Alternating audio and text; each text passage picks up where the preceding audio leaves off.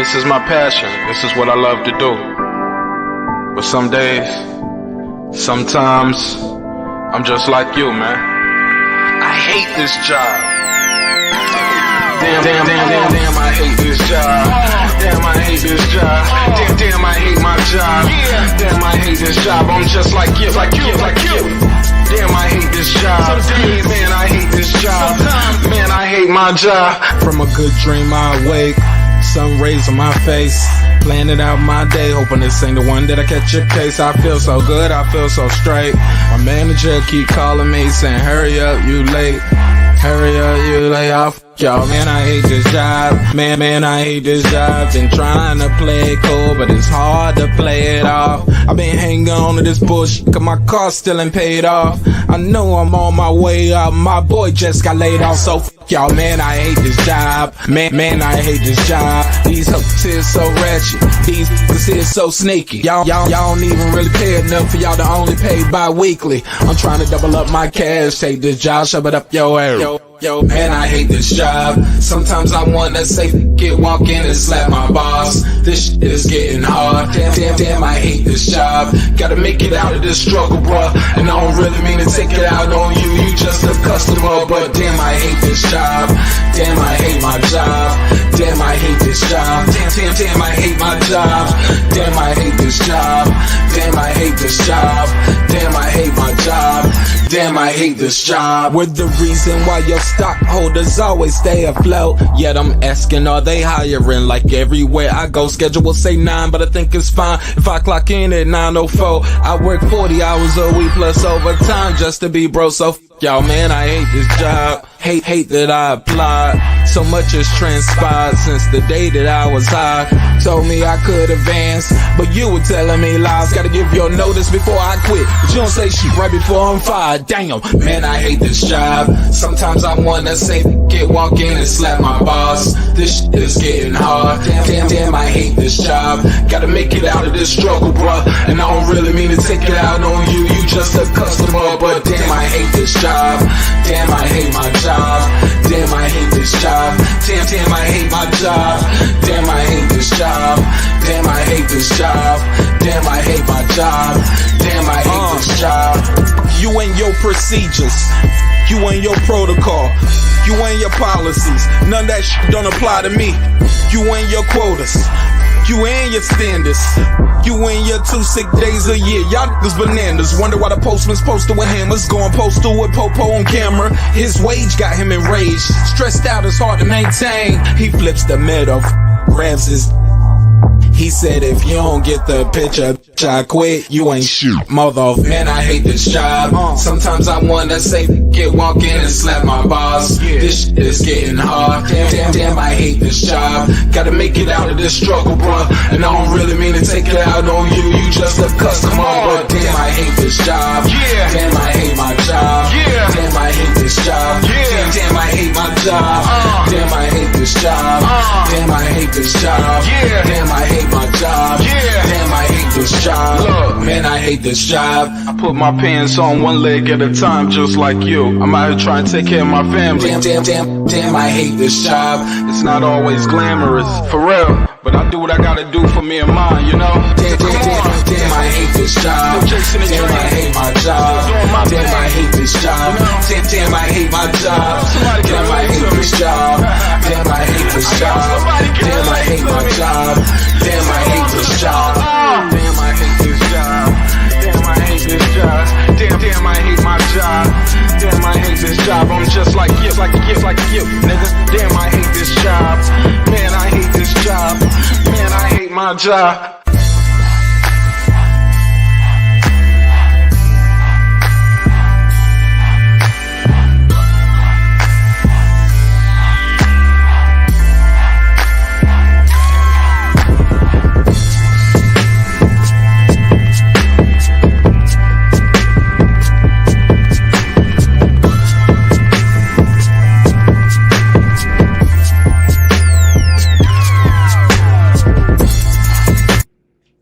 The views and opinions expressed in this program are those of the speakers, commentators, experts, and/or the host.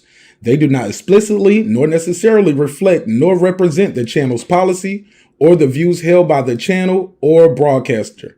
The broadcaster or its channel cannot be held accountable for all or any views expressed during the program. Basically, if I didn't say it, don't come for me. You come for the person who said it. And please don't sue me for somebody else's words. With that said, let's start the show, motherfucker. This that squad side.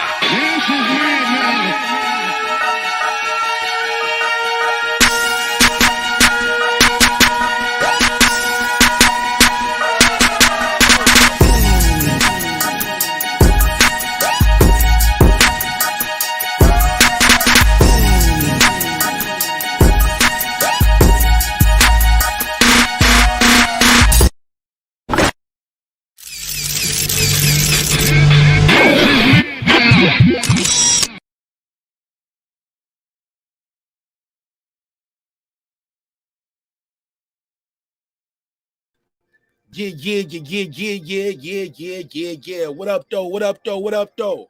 What's popping? What's happening? What's going on? Y'all already know what it is. Y'all know what time it is. Y'all see the thumbnail. Y'all know what I came for. I got red on my head. I'm back for the bread. My name is marqnash. This Breaking Beats. Oh my God. We got a great show planned for y'all tonight. How y'all feel? Drop your area code in the chat. Let me know what side of the earth you roaming the turf. Oh, man, we got a lot of topics on the docket today. Oh, man, we gonna cook this goose today, baby. Oh, man, y'all gonna think Thanksgiving was on Monday. But you gonna get your plate. Get your plate, baby. Get your plate, because you're gonna get full, homie. We got a loaded topic on the docket. Crawford, Porter, reaction. We're gonna talk about what happened, what damn show didn't happen, and what we know ain't about to happen. If you're a Spence fanboy, this might not be the show for you, homie.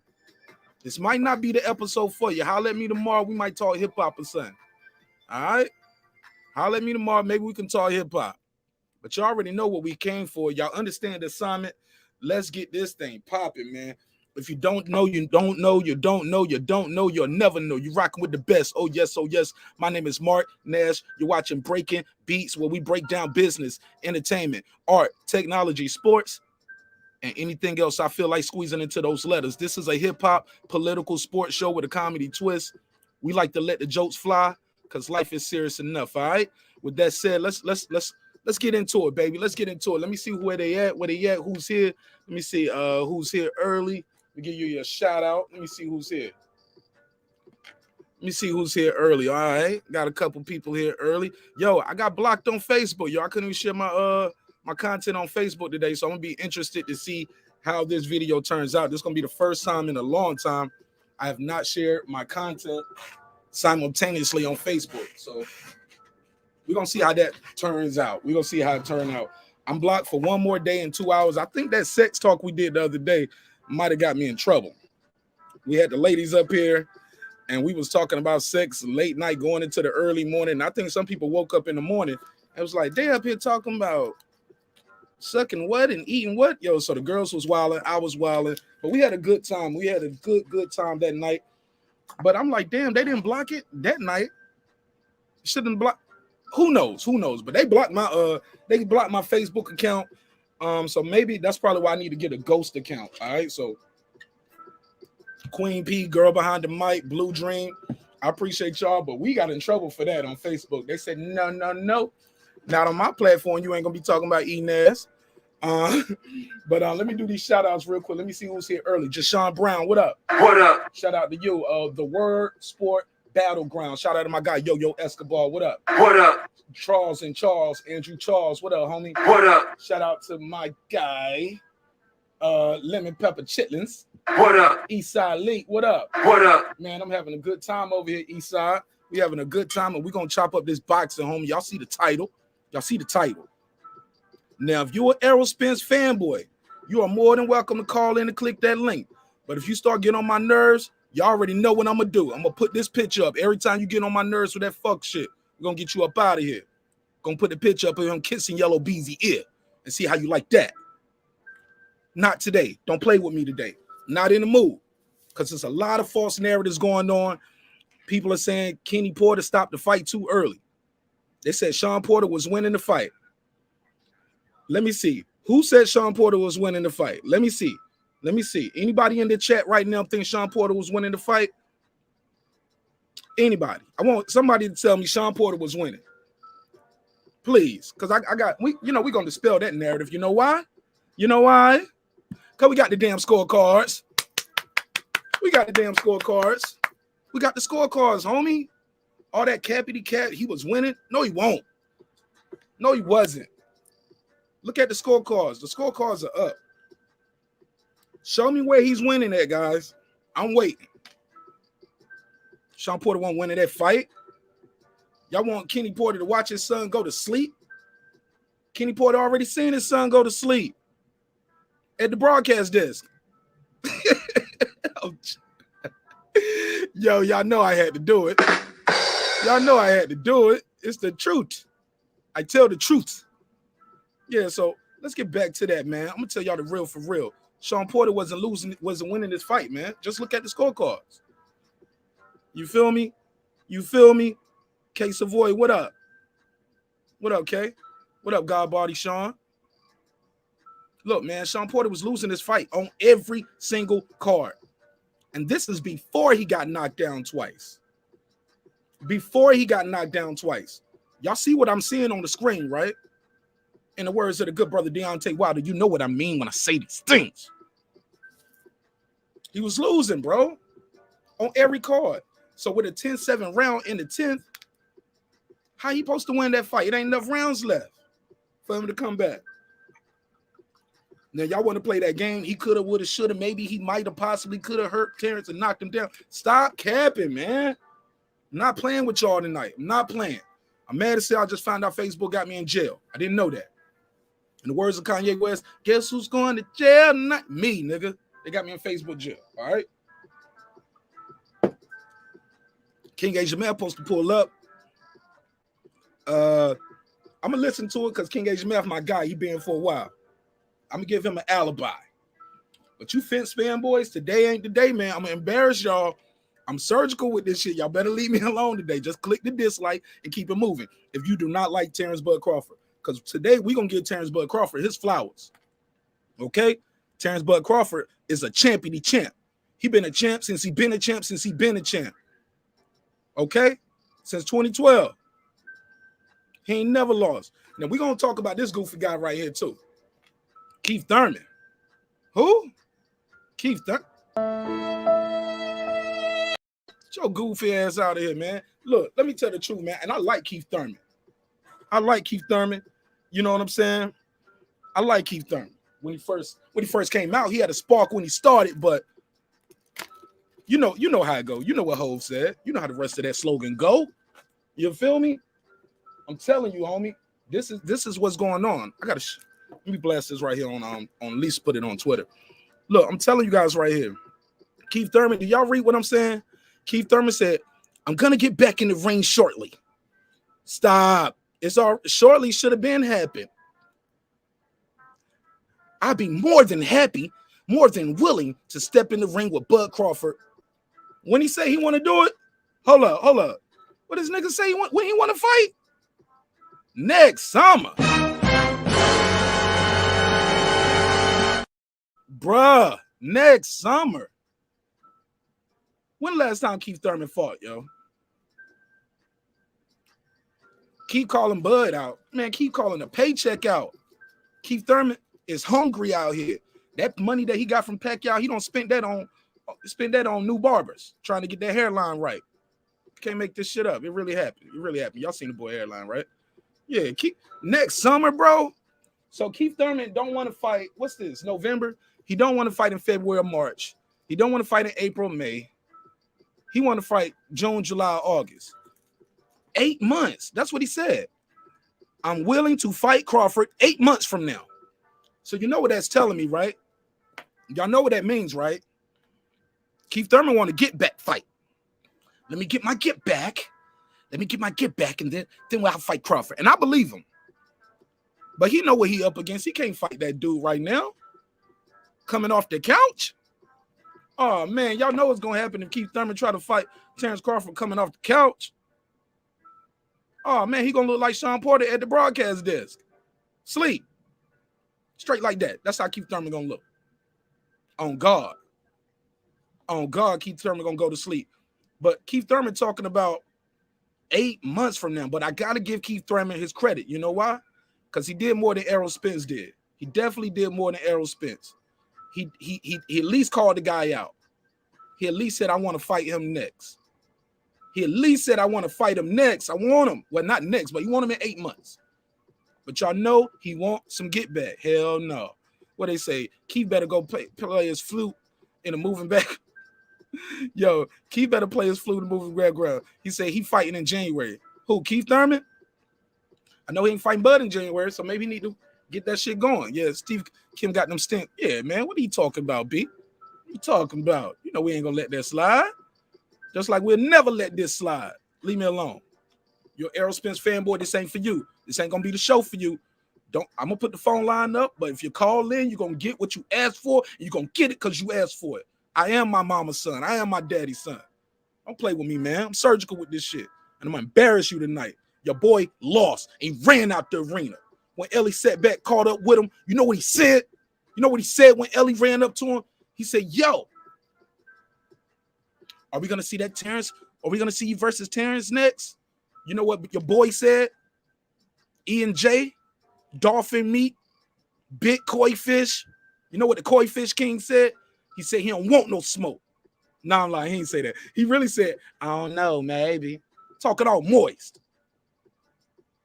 Ellie Setback had to move real quick because EJ was leaning in about to kiss on his ear.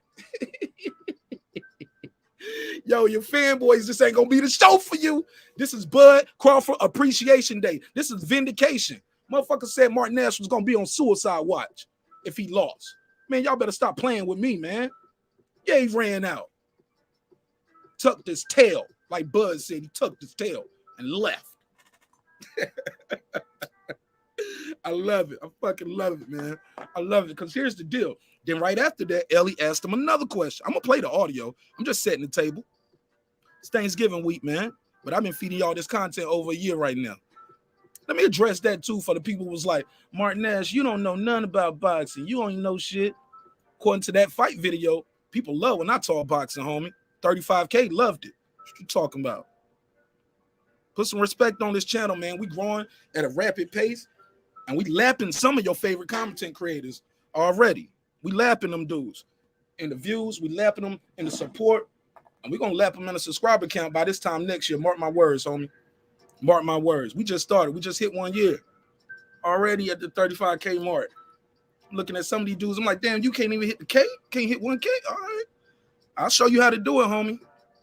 I'm going to show you how to do it. I'm going to show you how to do it. So when he asked Errol Spence, Ellie Setback, he said, yo, do you got any words for Terence Crawford?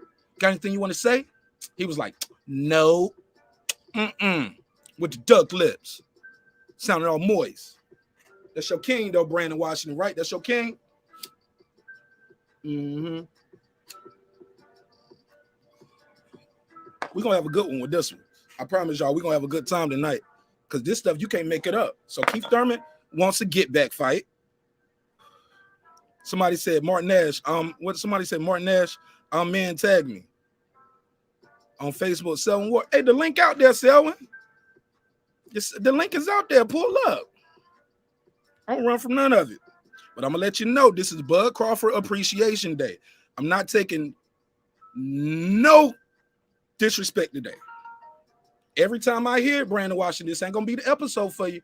I already done told him. I put you on notice. If you in here with that Bud Crawford hate and you want to be an EJD rider, I'm gonna put this picture up every time, and I'm gonna let you ride all the D you want to, and let Errol Spence kiss you on your ear. Get out of here with that hate. We talking the truth tonight, and we ain't talking that fake truth. That man was asked clearly, open directly. Are we gonna see that fight next? He said, I don't know, maybe. If you the big fish, you the unified champ, you got all the clout, you got all the pull, you your own promoter, you should be able to say, I want Terence Crawford next. That's what Keith Thurman did. He ain't say next, but at least said, I want to fight him in 2022. I haven't heard Errol Spence say, I want to fight Terence Crawford in 8 months, 6 months, 2022, 2023. I ain't hearing none of that. And all these fangirls keep protecting him. Now let's get to this part right here when they talked about Kenny Porter stopping the fight too early. Look at the scorecards. Close fight. Close fight. Damn close fight. But that 10th round, when he got a 10-7 round, it was no way Shawn Porter could come back from that in 2 rounds. There's no way he could come back from that in 2 rounds unless he stopped or dropped Terence Crawford. And at that point, Terence was getting stronger, and sharper. Hitting Shawn Porter with 5- and 7-piece combos. 5- and 7-piece combos. How he gonna come back from a 10-7 round in the 10s, homie? How you gonna come back from that? Look at it. Close fight, but he's losing on every card. So all the people say, I had Shawn Porter win. I had Shawn Porter win. Your vote don't count. It's only 3 votes to count, my brother. Respectfully. It's only 3 votes to count. It's only 3 votes to count. And yours and mine and nobody else on YouTube matter. Y'all know who 3 votes counted? Y'all see them on the screen. Those are the only 3 voices that mattered. And he's losing with a 10-7 round. Now, another thing people was lying about, oh man, yeah, we're gonna sorry ass boxing fans make up shit and steal away Crawford's victory. I'm not in it today, Reggie. I'm not in it for that shit today. If they pull, already told them. I put the disclaimer out there. Click the dislike, keep it moving. Click the dislike, keep it moving. Holler at me tomorrow. We'll talk to hip hop. I bring the ladies up here on Wednesday or something. We can have hump day and we can have a good conversation like we. Oh, Reggie. Yo, Reggie, you know they I got put in YouTube jail for our last conversation, yo. You remember that show? That sex talk, we had the girls up here. Shout out to Queen P, girl behind the mic, Blue Dream, all the ladies that pulled up in the chat and was on the panel. Yo, YouTube told us we can't be talking about that stuff like that. I mean, Facebook said no. They took my shit down, bro, and they blocked me. So I'll be in YouTube jail for another day and 2 hours. So we got that rumor out the way.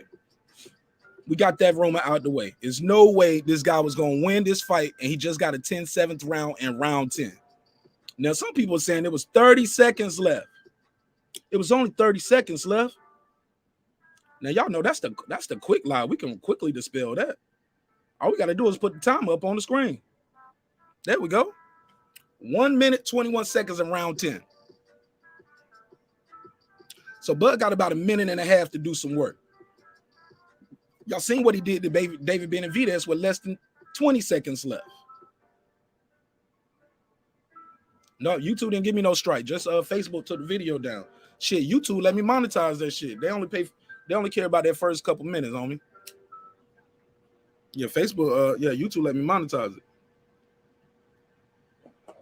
But nah, Facebook was like, no. We're a family company. But I think somebody actually reported it though, from what it's looking like. But that's neither here nor there. It's only another day, 2 hours. So the Wednesday show will be back up over there. But so if anybody got 1,000 subscribers over here, or they on YouTube, or they got a Facebook account, share it on Facebook for me. I appreciate it, because I can't share this shit on Facebook. But it's gonna be interesting. I'm gonna see how many people rocking with the show just watching it on YouTube. We're gonna see. So this is gonna be an experiment for me, because I've been sharing my show on Facebook and on YouTube everywhere for about a year now. So, but we're gonna see where the love at for real. With that said, let me get back to this fable. Get back to cooking this fable. Can we all agree just by looking at this? Like we dispelling false narratives today. Look at the screen. So all that was only 30 seconds left. Can we all agree that was false? Can we all agree that it's false? He said, what God body Sean? Mark, if we get that fight, would it go in your top 5 for best fights ever make? No. And I'm gonna tell you why, because the fight is already too late. God body Sean, the excuses are already baked in the cake. They ain't gonna give that man no credit. I'm gonna do a video about that. The top 10 reasons Terence Crawford will beat Errol Spence and still won't get credit.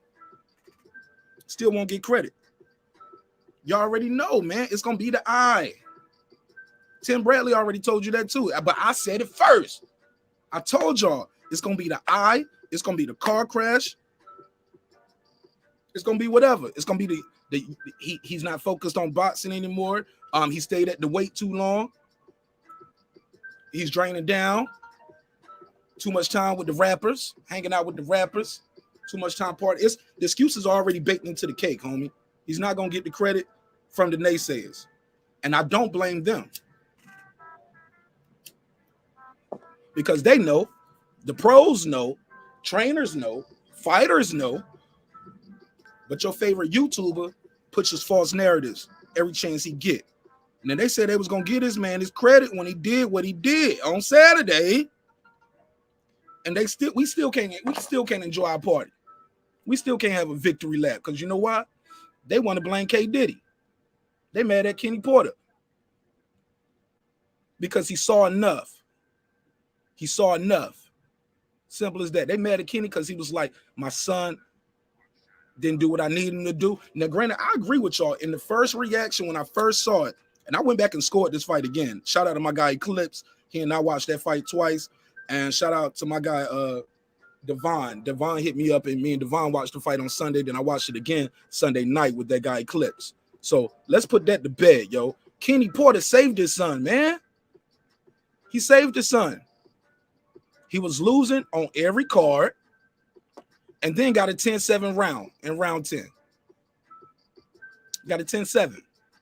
It ain't enough rounds left in the fight, homie, for him to come back. He's getting weaker. He was getting sloppy. He's making sloppy mistakes like this. Oh, got you real quick. Be careful. I'm going to hit you with that one every now and then, you E&J Fangirls. Yeah, I'm going to blast that screen out. And for the people who texted me asking me for the link, homie, the link is at the top. It's pinned at the top. You want to join the conversation? Join the conversation, but we talking boxing. We ain't talking no hip-hop tonight. I'm sorry, it's all boxing tonight. And this is Terence Crawford, vindication, celebration, congratulations. Tired of it, man. I'm tired of it. False narrative pushing shit, man. No, that shit is dead. And that shit ain't gonna get no bump in my ride, homie, respectfully. So let's end some more of these false narratives. So now when they talk about Kenny Porter stopping the fight too soon, we talked about that already, right? Did we get into that in clear? Like, I think I got some more I want to say about that, but I'll hold that. I'm gonna hold the big joker. You know, I'm gonna hold that big joker close to my heart, homie. Y'all play spades, right? Anybody play spades? You know, you can't just throw the big joker out right away there. You know what I'm saying? Clips, what did he say? He said they been hating on Bud because he really got it out the mud. Bars. I like that. I forgot we got a couple rappers in the chat. I like that. Gotta put a case on these Spence boys though. Because here's the deal. I'm hearing people say stuff like Kenny Porter should have let Shawn go out on his shield. He got dropped twice on me. What do y'all want Kenny Porter to do? This is his son, man. That's his son before he's a fighter. All that Kenny is hating, he jealous of Shawn. Y'all got to end that. That man took his son to the mountaintop 2 times. Took Shawn Porter to the mountaintop. Made him a champion 2 times. A lot of people can't become champion 1 time. Respect that man, Kenny Porter. Respect him, man.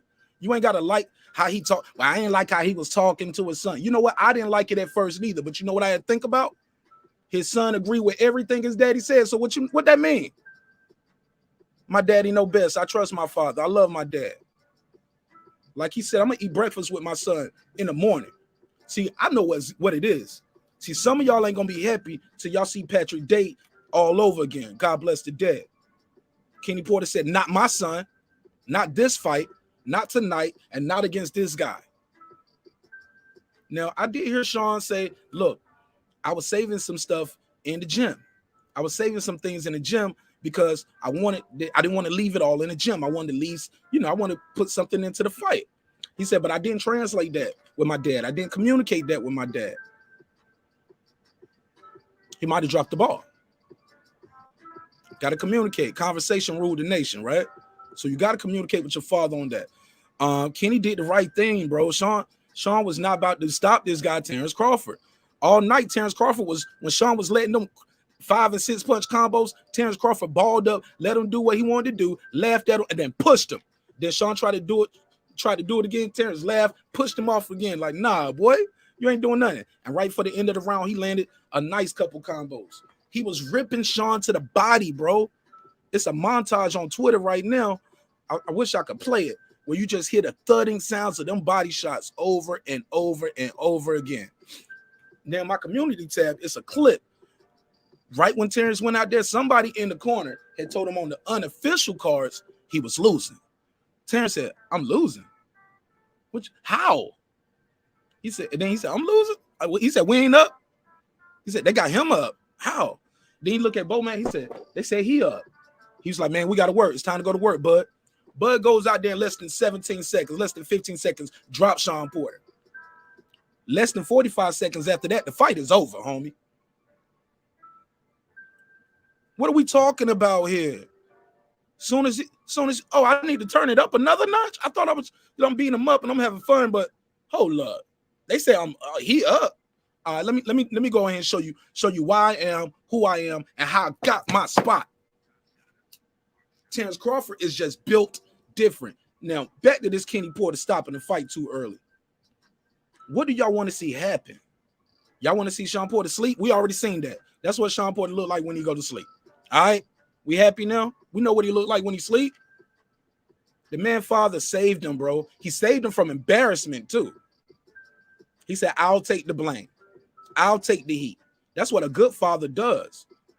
Before he was his coach, he's always been his father. Y'all got to remember that.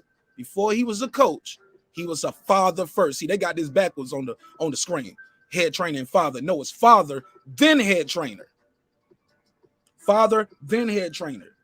Now, if you don't have a child, you might not get it. Respectfully, homie, you might not get it.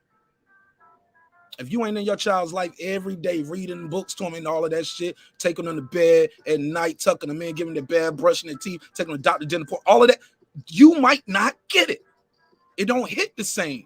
When he saw his son hit that canvas that second time and seen his son pounding the canvas with disgust and dismay, you know why he saw his son pouting and crying. That was his son, not just his fighter. That's his son. My son is defeated. He's emotionally and mentally hurt right now. He's physically hurt. He's damaged. I don't want to see my son go to the hospital tonight. We're going to go in the back. He's going to cash his check. We're going to eat breakfast in the morning, and we're going to have a good life after boxing. But this shit is over, homie. I ain't never seen nobody drop my son twice. Not like that, with clean shots. And that last knockdown, for the people saying he didn't even hit him. Man, he caught him with some clean shots. And then Shawn started buckling. Then Terence caught him with one that could have been a little bit illegal, kind of behind the head a little bit. But hey, we at whoa, man. Not war, whoa. Because when he hit him, I said, whoa. Oh, man. But for the people who said, I don't like what he said in the ring. I don't like what Kenny said in the ring. Kenny old school, homie. That's how them old school dudes talk. That's how my dad talked to me. That's how my uncle talked to me. They don't care who around. And I be sitting there looking like Shawn, embarrassed as hell. But that's my dad. What I'm going to say? See, some of y'all disrespect your parents. Some of y'all cuss around your parents. Y'all smoke weed with your parents or around your parents. To each his own. I don't smoke weed with my parents. I don't really have no drink. I ain't never had a drink with my dad. I might have had a drink with my mom on like New Year's or something like that. Or might have came home for a funeral. Might have had a drink with her then. But I don't be getting drunk, getting high, and kicking it like that with my parents. They never allowed it. Not me. Not Lo. Not Edith. So they have a different relationship. Old school guys talk old school. They straight shooters. And all of that. Well, I don't like how he yelling and talking to him. He was embarrassing. Bro, did y'all see the all access? Did y'all see the 24/7? Did y'all see how he was talking to him then? We covered it on the show. You know what I told y'all? I said Shawn Porter gonna lose because he ain't listening to his daddy. I said it on the show. Check the playback. I said it on the show. Shawn Porter gonna lose because he ain't listening to his father. Why do you, and I actually ask y'all, why at this point in your career, your daddy still got to tell you, you making basic fundamentals. Get back on defense. Put your hands up. Basic stuff. Put your hands up. Put your hands up. Stop lunging. Stop leaping. I did a video about that. 10 reasons Terence Crawford would beat Shawn Porter. And I started off with, I respect Kenny Porter. I respect Shawn Porter. And y'all out here just disrespecting this man. Motherfuckers are trying to say the fight was fixed. Fixed how? How can it be fixed? And it was still a competitive fight. It was a close fight. That's some bullshit, man. That man loves his son. He put his whole life on side and anything he want to do on side for his son. I'm insulted. I'm disrespected. But you know what? If you come up here any kind of hate towards Terence Crawford, now I'll let y'all take y'all opinion. We got to talk about him leaving Bob Arum too. Y'all see that? My decision, I'm sure my decision was pretty much already made. Oh, yeah. So we're going to talk about all of that and more. But we're not going to disrespect Terence Crawford. If so, I'm going to kick you out the classroom. No, I'm local. I'm going to just clown you. Every now and then, I'm going to flash that on the screen for the E&J fanboys. There you go, E&J fan. Because he can kiss that belt goodbye, baby. He fight Terence Bud Crawford. Kiss the belt goodbye like you were kissing Yellow Beezy earlobe. I'm not playing with y'all today. I'm in rare mode. I'm mad. Facebook blocked my show. They blocked my show tonight. They trying to stop the shine. They trying to stop the grind. But, man, we authentic. We real. We keep it a buck over here. And it is what it is. I got my guy, that guy Eclipse, a.k.a. Mr. Smoke Detector, Bad Mike, but he's still my homie. What up, G's? How you feel? Man, I'm just chilling, man. Hey, they blocking you too, man. They getting mad at you too. I think it was that sex talk we did that night. Remember we did that late night show with the girls, and we had the fellas up here. Man, Reggie was up here asking girls about, does the cat taste different it wants to get older? Like, we was wilding out, homie. Whole nother conversation. But yo, we got to stay on topic. Stay on topic. We're gonna do our numbers regardless because God loved me. Oh, and yeah, God, man. Look at this, man. Champion champ. Yeah. I don't know why everybody mad. I don't know why everywhere I go, you know, I'm doing my little rounds and I'm checking out what's going on in social media world and this YouTube world. And I see all these cats. It's like they just can't give the man a compliment. They're giving him a backhanded compliment. Oh, yeah. And it's like, you can't give this. Listen, man, I ain't even going to get on EJ. But what I will say. You said you drinking some E&J? Exactly. Oh, I thought you said you were drinking E&J because that's what Arrow doing right. Exactly. You know what I'm saying? Hate. All that hate. You know, why can't you say he did his thing? Why you got to try to put all these asterisks and, oh, well, Kenny did this and Kenny did that. At the bottom line, Mark, you said it. I said it in the chat. You know and I know. We rewatched that fight completely objectively. We had both our mics on mute and didn't even talk until the middle of the rounds, and we was texting. We was typing it to each other because we wanted to hear the commentary and we wanted to just absorb the moment, you know what I'm saying, without all the background noise that we had in real time. Right. And what did he say by the end of the second round? Bud was playing with him the whole time. Yeah, Bud was letting Sean get tired, making some mistakes. And even he said, I let Sean get off in a little more than I should. I let him do what he wanted to do when I could have just stepped it up. Because once he stepped it up, he got him out here. Before we continue, though, let me do this $5 drop. Got to do the $5 drop. Shout out to G Trey. She said, they don't understand old school black men. That's how they talk. I added that part. She said, my granddaddy said whatever he wanted in front of whoever and could care less about your motherfucking feelings. Let me give her the $5. She said she got 5 on it. He got 5 on it. We got 5 on it. You got 5 on it. Let's do it. I got 5 on it. 5 on it. G Trey all day. Appreciate you. Yeah, go ahead. King Agent Math joins the show. King Agent Math, tread lightly. What you got for me?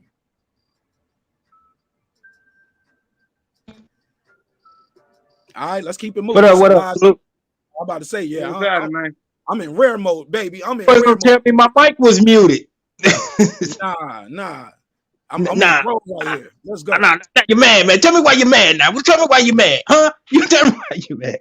I'm telling you why you're mad. I know why you're mad. You know why I'm mad. He said, first of all, who the fuck is you? Who the fuck is you? I'm mad because y'all respect this right here. Y'all respect that. This nigga got y'all calling y'all self fish out here.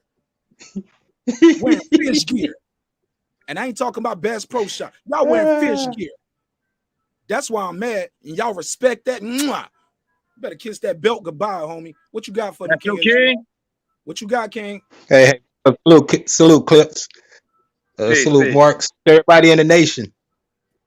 Hey, Mark, I don't know, man. You know, the bucket hat is one of the most prestigious gear of the fish of the Bro, you fish talking world. about boxing or not?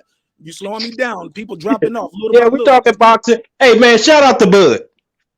Not because of the victory that he got Saturday, November the 20th, but for finally speaking the truth of the matter, so we could all end that narrative of, well, was EJ capping because Bud told everyone on stage in the post fight in front of Bob, you couldn't secure this fight with EJ. He said it. You couldn't secure the Earl Spence fight. That means a fight was on the table and Bob neglected to secure it. And Bud told the world. So finally, we all know this now. We all know this now. This came out of Bud's mouth, even though we didn't need him to say it. But I salute him for saying it and putting Bob right there. And Bob didn't even respond. You know, if it was a lie, Bud, you're lying. You know you're lying. We had a talk. You the one that was scared, but Bob didn't say that. Bob sat there and they like, hey, that's the truth. Spence did want to give me that fight for you. I didn't want to take it, but I was scared. You know, that's the truth. So shout out to Bud for revealing that. So we can't be saying who's ducking who, at least on that end. You know what I'm saying? Because there was a fight on the table for Bob to secure, and he didn't. And Bud got pissed. Bud wanted that fight. Bud was going to take the 64. Hey, look. I'm letting you talk long enough, bro.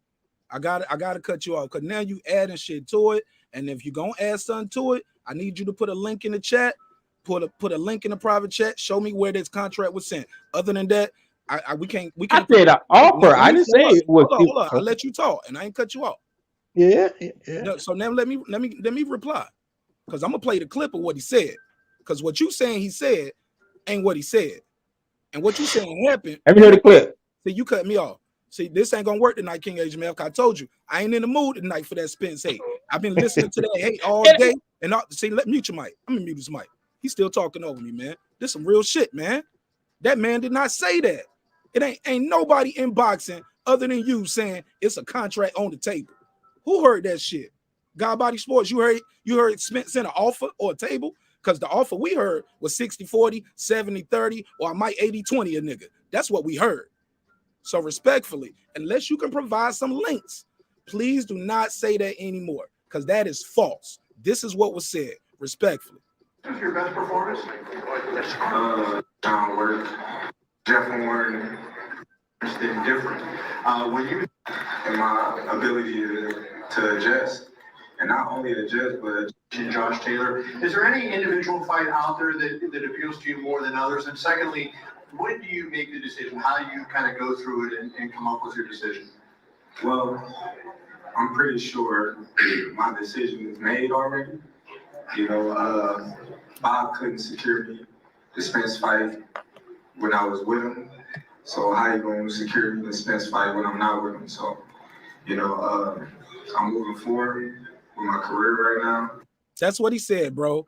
All of this, it was an offer on the table and all of that stuff. That's cap, bro. Respectfully. So please, now I played my audio of what was said. Now, can you pull up your audio of the fight was on the table, sir? If not, let's not repeat no more lies or hypotheticals or what you thinking. Oh, yeah, I'm cold with it. Surgical, just like that. Play the clip. Now play your clip. Put it in the private chat. I'll play it. And while you looking it up, sir, showing more, man, you lost that money by 1 round, bro. 1 round. He got me by 1 round, but the victory was worth it. You know what I'm saying? It's not a big deal. I'm on break right now, so I ain't tripping. Hey, man, but what did I tell you, Mark Nash? I said I wasn't even tripping on the 20th. Do you remember that? I'm listening. Go ahead. I said I was waiting for November 21st. Do you remember me saying that? Oh, yeah. Oh, because all the bullshit was going to come out. And it's coming out now. We got motherfuckers talking about it was an offer on the table, which never was. They saying now Kenny Porter sold his soul to Bob Arum and through the fight. What else? Shawn Porter wasn't ready. He wasn't focused. I mean, blame Kenny, blame this, blame that. Why don't you just give that man his credit, man? Y'all said he couldn't stop the guy, but he did what you said he couldn't do. That ain't enough, though. And have you noticed this? I'm going to ask you this, marqnash. It's between me and you and the audience. Have you noticed that every time that the motherfucking PBC fighters leave their little island, they get their ass whooped? Have you noticed that? Bars. Silver says, yeah. Every time they make an out-of-house fight that ain't an in-house fight, they get their ass whooped. Isn't that strange? I'm just saying, though. King Ajamel must want to reply. His mic is unmuted, so you want to reply, but I don't see any link in the private chat. So what you got for me, King Ajamel, respectfully? Bob, you couldn't secure me the Spence fight, so there had to be something there to be secured. We heard it. Okay, so I'm telling you the interpretation of it. That's it. No. I salute Bud for even saying that. I salute Bud for saying that. Interpretation is totally different from what he said. I mean, Bob didn't disagree. On the table, it ain't no fight. Bob didn't disagree. Bob didn't say, "What you mean by secure? Was nothing there to secure." But you ain't heard Bob say that. Bob is being quiet, being patient, because I'm gonna let you know nobody expected Bud to answer that in the press conference. And the very first question he was asked, I mean, with the very first reporter. That reporter asked that question last. He said, "What goes into your decision making? Is it this and that?" He said, "Well, my decision's already made. If he couldn't secure me to fight whether I'm with him, how can he secure me to fight when I'm without him?" And he could have said a million different names, but who name did he say? He said the Spence fight. We already know what he wants, so we can end that part too. That's another. And he ain't been wanting to fight, but you trying to say it was a deal on the table. That you ain't put no evidence of that. That's your interpretation. But in front of him, and while they was in front of each other, he said, "Here go your boss, right here. He could make the fight." Then Bob didn't say. Let me meet you, Mike, bro. Stop, because the next thing he said after that was, "Why would I fight you when I can take the easy route and knock out Shawn Porter?" And he didn't even do that. Didn't even knock out Shawn Porter. No, didn't happen. Bob could have made an offer to trump all that, and Spence would have entertained it, but he didn't. Now that's different. Bob didn't make the offer to trump. Bob didn't do what he was supposed to do. All we are saying right now is no way that Spence was offer being made. No, but what we're both saying now is there's no way Spence was ducking. The fight. Oh yeah, there's a way. There's plenty of ways. He's been ducking for 3 years. What are you talking about? He never wanted to fight. That's why he didn't make the fight. He's been ducking for 3 years. Who is that I'm hearing? You hearing the sound of Errol? You hearing the sound of Errol Spence kissing Yellow Beezy's ear? That's what you hearing. And that's giving Yellow Beezy a little groupie love. That man for 3 years. You gonna sit here and tell me, Ajamel, that the 2-belt welterweight champion of the world can't make any fight in the welterweight division that he wants to make if he is on boss? He could make it now because Bud ain't got the ball. He could have made it then if he is on boss, right? He gave him 60-40. He ain't made shit because he don't want to fight. And when they do fight, he getting his ass knocked out the same way Porter did. Oh, okay. The best man won. And my emotions is not that attached. But I didn't feel that same energy before the accident. Let Bud get into an accident or so hypothetically get or I ain't wishing it on him, but something to the same. Don't do that. You done stirred up the whole shit. Don't wish it on my Bud. Don't give a fuck about my car accident. Car accident or no car accident, he could never beat Bud. He ain't that good. I mean, once again, I didn't hear that energy then. That's all I'm saying. And them are facts. What? There ain't no fact.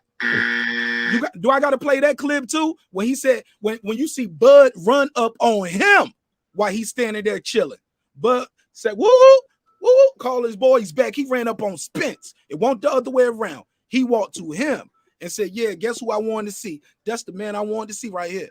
He said, oh, I knew you was going to be. He said, I knew you was going to be here. Yeah. Control your nigga. Hey, marqnash. Nah, let me get play this. That clip of the press conference when he said, "I've been the best welterweight in this division since I got here." Man, that's post accident. We talking about shit before the accident now. No, bro, he became the champ before the accident. He became the champ in his first fight. Everybody at welterweight, he been knocking him out. King HMF, can you see the screen? Can you even see the screen? Nah, I got Life After Death. I was gonna play the rappers. So you trying to troll me on my show? No, I'm not trying to tell you, man. Look, I'm showing you what's on my TV right now. I rarely turn my camera. Mute your mic. I'll tell you what's on the TV. Respect. Okay, tell me. Because this what's on the TV. Bud Crawford got to welterweight in 2018. Okay? That's a fact. All right. Right. So this pre-accident shit you saying is cap. Matter of fact, it's kiss. It's Errol Spence kissing on Beezy neck and ears. That's what you I ain't trying to see that. I can see you now. Go ahead and step back up. No, I had something else up. I told you I view your show from my television. There was something else on there. So I see it now. Brother, I don't want to respectfully, man. I'm in a zone right now. You see the numbers. I'm trying to host this show. I don't really care what's on your TV unless it's you watching the show. You know what I'm saying? With all good, man. Let me meet you. You asked me. Let me meet you, man. This dude up here playing with me, man. He trolling me on the show right now in real time. Talking about this is pre-accident. Spence did not get in no accident in 2018. Bud had been calling those guys' names before he even got the welterweight. They were saying you need to move up. He moved up. Then you need to get a belt. Then he got the belt. Then they say you ain't fought nobody. Then he started fighting undefeated guys. You might not know them, but they undefeated guys, and they was knocking dudes out and kicking ass, taking names. Some of them guys went further in the Olympics than all of them dudes. They placed or either won gold medals. So that's better than all of these PBC guys, even Bud, did in the Olympics. So they ain't no nobodies. And then he comes up and keeps kicking ass, taking names. Man, you trying to distract right now. You been a distraction, homie, because that you ain't even telling the truth right now. Or maybe you said, Asia Math, and you said he couldn't stop Porter. What happened? You didn't hear me say that thing. Come on, that one that you ain't gonna do. You ain't gonna. I said he couldn't stop him. You can make 5. You could make 5 racks before this show go off, and you find a clip of me saying that. You can make 5 racks real easy. How much can your Cash App hold? 7,500. Find a clip of me saying that. Exactly. So let's not do that one. But what Spence did say is, my phone was tripping. My phone was tripping. My phone was tripping. I'm just at work, brother. I'm at work. I can't find no fucking clip. This is a live show. When y'all hear that phone ringing, y'all need y'all to respect the show, man. Well, then respect these calls, because we need to hear from these callers. 240, you got the flow. What's your name? Where you calling from? Man, what's up? Turn up. Your energy, I hear you low. This piece from the DMV, man. I'm just calling that, man, because I don't like the way y'all disrespected my man Earl Spence. You don't like it? I really don't appreciate not at all. What you gonna do? How can you? Nah. I'm just saying, this happened though, right? Can you see the screen? I'm just letting you know, right? I'm gonna tell you this, man. Earl Spence been fighting the best of the welterweight since he been there, and he don't want no tune-ups or nothing. He say he want to fight the best. Coming off the car accident, Danny Garcia. What he say? When I come back, I want the best. I want Usyk. Come on, man. Terence Crawford, man. Nah, who has Danny Garcia beat at 147? I'll wait. He the number one. Who has he beat at 147? Who has he beat? Danny Garcia. He beat Sean Porter. He beat No, he didn't. He didn't beat Sean Porter. Sean Porter beat him. No. Caller. You got one more. I'm gonna give you about 30 more seconds to save Errol Spence. No. I need you to name. No, I need you to name who did Danny Garcia beat. If Errol Spence want to fight the best, why not fight the other guy with? Hold up. The best would have been the other guy with the belt. He's the top 5 in the welterweight. That's what I'm trying to tell you. He's the top 5 opponent in the welterweight. No, you don't. I don't give a fuck who he beat, because I'm not a Danny Garcia fan. So who did he beat though? How can he be the best? How is he a top 5 welterweight with 3 losses in the division? How is that? Okay, he in the top 5 welterweight. Where He's a top name in the welterweight division. That's what I'm saying. Oh, name. Okay. And Bud Just because He you're a held the top name welterweight don't mean title. you're good. And Danny Garcia ain't good. Shelter Moore. You yelling over the caller. You yelling over the caller. I want to ask y'all this. And your background loud. Your background loud. Hey, wrap it up, caller. I'm gonna need you to wrap it up. All right, I'm gonna wrap it up. Who has Bud Crawford beat besides Shawn Porter to call him the best in the welterweight?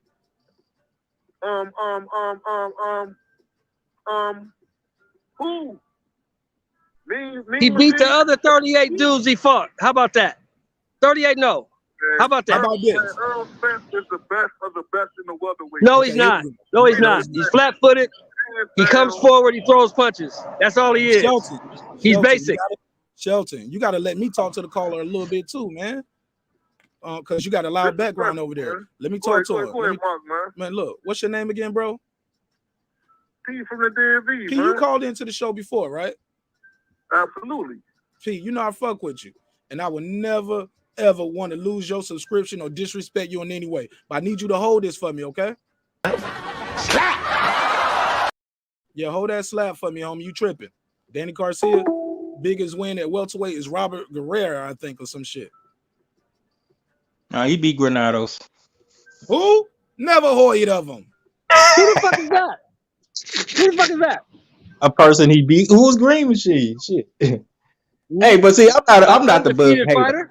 And Shelton Moore, you know I respect shit out. Turn your mic down a little bit, Asian man. Just a smidge. Oh, my bad. But yeah, I better put it away from my mouth. During that fight, Mark would have let me finish speaking. I say Shawn setting himself up to be knocked out. So I would never say Bud couldn't have stopped him. Even when Shawn was looking good in the rounds, I just saw it say it's just an accident waiting to happen. No pun intended to Earl, but it's an accident waiting to happen. I saw it coming. Even if he would have went up 10 rounds zip, he was opening himself up for that shot, and it happened. My point is this. Give him his credit. That's all I'm saying. Give the man his credit. Engagement. Let me talk. I just heard you, then I heard Shelton. Let me say something. Then let Eclipse speak. Look, right, my brother. When has Chris Algieri been this top dude that they talking about? Chris Algieri, Lamont Peterson, blown up junior welter. That's what we got. Campos, don't forget that. They both got Kell Brook on their resume, but they forget about Kell Brook when Bud fight him. Let me take this call. Please, let me take this call. Right. I don't know why it's not transferring over quick enough. Let me do this. Trying to take the call, but let me see. Oh, somebody calling the Skype line. Oh shit, my bad. Let me open that up. My bad. That's a long time calling right there. They's like, I'm calling the original number. Let me open up both lines. I'll open up both lines. My bad. Caller, you can call back. I got both lines open right now. So you can call either line right now. You can call the Skype number if you got it, or you can call the 470 number. Go ahead, King HMF or Mike. No, it was only Clips. Clips ain't said much. Yeah. Okay, here we go. I just been chilling, man. I'm just saying. I got it. 443, you on the MIC. What's your name? Where you calling from? 443, you on the MIC. What's your name and where you calling from? 443. All right. Make sure I got my input settings right over here. All right, go ahead, Eclipse. They probably gonna call back. Never mind. 443, you on the MIC. What's your name? Where you calling from? Troy Graham from Baltimore. Talk to me, Troy. Okay, you can only judge a man by his actions. And after Spence was put on the big screen when he saw that Crawford won that fight, you saw the look on his face. You also saw his actions. He had the perfect opportunity to walk into the ring and say, it's time now. Did he do that? He went home. Oh, he went somewhere. He left. And it was a perfect opportunity because the man's a free agent now, so he don't have to worry about crossing the street or the avenue or the block or whatever the case may be. But he left. You know, so that should tell you all you need to know. he does not want to fight this young man. To be very honest with you. And the truth is, Spence and him have similar skills. The only difference is that Crawford is more fluid with his skills, while Spence is a little stiffer than him. That's the only difference. And Crawford is a gym rat, and as we all know, Earl is not. So there you have it. Y'all have a good night, and bless up yourself. God bless. Appreciate you, Troy. All right. So look, man, there you have it. Because here's the thing. I'm glad he brought that back up. We saw the look on his face. He looked like he saw a ghost. Why did he get up and leave? Why not wait for the post-fight press conference? I think he knew he was going to get called out. And he wanted to be able to say, oh, I ain't hear that. Or I won't dare. You know what I'm saying? They did ask him, why you didn't jump in the ring? He said, man, you think they would have allowed that? They weren't going to let that happen. All right? So I get it. But some say, and then and the guy who interviewed him said this, Ellie Setback, he said, you're the unified champion of the world. Can't you do what you want? Or something like that. He might have said you're the unified champion of the world or something. Or can't you do what you want? And he said, any words for Terence Crawford? You know what he said? No. He could have said, I'll see you soon. Or I'll see you in 2022. Or I'll see you. You know what I'm saying? He could. Any words for Terence Crawford? Nope. Will we get to see that fight soon? I don't know. Maybe. So who is asking for the fight? There's only one person asking for the fight. He said, y'all know who I want. I've been calling his name. I've been calling him all day. Oh, he was at my fight? I believe he knew he was there. I believe he was being sarcastic when he said that. He said, oh, that boy said he won't go never come to my fight. I can't believe he left that quick. I think that like he left. He didn't want to do none of those post-media or scrums that all the other fighters was doing. He only answered questions that was on the way to the car. Ain't that crazy? Wow. My man said, are we going to see that fight next? I don't know. Maybe. Do you got any words for Terence Crawford? Nope. Y'all know what time it is, man. The real ones know. With that said, I'm going to pass the mic. I got my guy Ty here. Ty Boogie. What up, my G? What's poppin'? What's going on? What's up, fellas? Oh, man, we over here cooking up a fish burger. Throwing this fish on the grill. Throwing this fish on the grill. You know how I do. And all them people disrespecting Kenny Porter. Y'all should wish y'all had a father like Kenny Porter. He took his son to the mountaintop twice. Some of y'all daddies didn't even take you to the corner store. Didn't even take you to the corner store. This man took his son to be a world champion twice, and he did it talking to him just like that. Get the fuck out of here, disrespecting that man. Go ahead, Ty. What you got for me? I'm lit tonight. Yeah. We having a good conversation, and I ain't taking nothing but heads on a stick.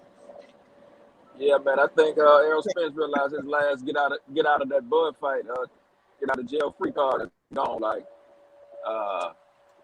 if Porter had won that fight, he would have made his way to the ring. And just like Porter said in the post fight, you know, he was going to win, lose, or draw. He was going to retire. I doubt that. I think he would have welcomed a Spence rematch. I mean, Michael Benson just posted that he said that the 8 rounds with Terence Crawford was harder than the 12 rounds he went with Errol Spence. So those two definitely would have mixed it up again. So I mean, Errol Spence got to come to grips with, hey, I'm about to go ahead and take this ass whooping. You know, it is what it is. So yeah, but go ahead. That's all I wanted to say for the minute. My boy Shelton Moore is back. Shelton Moore is back. King Asia Meth is here. King Asia Meth is supporting Spence. I got him up here because I love him and I respect him and I appreciate him. Y'all probably can't tell tonight, but I'm sorry. But I love him, though.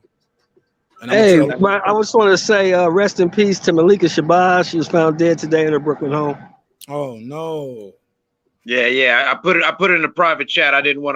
You was in the middle of a rant, so I didn't want to interrupt you, Mark. That's Malcolm's daughter? Yeah, Malcolm's daughter. They found her. God, you know what I'm saying? Rest up and bless up. You already know. They say it don't look suspicious. Shit. You know, they say it don't look suspicious. Maybe it's natural causes. She's 56. Yeah, she might have had an untreated condition too. Might have had a condition.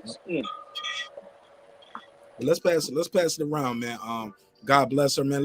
Let's do this real quick. Let's have a quick moment. Let's do a quick moment of silence real quick, all right? Yeah, give her a 10 count.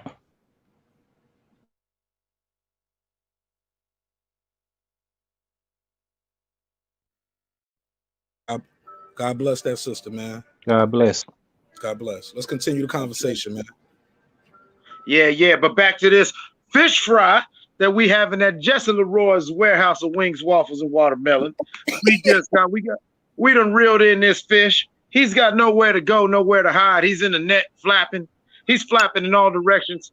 He said Kenny Porter's a bad father. He says, oh, Bud, you was on the other side of the street. Bud walked into the middle of the street and bought Errol's house and said, where you going to go to now? Errol saw Bud win and ran out the building. That boy ran. I'm talking about pure. I don't even think he walked out the door. I think he busted through the wall like the Kool-Aid man. I'm telling you. Yeah, man. Like I said, this Bud Crawford Appreciation Day. If you're an Errol Spence fanboy, this probably ain't going to be the show for you. Holler at me on the next one. We'll talk hip-hop. But if you enjoyed what you saw on Saturday night and you believe this man needs to get his credit, you tired of the false narratives, you tired of the bullshit, oh, you in the right place, homie. Ty, your mic is unmuted. You got a lot of background, so I'm going to let you go ahead on and talk. Go ahead. Oh, man, didn't Danny Garcia walk in the ring after a Errol Spence fight, after the Spence Porter fight? Like, come on, man. You really couldn't walk up in the ring and confront Bud, man. That dude, he's proved to be a pussy, man, you know. Hold up, real quick. Let me cap it off that real quick. Let me echo that point, because here's something that people don't know. The night of the fight, and y'all can go back and check the playback because I started my live right when the main event was about to start. So it looked like a long ass live because it is a long live, but the last hours I just showed Shawn Porter sleep. But check that first hour, bro. I told you guys when that fight ended, I said, well, he can't do that. You got to be allowed to do that, right? You got to be allowed. And you know what they told me? They was like, well, he the unified champ of the world, marqnash. He can do what he want to do. Like if he stood up and wanted to come in that ring, you don't think Bud Crawford wouldn't have let him come in the ring? Bud Crawford would have told security, just like they can tell their mama and daddy or cousins, whoever, like, come on, no, he good, she good. Like, yo, he good. Let him come on up. You know what I'm saying? Yeah, let him come on up, because what he gonna do? The hell he gonna do? Right, because when Shane Mosley came and confronted Floyd looked totally off guard, and he didn't like it. He didn't know Shane Mosley. He was like, hold up. I never disrespected you. Let me get my shine. You know what I'm saying? Let me enjoy my, you know what I'm saying? And then he said, well, let me say another name that'll get your attention. Manny Pacquiao. He said, no, let me do the talking because you talk too much. He took the mic back. He said, Jim. He said, all right, we'll go back to Jim then. Bro, I'm surgical with this shit. My memory is impeccable when it comes to certain shit because I play it over and over and over because I never forgot it. That dude, Shane Mosley, didn't know. So I just think, but Shane Mosley was a champ, though, I believe. No, Shane Mosley wasn't a champ then. Matter of fact, Shane Mosley was a champ, but Floyd fought. Instead of that, Floyd fought. Who did Floyd fight? Floyd had fought Marquez. So you can go back and find this after when Floyd. That was the Marquez fight where he did that. It's an interview with Floyd and Brian Kelly, and they said fighting Shane would be bigger. He's the champ. Why fight Marquez, a blown up junior welter? He said he got a country behind him, man, a fucking country. Period. Floyd knew what he was doing, but I'll digress on that. I think Todd was trying to get back in. Or was that Eclipse or Shelton? I was just saying, yeah, I remember that fight. I remember it was the Marquez fight. Everything. And I just, at Jay Smith in the comments, Bud is not getting recognition now because of this fight. It's because of this fight. People are running out of excuses to hate on Bud. Bud has been that guy. This ain't no Bud fanboy. This is a boxing fan. Bud is giving the people what they want. And unlike EJ, who is a great fighter, Bud don't got no smut on his name. EJ smut has always been that he ain't disciplined. And it got him into trouble he did, but he's a great fighter. He bounced back. But I told y'all, as soon as Bud came on the scene, EJ was used to being the boogeyman. As soon as Bud came on the scene, and when was that, 2018, was it you said, Mark? When Bud came on the scene? Yeah, but when he came in that division, 18, right? Let's put the graphic back up. We can't prepare. All right, exactly. As soon as Bud came there, EJ was no longer the boogeyman, and EJ became the excuse king. He was an excuse fish. He's talking everything. A side, B side, 80-20. Hold on. What kind of, you said the excuse fish? An excuse fish. Man, he a new breed, boy. Man, they done made him. Man, he's an endangered. Shout out to Woo 36. Yo, that's what he is. What's a fish that's on the endangered species list? Because that's what EJ is. Because he's being protected. Yeah, he a protected species. He's like, he whatever fish he is, that shit is protected, man. Hey, yo, he a puffer fish. What did I say earlier, marqnash? It seems fish. like every time. That's what every it is. time. Kissy fish. Every time Kissy fish. Those there dudes, we go. all them dudes over there, every time them dudes leave the PBC Witness Protection Program, they get their ass kicked. Yep, let me give you the bell for that. Survey says, got him. Got him. Wilder fought somebody from another promotion, got his ass kicked. Caleb Plant fought somebody from another promotion, got his ass kicked. Sean Porter fought somebody from another promotion, got his ass kicked. Bruh. Yeah. Bro, he about to get his ass kicked too by Turbio. Yeah. Yes, sir. Hey, man, but like it's also real business. Like when you look at what EJ doing and when you look at what Bud doing, how are these people saying this? Okay, Sean Porter was not their first comparable fight. They've got several fighters who they both fought. With one different. I think it's only two. It's only Kell Brook and Sean Porter. That's the only common opponent. Okay, well, let's just use them two then. What's the difference? Bud stopped him. Bud stopped him. Oh, there's two major differences. I'm ready for Explain, you. King Asia. Let's go, King Asia. Let's go, my brother. Y'all ready for this? Like always about hey, this listen, time. man, listen. Hey, my Oh, daddy's my time to shine. Let him go. Let him go. Let him go. Shine, Cliff. You wanted the big difference in it? Asian Math, I got you. I'm gonna control the room, homie. I got you. Go ahead. Go ahead. I got you. Both of them cats at that time had titles. They had straps on them. Who had a belt at welterweight sooner than Bud Crawford, who got it on his first fight? Oh, well, we just entertaining what Clips has said, you know, right now. Oh, we got that checkmate over here, baby. Go ahead. What else you got for me? Okay, there you go. Both of them were champions in their prime at that time. That's the difference. But once again, this is Bud appreciation. No. Let me rebut that. Kell Brook got his face broken less than a year ahead of that. So how is he not damaged goods?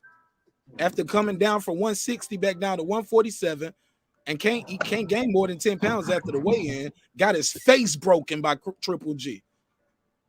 EJ fought him. EJ said, I'm the mandatory.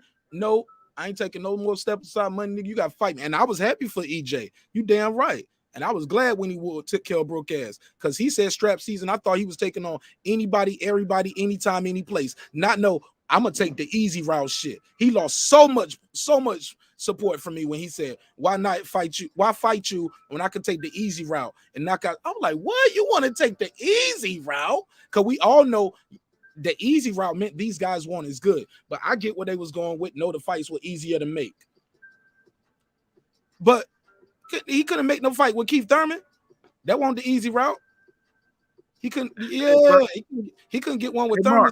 He won't try to, but the other guy who got the belt was calling you. But you want to do 60-40 with him. How is 60-40 with Bud the same as with Sean Porter? Why are we doing public negotiations with him? The negotiations weren't public with Thurman and Garcia and Porter. Checkmate. Because I don't want to fight. I'm trying to do everything I can to get out of it. Hey, Mark. Hey, Mark, yo, for real? You know what these next few months are going to be called? Finding Nemo. Where you at? Finding Kissy Fish. Where are you at? Hey, King, man.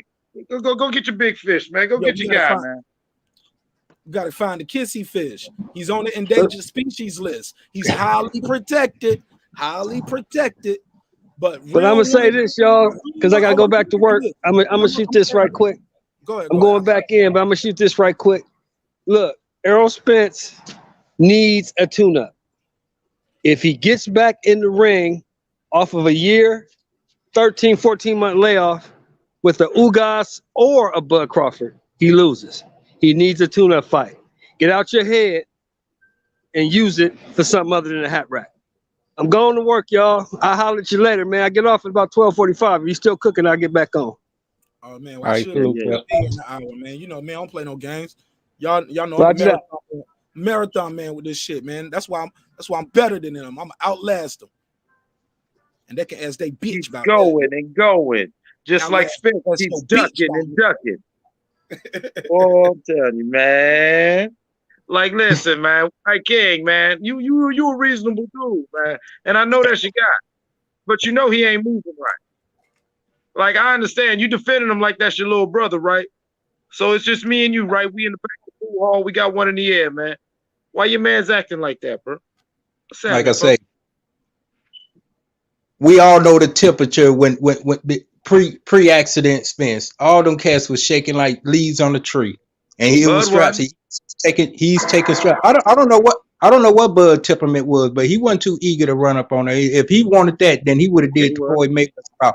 You know, I take that B-side and come in there and take your strap, and now I'm the guy. Now I can demand whatever I want to demand. Spence had all the and still have all the leverage, right? And still have all the leverage right now. I think the gap as in competitiveness has done shrunk due to I don't know where his discipline methods are, and I don't know what his true health condition is. I don't. I'm gonna put faith in it. I know, but this is what I do know. From the cloth he's cut from, he got the heart to get in there and be comfortable with whatever goes down. Right now, I don't think. Hold up. This the cloth he cut from right here. What you talking about? That's cherry cloth. It's very soft. This the cloth he cut from.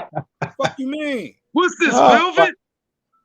No, that's the kissy fish on the endangered species list. That man got velour insides, yo. Hey, I ain't got nothing to do with that, man. I ain't got no comment. Be honest. I like this question right here. It's a couple questions I see in the chat. There's a lot of good comments in. I want at some point I want to go through and collect these comments. I got to collect the comments, homie. They took the time to type it. I'm gonna take the time to read it or try to put them on the screen. And I don't charge for that. Some people only put your comment up when you pay. I put it up if I agree or disagree. It's all love. It said, when do you think the pay-per-view numbers will come out? We should know something by the weekend, because what I heard from Bob Arum on an interview, people are still buying the pay-per-view. You can because unlike traditional pay-per-view where once it's over, it's over. With that ESPN Plus app and the pay-per-view, let's say you didn't see the fight, but you heard so much about it, you want to go see it. Now you can still pay the $69.99 and watch the fight. How about that? Now I ain't mad at that. And the ESPN, Bob Arum, y'all did something slick with that. I love it, because a lot of times when pay-per-views come out, people be like, damn, I missed the fight, and the pay-per-view sales is over. You know what I'm saying? But what I do think they messed up is that wasn't highly promoted. I believe that should have been highly promoted. Let people know, like, yo, you can still buy the fight on tomorrow. Or like that same night of the, well, you don't want to know that right away, but you want people to know that pay-per-view is still available days later. So you heard about the fight, you seen the clips, he the first one to stop Shawn Porter. People are still buying the pay-per-view in what they call it, in retrospect, right? So I thought that was truly remarkable and a truly genius thing. And it's never been done before. Where you can go back and buy it again. Now that was the first report I heard, 190. And believe it or not, I'm a Crawford fan, but I believe that because he didn't say shit really in this promotion. I feel him. He knew, and maybe he did this on purpose because of the relationship with Bob Arum. He knew this gonna be his last fight over there. He know he about to lead his company. He gonna announce it in the press conference. What it do, it do. But what I'm gonna do in the ring, I'm gonna be able to write my own ticket, and that's what he did. He did what's never been done before. And every guy, mute your mic, please. Let me finish this. And what he said is, every time you go in there with these guys, I got to teach them how to lose. And if they lost before, I got to teach them how to lose in a different way. It's going to be different this time, homie. We ain't going to the cards. You're not going to grapple and hold me. I'm not going to let you run and round. No, it's going to be different.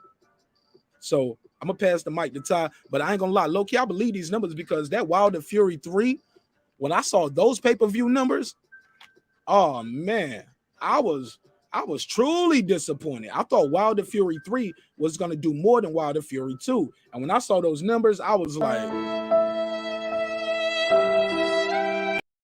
truly disappointed. But man, we in a digital space where people steal so much shit. That's why I didn't steal this fight and blast up. Y'all know me, I normally when pay-per-view fights come up, I give out the link. As the fight is going on, I'm giving out the link to any and everybody. You know what I'm saying? I buy the fight, but I still give away the link because everybody ain't got it like that, but they still love our sport. And I want them to participate. You know, and sometimes you don't know what you're gonna get till you get it. So after you heard what the shit was, people are buying it in retrospect. So Kevin said 190. I'm hoping that number is not accurate because that's truly disappointing. But I wanted him to do at least 300 buys. But I understand you got a guy who don't talk that much, and the guy who is doing the talking, everybody think he gonna lose. He talking, but he's still saying nice stuff. This wasn't a heated pay-per-view. It wasn't a lot of shit talking. But shout out to Shawn Porter, man. If it did, I think Shawn Porter did most of that because the people from Omaha, they filled up the arena. With that said, let me pass the mic to my guy. Damn, Ty, after this call, you got the floor, okay? 318. What's your name? Where you calling from, baby? Monroe, Louisiana. What's your name, OG? Sammy, talk that shit. Let's go. You got 2 minutes. We got a minute on the clock. Oh, I just want to call and compliment you because I've been listening to you, and I like what you're saying because when I look at Terence Crawford as the best welterweight in the division, and I don't see Earl Spence having a chance at beating him because he's flat-footed and he's too slow. Go ahead, talk that shit. You call her tonight. I might need your cash out by the end of this. You call her tonight. You might get a prize for this one. Go ahead, keep cooking though. Let's see where you go. Oh, man, I've been listening to everybody. I watch boxers. I watch fighters. And my thing is, when you look at Errol Spence, he walks straight forward. He don't have no good movement. He got a good jab. And he stay behind his jab. But he's flat-footed. Crawford is a versatile fighter. So I try to figure out how people can think that Errol Spence could beat Crawford when he don't have no other move other than walking straight forward, trying to walk people down. And if you're a boxer, if you watch boxing and you know boxing, you look at those two styles and that's just like pot shot. Terence Crawford can hit him every way he wants. For sure. Well, caller, I appreciate you calling in, man. You're more than welcome to call back anytime. You can call back the same night. Some people don't let you call back twice in the same night. You can call back anytime, or you can join the panel. Click the link, join the panel, and you can kick it with me and the guys over here, all right? Yeah, that's what's up. I'm going to do that. God bless you, my brother. Wish you nothing but health, wealth, prosperity. What's your name again? Where you from, bro? I'm from Monroe, Louisiana. My name is Jimmy Clark. Jimmy Clark. All the kids love when you come out to play on the marqnash show, man. They be like, yeah. Peace and blessings, my brother. 318. I'm remember Jimmy Clark. I like Jimmy Clark. Jimmy Clark gonna get a wrench over here, man. He a good caller. Sound honest too. Sound like he telling the truth. But Ty, you got the floor, bro. Go ahead. Yeah, can you hear me? Yep. Yes. So, what do you think is next for Bud? More than likely, he ain't gonna get the Spence fight. Like Shelton said, he's gonna need a tune-up. So I'm thinking, even though he doesn't want to give Thurman a shot, Thurman has been inactive, and Errol would likely be favored over him. So, what do you think is next for Bud? Maybe Virgil Ortiz or something in the summer, because Ugas is tied up in that WBA tournament. Keith Thurman in the summer. Keith Thurman say he want the check. Nah. No, Keith Thurman. Nah, it ain't no nah. It ain't no nah. Hold up. No.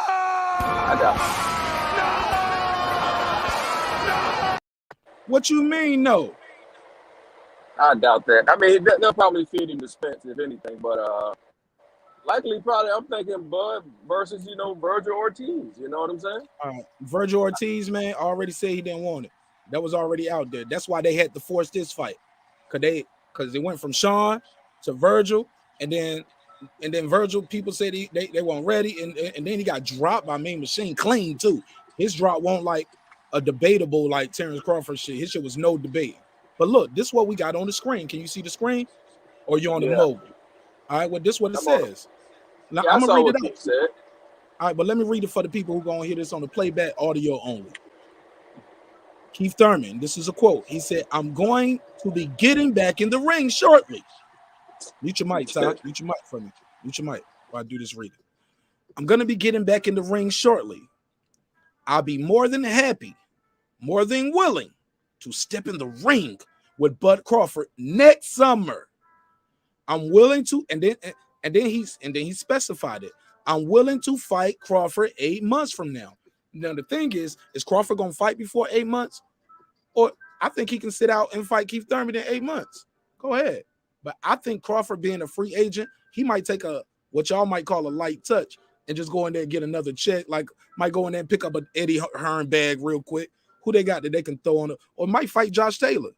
You know what I'm saying? But I don't even think he want that Josh Taylor fight. I think he would rather fight Keith Thurman for the name and the check. Cause that'll be a big, nice fight for Bud. If he can wait a year to fight Shawn Porter, he can wait 8 months to fight Terence. I mean, he can wait 8 months to fight Thurman. Go ahead, Todd. Well, now to put it like that, then I would suggest that Bud takes the Josh Taylor fight. Then you can fuck with Bob. Hey man, give me. No. He don't want. He trying to distance himself. He ain't about to go overseas and fight Josh Taylor at 147. Josh Taylor got a fight coming up, and Josh Taylor got injured.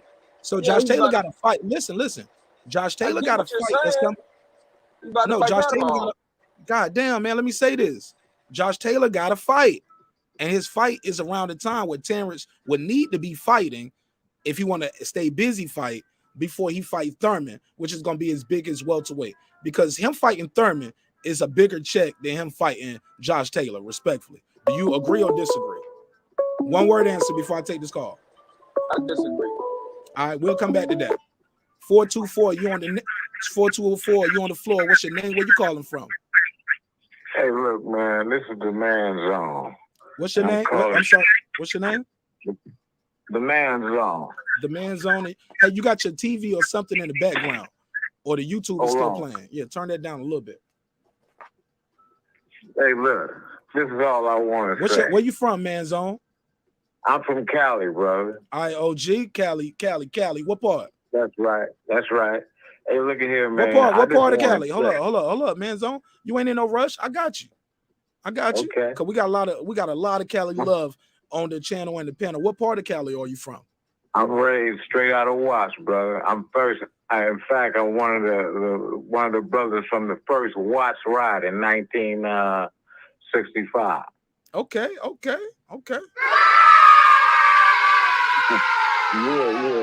Yeah.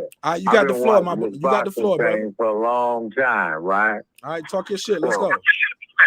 So I just want to say this.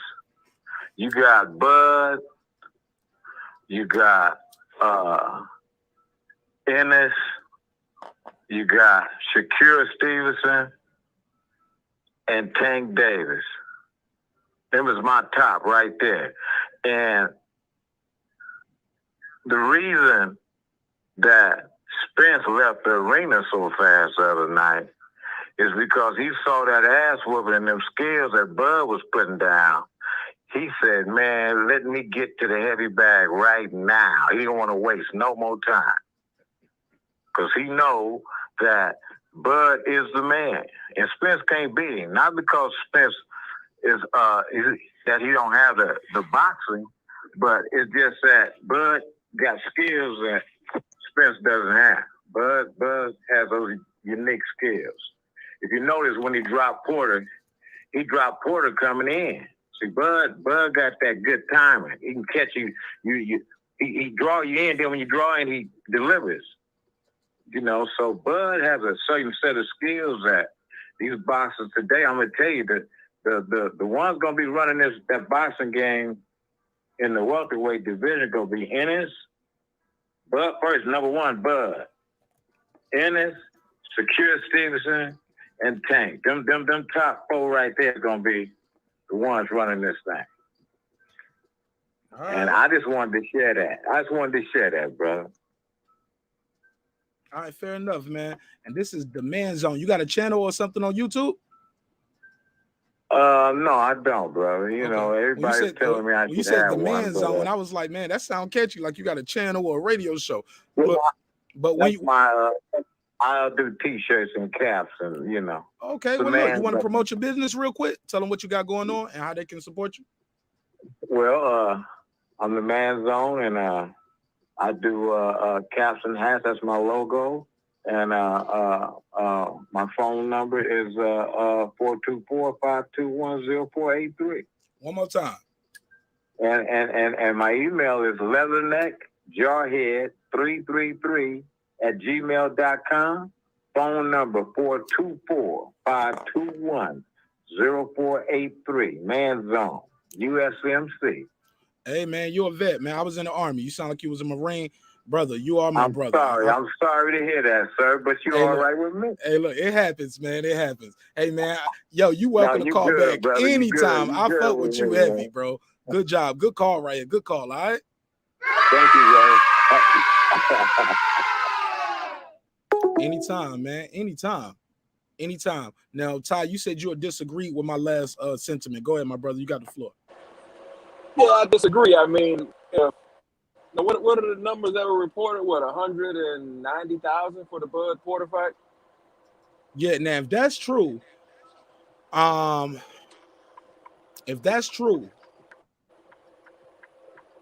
that's terrible. I'm disappointed. Yeah, that's terrible. And I think even though it would be a lateral move, you know what I'm saying, to go to the UK and fight Josh Taylor, I agree. That fight would probably do what 70,000 in the seats. You know what I'm saying? No telling what to do on pay-per-view over there and over here, but I think maybe that's a more lucrative fight, being that it would be in the UK. And you know, Bud doesn't really have a great following over here. I think the UK fans are more appreciative of the boxing scene than us Americans, and I think they'll show up and show out. You know, Keith has been off the radar for what, 2.5 years, so. And I think the Josh Taylor fight is more competitive, so I say that would probably be a better fight, you know, competitively and financially for Bud. But feel free to disagree. Financially, yeah, but I think perception is a motherfucker too. You know what I'm saying? On the way to the car, they was asking Bud. They said, "What would it take for you to re-sign with Tyrone?" You know what somebody yelled out? I think it was Bomac. You know what he heard? I heard Bomac yell. Anybody seen this clip or heard it? Yeah, I saw when they were getting in the limo or whatever. And but somebody got mad at they got mad. Yeah, they got mad at Radio Raheem. It was like, man, let him get in the car. It was just another person. He was like, man, I ain't stopping him. You know what I'm saying? And what did he say? 20 million signing bonus. And I told y'all, I said, what if Bud Crawford re-signs with Top Rank for 2 years and he does something crazy like a 30 million or a 20 million type of deal? Would y'all still call him Toby Top Rank? Because none of the other boys getting that kind of paper. So Bob is just paying him to keep him. I was like, would you still call him Top Rank? Let me finish this. If he signed with Top Rank, guarantee, you know what I'm saying, 20 million, 2 years, and but you know what I'm saying, or 20 million 1 year. 20 million 1 year. You gotta pay me 10 million a fight, guaranteed. Like, oh, I need, you know what I'm saying? Or I give you I give you a certain amount of fights, and it ain't no years no more. Well, I'm signing you for years. I give you 2 fights, and I give you a time limit to get those done. Like, we structuring these deals now. Like, they are learning the game on the fly. This is homegrown out of Omaha. Respect these people, man. Yeah, I think. Go ahead. I think he'll take the Josh Taylor fight. Y'all talking over each other, and we're gonna lose people when y'all do that. Yeah, I think he'll take the Josh Taylor fight for, let's say Bob say, okay, 10 million up front, percentage of the gate, and the pay-per-view buys. He'll take that fight. He'll go over there. I think he'll take that fight, even though it's a lateral move. But you know, like I said, everybody else is tied up. You know, Spence. That'll be a one-off though. But you agree with me? That'll be a one-off. Yeah, it'll be a one-off because Spence likely going to need a tune-up. But listen though, you gotta relax though. Slow down. Slow down. Have you heard Josh Taylor say, I want Terence Crawford next? Have you heard Josh Taylor say, I can't wait to fight Terence Crawford? I'm gonna tell you what the survey says. When I check the survey says never heard of it. But what I did saw a video this morning. Hold up. But What I Josh Taylor did said he hear, could beat Bud. yeah. That's what he said. That's what he posted to say. That's what he posted to say. But what I did hear, what I did see is that tweet that I put up on the screen. And Keith Thurman said 8 months. That's right on time for Bud. Why not Bud? Because I think this Josh Taylor is a great fighter. He was undisputed. Terence was undisputed. But Terence, like, they got to really pay. But they want the fight over there. Terence Crawford, he trying to build his fan base here in America. You get what I'm saying? He beat the shit out of Ricky Burns. He beat the shit out of Ricky Burns, and they still had to fight closer than what it should have been. Man, after 39 fights, if he ain't built it, man, going over to the UK and get that cake over there, man. You missed the point. Let me say the point. No, you don't, because I ain't even said it yet. I be saving them big jokers. You ready? This the little joker. You ready? Go ahead, bro. This the little joker. Keith Thurman has been at welterweight damn near his whole career. If Terence Crawford go to overseas, yeah, he gonna make the money because he been making money. But when he sleep him or beat the shit out of Josh Taylor, you know what they're gonna say? Josh Taylor was just a blown up welterweight. He should have fought Keith Thurman. Keith Thurman only got one loss to Manny Pacquiao. Keith Thurman's a full-fledged welterweight his whole career. That's why I think he will take this fight before he would take a Josh Taylor fight, because he's only gonna get criticized worse, and he's still doing business with boxing. So all right, now you can rebut that if you like. Man, Josh Taylor, did you see Josh Taylor is 5'10", man. That dude is he's gonna fill out at welterweight really nice. I mean, you can say he's a blown up 140 pounder. Nah, that ain't the case with that young man. He's already 5'10". I didn't say that, bro. I'm telling you what the critics, bro. See, Ty, I didn't say that. That's what the critics are gonna say. So let's clarify that, because some people are just getting to the show. And they're gonna think I said that. I didn't say that. Shit, they gonna say what they want to say, but I think, man, you know that young man, he gonna feel out nice at 147. He's gonna feel out just like Boots Ennis. Yeah. He's got that kind of size. Hey, Ty, you say he gonna feel out nice. You got to pause on that, homie. No, I'm talking about his frame. You a gay fish. Hey man, we anti fish talk over here, man. That's real fishy. Yeah, you talking real fishy to me right now. You talking real? No, it's jokes. No, let's get back to it. No fishy talk. No fishy talk. No fish. Yeah, we can't. Yeah. No fins. Or no hooks. No hooks. Like you ain't sitting around with your mouth open like so no hooks. Nah, I'm ready to get hooked. Reel me in. But I get you though. I get you. But I'm telling you, man, they still gonna say, because think about it. I haven't heard him say, I'm sure he say he can beat him. He's supposed to say that. But also, here's the deal, and here's the real for real. Would you want to put Josh Taylor, if you his handlers, his very first fight at 147 against Terence Bud Crawford? You might want it for the check. You might want it for the check, but you might want to see what your guy look like first. Because everybody who moves up in weight don't look the same. Because I'm gonna tell you why. The weight changes. See, it's 26 to 30. Then it's 30 to 35, 35 to 40, but then 40 to 47. It's an extra 2 pounds. You know what I'm saying? And y'all saying 2 pounds ain't shit. Go to the store, get 2 pounds of hamburger meat. Freeze that up and punch yourself in the face with it. All right? It's different. It's different. It's slight, but it's different. Guys at 40 a lot of times don't look the same at 47. The guys are taller. The guys are longer. Pause. You know what I'm saying? See, they almost got me. You know what I'm saying? But almost got me. But the guys are just built different, man, and they stronger, taller, lankier. They got better reach, and they probably been doing that shit at that weight longer. So somebody said reel me in. Yo, that's what I like to see. When I look in the chat every now and then I glance up and I see all the laugh emoji. I'm like, all right, they having a good time.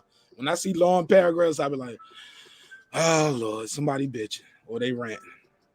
It's a long paragraph sometimes, but I'm gonna read them though. I read them all. I always read every comment in the chat. So let's pass it around though. I'm ranting a little bit. I'm ranting and raving, but they love it. They love it because I'm telling the truth. And they just waiting for another Spence caller to call in. I know they are. Hey Mark, here's my real question. Hey Mark, I got another question. I'm gonna get you ranting again. So what they gonna do if Bud get that Thurman fight and sleep Thurman? Then what EJ gonna say? What's his next excuse? 3 years of inactivity. And that's why I think he want to fight. Yeah, right. No. But he said he gonna, Keith Thurman. Did you read the clip? The clip is saying this. Let me read it again. He said, I'm about to get back in the ring shortly, but I'm willing to fight Crawford 8 months from now. As in, like, he want to get a get back. That's he said everything except, but I just need my get back. Let me get my get back fight. And nobody respected that. Motherfuckers knew what you meant. You meant a soft touch, homie. And then you almost got beat up and stopped by Josecito Lopez with the same Achilles heel body shot. Y'all don't think Bud Crawford gonna stop Thurman with a body shot? Y'all don't know boxing. Exactly. You don't know boxing. Silence. Stop playing with me. Stop playing with me. I want to hear that. Let me get this call real quick. Damn, why it ain't pulling up? Yo. Bro, you talking crazy to me right now. This motherfucker up here calling me about some promotion, nigga. I'm live. Go ahead. Man, all I do know one thing's for certain, man. When they stop running out of excuses, here's my thing. All right. Let's take Bud and Fish off the table. And what Fish gonna do? Come on, Fish fans. Who's Fish gonna fight if he ain't gonna fight Bud? Thurman. Exactly, Mark. That's some boring talk right there. We don't want to hear that. Stop running. Hey, yo. Let me address this real quick. Andrew Charles, 8 months from now, I ain't mad. That's this summer, homie. If I had to wait a year to see him fight from Kell Brook to Thurman, I can wait Kell Brook to Porter. 8 months, right on time. Bud gonna beat the shit out of Keith Thurman this summer. So whoever Keith Thurman want to fight, I don't care if he want to fight Mikey Garcia, Lil Mikey. I don't care who he want to fight. I don't care if he want to fight somebody from Border Wars. Get one of my boys from Border Wars. Holla at Nesta Gibbs and get somebody to fight you from Border Wars. And you know what? I'm telling you, at the end of that, he's still gonna lose. So, Bud, I don't even think Bud need a fight in between now and this summer to beat Keith Thurman. In my humble opinion, I don't think he need to. I think he'll still, because what I saw from Sean Porter, I saw a little rust in Bud. I said it the first fight, when we watched it on the live, I was like, Bud look a little slower than I expected him to look right here. You know what I'm saying? At certain points. But he was still, but then I realized he changes the speed up when we watched it the second and third time. I was like, no, he's just changing the speed up on the punches right there. Mm-hmm. Keep you off balance. Almost like somebody dunking, where in the middle of, like, sometimes you can see Brian go up and he jump up and he slam it down and do the dunk fast. I'm gonna wrap it up, I know. But then sometimes he goes up in the air and it's almost like they glide and then they doing stuff in the air before they dunk. That's what it was looking like he was ready to change the punch mid swing, almost like Roy Jones would do sometimes. Yeah, or like he did with Kell Brook. He caught Sean Porter with that same shot too, where he called it a juke. He said they was like, what's that punch called? He said it's called a juke. It's a jab and a hook kind of at the same time. You curve it at the last minute. Yeah, man, this boy is surgical with this shit. All he do is boxing. He don't go out and party with rappers, and we ain't doing that. He training with. Oh, what about the people who said he's a wrestler? That ain't gonna mean nothing. Yeah, bro. What about that? Hey, Mark, remember on the second playback, what was the first thing we was noticing after we realized that Bud was playing with Sean? Every time Sean tried to do that, all that Marlon stuff that y'all say Sean was winning the rounds, Me and Nash sat there and watched it. We watched each round, really, like for real, like I said, with everything on mute, just watching it, round for round. Bud was controlling that boy's arm. If it was UFC, you'd be talking about his octagon generalship. He was letting Sean tire himself out, and he was grabbing him by his upper shoulders and everything, to where Sean was putting all that pressure on his legs and sapping his energy. And that's why Bud was smiling. He had too much core and upper body strength. All that damn jumping around that he was doing early on. Bud was just walking. He was doing a lot of shoulder movement. Like he was just doing little boxing moves to make Sean react. And there was times in the corner when Bud got in the corner, and while he was sliding in the corner early in the fight, y'all saw what Shawn Porter did? He took about 6 steps to the rear. 6 steps to the rear. Move. Mm-hmm. One in, cadets. Man, he was backing up. Because he was like, hold up, I'm about to fall into a trap. Y'all remember that? I'll digress. Go ahead, Ty, get back in this conversation, bro. We still taking calls. Yeah, man, I said that in the lead up. I'm like, man, Bud wrestling background and, you know, just being a naturally smaller dude, like, he ain't going to be able to do the shit he did with Spence. Like, once he collapsed the pocket on Spence, like, he was there and he was engaging Spence. Like, Bud was, he was pivoting, he was shifting, he was pulling bull and matador moves on Porter. That motherfucker ran into the turnbuckle one time. Oh, my God. You remember? Yeah, we forgot about the turnbuckle. The Ricky Hatton. He Ricky Hatton the nigga, man. Did y'all see that shit? Oh my God, man! I can't look. I got this little gift maker app I'm about to do so I'm gonna have some dope little drops from y'all next time we doing this shit. I'm gonna put some more gift makers up. I'm gonna have Shawn Porter run into the turnbuckle. Hey, Mark, you gotta have the Looney Tunes.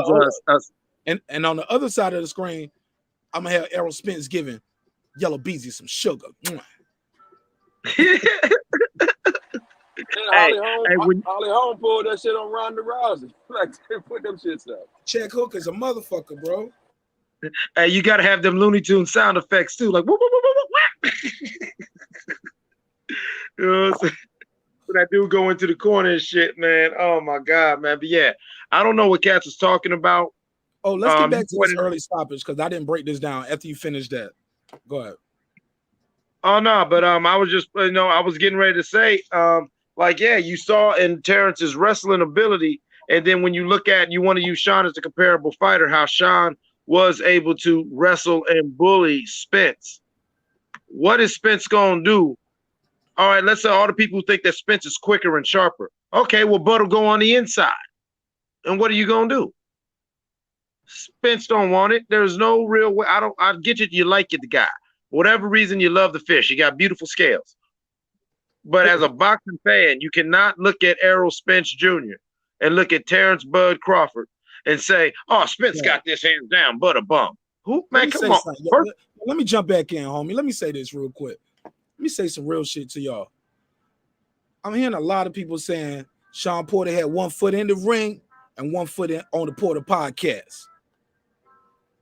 But I'm going to say this. Shawn Porter always been more dedicated in boxing than Errol Spence. He lived a cleaner lifestyle. Every fight he lost it tooth and nail by inches. Yeah, Spence is undefeated.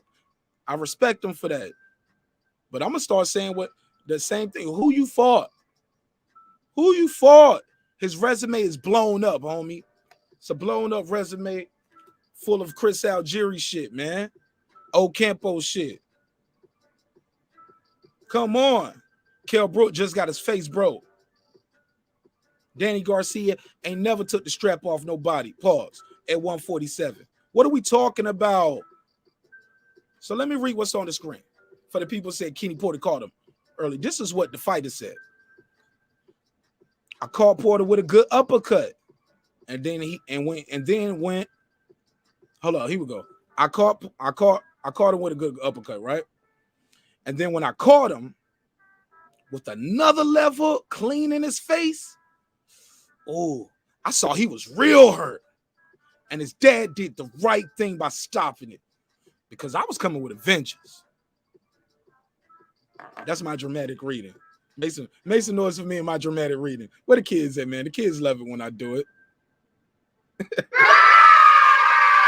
right. So look, let me say this. On some real shit, man. Respectfully, yo, Kenny Porter, I believe Kenny Porter is a hell of a dad. And like I said, man, in my earlier rant, if you don't respect that shit, you don't respect nothing.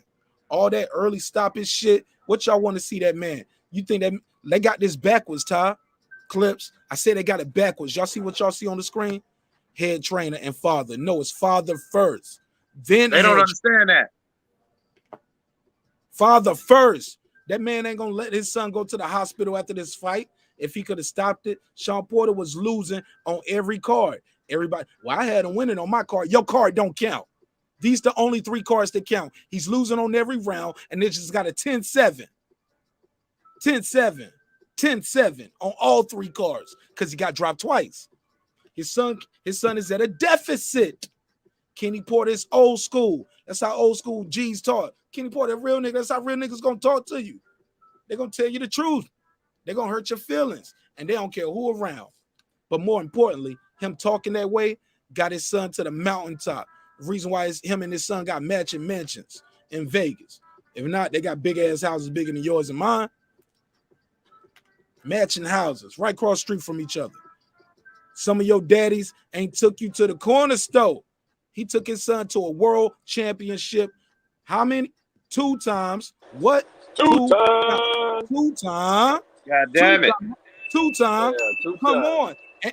And he's so good. He got other opportunities. Had a chance to unify. Had a chance to take the belt from Keith Thurman. Come on, man. Yeah. He keep putting his son in a position to win. And you hating? You what? You hating? You what? Bruh. Bruh. Look at your own daddy. Look at your own daddy funny before you start talking about Shawn Porter daddy. Because Shawn Porter daddy did everything he could to make his son succeed in life. Set him up with the broadcast shit. Got his whole Porter podcast. He commentating. He had the Olympics doing the commentating. It's a lot of boxers out there trying to do that commentating shit. A lot of them. A lot of them. They won't let the Never Olympics. heard of him. They won't let You the know what? Olympics getting A lot that of guys- check. Hold up, that check. Because and you know who gonna go again next year? Who they gonna invite back? Because who was a good representative of the sport? Shawn Porter. Shawn Porter's he lives a clean boxing lifestyle. He not there getting drunk, getting high and shit. Come on, man. Respect this man. He going back to the Olympics because now he got even more clout. He can say, I fought everybody at my division. And I was just about to say that. In spite of Shawn Shawn Porter's man. losses, you never heard of Shawn Porter say, oh, you on the other side of the street. I'm going to take easy street. I'm the A side, you the B side.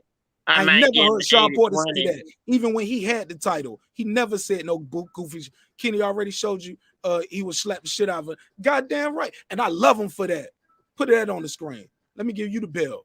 Man, respect that man. Respect that man. Never question his fatherhood.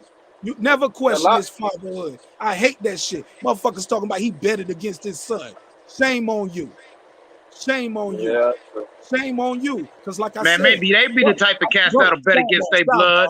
Hold up. I'm going to send myself a cash app. Goddamn. Because I said the bar tonight. And I'm going to keep repeating that one. That's bar tonight, homie.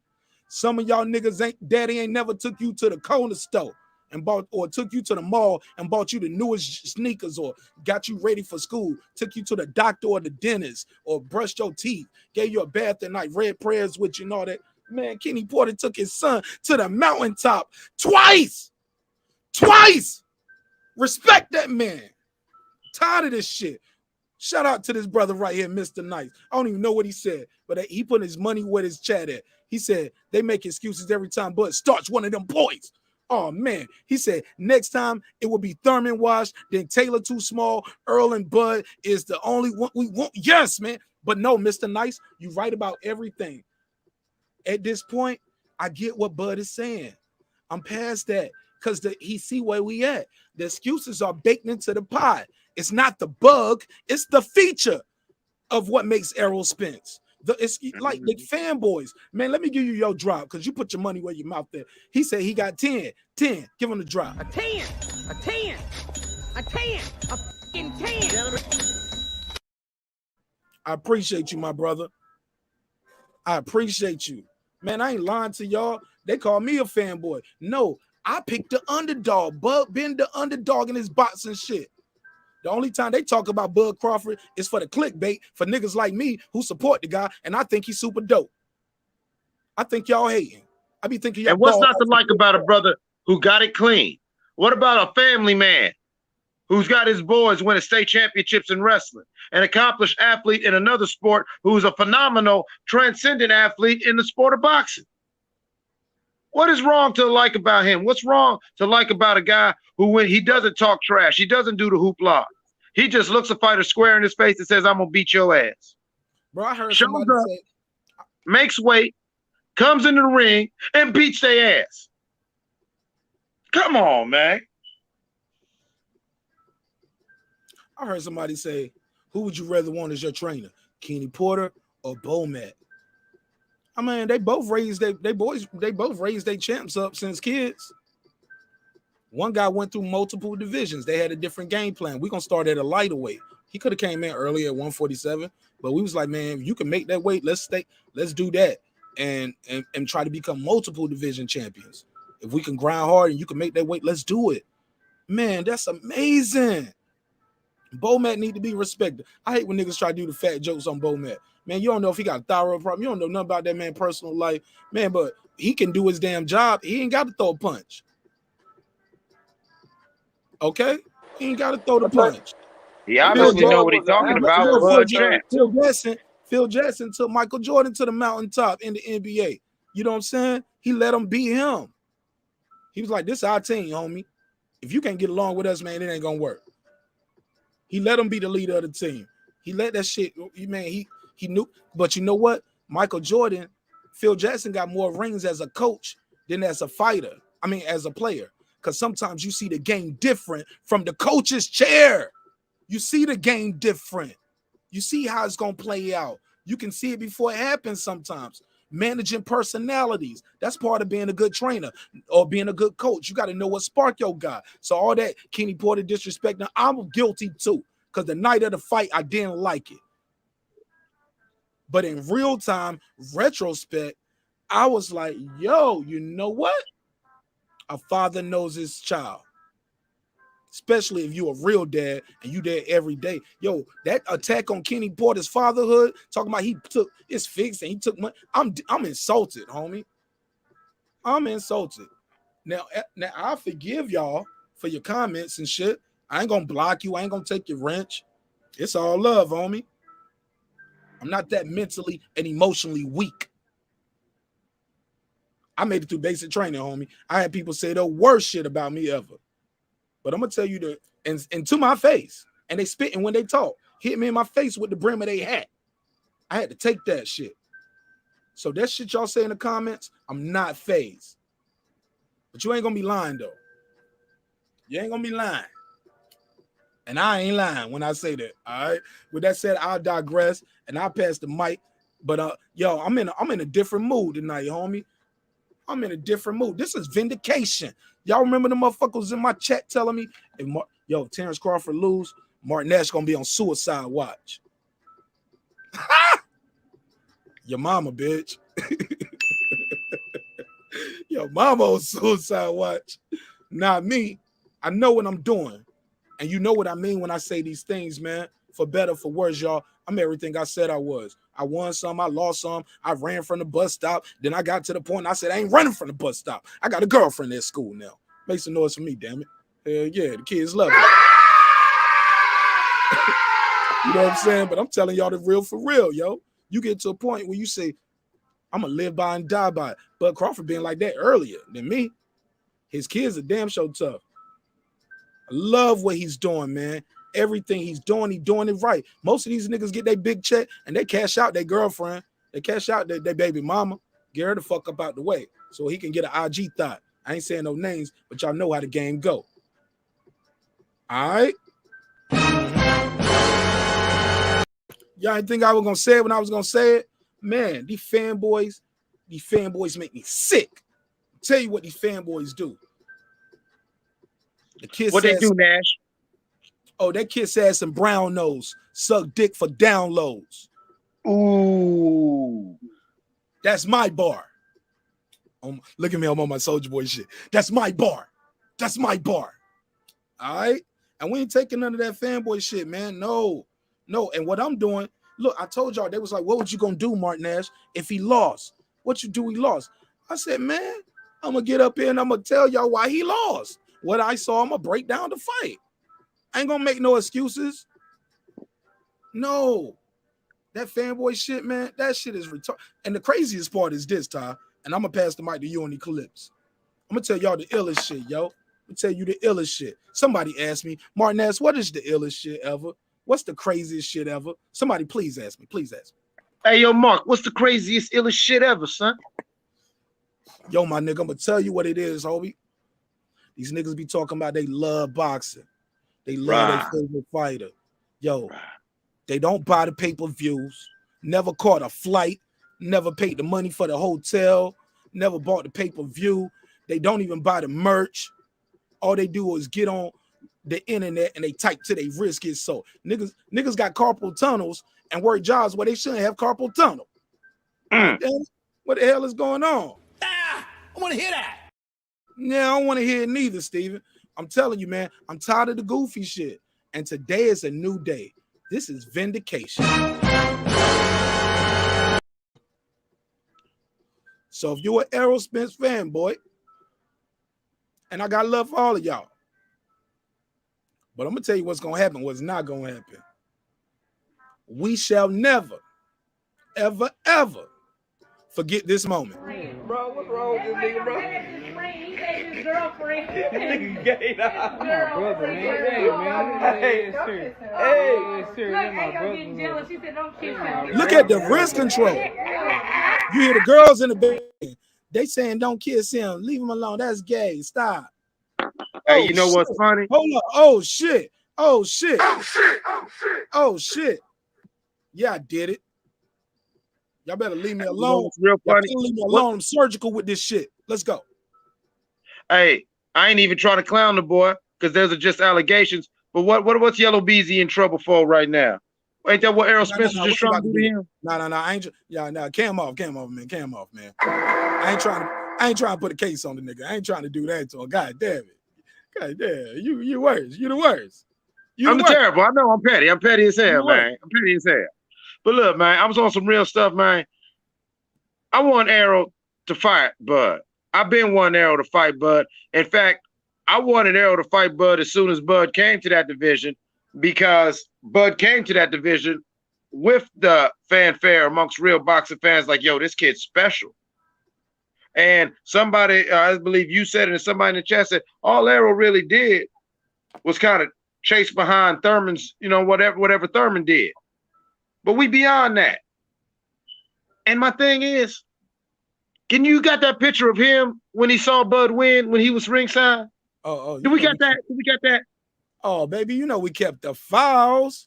Oh man, pull that one. Man, bro, that good bean footage. That's my loaded luck shit. I'm on my loaded luck shit. We kept the files. Does that look like a man who want that fight? Does that look like a man who just realized, oh shit. Oh shit. Look at that. That's oh shit. Oh shit. Oh shit. Oh shit. Oh shit. Oh shit. Oh shit. I'm surgical with this shit. Let's go. We having fun with it. It's all love and jokes, man. I just want to fight. I think there's a tear welling up in that lazy eye. Right there in the corner. Bro, I just think he made himself look bad, bro.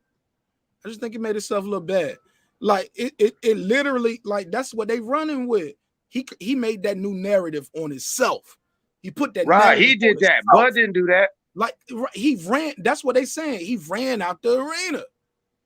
Cause he did. We got the footage. It's on the tape. I got the tape. It's on the tape. Man, I'm about to play. You feel what I'm saying?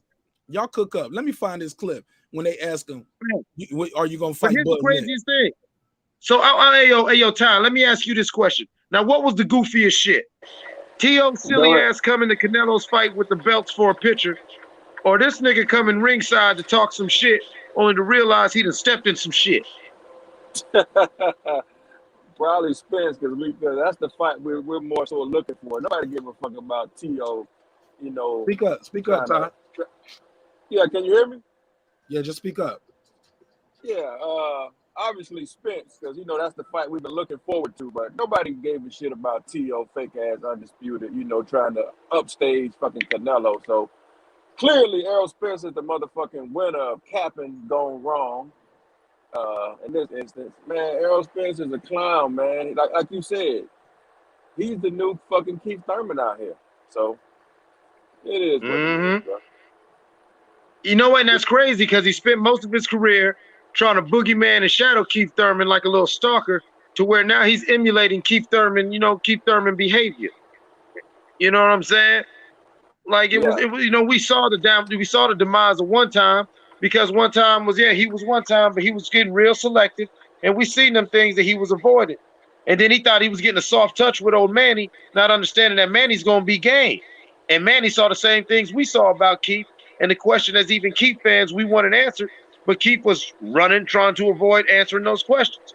Can he deal with the pressure, the way he pressures people? And how's he going to really do since he's such a volume puncher, when somebody punches him while he's punching and hits him right in that diaphragm? And you saw in the first round, what did Manny do? Punch him right in the Catch him rushing in and punch him in the diaphragm. And we said, oh, shit. Oh, shit. Oh, shit. Oh, yeah, I got you. You feel me? Errol Spence, like what did the one caller say? He said Errol Spence come in straight. He do. He's crisp, he's sharp, but he's straight. How much tape on Bud do you need to see? This boy got angles. This boy ain't just gonna do it one way. But one thing you know for sure is that Bud gonna do it. Hold on. You said do it one way. That's kind of funny. I see what you did there. Let me say something. Let me say this real quick, man. Let me say this. At the end of the day, man, will we see this fight next? I got a poll going on in the chat. Let me see how many votes we got. We got 169 votes on this question right here. Let me do this. Bear with me, guys. All right, and that's the shit I don't like. So 169 people have voted on this topic, but we only got 69 likes. So that means y'all fucking with the content, y'all fucking with the question, but damn, y'all won't hit the like or the dislike. Like, golly, I see the vibes though. But let me give y'all a plug in, and we're gonna tap in on this, and I'm gonna put this on the screen so we can see what we got here, and we can see all the votes, see what we got going on, and see what they're talking about in the chat and where the poll is at. So right now, as we stand, I gotta delete this. Okay, let me do this. Bear with me, man. I gotta delete. I love this one. I love this right here. I love that. Like, my decision is already made. I love this right here. Wait, look at the body language. This body language tells it all. That's the drop the mic moment. When he says, I wish everybody their best. Wish everybody the best. That's epic. They was like, well, Bob didn't say nothing. Cause Bob is a businessman. Why go back and forth and argue with that man? I got his number. I know where he at. He said what he said. I heard what he said. I'm right here. I gotta step it up. If I want to keep him, I want to fight with him. I gotta do what I gotta do to make this happen. Just like it shouldn't have took this fight to go to purse bid for you to give me $6 million. For me and Sean to get 60-40 of $6 million. Like, my guaranteed purse, you barely went over my guarantee anyway. Because you owe me $4. Then you got to give me like another $1 million every fight that's not spent. And then you just added $1 million to it. Man, you getting money, man. Man, you bullshitting me, bro. I know what Tyson Fury out here getting. And Terence Crawford is a better fighter than Tyson Fury. And everybody know that. Big fact. You playing with me. Lomachenko he shouldn't be nowhere near my pay grade. As much work I don't put over here at top rank. You embarrassing me. And then when you go out there talking about you can buy mansions and shit for what you pay me, I can buy several mansions for what you pay me. Like, homeboy, you playing with me. You don't pay me enough for what I do every day what I sacrificed for my family and my kids. Man, y'all better stop playing with Terence Crawford. And he hear the whispers. He heard that Toby top rank shit. Man, y'all, we ain't playing around. It's a new day. It's a new day. I agree, but Fury's a heavyweight. We ain't talking about that, though. I respect you, though. Ride that. Hey, you know what? Salute to Rob Check Evans. this out. Smash that light. They playing with me on the light. You know what? When guys say Bob didn't do this and do that for Terence Crawford, they build him up the right way so that he could be in a position that he's in now.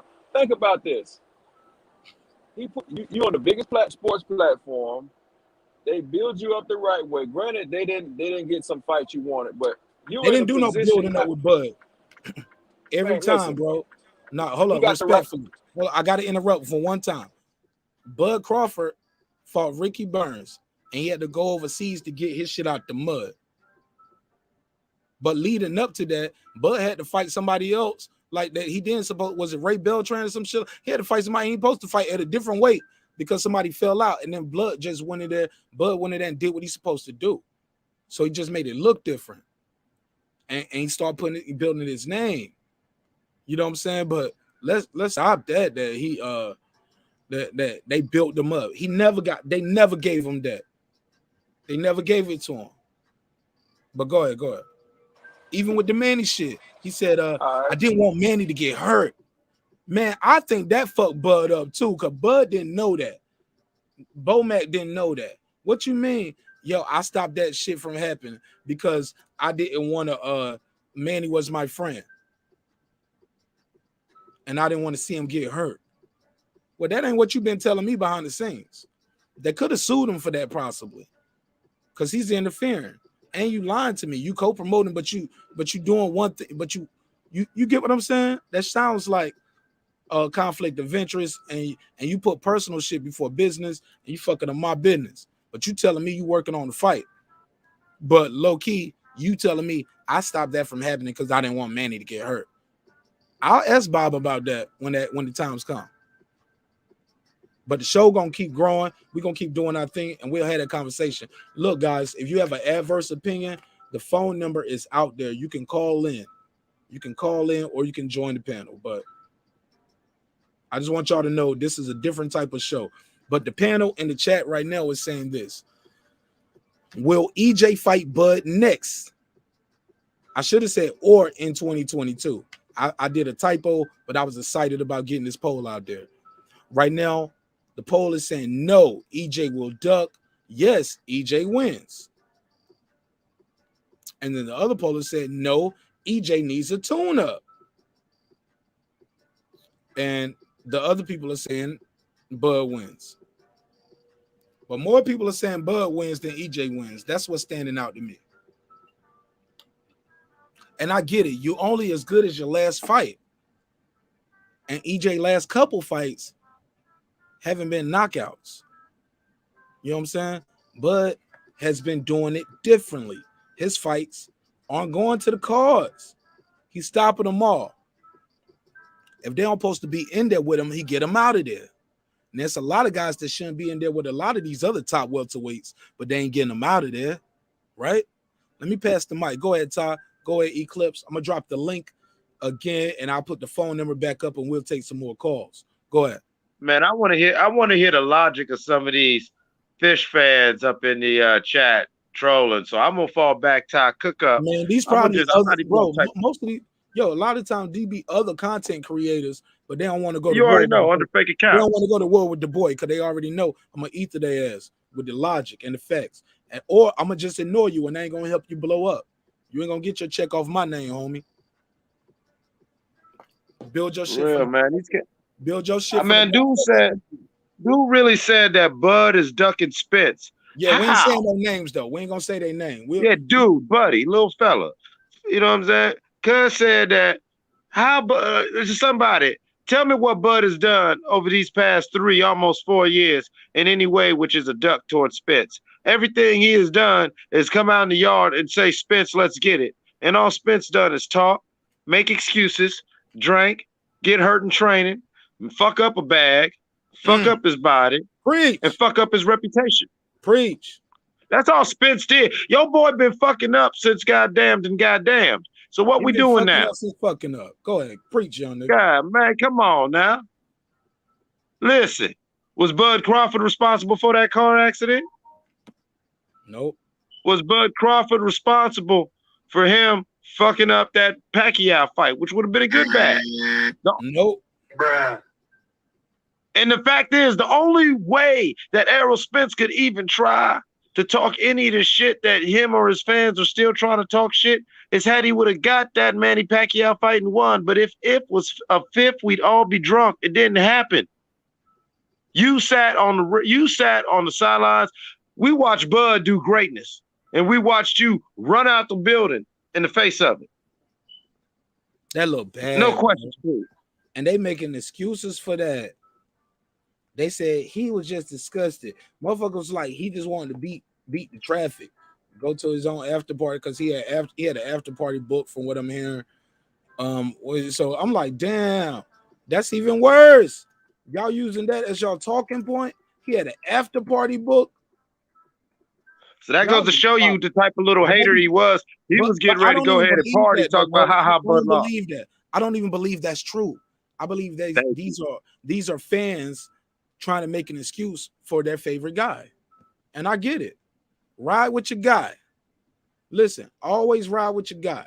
But understand this. Never, ever, ever forget. You can ride with your guy, but don't be a dick rider, homie. Tell the truth. Ride with your guy, but Hey, don't Mark, ride the dick. Hey, I got to jump off real quick. I'll be back in a few. Oh, yeah, man. We talking that shit, man. Hey, look. Yeah, man. You already know. I fuck with you, man. Hey, look, real quick. Tell them what we doing this fish fry this weekend, man. Man, we doing this fish fry live at Jesse Leroy's warehouse of wings, waffles, and watermelons right next to Wanda's Wig Emporium and Willie and Tink and them's, EJ and them's people. You know what I'm saying? So we're going to go ahead and get this fish up. We got all types of fish. We got tilapia. We got a grouper. We got some cod. We got some whiting, flounder. How you want it? How you want it, fish? You know what I'm saying? You want it fried? You want it fricassee? What you want, fish?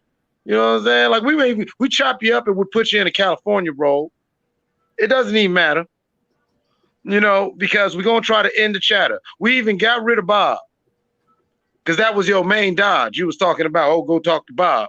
So we told Bob to go take a walk so we could have our talk. And what'd you do, man? You ain't did nothing, but you got your fanboys all in these chats front. Now come on, man. We got to do better now. Hold on. I got one. Here we go. Let's see if this fish. Let's see if he swim with the school of fish, or he want to get on the hook. Call me, man. My number's scrolling on the screen. I got 2 numbers. So you're gonna be a fanboy in the chat. That's cool. Hit the dislike and keep it moving. We good, homie. We good over here because the truth is the truth, and it ain't this box on the screen. Respectfully. He said, so Crawford whoop all the Spence leftovers, and he the best in the world, huh? Man, he been the best, though. Has Spence ever been 1 or 2 on top pound-for-pound list? Has Errol Spence Jr. ever been 1 or 2 on anybody's pound-for-pound? Anybody? Bruh. Stop playing with me, bro. That's a fact. I thought we talking boxing here, man. Let me say this to homie. I'm about to start making this. I'm about to play by Zab Judah rules over here. I respect and I love Zab Judah. Cool brother. I did an interview with my boy Clarence McLean. Got a dope ass channel. No, you know what I'm saying? Got a dope ass IG. Man, fuck with me. I'm gonna tell y'all the truth. Y'all ready? I'm gonna start doing this shit called all call outs mandatory. And that's how we get rid of the trolls. All call outs mandatory. So if you're gonna be in the chat, when I drop that link or put the number up on the screen, all call outs mandatory. Pull up or shut the fuck up, homie. And you're gonna shut the fuck up forever. Cause we're gonna get rid of you. Cause I don't need you, homie. Respectfully. We're gonna do our thing and we're gonna rock our show. We're gonna have a good time. And we're gonna kick ass, man. We're gonna have a good time with the people who like the content, but we ain't protecting no endangered species fish. No. What we call the fish. What is the fish called, ladies and gentlemen? It's the kissy fish. Yeah, we done with that hating. We done with that hating. Errol Spence signed that contract. I'll delete the video. No, he got to beat Crawford. There we go. Errol Spence signed that contract and set that fight up because he the big fish, right? He the big kissy fish, endangered species. So protected. Everybody want to protect him. You know what we gonna do when he signed up for that fight and he beat Crawford? Oh man, I'll delete the video. I'm gonna do an Errol Spence appreciation week. I'll change my avatar. Oh man, I make a whole video and a whole man. We're gonna do what we do. I'm gonna buy some big fish gear in preparation. I'm gonna buy it in preparation because if he win, where are you gonna buy? You gonna buy that? You know what I'm saying? You gonna buy that halter top? You gonna buy that big fish halter top or the fish nets? No, I ain't gonna buy the fish nets or the halter top. But you know what I will do? I'm gonna buy the hat. I'm gonna buy Errol Spence big fish hat, and when he win, I'll wear that hat on camera, and I'm gonna give him his props. You know, he also sell lace burn fronts. a Bud Crawford hat because you know I support my guy. I got several Bud Crawford hats. Y'all know the vibes. But if he win, I'll burn the Bud Crawford hat. If he lose, I'll burn that hat. How about that? And we're gonna end all those narratives. We're gonna put all the narratives in ashes, and we'll do a whole video for that. We're gonna light s'mores by the I'll do that in the backyard by the fire pit. We have a fire pit conversation or some shit. But I'm telling you, man, I don't see the fight happening. I do think Keith Thurman will fight him next, and I think that fight is gonna happen in August. To all the guppies out there, please go on and call in. It's all love. You know what I'm saying? It's all respectful. We ain't got I just really honestly. They want to but let's keep it real though. Call on in and come on in. You come on, hit the link. Because let's explain to me why you think that Errol Spence is too big to fail. You keep making these excuses for him when actions speak louder than words. You keep trying to justify actions that you know good and damn well if it was anybody else, you'd be saying that's some real bullshit right there. Those ain't the marks of a champion. I gotta get a drop. Gotta get a drop to K Savoy real quick. K Savoy with the $5 cash app. I see you, homie. He said, I got 5 on it. Yeah, I'm not a singer, homie. I'm not a singer. But let me give him his drop though. I got 5 on it. Appreciate it, man. Let me make a banner for K Savoy, man. Go ahead, cook up while I make this banner. Oh man, yeah. So right now, the type of way we're gonna do this fish right now is we're gonna chop it down into little fish nuggets. Okay, so let's talk about the lack of defense. Okay, did Shawn Porter not connect and really be able to mix it up and actually touch Spence way more than Bud got touched? We've watched that fight now a couple times now, Mark. Was Bud getting touched or was Shawn just being Shawn, being busy and aggressive? You know what I'm saying? No, he wasn't touching him in every fight that you could say, oh man, well, Spence would have did better. No, he didn't. No, he didn't. In no way he didn't. You know what I'm saying? He got a knockdown on Shawn Porter. Bud got 2 in a stoppage. You feel what I'm saying? Okay, you won against Brooks. Bud broke him. Let's talk about it. And you fought a Brooks that was in recovery from a broken face. From a broken face. Hey, Reggie, I feel you, but we ain't trying to see no Triple G. Where fish at? Where that big fish? Who want Triple? They want Bud to fight Triple G? Yeah, that's Rodney Evans. I thought Reggie Owens was saying. I was like, I know Reggie ain't saying that. Yeah, I had to correct myself, man. I'm apologizing to you now, Reggie. You're smarter than that. Yo, let me give much smarter than that. Real quick, let me give another triple salute, a double salute to and we'll do the triple salute later. K Savoy, $5 cash app donation. Appreciate you, homie. I got 5 on it. Thanks again, man. But this is what the poll is saying. Will EJ fight Bud next in 2022? The mass majority of you guys are saying no. EJ will duck. Quack quack. Oh, daffy ass looking nigga. And the next thing is saying Bud wins. But no, the vast majority of people is not saying EJ wins. I'm gonna tell you why too, though. Inactivity. Inactivity. Get out the ring, homie. You got to be active. You're only as good as your next fight. Yo, a lot of people are saying Bud Crawford is back to pound for pound. He never left my list. You know why? Because he's undefeated. Undefeated. And he ain't never had no questions about no clenbuterol. No questions. No questions about clenbuterol. No draws, no losses, no clenbuterol, multiple divisions, undisputed. Canelo just got undisputed, but been there, done that. I wish I had the Dr. Dre shit queued up. He been there, done Hell that. yeah. That's what I need. I feel like my music low as hell, man. Man, that ain't nothing. Come on, hey Rodney, man, you got to pull up. Call in the numbers. Don't say no there. name. Hold up, don't say no names. Yeah, fuck that shit. Fuck that shit. No, but he's talking about Charlo. We're gonna get him out of here in a minute. Hold up.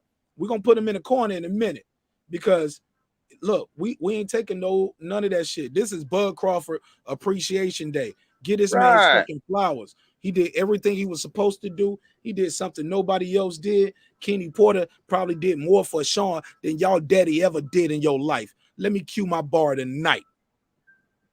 Kenny Porter took his son to the mountaintop twice.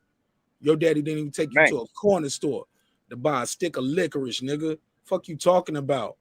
Fuck you, man. Respect Kenny Porter. Nah, shout out, man. Matter of fact, it was Bud Appreciation Night, and most of all, this is stop the bullshit. Okay. Thank you.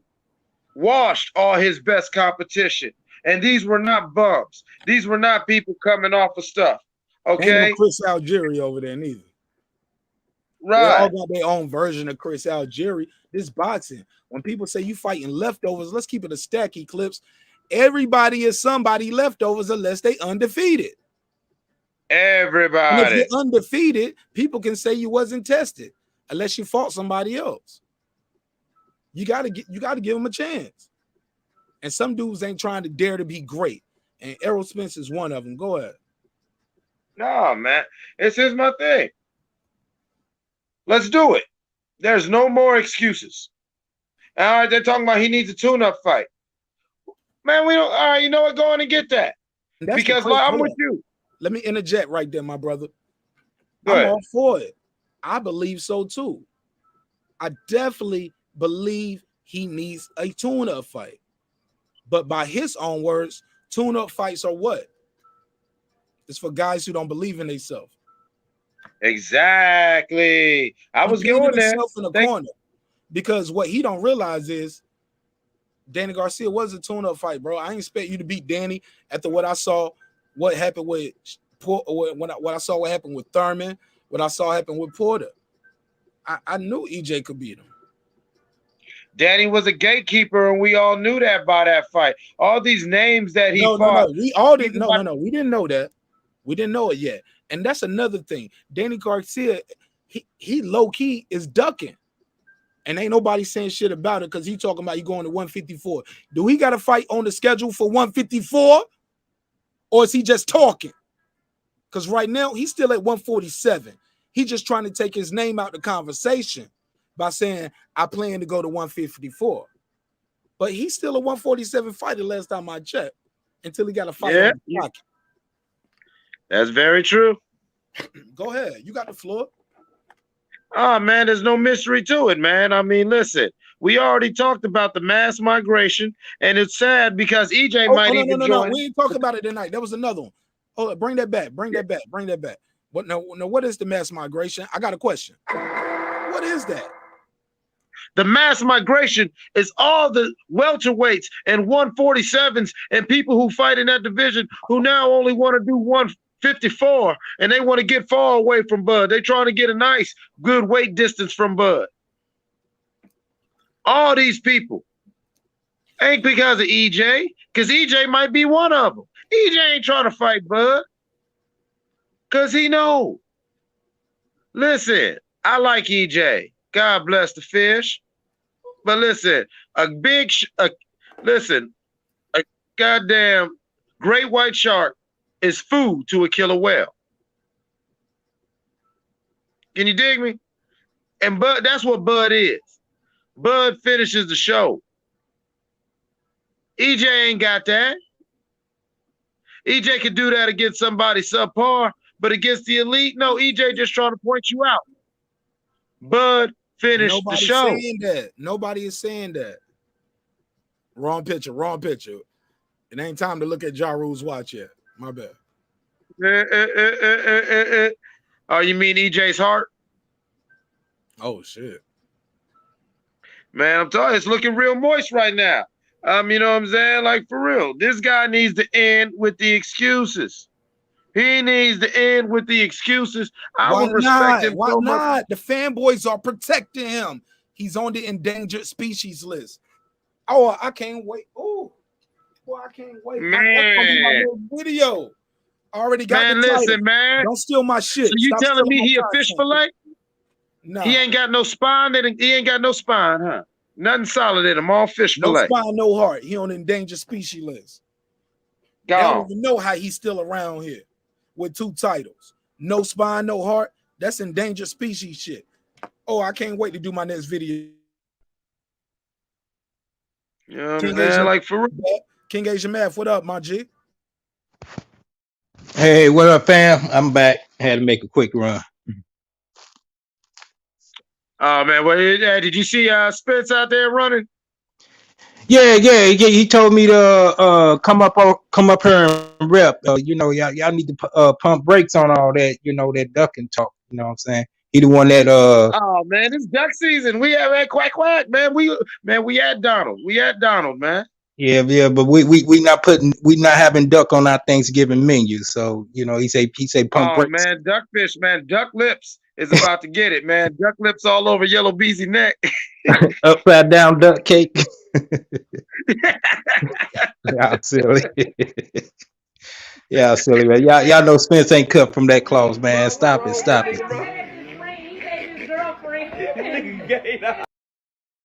Yeah, Right now, I just saw something that begs to differ. And you know what? I know they got a lot of things with Photoshop and technology, but that was your boy, right? That was that fish, right? Bro, what's wrong with this nigga, bro? Same little scale, same little fin. That was Nemo, right? We found Nemo, huh? Hey, but this is the question I got, Clips. There you go.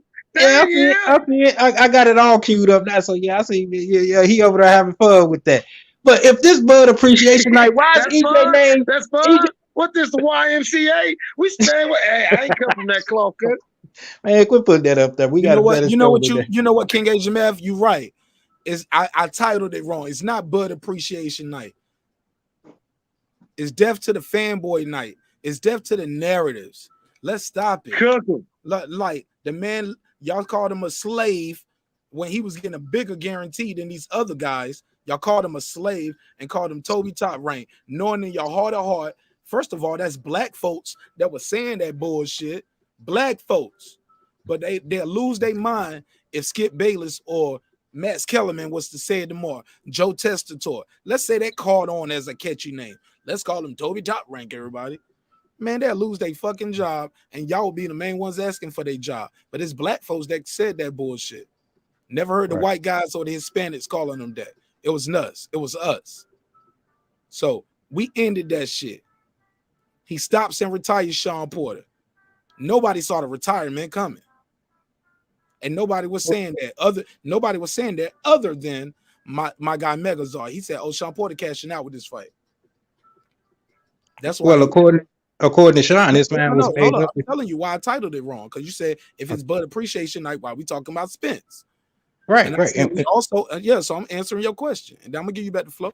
So I said we end in false narratives. That Bud ain't never fought nobody. He couldn't stop Shawn Porter. He couldn't do this and couldn't do that. We ended that one too.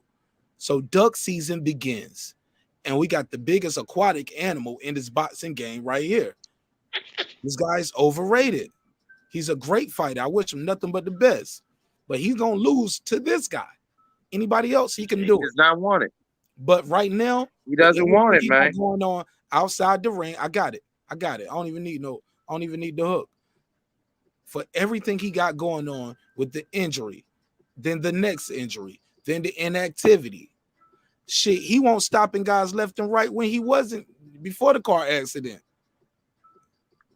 And before that, yeah, come on, bro. He's not gonna beat this guy. This guy is different. And the look on his face is like, oh shit. I'm gonna have to fight this guy. Oh shit. But you got the floor, King Asian Math, because we need Errol Spence fans to understand that I don't hate the guy, but I hate the fanboyism, and y'all keep disrespecting Bud Crawford's accomplishments. It's not fair, and nobody is out there putting up the scorecard when they say he was winning the fight. Your favorite YouTuber who told you he was winning the fight today didn't put the scorecard up. They tell you what they think was happening, what they feel, what they believe. But this is what I believe. I believe what I see on TV right here. This is the real scorecard, homie. That's what I believe, what was happening. Facts are facts. It's a close fight. And then he got a 10-7 round in round 10. Shawn Porter didn't have enough rounds left to win the fight. And he wasn't about to all of a sudden stop Terence Crawford on some Corrales Castillo shit. He's not that type of fighter. He's not the knockout artist. He couldn't maul him. His best wasn't good enough tonight. And it's okay. But when we disrespect Kenny Porter as a man, as a father, as a trainer and a coach, talk about he shouldn't get paid, shame on you. He took his son to the mountaintop twice. Your daddy didn't take you to the corner store to buy an ice cream cone. Respect Kenny Porter. He will not let his son become your next Patrick Day because you want to be entertained in a boxing match. Not my child, not my son, and not Kenny Porter's neither. With that, I digress. Go ahead, King Edge, man. If you got the floor. Oh yeah, no, most of that I do agree, and only hit dogs holler. So I'm not going to defend who was calling Bud Toby, who was saying he had the massa, who was saying that he's not. Don't repeat the talking points then. If you ain't gonna say it, you ain't got to go off the list because it sounds like you don't want to say it, but you saying it. If you're gonna say it, put an address on that shit, respectfully. Oh, what I am going to say is what I heard him up there saying, that Bob didn't secure the Spence fight. So that was evidence that Spence is not ducking. So, it's not duck season for Spence, but I took that as Bob didn't offer Spence enough money. So he's mad at his promoter. You get what I'm saying? So, but now we have put Spence in a corner where it ain't no more across the street shit. That's what has happened. Okay, and so when Spence was asked about it, he said nothing. He said maybe. Damn thing. The only person is calling out Terence Crawford and said him by name is Keith Thurman, and we got the quote on the screen. He's the only one called him out. And that's some bullshit. That summer. No, I respect that, and I'm cool with that. That's the fight to make. Keith Thurman put himself out there. I'm gonna do the videos and break it down. We're gonna build that fight and try to help sell that pay-per-view. And you know how we do. We're gonna buy it and we're gonna give it away. Okay. Yeah, the reason why I say it's some bullshit is because of the timeline. 8 months from now, if that nigga would have said in 4 months, first of all, he should have been up there at the fight. Everybody talking about who didn't get in the ring, he could have had his ass there and got in the ring. He the one that need to get in the ring more than anybody. You know what I'm saying? So that's first things first. Then if you really serious about making this fight right now, you've been off since last decade. You know what I'm saying? Nigga, you should have been saying, nigga, in 4 months, we better have an offer for this fight on her. In 4 months. That'll be December, January, February, at the latest March. We at the tables nailing this down. Then we can start. You talking about in 8 months. We know what his time. He did that same shit with Spence back then. They put the bike in the face. When you gonna be ready for Spence? Well, this guy, I gotta drop the kids off, and then my grandma, she's going into the nursing home, and then I gotta fly over there, meet my wife, and all this, that, and then Can I interject there for Hey, 1 second? Hey, peace, King. No. Hold on. I got it, Eclipse. It was a key point that it was. I was doing a bunch of little bullshit at it, but it was a key thing. Can I ask you a question? I just want to ask you a question. Yes, sir. He chose not to fight Spence. I agree with you. After his get back fight, who did he fight? That's my question. And was that a bigger fight than Spence? When you when you say his get back fight, you talking about when he lost to Pacquiao? No. Before that, he didn't say a get back fight. After that, when he said I want my get back fight, what you just brought up, when he said he was gonna fight Spence next. No, I say when they asked him about Spence, when is that gonna happen? Because Spence been on him, on his heels, knocking on his door, like nigga, hurt. I'm hurt. Let me do something. Let me give you. Say I like what you're saying, and what you're saying is right, but you're saying it out of sequence with the timeline, my brother. The timeline, you're saying it out of order. Now, when they but I remember him saying by 2017 he'll be ready. Okay. When was 2017? No. Slow down. Because that's a different interview. I don't remember that. What I'm trying to tell you is this, because 2017, he was talking about that Spence wasn't Spence at that in 2017, homie. Because Bud Crawford came to the video. Send you that link though. Man, let me say this part, and I'll give you back the mic. This is very important. When I was talking about the timeline, and this is important. When he said I need my get back fight, he fought Josecito Lopez and almost lost. And we wanted to see Spence next. So the question I'm asking is, do you remember who he fought next after Josecito Lopez instead of Spence? He only had 2 fights. That was him and Pacquiao. No. So he fought Pacquiao after Josecito Lopez. Right. Can we agree that Pacquiao is a bigger draw, bigger name, bigger check than Errol Spence? Okay, but still, what? That's a yes or no, or true or false. At that time, it's hard. It's hard to. I don't even know what he got for Pacquiao. To be honest, I don't know. I don't know what he got for Pacquiao. Okay. All right, we're gonna play that one. I just say I don't know, but I mean that's a flip of the coin. We'll never know what he would have got off of for Spence.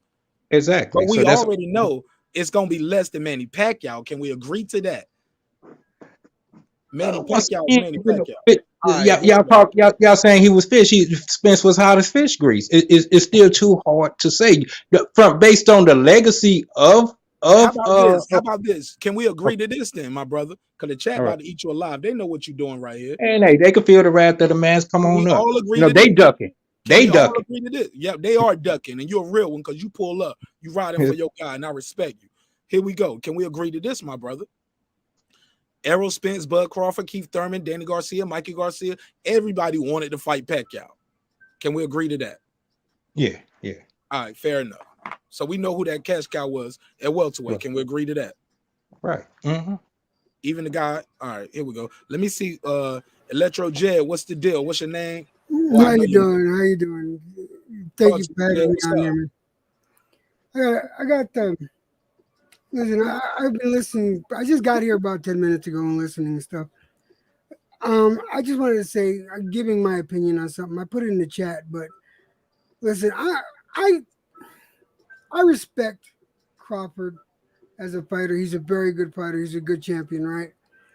I wanted Porter to win because I got tired of everyone saying that Crawford was going to stop him. Okay, Crawford stopped him. But in my opinion, I don't think the fight should have been stopped, but it is what it is. In my opinion, I thought Crawford was behind by two rounds. In my opinion, right there, Jed. I'm saying in my opinion. I know what the cards. I know. Slow, Jed. This is a conversation. It's a conversation. Right. Can you see the screen? No, I see the screen. Okay, that's all I want to know. Can you see the screen in real time? I see the screen bright as day. Trust me. All right, I just wanted to know. Go ahead. Please continue. No, I'm saying like I don't go by what the judges. I watch the fights and I judge for myself. From what I've seen, I get you. But Jed, can we all agree this is all that matters, right? That is at the end of the day. That is no. Hold on, Jed. It's a conversation, isn't it? Yes, we're gonna talk back and forth. Now, can we all agree? Once Terence Crawford got a 10-7 round in round 10, Shawn Porter needed a knockout to win. Yeah, I would. According to these scorecards, yes, undeniably, We're talking unequivocally, about what you yes. felt and what you saw in real time. Yes, and like now remember, this is the basis of a conversation. Okay, we're having a conversation. I see the scorecards. I'm familiar with the scorecards. Do I agree with them? No. Is that what's down? That's it. You can't dispute it. It's undisputable now. But you know what? Look. I heard you. Let me reply to that. What I agree, Jed, is if Kenny Porter didn't stop the fight and Shawn Porter found a way to survive, and even then, Terence Crawford won the unanimous decision, and he didn't stop him in 11-12. I'm gonna play the if game because I think more of the if from what we saw was Shawn Porter was slowing down and making more mistakes. Terence Crawford was getting a little sharper and sharper and sharper and punching in between shots. Showed a great inside game too, right? Inside them little inside body shots. He started scoring more Yeah. after the ninth So round. my thing is this: regularly Shawn Porter scoring. would have had a case for a rematch because based off what I saw, I think Shawn Porter, if he changes trainers, people would still pay for a rematch because I think the question would be in the air like, hold up, Kenny Porter ain't with him. Kenny Porter stopped the fight too soon. Some people are still saying Shawn Porter won or was winning. So I think Shawn Porter made a case for a rematch, and I, for one, would pay for it. I would most definitely. Listen, I saw Shawn Porter fight his best, absolute best fight. I was so proud of that kid. I say kid because I'm 56, so please don't take it wrong way. But I was so proud of him. There was no fighter that ever put more heart on that canvas than him. Whenever I watch him, it's like watching a Rocky movie, if you know what I mean. It's like he's like, for me, the ultimate underdog that pulls it out and wins. And I was extremely shocked when Kenny stopped it the way he did. I was like, at first I was pissed. I understand the dad point of view, and I get it. And if it was my kid in there, I would probably be very hesitant too, especially with the likes of a Crawford up there. But looking at what I saw, that man was not glazed over. He had his faculties about him. He was not dizzy, or he wasn't in any way, shape, or form out of the fight. I thought it was just premature because I would have loved to see how that fight. You want to see, so you got to see him all loopy and wobbly. No, I don't want to. You want to see him like I don't want to see him hurt, but he was not hurt. Have you ever seen him drop twice in a round ever? Not like that. No. Have you ever seen him bang the canvas like, I don't know what the fuck just happened and I can't stop? I see that. I've seen plenty of fighters do that. No. Have you ever seen Shawn Porter do that? No, I've never seen him do that. His daddy ain't never seen it neither, and that's his daddy.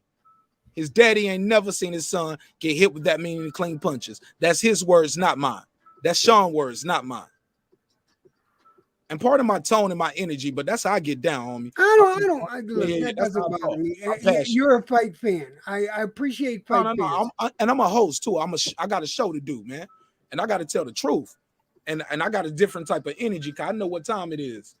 But I don't want you thinking that I'm not trying to be a fanboy. I just want to see a good fight. I want to see two pugilists go in there and do their absolute best. I felt that and to this, even today, I feel like he was denied to be able to do his absolute best. But it is what it is. But I'm sad though that he was best in training. Jed, what you feel about that? Say again. His father said he wasn't doing his best in training.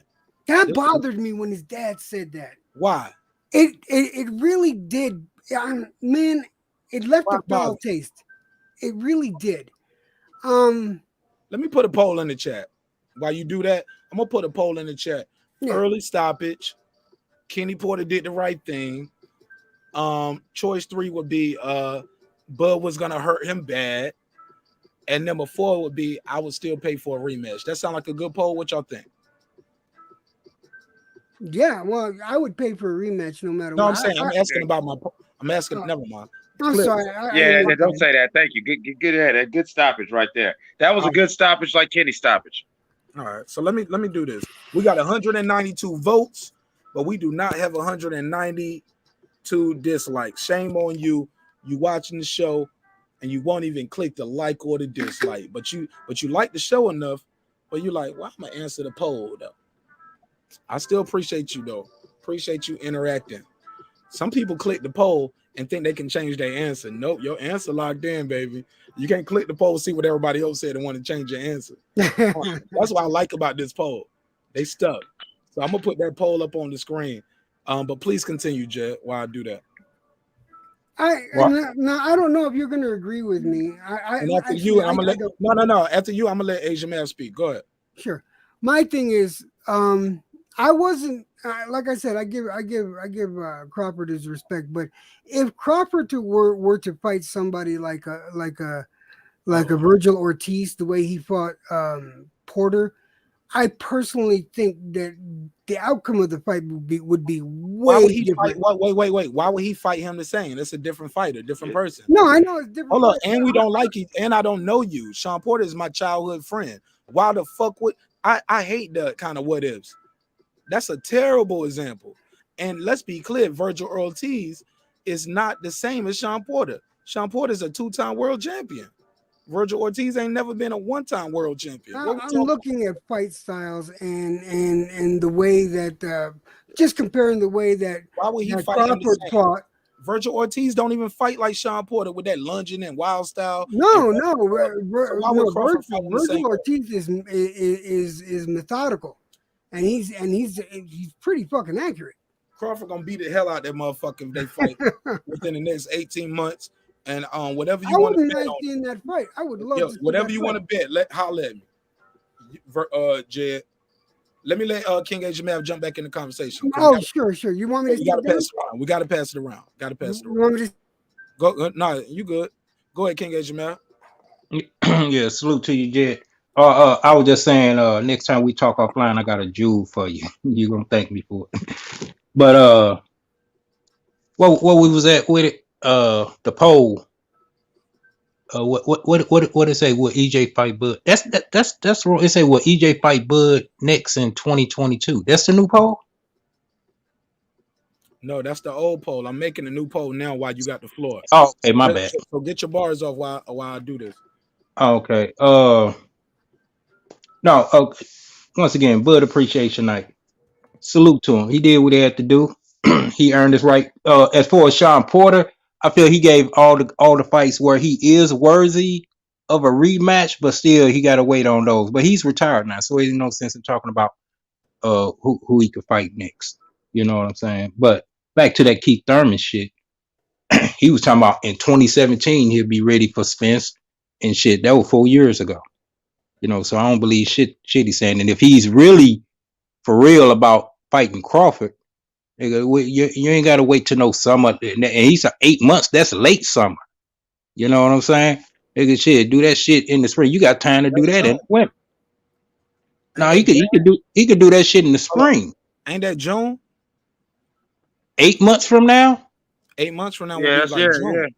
January, February, March, April, May, June. That's July. No, that's 6 months. We still got November and December to get through. Right. So that's late June. But at the end of the day, I didn't hear Errol Spence say he gonna fight him at all. He said, I don't know, maybe. Well, Crawford was throwing 154 possibilities out there. We don't know what he's actually going to do. The other guy left the arena before I could call him out. All of that. Well, he can't get in the ring. He could have stayed right there to see what the guy had to say or see what happened. No, he left. He fled the scene, homie. He didn't want to get called out. Gotta go. He played. Gotta go. Go ahead, Asian man. If you got the floor. Leave him alone. Go ahead. The things that he felt like he had better things to do, but I mean, once again, I don't even want to keep speaking on Spence, man. We speaking on Crawford. That's what we're doing, though. That's what we on tonight. Well, we'll keep that Spence smoke, because you know the truth needs to be said. The truth needs to be spoken. You know, the truth is undeniable. One bull on the grass. What you say? One bull on the grass. Ain't that the rules, Mark? What? Only one bull on the grass. Oh, what's that? You know what I'm saying? If Spence want to be the big fish, he's got to realize there's something bigger swimming in his water. What you gonna do? And you facts, Clips. That's fact. That's definitely something. It's not disputed. Bud is the biggest competitor for Spence right now. And if Spence, Bud's the biggest thing in the water right now. Bud is the biggest competitor for Spence right now. And my honest assessment of what's going on in the welterweight division currently right now. And the cloth that Spence is cut from, and don't put that thing up there, Mark. He would step up to that. He would step up to that. And I remember just not even, not just this past summer, because we still in the fall. People said, "Well, I don't think Spence should jump in there right away." With I was the only one saying, "Why not?"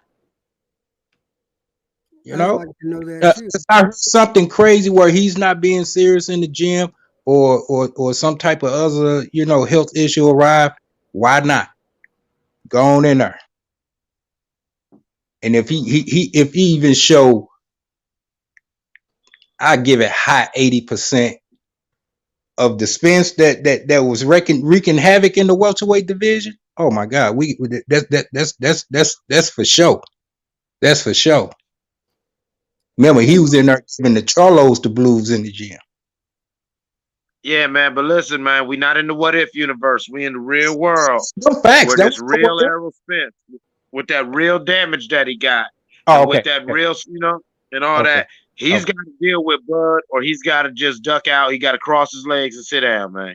He just got to cross his legs and run, or he gonna have to come see Bud. All this stuff, the Ugas and the Josh Taylors and this, and even the Keith Thurman, all that bullshit, man. And you know that. Come on, King. Come on, black man. You know better. No, you're right. Bud is the biggest competitor, and he got a strap, but Ugas got a strap too. You know what I'm saying? And right now, we can't say which one got more cachet than the other, because Bud should be wanting that WBA as well. Bud should be calling out Ugas as well. He should be wanting the strap as well. He talking about being undisputed, and that he gonna have to see that WBA title holder. So I don't know if they jockeying to get to that, or they want to jockey for each other's chips. Either way, I understand. Either way, I do. But we all know what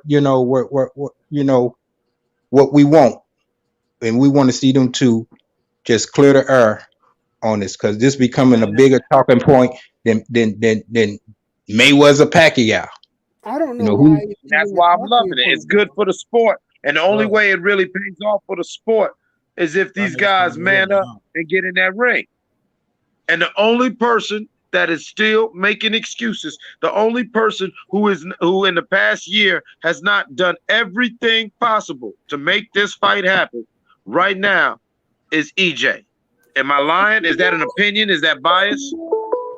It's a little bit of both. Checked all his boxes. It's a little bit of both. I'm going to let him get that call. Do y'all hear the phone ringing? Go ahead.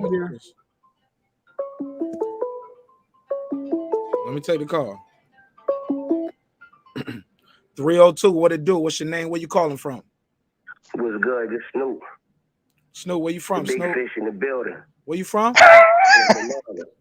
Yo, please mute your mics, guys. Please. Everybody on the panel, mute your mic so I can talk to my caller.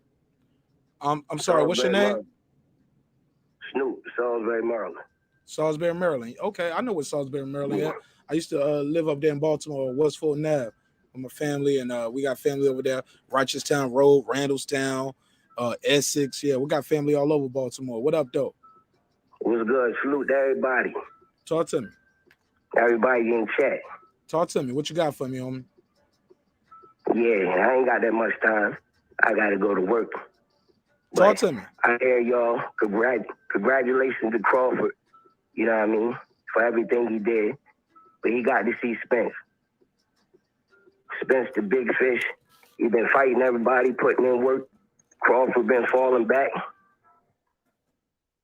Letting Errol Spence do all the work. And now he fighting people. Finally. He got forced to fight Shawn Porter. All right, I appreciate it, man. Thanks for calling in, Snoop. Good luck. Man, peace, man. Thanks for calling in. All right. Good call, man. Shout out to Salisbury, Maryland. Yeah, man. And that's how it should go, man. People call in, get their bars off. That's cool. Like, I don't need the like, I love my brother Shelton more, but I don't want people to argue and go back and forth with the caller. Let them get their bars off. You know what I'm saying? If so, let me go back and forth with them.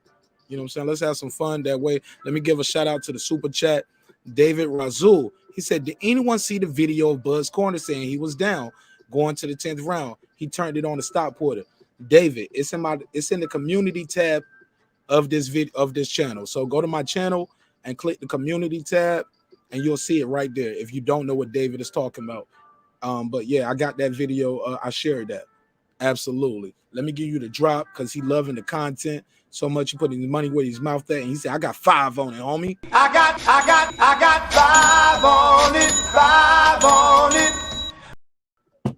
David, you're a real one. I fuck with you in a major way. Thank you so much. Let's get back to the show. Go ahead, King Asian Mav, that guy Eclipse. King Asian Mav, I fuck with you, man, but I just like, I get frustrated sometimes because you're not quoting certain facts. It's like certain parts. It was like, well, that's how I interpret it, but that's not what was said. So pardon me if my tone's a little aggressive early, I respect you. And but I'm lit, homie, and I got a show to do, and my energy is my energy. And you know, I'll tell you the same thing tomorrow when we talk. You know what I'm saying? Like, but my brother, that is not what was said. Me and you, we was talking earlier today. But that right there, I need the clip because it ain't no clip of that. It's only interpretation. And nobody has said that and interpreted that way. It's almost like you're trying to create a new narrative. But if that offer is out there, that 60-40, that means 80-20 was out there because that was his last words. 60-40, 70-30, or 80-20 a nigga. And Terence Crawford deserves more than 80-20 at this point. As far as competition, it's a 50-50 fight, but also it's a 50-50 fight because of Terence Crawford's accomplishments. When you fight a guy, you don't fight him for what he did at that one division. Nobody said that about Floyd, Manny, Oscar, and all these other guys. Errol Spence has only been a champion at welterweight. And Terence Crawford has been a champion longer than him. Multiple divisions, all kind of shit, like unified, then undisputed. Like, you gotta respect that. He's fighting undefeated guys who won gold medals, 2 gold medals, 2-time champions, 2 division champions. Like, I ain't getting that from Errol Spence. He switches stances. He'll switch hitter. The dude, Bud, he's just better, man. Like, he just better, yo. And that's just my take on it. But I passed the mic. And I know, and the reason why I think he better now, more than anything before I pass the mic, is he lives a clean boxing lifestyle. He's not even getting injured, all these damn injuries that y'all seeing. I remember it was a rumor going around that Bud Crawford got knocked out in sparring by the one and only Brian Norman Jr. Shout out to my guy, Brian Norman Jr. I did a training video with him, courtesy with a collaboration with World Combat Sports. Make sure you subscribe both of those channels. But Brian Norman Jr. allegedly knocked Terence Crawford out in sparring. If he did, we couldn't tell. He went in there and did his job as usual. Pre-fight hype. Didn't go nowhere. With that, I digress. Electro Jet, King Asian Math, all the E&J fanboys. I ain't talking about y'all. I'm just saying anybody want to call in and beam, man, it's all love on this side, man. I wish y'all nothing but health, wealth, and prosperity. But I gotta tell it how it is. Because right now, the bigger channels are all saying one other thing, but the pros, the trainers, the Hall of Famers, they telling you what marqnash say. And I'm telling you the real for real. That clean boxing lifestyle gonna be his detriment. But go ahead, Electro Jet, King Asian Man.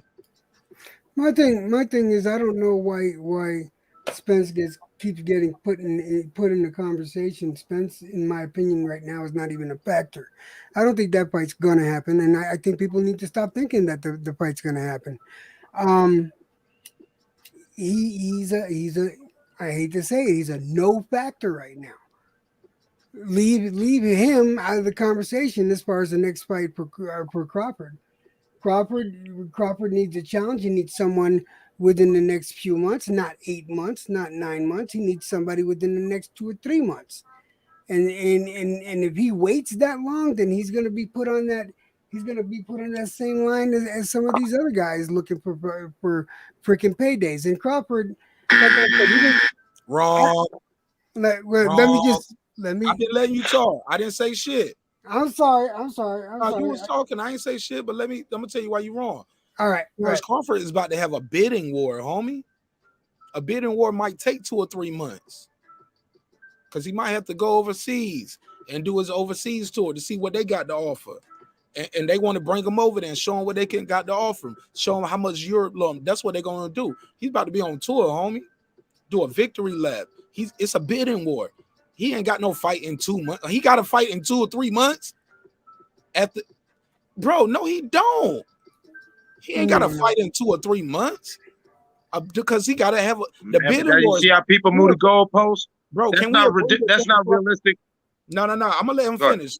I want to let him finish, and I'll let you start. Heat up the grease on that fish fry. Cause here we go. The Errol Spence got to fight in 2 or 3 months, and if so, he better fight Terence Crawford. I don't think Errol Spence is gonna be fighting in 2 or 3 months personally, but the reason why I'm saying that Crawford should be fighting sooner and not wait for someone like Spence and just go out and do his business. Yeah, do a bidding war, but you shouldn't. You know, a fighter of his caliber should, in my honest opinion, should be fighting at least 2 or 3 times a year, not once or twice a year. I mean, he's a high caliber A-list fighter. He's arguably one of the pound for pounds right now. This guy's a really good fighter. He should be give me the opponent. Anybody else. Give me the opponent, and then I'm gonna pass the mic to King Asian Map. Give me the opponent that he should be fighting in 2 or 3 months. I might have jumped the gun with 2 or 3 months. I was just making an example. 8 weeks, because training camp is 8 weeks. Eight weeks. So you want him to fight in 2 months, so he instantly only can take a month off of work, and he got to do another training camp. All right, let's give him 5 months. I would like to see him fight. I want to see him fight Ortiz. I'd like to see that fight. I really do. Is Ortiz calling for that fight, or is his company calling for it? No, I don't know. They should be, but okay, I don't know. They should. Let me pass the mic, Jet, because respectfully, you sound a little uninformed, my brother, and I say that with love and respect. Oh, I take it with respect. I don't take it with well, respect the muting the mic then, because let me say this before I pass it.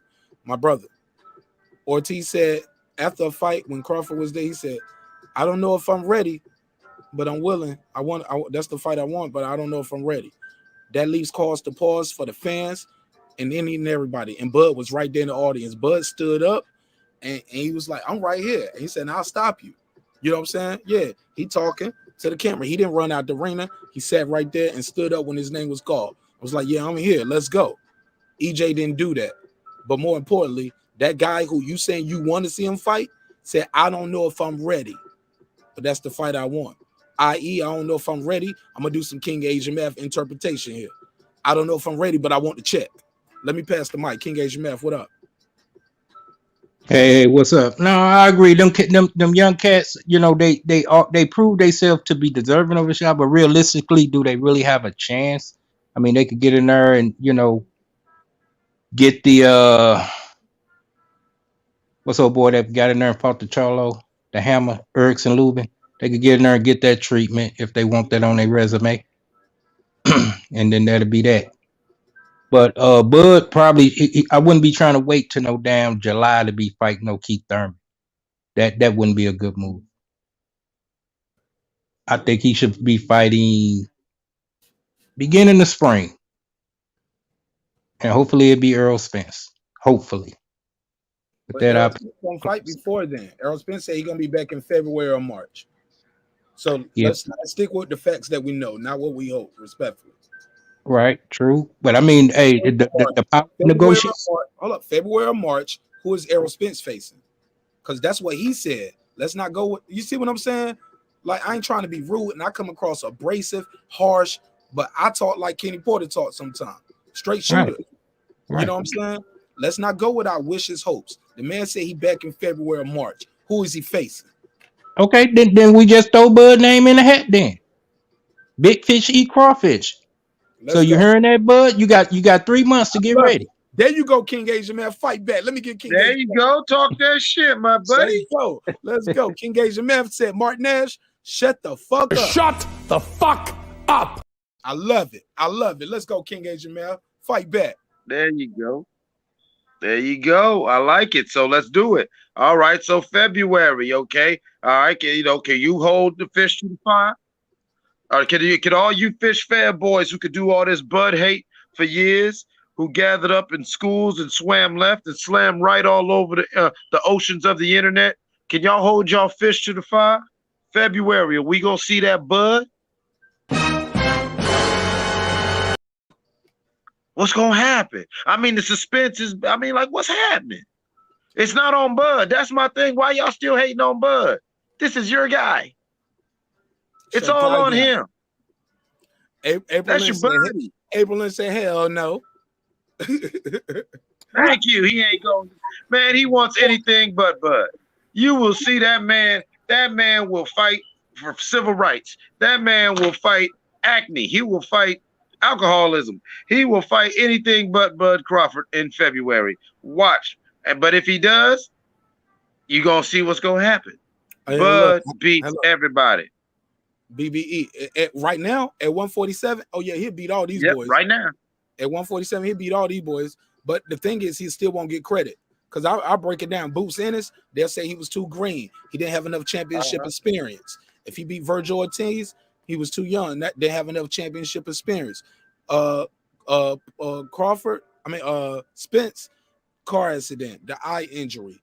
Danny Garcia, he was already 1 foot in and 1 foot out of 154. Keith Thurman, he ain't fought in 2.5 years. Last fight was Pacquiao. Broner, who never heard of him at 147. You get what I'm saying? You can't win for losing. You can't win for losing. Let me address Donnie. But you know what he keep doing? Before you do that, keep winning, ain't stopping everybody that he faced. But let me address Donnie T in the chat. He said, "Can we agree that Errol has accomplished more at welterweight?" It's all about how you slice it, and I'm gonna tell you that. Let me break that down for you. I get it. The accomplishment, he beat He got a two-time champion. Congratulations. But let me say this, my brother. Did he get welterweight on? Did he become welterweight champion on his very first fight at welterweight? Huh? I want to hear that. Because he didn't. Did Bud Crawford become a welterweight champion his very first fight at welterweight? Absolutely. Did Errol Spence stop everybody he faced so far at welterweight? Nope. Did Bud Crawford do it? Yep. It's different, homie. It's different. Every fight that Spence has went into, he's been the favorite. He's supposed to win. He's never had a 50-50 fight. With that, I digress. Let me let some more fanboys talk. Go ahead, Electro Jed, King Asian Math. I just wanted to, you hit the nail on the head earlier. You made a comment, and I wanted to explain that to you. When you said that I sound uninformed or inexperienced, you are absolutely right, and I'll tell you why. I just came back to enjoying boxing again just about 2 years ago. So I'm starting to learn all the new names and everything. So if I sound it's okay, my brother. I'm not your enemy. You hit it. No, I just appreciate the fact. And you probably didn't hear that sound clip. You probably didn't hear that sound clip when Virgil Ortiz said, "I don't know if I'm ready, but I want to fight." And Bud Crawford was right there. He stood up and said, "I'll stop him. Let's go. I'm right here." Errol Spence didn't do that. I don't have a problem with a man saying he's not sure. I don't have a problem with a man saying he's not sure. But if he's still willing to get in there, that's what matters to me. If he still wants to get in there. Why would I put my money on you? I'm the promoter, I'm the manager, I'm the matchmaker. You up there in front of the guys, in front of a big win with the guy sitting right there and you saying, "I don't know if I'm ready, but I'll take the check." Oh, I'm sorry, excuse me. He said, "I don't know if I'm ready, but I'll take the fight." Excuse me. He didn't say I'll take the check. I'm sorry, I said that. You're killing me, brother. You're killing me. Hey, look, it's a hip-hop political sports show with a comedy twist. We like to let the jokes fly because life is serious enough. Dude, yo, you're good, man. You're all good. Dude, I'm having. And he's not in Joe Blow. He's not in the witness protection program. He's on the endangered species list. He's the kissy fish. Kissy fish are on the endangered species list. Let me play the clip. Bro, what's wrong with this nigga, bro? Y'all better leave me alone. Let's go. Go ahead, King Agent Man. If you got the flow, then that guy Clip. No, I'm sorry, that guy Clips is next. Go ahead, Clips. Oh man, I mean, listen, when you want to talk about boxing records, like you just pointed out, Bud's got the better record. Okay, why have they been saying this? And here's the thing. For all the very reasons that they say, oh, Bud need to do this and Bud need to do that, there they go, moving the goalposts. Ain't none of us, even those of us who have been Bud fans since he entered the sport, have moved the goalposts for Bud because we don't have to. Our guy is checking the boxes. Our guy is living a clean boxing life and not doing things that would derail his career and put asterisks by his name because, oh, man, I did this and I did that and I got this going on and whoop-de-whoop and blah, blah, blah. Bruh. Like, come on. And I'm not saying, oh, man, you got to jump ship. If you with the fish, go and be with the fish. But don't act like Bud ain't Bud. And don't act like you don't know why Fish is acting like the way he is. He is not the biggest thing in the water. He is not. That's been Bud. And as of the 20th, everyone saw it. Unequivocally. That, you know what I'm saying? It is what it is. And so, okay, how he go act? Remember last time he wasn't the big fish? He was chasing Keith Thurman down, who was the bigger fish in the water. He ain't doing that to Bud. Remember earlier in the comparisons when Bud was first coming into the division?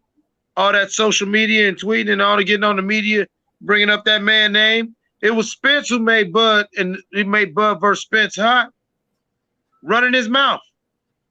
And the fact that Terence Crawford is not a loud mouth who lives a crazy, you know what I'm saying, eccentric lifestyle where he's out there being flashy in the parties and doing this and on social media, that everybody kept saying things to Crawford.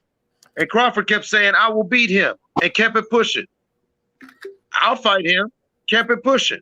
Beat his opponent and kept it pushing. Spence said, oh, you said it's Bob Arum. Spence said, oh, you're on all this other stuff. That was Spence. And so, yes, we talking our shit.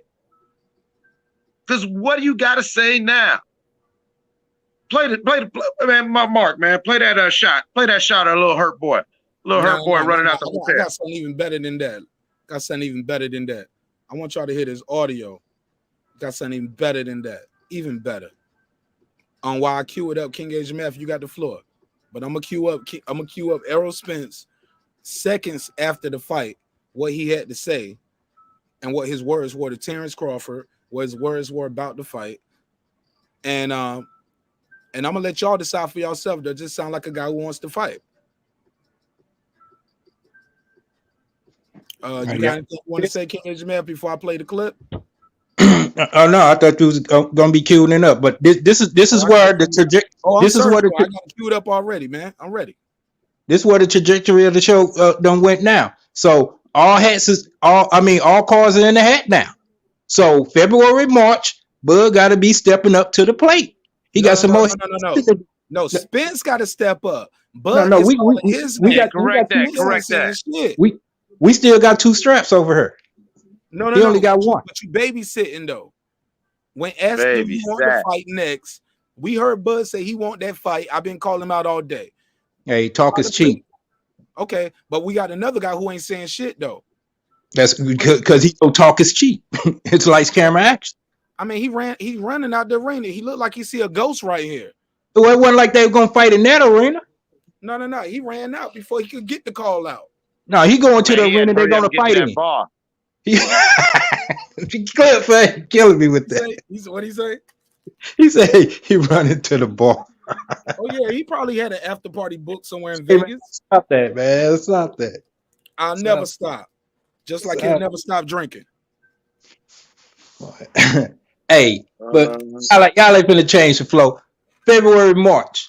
No, you ain't gonna change the flow. February, Do you March. think he gonna fight Eros? Do you? That's right. Okay, you February, want to make a March. little We bet gonna have on a that? fish. OG, you want to make a little bet on that? If Well, we got, because you know how we do it. We cross that bridge when we get to it. No. We're gonna cross that bridge now. Let's make a bet that his next fight will not be Terence Crawford in February. March. We get to it. I don't know, man, because you know that's you know. I don't know neither. That's why I want to That's take the next bet. year. We talking about next year. It ain't gonna be the same. So look, that's why we taking the bet. I believe your boy is koi fish, dolphin meat. Well, I mean, we could go to is Bud next fight gonna be Spence? That's the same shit, man. What you talking about? Well, I mean, is red and blue purple or blue and purple or blue and red purple? Well, I mean, so we can make it that way. Is Bud next fight gonna be? Oh man, I'm telling you, boy. Right, is Bud next fight gonna be Spence?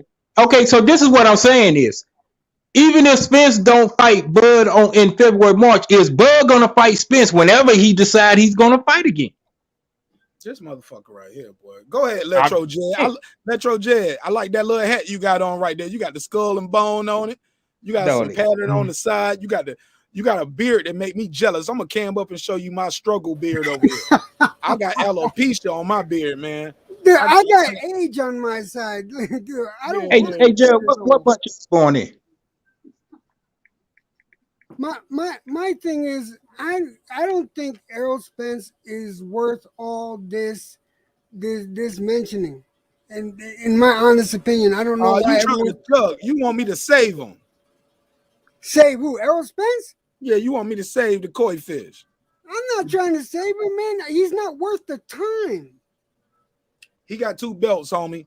And he need to fight this. He need to fight this man or get up off them belts. Yeah, he's get up off the straps and put on the strap on. Yeah, he needs to fight. This is what I'm saying though. He needs to fight and he won't fight or whatever. I'm not going to speak for the man. But he's not fighting. I don't know why he still has the belt. But that's not my decision. But I don't think right now he's a factor. I would rather see Bud fight somebody that's actually active. Say the name. Say the name.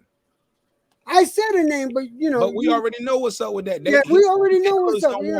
So give me another name, because you can't say somebody. You only got one body. Like give me 5 opponents for Bud Crawford, other than Spence. All right, let's go. You know what? Let's go, Thurman. When's the last time Thurman hasn't? That's what we already got. We got him on the list. That's it. Right, that's the only fight. God, that's 8 months from now. Slim pickings right now, ain't it? Oh yeah, because Danny Garcia's in duck mode. Ugas is Big Z. All right. Thurman been on the couch. And if he beat Boots or Virgil Ortiz, they're gonna say he's supposed to beat him. Plus, they ain't gonna want to pay him what he deserved for fighting Boots Ennis, respectfully, or Virgil Ortiz. They ain't gonna bring the bag. They don't bring the bag right now. No, what's the? No, Adrian Broner ain't gonna fight him, right? Is Boots willing to fight? Is Boots willing to fight? Of course, he want a chance. He want a check. He want a chance. Why is it always got to be? He ain't ranked high enough. Maybe he just wants the chance, and the check is just a residual. Man, the check is first, bro. This is prize fighting. The chances, the chances shit that you talking about, that's for the Olympics. All right. Once you go pro, you in pro to get the bag. You want to change your family life forever, and you're gonna do it with left and right. I always thought when you go pro, you want the belts. You want to go after the best, so that you can prove you're the best. That's how I always felt about pro. That's how I always felt. But what come with the belt? If the belt don't mean comes shit, with the belt. Oh, there you go. You put the work in, the money will come. You want the check. But the money come with the opportunity too, just to fight for it. The money comes forever after my name is forever beside your name. You can cut your cam off, bro. We ain't gotta have cam on. Yeah, cut your cam off. Yeah, we all cammed off. But look, let's pass it around. Go ahead, Asian man. Shoot Electro Jet some bill. Yeah. No, I was just asking him what month was he born in. Damn, King Asian man, that's personal. To say what month? You want to know his sign and shit? I know his sign. Y'all compatible and shit. Like, I just want to know who. I want to know who's older, me or him. August. It's August. I'm older than you, dude. All right. That's okay. Y'all, we got a private chat for that, man. We ain't got to do that on the live. My bad. But anyway. No. Anyway, I got something on the screen. I don't know if y'all can, that's why I'm always asking y'all, can y'all see the screen? Can y'all hear me? Because can y'all hear the phone? Because certain things we stop the show for. The phone and the super chat. I gotta respect the super chat, gotta respect the phone line. Spence, drink like a big fish. Let me give him the $2. I'll give you the $2. You give him the $2. All right, pay him the $2. Oh, pay the $2. Shout out to Shaft. All right, go ahead, King Asian Mav. But that's all I'm saying, y'all. Keep your eye on the screen, because when I flash those up, I'm gonna need y'all to wrap it up in like less than a second, and let me do what I gotta do, and then I'll bring it right back to you. Go ahead, my brother. Yeah, no, where we at now, no, it ain't. You call me, you say, is Bud gonna be Spence's next fight? Is Spence gonna be Bud's next fight? You know what I'm saying? Now, Bud, I mean, no, that's not what I said. That's what you said. You asked me, does yellow and blue make green, or does blue and yellow make green? All I'm asking is the big fish. If he's the big fish, he's the unified champ. Right. He said he got a big announcement coming up. I just want to make a small friendly wager that it's not going to be Bud Crawford. And I say I would double on that. Even if it ain't, and you win that, is when Bud next fight comes, is it going to be Spence? I'm willing to bet that as well. That's all I'm saying. He can't fight. That's what I'm saying. It's the same shit. Yeah, it's the same shit. But I can't fight Spence in April if he just fought in March. Does that make sense?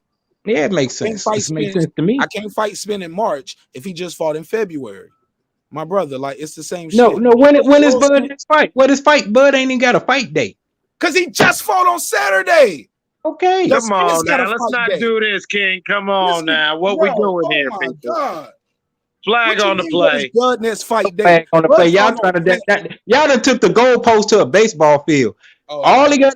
You playing around, you doing a terrible job. I know. You're doing a terrible job. Know what it is? Because both it could be. He almost sound like he's doing satire. No, I'm not doing satire. But exactly. I'm sticking to we want Bud in February, March. That's what I'm sticking to. No. Bud just fought on Saturday. I don't care when Bud fight again, long as it's within the next 6 to 8 months. Because if I had to wait 12 months from Kell Brook to Shawn Porter, and both of those ended in stoppages, I'm okay. I'm mad about it. I wish he fought more than once a year. But you know what? These other guys fighting once a year, and they getting draws, or they going to the card, or they get stopped, or they getting beat up. So let's focus on the big fish who ain't even as been active as Bud. Yo guys, his last fight was Danny Garcia. Since then, Bud fought Kell Brook and Shawn Porter. And that wasn't his fault. They the one that say we ain't approving you to fight to beat the shit out of Pacquiao. He was mad as fuck. He went and got 3, 4, 5 different opinions. And they still was saying, oh no. But we ain't letting the crawfish off the hook. We want the crawfish February, March. Put up or shut up. I don't want to hear about, I got a Valentine's, or I gotta go find a leprechaun. February, March, Bud. Only time one person called the name out, and that was Bud Crawford. I ain't hear Errol Spence say another fucking name. Let me play the clip. Errol Spence said no comment. No. He said no. He said, do you got any words for Bud Crawford? And I want King HMF to make this make sense. And I'm gonna learn a lot about his character and his integrity, because a lot of these guys show me they ain't got no integrity.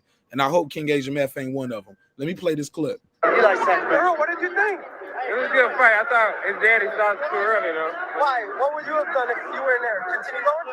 He a warrior. Let him fight. He wore that Marvin Hagler shit. Let him fight. So right now, Earl, big chances of you and Crawford. And I'm excited. I hope it happens. Yeah. Do you think it was going to happen? He stopped right there. He said, yeah. He didn't even answer. He said, do you think it's going to happen? Let me screenshot this. Show him looking down at the ground, searching for answers. Looking down, searching for answers. Do you think it's gonna happen? Do you think it's gonna happen? He looking down, he's searching, he's trying to come up with an answer, he's trying to find out what to say, in my opinion. Y'all know me, we do body language breakdowns. You know what he says? Let me play the clip while I load up this next visual. Hey, what would you have done if you were in there? Continue going? He a warrior. Let him fight. He wore that Marvin Hagler shit. Let him fight. So, okay, so right now, Earl, big chances of you and Crawford. And I'm excited. I hope it happens. Yeah. Do you think it was going to happen? It might. We'll see. Sorry. We play blackjack or what, guys? How's it going? Good. Oh yeah, because fans are taunting him as he leaving the arena. Fans are following him and taunting him, as you can hear. But they asked him, they said, will we see that fight next? He said, I don't know, maybe we'll see. Right now, Earl, big chances of you and Crawford. And I'm excited. I hope it happens. Yeah. Do you think it was going to happen? It might. We'll see. It might, we'll see. It might, we'll see. Quote, end quote, King Asian Math. The other guy is saying, if you stop tucking your tail, we can get the fight done. He's still saying we might, we'll see. Let me ask y'all this, because I just realized my new poll is not in the chat. So let me put this new poll up. Did Kenny stop the fight too soon? Yes. Porter still, because I asked y'all this and I needed y'all help, and people started talking without giving me the question on the poll, and I stopped the poll. Did Kenny stop the fight too soon? Yes. Porter still could have won. No, he was getting stopped anyway. C, let's see a rematch with a new trainer. And what was the fourth option? I forgot it already. That's why when I asked y'all, I wanted y'all to know if the poll was cool.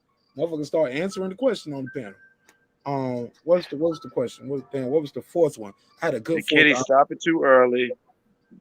What was the first three that you remember? Was Kenny gonna stop it too early? Like, cause SHAWN could have still won. Was Bud was gonna stop him anyway, so he was gonna get hurt, right? Yeah. And they want to see a rematch, but I believe the rematch was the fourth one. I'm trying to remember my third choice.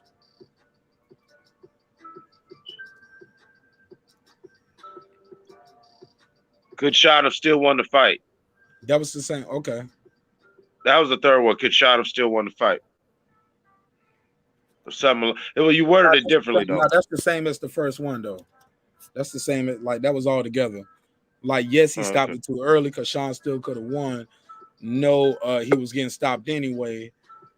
Something else. And then the last choice was, let's see it again with a new trainer. I'm trying to remember that fourth option.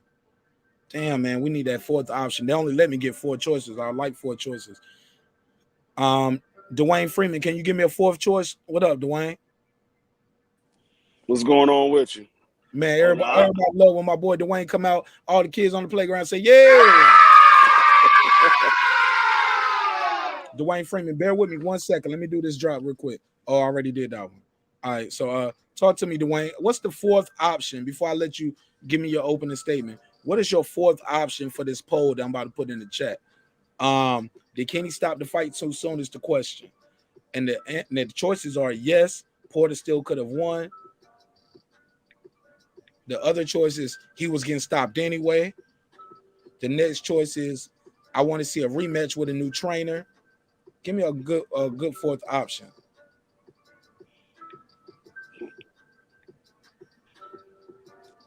I don't know a fourth option. I'll give you one. The fight was fixed. How about that? That'll work.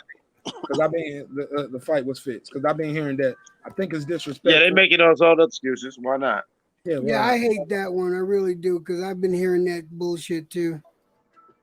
Let me let my guy Dwayne Freeman give his opening statement, and we'll talk about that part too, the fight being fixed. Go ahead, Dwayne Freeman. You got the floor. Where you from, by the way, my G? I'm from DC. Hey, DC, man. You know, I'm gonna be up in the Maryland area real soon, man. I got a lot of family up there in the Baltimore, DC area, homie. Okay, that's what's up. I'm gonna pull up, man. Pull up. Because y'all got good weed in DC, and y'all got a weed store. It's legal. Yeah, I don't do that no more. Yeah, but I'm gonna be there smoking this Porter pack. I'm joking. We smoking that Spence pack, man, when I get there. Do they got fish weed up there? They got dolphin, everything. They got dolphin meat, koi fish flavor weed. All right, they got anything you looking for, they got it.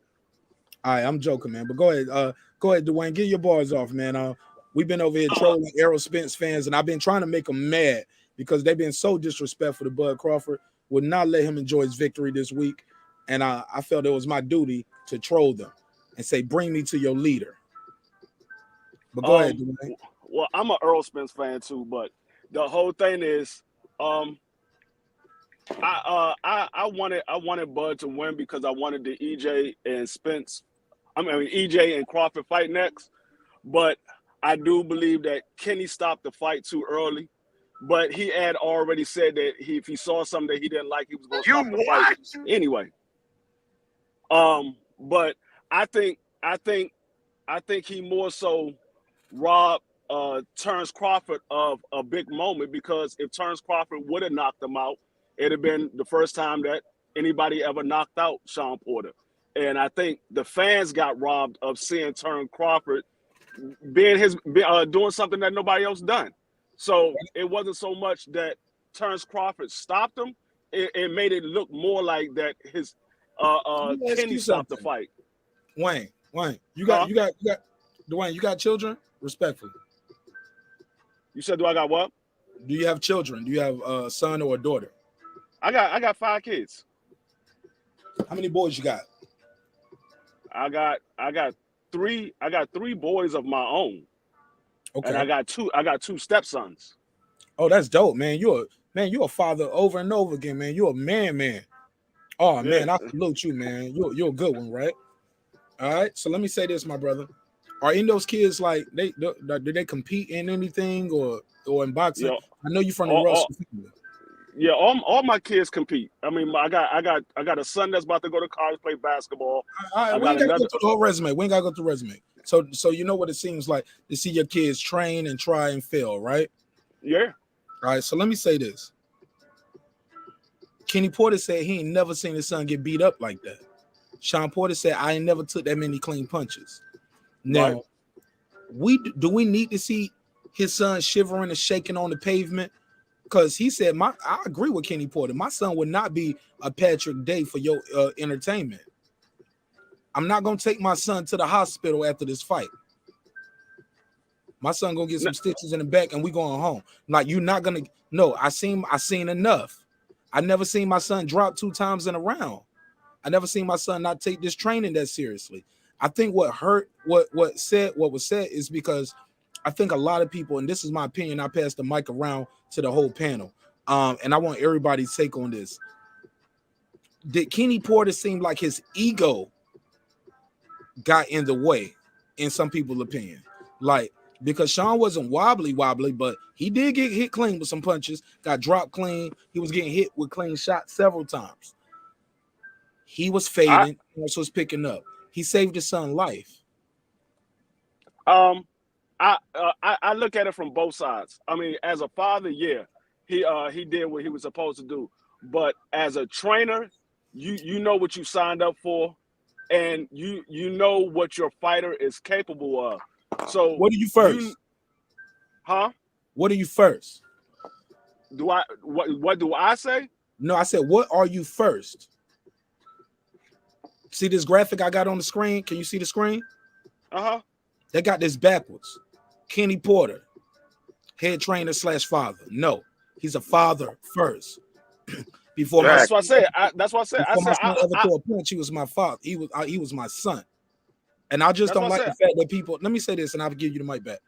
I don't like the fact people are saying he bet against his son, and he should have did this. Like, he took his son to the mountaintop twice. A lot of people out here disrespecting Kenny. They daddy ain't even took y'all to buy icy from the damn the milkman coming through. You know what I'm saying? Like the ice cream man. Like, come on, your daddy ain't take you to the corner store ever. And you up there saying he threw the fight. He disrespected his son. He took his son to the mountaintop talking to him just like that. Kenny Porter, old school. He don't sugarcoat shit. He's shouting more with his Asian math. He Asian math with that shit. These motherfuckers talk to me any kind of way, and I love them. But these are OGs I got respected because my daddy talked to me the same way. My drill sergeants talked to me the same way. My uncles, my granddad, like my one fake granddaddy. I ain't meet my real granddaddy, but you know my surrogate granddaddy. Like my pastor at my church, they didn't sugarcoat shit for me, man. No, like I said, I'm not saying that he did nothing wrong because I mean, from a father standpoint, he did what most fathers would do for their child. I'm saying from the trainer standpoint, you know what you have in your fighter, but at the same token, he already had it in his head that he was going to stop the fight because he said SHAWN didn't prepare like he was supposed to, like he And did for the Earl right, Spence but fight. you got to finish the rest though. Once he start getting beat up though, I ain't gonna let him keep getting beat up. See, Yeah, like, you know what I'm saying? but it's a difference in Get this getting one. beat up. Hold on. I got a call.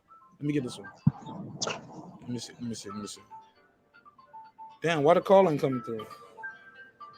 Whoever that is calling, for some reason your call did not come through. So try to call again.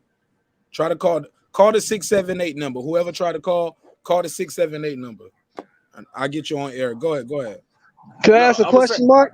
Let him finish and then ask your question. Okay. Because I cut him off to answer the phone.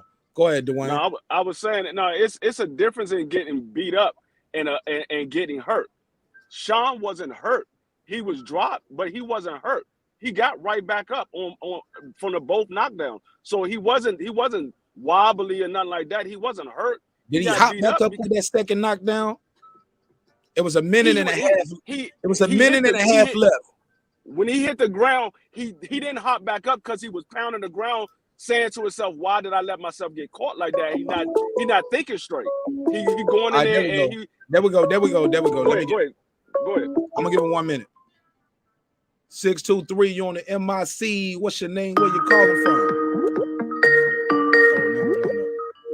623, you first. You got a minute on the clock. What's your name? Where you calling from? Oh, this is Jay from the Bay. Jay from the Bay. All right, man. I love that energy. He know what time it is. Go ahead, Jay. You got a minute on the clock.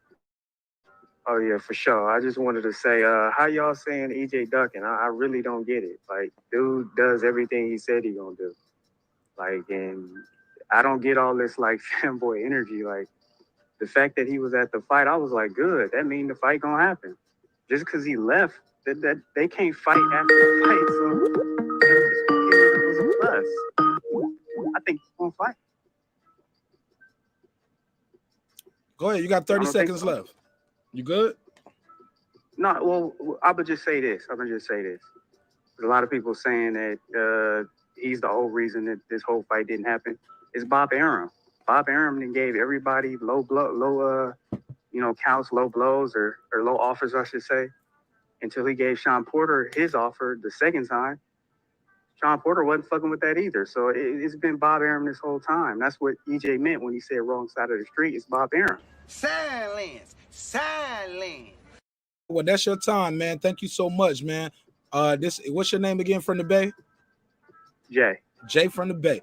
I fuck with your energy. Man, good call, man. I appreciate it. Hey, Jay, we ain't got to agree, but you know what? I got to respect your time. I got to respect your energy. Thank you for being brave and calling into a show that's been on clowning. Yeah. I love that shit, man.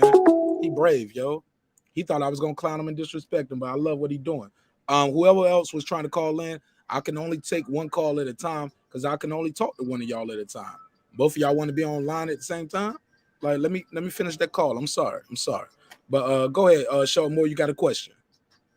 Yeah, my question is this: does anybody on this panel think Porter was gonna make it out of the 10th round? Good question. Yes. Let's start with who want to answer first. Try to keep your answers in about try to keep your answers in about a minute or less, so everybody can answer. No, I would keep it real short. No. Unmute your mic. Give me 30 seconds. Why not? I was right now, man. Shawn Porter was not going to make it out the round because those two knockdowns came. There was still like close to 2 minutes or even more left in the round. Terence Crawford finished shows. Yo time. All right, let me somebody take this next 30 seconds. Go ahead. Go ahead. I think he would have survived the round. I think he would have got his second win and been able to do more in the 11th. But yeah, I think he would have got up and been able to finish off the round because he's too strong-willed not to. King Jamal. Oh, matter of fact, we'll stop the time right there. King Jamal, we'll come back to you and let you answer that question. 513. You on the MIC? What's your name? Where you calling from, family? This is David from Cincinnati. David from Cincinnati. You got the floor. 1 minute on the clock for the callers. First of all, Bud already done written down on him already and already asked for the fight. So we ain't gonna act like he went in the hallway with him and he agreed to fight. We ain't gonna do that. Second of all, if somebody already had a deficit in the fight and get knocked down twice, that's a 7 round. He ain't gonna win that fight. Why would he continue to go on that fight and get his son messed up? That's all I gotta say. Y'all don't know boxing. Y'all tripping. Shout out to David from Cincinnati. Oh, all the kids love when he comes to the Breaking Beat show. All the kids say, yay. David from Cincinnati. All right, King Ajimef, you got the floor, man. Let me take this clock off for David from Cincinnati, man. Good call. Good call. Respect the callers, man. I love hearing new callers, man. He was from Ohio, by the way. We understand Ohio. boxing. Yo, Ohio been fucking with the show heavy lately, and Cali. Shout out to Cali. Shout out to everybody on the West Coast, and definitely big ups to Ohio for calling in. But go ahead, King Ajimef. 30 seconds or less. Was Porter gonna survive that last 10th round in your opinion? Unmute your mic. Unmute. There you go. Due to this being a championship fight, I would say yeah, because he wanted to go out on his shield. The energy he got when he was down, he was showing frustration. I think he would have got up and did some more dirty even more dirty taxes like grab hold or whatever. Do anything it took to survive the round. So the Shawn Porter that I know in his mentality that he's shown in the past, yeah, I give him the benefit of the doubt. He would have survived the round. And there was some good points you made I want to touch on after we go around through the panel. Yes, sir. Yes, sir. I like that, though. I like doing the little timer real quick. It make you get your thoughts together. Make sure you get your bars off. We don't ramble too much. And we give everybody a chance to speak. So we're trying to find, look, we ain't got all the answers over here, but we're trying to, look, I'm learning on the job, fellas. All right, so work with me. I'm going to work with you. Did everybody get a chance to answer that question? No, I didn't yet. All right, go ahead, my G. Unmute your mic. Whenever I start the timer, you got to unmute yourself, Dwayne. Go ahead. Right.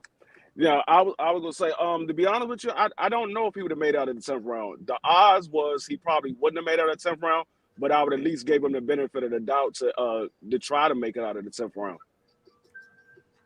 That's my take. All right, well, cool. Shelton Moore, you got the floor. Give me your you brought this question up. You got a minute. Talk to me since it was your question. Well, everybody knows since he's been a welterweight, nobody's went 12 rounds. When Bud hurts you, Bud finishes you. We've seen that. Can't nobody on this panel dispute that. The man was gonna get finished. His daddy didn't want to see him finished like that, so he stopped the fight. I do agree with the fact that sometimes your father should not be your trainer because it's hard to separate the two, in my opinion. So, but no, he wasn't gonna make it out of that round, fellas. He was going out. All right. Well, let me do this. Now I'll answer that question. I'll give myself 30 seconds, like everybody else. Fair enough, right? And I'm gonna put this graphic up to assist me in my delivery here. Shout out to April Lynch. April Lynch keeping the chat lit. Gorgeous too. Gorgeous. Okay. All right. Appreciate you. All right. Thank you so much. Let me put this graphic up on the screen. And I'm gonna wrap this up in 15 seconds or less. When you see how much time was left in the round, you're gonna realize that Terence Crawford was his daddy stopped the fight. He was delaying the inevitable. He did not want to see his son on the highlight reel. Terence Crawford had 1 minute and 30 seconds to do what he does best: hurt you more after I've dropped you. He saved his son from being on the highlight reel. He saved his son from falling through the ropes, shivering and shaking on pavement. And he said, you know what?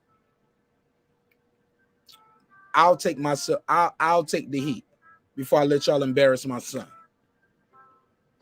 Blame me. With that, I digress.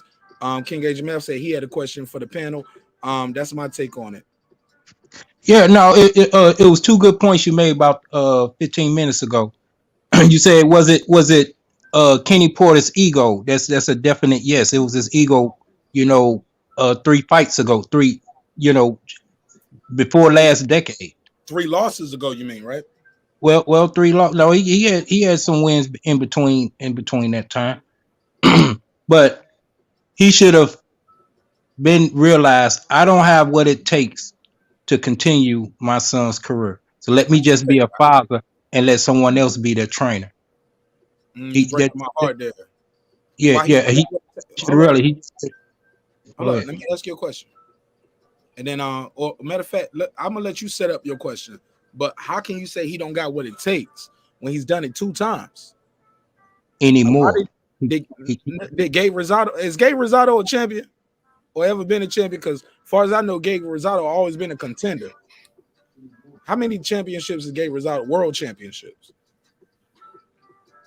Love Gabe Rosado, but I don't think he ever won a world title. Let me look that up.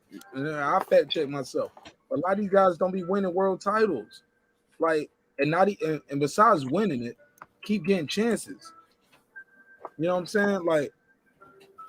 Like I'm just saying, man. Like, he took his son to the mountaintop twice. Why he can't? Why he don't believe he can do it as a 3rd time? Or what? Because sometimes there's an expiration date, and he did all he could do, and then plus he said it even before the fight. I'm trying to train him in the thing, and it's not resonating with him. That means, hey, it's time for another trainer. And then even after the post fight, because he wouldn't do what I said in the thing, he can't. He done all you said he could do. So it's time for somebody else to take him to the next level. This man he already had done contemplated retirement as a man. Look, we done went as far. These wheels done fell off as far as me and you, Dad. As a trainer, you're always gonna be my dad, but as a dad trainer, these wheels done fell off. We don't, it's done rolled. As far as ain't nothing left in the tank. Batteries are dead. Time for somebody else to spark the flames. But his ego was in the way, and that's what he got him. All he could do is teach us. Okay, my bad. Pass the mic. Go ahead. Cause I see people unmuting and stuff. They trying to get in, and I don't want the bad audio. Go ahead, shout more, than I'll let Jed get in. I'm finna go back in off my last break, but I'm gonna say this: there is no version of Shawn Porter that would beat Terence Crawford. No version. Go ahead, keep cooking. All right, brother. I don't give a who the trainer was. The trainer could have been Eddie Futch. The trainer could have been Angelo Dundee. There is no version of Shawn Porter that beats Terence Crawford. Period. All right, Shell more. What time you get off, man? 12:45, brother. 12:45. See if y'all still up when I get off. Oh yeah, you're on a different time clock. What time is 12:45 over there? 3:45. Where you at? I might still be here. You might still be here. Oh yeah, I see y'all in a minute, man. Oh yeah, we do the truck driver special over here, man. Like, yeah, if you got a route you need to take, oh yeah, or you on a shift, oh yeah, we're gonna give you that content, homie, and get you through your shift at work. I'll probably still be at 3:45. So love. Shout out to Shelton Moore. Go ahead. Anybody? I think Jed was next. Go ahead. Oh, Jed, before you do that, let me do this $2 drop. Shout out to Mr. Nice. He said Bud connected flush in the 10th round, and Porter was done. Let me give him the $2 drop. I'll give you the $2. You give him the $2. All right, pay him the $2. Oh, pay the $2. Yo, shout out to Mr. Nice. Go ahead, Mr. Jed. Yeah, no, I think for sure that he at the last 2 rounds he had a chance. I'm not saying that he more than likely would have, but he had a chance because he still was throwing strong punches. He was still scoring up until the 9th round. The 10th round is when Crawford took completely over, and no one can deny that. But he still had that chance. So okay, let's slow down with the chance. Let's break that down. What's the chance? Here we go. I'm gonna put the scorecard up on the screen. See, Jed, what you said, sounds good. Let hear me out. I heard you out. Give me 15 seconds to rebuttal. What you say sound good in theory, my brother, but these are the official scorecards going into the 10th. Now, once he scored a 10-7 round, he had no chance. Like what you said sound good, but these are the facts. Once Terence Crawford, even if Shawn Porter survived the 10th, survived the 11th, survived the 12th, all he will be doing is taking punishment. In the last fight, we don't know it's his last fight yet. His daddy knew. He knew. He said, even if it was a draw or something, I didn't want to do this again. I didn't want to do it no more. It was gonna be like either I'm gonna win and I'm gonna go out like with a bang, or I'm gonna lose and I'm gonna go out and I fought everybody. But that he had a chance? No, he didn't. 10-7 in the 10th. He had no chance. This ain't back in the days, Jed. It ain't no 15-round fight. Look at the scorecards. Add it up. 10-7 in the 10th. Shawn Porter had no statistical way of winning the fight on the cards. He had to knock Terence Crawford out. And at that point, every punch he had landed had not wobbled, shaken, dropped, or made this guy do anything different. He let me throw off flurries in the middle of the ring, not the ropes. Now, I ain't going to go on the ropes, but I would ball up right here. All that flurry shit Shawn Porter didn't even bat Terence Crawford to the ropes. Terence Crawford pushed him off. Shawn Porter flurried again, pushed him off. Flurried again, pushed him off, and pushed him to the corner. And start tapping. That was round 6, right, Mark? That was round 6 when that was doing that. That won 6 because 6 was when he got the cut. I want to say that was around. Yeah. I want to say it was around 7 or 8. But at that point, Terence Crawford knew this guy ain't got nothing for me. Y'all just don't know it yet. Jed. All right. He didn't have a chance. 10-7. Well, like I said, he had a fighter's chance. He could have gotten. Bro, the fighter's chance is if you hitting a guy with a clean shot and you hurting him every now and then, or you getting a reaction, or you having some success in the fight. Up to that point, his success in the fight had ended in that 10th round.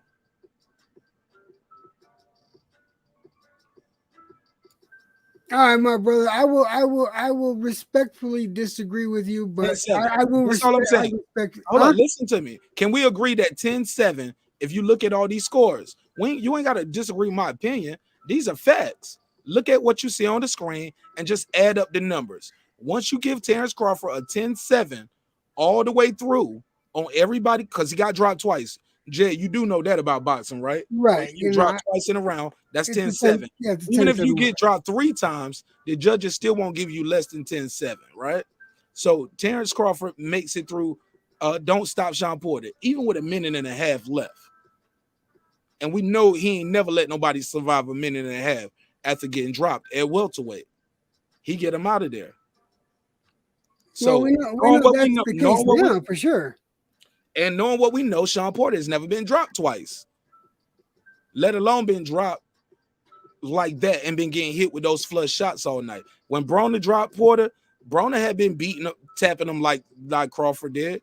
When Spence dropped Porter, it was a flush knockdown. He hopped right back up, and he didn't drop him no more. Crawford dropped him again, and he dropped him earlier than the 11th. He dropped him in the 10th. Within 15, 17 seconds of that round, he dropped him early. It's a lot of time to work with, baby. Oh, dropped him again about 45 seconds later. So that's already a 10-7. Add up the scores. This ain't my opinion. This ain't us agreeing with us. Let's just add up the score. Let's say he survived. He was not winning the fight on the cards. So you thinking Shawn Porter, who's not a knockout artist, is about to knock out Terence Crawford in 2 rounds, in the last 2 rounds? Not the first 2 when you at your strongest. We talking about the last 2 when you've been getting beat up all night. By your words and your daddy words, nobody hit you that much. You think Shawn Porter was about to stop him in 2 rounds? Go ahead, Jed. You're making it almost impossible for me to answer. I'm just what I'm saying. Like was said in the chat, it's a puncher's chance. Give him the opportunity to finish off the fight. Is Shawn Porter a puncher? No, he's not a puncher. He's not known for punching, brawler, but he has hurt people. And a mauler. He has hurt people. He's a brawler. All right, brawlers hurt people. You know the screen. Say again. Can you see the screen? I see. You're gonna keep fucking me up with that screen, man. No, I'm asking you. Can you see the screen? Cause I got a super chat.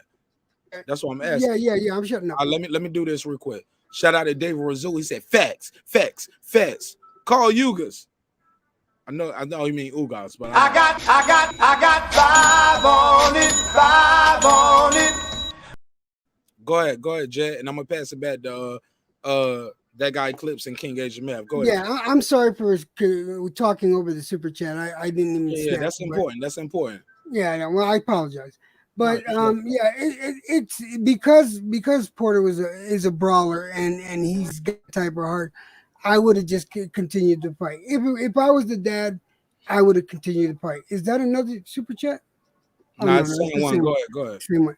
But yeah, that's just me. I would have let the fight go on. I wouldn't have let him get hurt. If I seen him get wobbly, I would have said no. Then that's it. I would have personally done that because I'm not here to see. What about seeing him pounding the canvas like in frustration, like I don't know what I'm doing. I'm making mistakes and I can't do nothing with this guy. While he's sitting there pounding. Have you ever seen Shawn Porter pounding the canvas?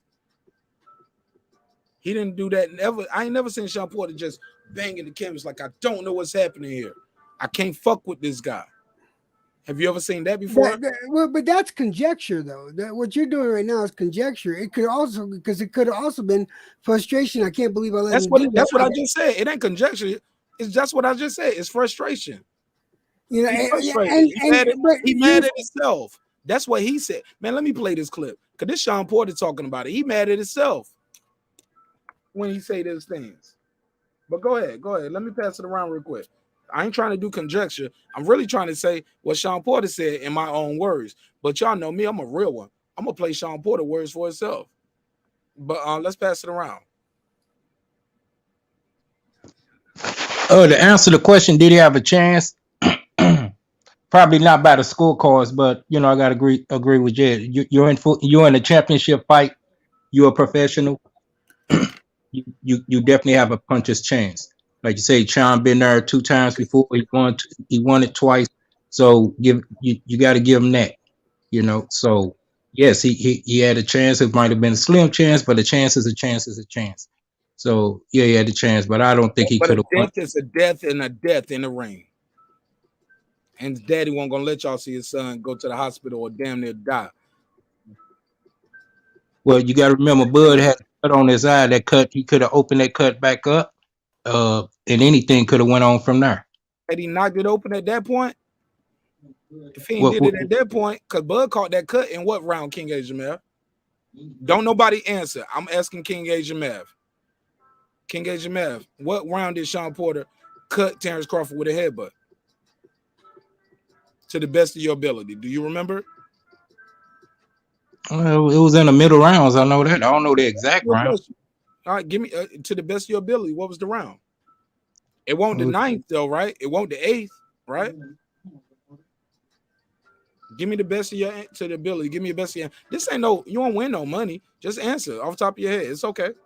If you get it wrong, I'm gonna tell you. And we gonna. I just know the middle rounds. That's all I know. Remember, God damn, it's 1 through 12, bro. You don't want to play the game. 5. All right, it was 6. So if he didn't cut it, if he didn't open the cut between the 6th and the 10th, what make you think he about to open between the 11th and 12th after he been dropped twice? Because the trajectory of the punches that he throw, and he probably wasn't even aiming for that cut, but he could have once he went down. So so he's been dropped twice and getting beat up at this point. Right. Like, then all of a sudden he gonna aim for the cut 5 rounds later. By any means necessary. But it's a championship fight. You done already contemplated retirement. You want to go out with a bang. You don't want to go out with a towel flying in the ring. No. He could. No, that's what you don't want. That's what you don't want. Kenny Porter don't want to see his son shivering and shaking on the pavement. And if Shawn Porter couldn't aim for the cut in the 7th, 8th, 9th, or that 10th round after he got dropped, what do you want that man to do? Let me pass it around. Dwayne is back, but I like having I like the odds here. It's 3-on-2. You know what I'm saying? They disagree with me, but that's cool too. I ain't taking no wrench, and I ain't gonna block y'all from the panel. I love y'all. I'm sorry if I overtalk y'all a little bit, but that's why they pay me the money for the chair. Because they want me to stand up to the false narratives. So sometimes I might be over talking people. I apologize, but I'm gonna get better. I promise. I'm gonna get better as a host, and y'all gonna get better as guests and panel members too. Y'all gonna stop telling me that bullshit. Respectfully. But go ahead. Dwayne Freeman is back. Go ahead, Wayne. Hey, according to the scorecard, he didn't have a chance, but it's boxing. Anything can happen. He could have possibly caught Crawford and knocked him out. I mean, the chances of that happening are slim, but it could have possibly happened. Slow down. Now, is it a bigger chance of Crawford really hurting Sean and having Sean shivering and shaking on the pavement, looking like Adrian Broner in the ropes? I don't know about, or worse, Patrick Day, or worse. I don't know about all of that. I mean, it's a bigger chance that Crawford would have knocked him out, but I don't know about all the extra. But like I said, it's a 50-50 chance. All it takes for the right punch. No, Stop, Dwayne. At that point, it's more than a 50-50 chance that Crawford is gonna hurt. Hold up, I dropped you twice. You ain't dropped me at all. I've been hitting you in your body and beating you up all night. It's a bigger chance. I understand that, but it's a bigger chance that Crawford is gonna stop him than the chance that Sean Porter is gonna land a magical punch. It's not 50-50. What I'm saying is, it's a 50-50 chance that he could have landed that punch, and because it's not like Crawford wasn't. Where you get your percentage from? Overhand right. Slow down. Where you get slow down? Right all night. Slow down, Wayne. Where you get your percentage from? Is it based off Terence Crawford? Hold on, let me ask. I'm gonna give you a couple. I'm gonna give you two choices, and I wanted to. If these don't fit, you give me something else. What do you base that on? Is it based off how you saw Terence Crawford being hurt by Sean punches up to the 10th, or is it what you seen from Sean Porter? How many people he don't knocked out after the 10th round? What do you hold up? What do you base it's a 50-50 chance on? Because 50-50, Sean Porter don't knock people out. 50-50, Sean Porter in the 10th, 11th, and 12th. 50-50, Sean Porter don't do that. 50-50, Terence Crawford finishes guys. Actually, Terence Crawford is 100% of finishing guys once he drop them. So where do you base your 50-50 percentage on that Sean Porter could have knocked Terence Crawford out? And I'll give you how much time you want on the clock to break that down? I don't need a lot. I think get 15 seconds.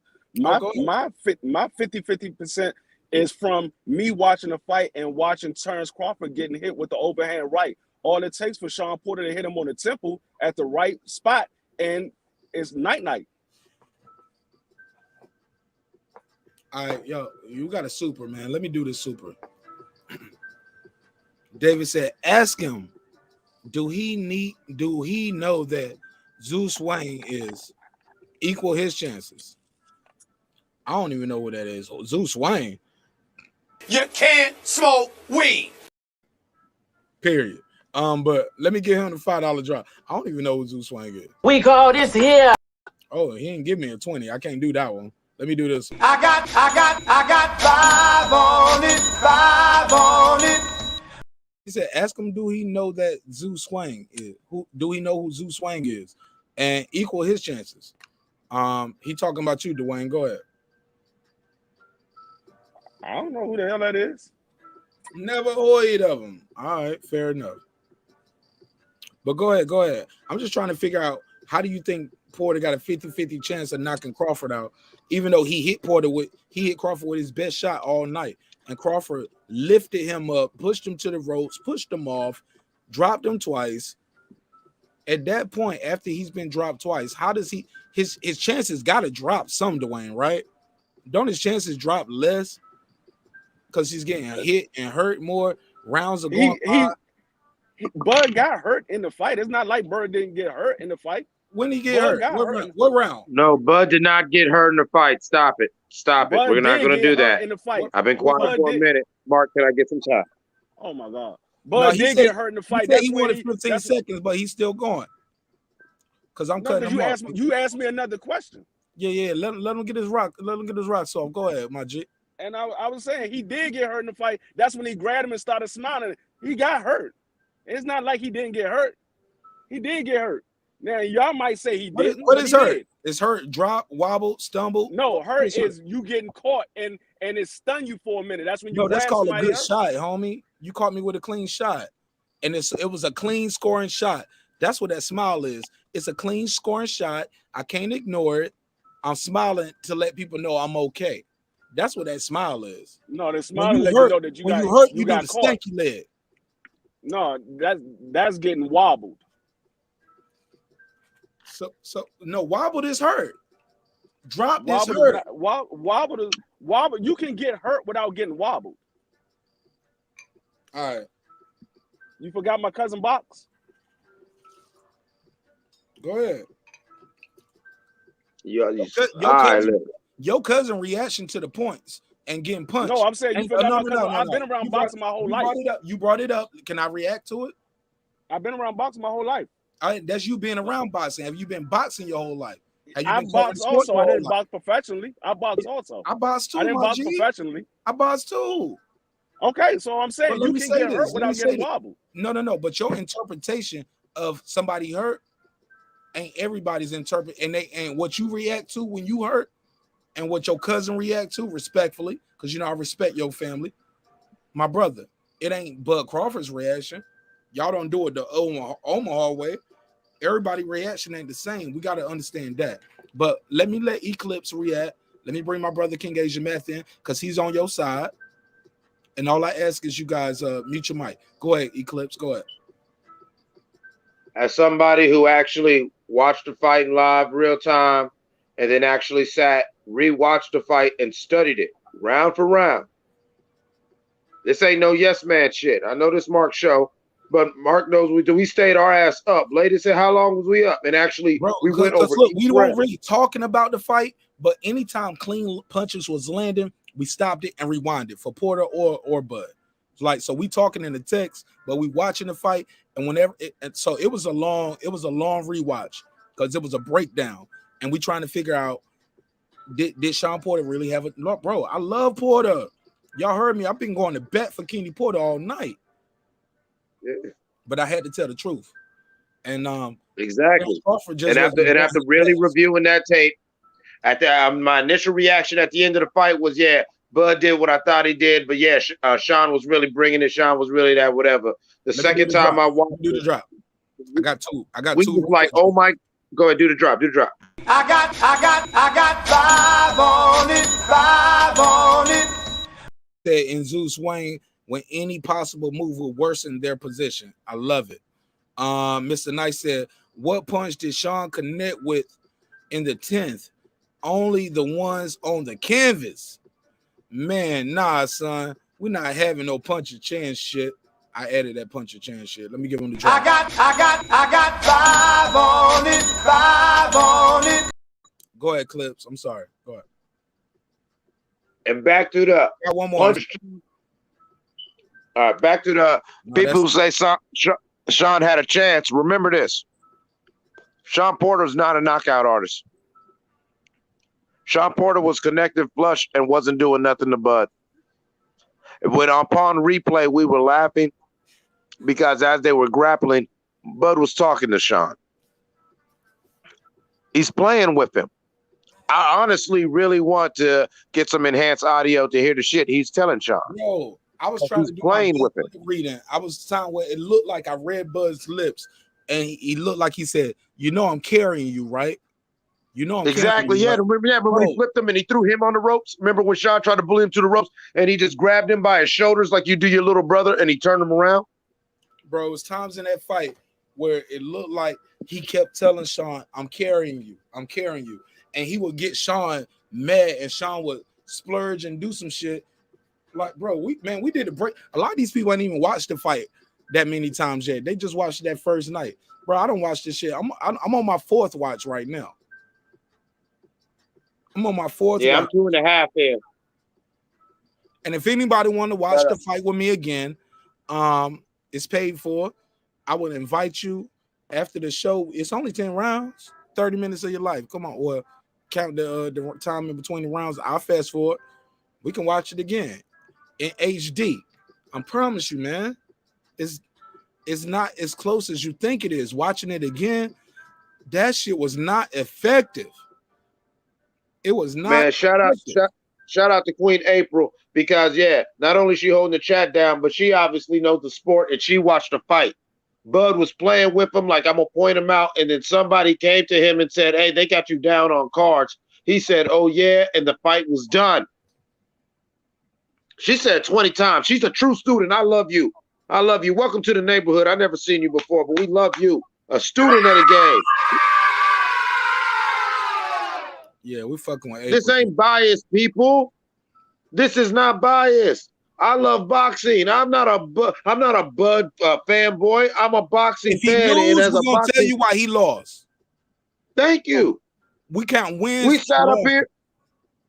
We are still. I'm still Team Bomb Squad, and I love Deontay. But when he lost in the second fight, I said, man, Deontay still didn't look good. Blah blah blah. But there's some things I don't like. The glove gate, whatever. So let's do it again. When he lost the third time, Deontay got his ass whooped. He looked good until he got hit hard. Let me give you the drop. Let me give you the drop. The Bible tells us that silence is golden. Go ahead. Exactly. Now I feel you though. You dig what I'm saying? Like these are boxing. I love him, but he lost, homie. You just made me proud, Clip. What's happening? I say you just made me proud. Damn, he just making him proud. Oh man, just now. Proud again. Well, go to get your target pass. It's all right.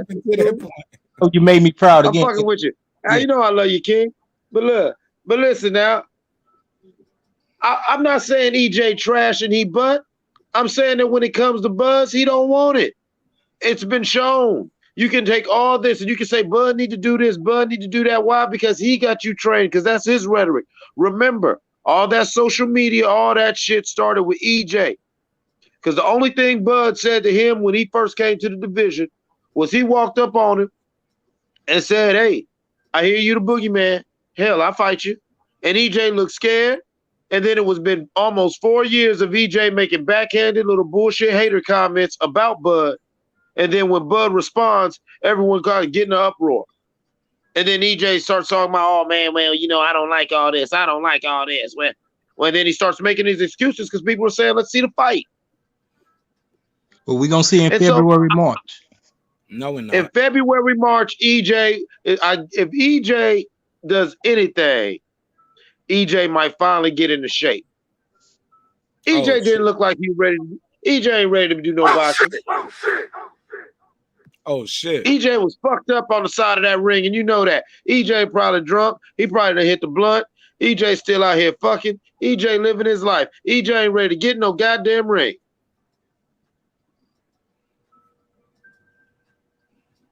Not with Bud. That's why they talking about tune-up fights. Because they know Bud will be ready come February. We'll see. You just make sure your fish show up. Bring your fish. Big fish eat crawfish. Man, you got to kill a whale in front of you. Go ahead, Ty. My boy Ty came back in. He just got back in, so let him get his bars off. Then we're gonna pass it back around to Jed, Dwayne, King A. Jamal.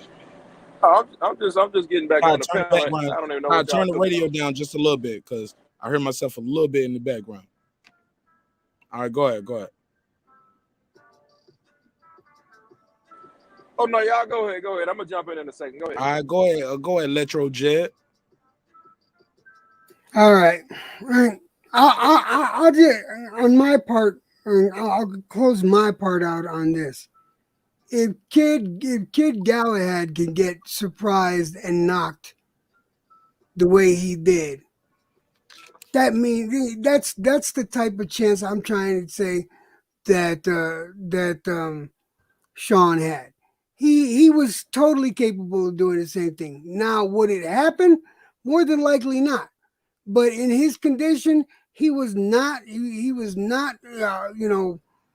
Incoherent whatsoever. He had his faculties about him. He had that chance. Nobody thought Galahad was going to get put down the way he did. Twice. This is all I'm saying. That's all I'm saying. Who? Galahad. Who? That ain't Sean Porter. Like, who you compare? I know. I was just making who did Galahad fight? Somebody he wasn't. My cousin knocked out. Was it Terence Crawford? To knock out. No. See, man, you can't do that. You can't compare that somebody to Terence Bud Crawford. No, hold up, bro. Hold up. Example. My brother, can you give me an example with the name? Who is the guy? Yeah, I can't remember his name. It was that's the bullshit, bro. No, it was his last name. It was his That's last why I gotta fight. mute your mic. Or I ain't gonna mute your mic. I'm gonna just ask you respectfully to mute. And I'm gonna ask you, was that guy a 6-time champion? Was he a 3 weight division champion? Was he undisputed? Was he a unified champ before that? Was he a 2-time fighter of the year? Was he a Ring Magazine champion of the year? Did he win an ESPY for fighter of the year? Did he win an award for fight of the year? And he won. Like, so when you bring these examples and I ask you, well, who is that guy? And you can't say the name, what the fuck did you bring it up? I ain't trying to be rude or disrespectful, but it just sounds goofy to me.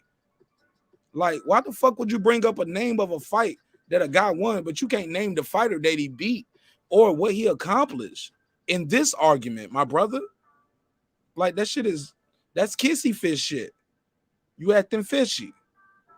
No, I'm not trying to act fishy. And you got to Google I can't remember his name. All I'm just saying, do your research first. Do your research. You should be able to spit that out to me. Pause.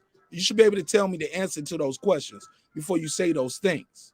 Because if they ain't on the Terence Crawford level, you shouldn't even be bringing that up. It's nonsense. It's asinine. It's disrespectful. It's disrespectful to Terence Crawford. It's disrespectful to Shawn Porter. It's disrespectful to Kenny for stopping him when he did. It's disrespectful to my panel in my chat. You got to do your research before you spew things out like that. Who did he beat? Did he come back against a 6-time undefeated champion, always arguably over the last 5 years or last 3 years easily? He's always been top 5, top 3, top 1, top 2, pound for pound, best in the world. What the fuck are you talking about, Jed? Or are you just talking just because I want to be heard on the live and I want my... No. I was just making the example. And you just pull it up. It was Kiko. Kiko was the one that... Kiko Martinez was the one that beat Callahan. And this was just a couple weeks ago. Hey, yo, that's that kid to do breaks up the street on Glenwood? Come on, cuz. It was a championship fight. All right, well, look, let me let this brother get or this sister get their bars off. I seen this person in the chat. They disagree with us, but I can't show their face and bring them on the screen yet because I don't know if this is a troll just trying to pull a dick out. Because, you know, when you hot and you popping, people will pull up on your live and pull their penis out to try to disrupt your live. And then the person who pulled the penis out will report you to YouTube and say you showing porn. So, Tay Monty, are you a real person or not? Yeah, I'm a real person. And look, I've been, y'all can hear me? Hello, no. Because you either got your camera on and your screen is all black, or you got your camera on and you got it all black, or that's your avatar. But just turn your camera off because it's all black anyway. I don't know you. All right, I'm gonna turn it off. And respectfully, I don't trust you because I already know we disagree. But are you here to sabotage my show? Because I'll let you speak your shit and I'm gonna let you get your bars off. But I can't let you pull a penis out or show. Nah, it ain't none of that because I like Bud. Like this whole time. If you've been watching the chat, I've been saying I think Bud can beat Spence because Spence, I feel like Spence fucked up a lot of ways. Like Spence, my boy. I even said it. I said that shit was pussy to me. Like when he walked out, I was like, man, I'm losing respect for him. But what I don't like is niggas thinking that Spence is easy work. I don't think he easy work for Bud. That's all I've been saying. Right now, with his inactivity, with the car crash and the eye injury, he's gonna be easier work than you thought because he liked Shawn Porter. Hold on. He liked Shawn Porter. They grew up together. They were friends. He respect him. He know his daddy. But Errol Spence, after this shit that's been going on, it ain't no love lost. He gonna do Errol Spence dirty. He ain't gonna let him get work off. That's true, but Errol Spence is better than Shawn Porter though. Like that's the point I've been trying to make. Like Errol Spence banged with Shawn Porter. Crawford fought, I feel like Spence should have fought Porter the way that Crawford fought him. Let me give you the clock of silence. When I click this clock, it mutes everybody mic, even mine. So I'm gonna give you the clock of silence So I'm gonna give you this. You a first time caller, right? Or first time baby man? Yeah, I just now joined y'all. Like at first, I wasn't. Let me give you this. My brother, welcome home. Welcome to the neighborhood, man. Like, look, I love y'all, man. And like sometimes I'm a little aggressive with my tone and my speech, but trust me, man, without y'all, I'm just a dude on YouTube sitting in a room talking to myself like a lot of these goofy niggas. Nah, Yeah, I respect the adverse opinion. I keep 2 phone lines open just so I can hear y'all talk. All right, so you got the floor, my brother, and welcome home. Even if we disagree, I respect you. Okay. Yeah, I've been saying, bro, like that's why I've been scared because I feel like Spence. Look, I respect Bud more as a fighter. I feel like he's smart. He's smart, like y'all said. He doesn't drink alcohol, none of that. Like I feel like that'll be the way he wins. But I'm from Dallas, Texas, so I'm gonna go for Spence. But to be honest, I was a Bud Crawford fan before Spence because Bud Crawford was fighting a little bit before Spence, if I'm not mistaken. Like I knew about Bud first, but Spence went to the same high school as me. Like that's just it's like hard to go against this dude. Like he went to the same high school as me, DeSoto High School, all that. Like I'm a Texas boy, I gotta go with him. But I ain't even gonna lie to you. Like I feel like Spence done fucked up so much. Like the car crash and shit. I don't really think he won Bud, but I feel like he has a chance to beat him. That's all I'm gonna say. I don't feel like it's gonna be easy work. Hey man, you cool. We ain't gonna kick you off the show. Look, we disagree, but I respect you, and I'm glad you joined the show. And welcome home. You have a place where you can get your adverse opinion heard. You feel me? Yeah. You're not alone. You're not actually low key. I'm looking at the panel. Eclipse. We are starting to become the minority on this panel right here. Yeah, man, it's all right. It's all good. Hey, can I take 2 seconds? Hey, Tay-Ro, man. Tay-Ro Monty, man. Shout out to you from Texas. I like that. I like that. Nah, Spence like is that, popular though. I love it. He the cool dude in school. He got the bad bitch from the prom. You know what I'm saying? Prom king. You know what I'm saying? I love He out here spiking the punch. He out here spiking the punch at the dance. Oh shit. Oh shit. I got to do the motherfucker. Oh shit. Oh shit. Oh shit. Gotta put a case on him. He's spiking the punch. But man, I like this guy. How you say your name, my brother? Monty. What's your name, Monty? Monte. It's really Monte. People used to call me Tay-Ro though, like Monte. I'm gonna change your name right here so people know how to address you. I'm gonna just put you Monte. Monte. All right, so it looked like Monty though. It's not Monty, right? Yeah, I had said it wrong. You know how YouTube done, because I've been in debates like this. YouTube done deleted my channel so much, so I didn't have to make new names and all that. Why they used to be one of these ghost accounts? Why they delete your channel, Monte? Huh? Why they be deleting your channel? What you be out here doing, Monte? YouTube done got soft. Like I ain't gonna lie, like you used to be able to. You know how you debate with people? I be debating with casuals, and sometimes I say some words, and my account done been deleted because of that. So YouTube done got soft. They used to let you talk shit. They don't let you talk. You can barely cuss now. Well, fuck that shit. We cussing tonight. Let's go. Neighborhood. Yeah, let's go. Let's pass the mic, right? Eclipse, since now we are the minority. We have 1, 2, 3, 4, 5 people up here. Oh man, they disagree with us, but it's okay. Look, I'm built for this shit, man. I ain't running from it. Because I knew what was gonna happen. My G, I knew what was gonna happen when I put the thumbnail out there. And I gave you know they was coming.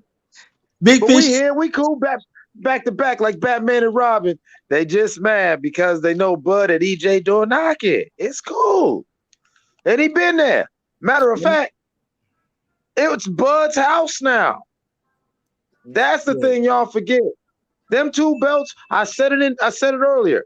EJ is actually 9 to 12 months away from being irrelevant. Because if he doesn't get into the ring, I guarantee you Bud will be in the ring. Everybody else will get in the ring. You guys will get to do his thing. Everybody else in the division are doing their work. If EJ keep bullshitting, he gonna fuck his bag up. So yes, I'm gonna talk my shit. Because EJ, you know what? You can do some things. It's good for boxing to see these young, black warriors. You know what I'm saying? It's good to come up and fight the best. Like how we grew up, let me get that fight. Let me get my Hagler herds. Let me get my herds and litter. Let me get those fights. What you doing? He was talking about money. Listen, right now, this is the biggest. It's funny. I love the irony of it. You know what I'm saying? I'm not hating on EJ, and I'm not being disrespectful, but I love the irony of life. For 4 years, you said this man ain't got enough money. He got to do this. He got to do that. As of the 20th of November, Bud Crawford is the biggest bag EJ could get. Tell me I'm lying. You lying. All right, let's go. Name a bigger bag than Bud that EJ can get right now. What, Canelo? Name a bigger bag.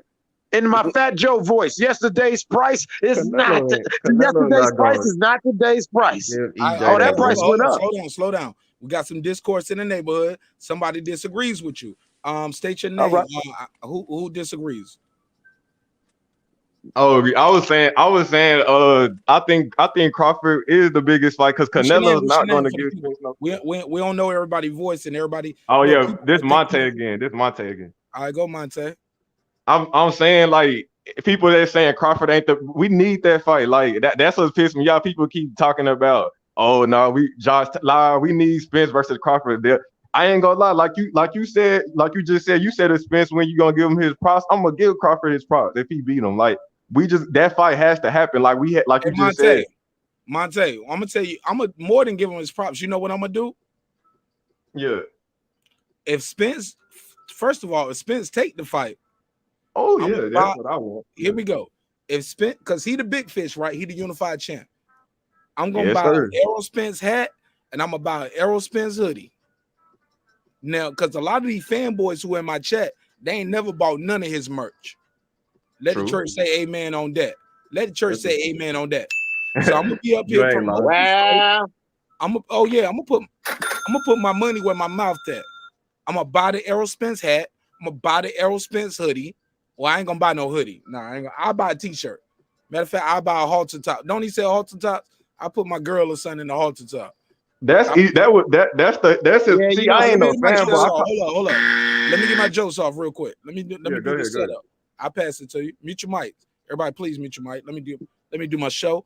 Like, cause they came for the comedy too. They don't just come for the boxing talk. They come for the comedy and the jokes. Cause they know we're gonna have some fun with the drops, right? But more importantly, if Errol Spence takes the fight, if he wins the fight, this video will be banned for life. I will never play this video again if he beats Terence Crawford. Bro, what's wrong with this nigga, bro? He said his girlfriend. Nigga gay now. My brother, man. Hey, man. Hey, look, I go getting jealous. She said, don't kiss him. My brother. I'll never play it again. He goes and beats Terence Crawford, stops him. Oh my God, I never play it again. In fact, I told King Asia Math, I'll burn one of my many Terence Bud Crawford hats. No, you ain't got to do that because that's how you're gonna be doing Bud in the ring. But I ordered. Only thing he burning right now is a bottle of vodka. He drinking torch shots and he burning.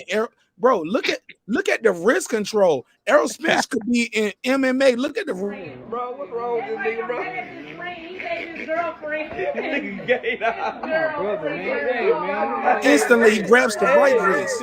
Oh man, look at the wrist control. Oh man, Errol Spence got a career in MMA. Hold on. Why she dissing Texas though? What you mean? That's what they do in Texas. I didn't say that. I'm saying what she mean, April Lynch, whatever. Like, what? No. Slow down. Hey, Monte, you new here. Respectfully, my G. No, I wasn't dissing her. I was just asking her what she mean. Let me mute your mic.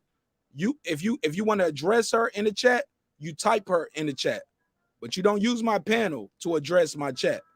Once you join the panel, you talk to the panel, you address the panel, and we have fun together. The chat gonna do what the chat do. You know what I'm saying? Let the chat chat. You know what I'm saying? Let's not do that. We ain't gonna argue with the chat. Now I want to know you got the flow. Oh man, this Carolina. What's popping? Hello. Carolina, turn your TV down in the background, baby. Oh no, this April Lynch. Turn it down in the background because I hear myself twice.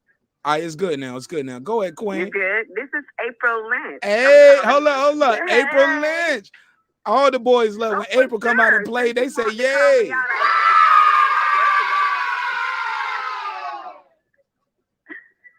What's up, April? I just want to know, you shooting this video about this dude from Texas. I want to know if y'all get down like that in Texas. That's what I want to know since you addressed me on it here. Let me call in so I can give it to you. That's how, I mean, this your homeboys, right? You went to school with them. Y'all niggas, that's how y'all move in Texas? April talking that shit. Oh, shit. Oh, shit. Oh, shit. April, go ahead. You got the floor. Don't nobody argue with my callers. No. They can't talk to you. They can't talk to you. You get to talk to me. They don't deserve. They not worthy. Nah, I'm bullshit. Go ahead, Texas. You want to defend this shit? Cause we don't do this in Carolina. We don't kiss our homeboy earlobes. That ain't how we show our love. Not know how. Go ahead, Monte. You want to defend this shit? That's what she asking. Make this make sense, April. April, is that what you asking, sis? You want him to make this make sense, right? I'm sure inquiring minds want to know. I mean, this shit looks too fruity. Oh, I mean, he ain't addressed it, so I'm addressing it. All right, well, April, mute your mic real quick. Let me play the clip, because if you listen closely, you're going to hear some sisters in the background, and you're going to hear the kids be like, they getting jealous. They said, stop kissing him. That's gay. You're going to hear him saying, man, this nigga gay, man. What are you doing? Look at the wrist control. He go from holding the left wrist to the right wrist. Bro, what's wrong with this nigga, bro? He said his girlfriend. Nigga gay now. My brother, man. Hey, man. Hey, sir. Look, my brother. Getting jealous. She said, don't kiss him. My brother. April, before I let him react, April, make that make sense. I love my daddy. My daddy ain't never kissed me on my forehead. Go ahead. What you say, April? I said, I don't know. I'm from Miami. I just moved to North Carolina, and I ain't never seen no niggas in North Carolina move like that. That's just some real sneaky booty ass shit to me. Well, I gotta kiss you on your earlobe to let you know you my brother and I love you, homie. Monte, make it make sense. Unmute your mic, Monte. Go ahead, talk, Monte. You called her out. Yo, I fuck with April Lynch. April Lynch said all call outs mandatory. She said, bitch, don't talk about me on no panel. And like I can't call in, motherfucker. I'm from Miami, bitch.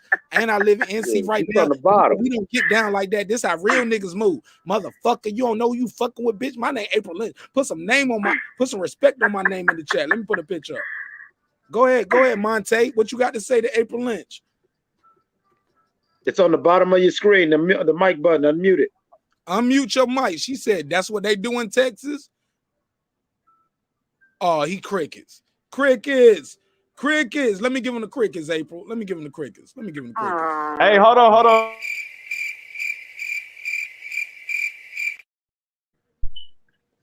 April, you sound like right? Hold up. Yo, April sound like she been saying unmuted. April said, I'm a bad bitch.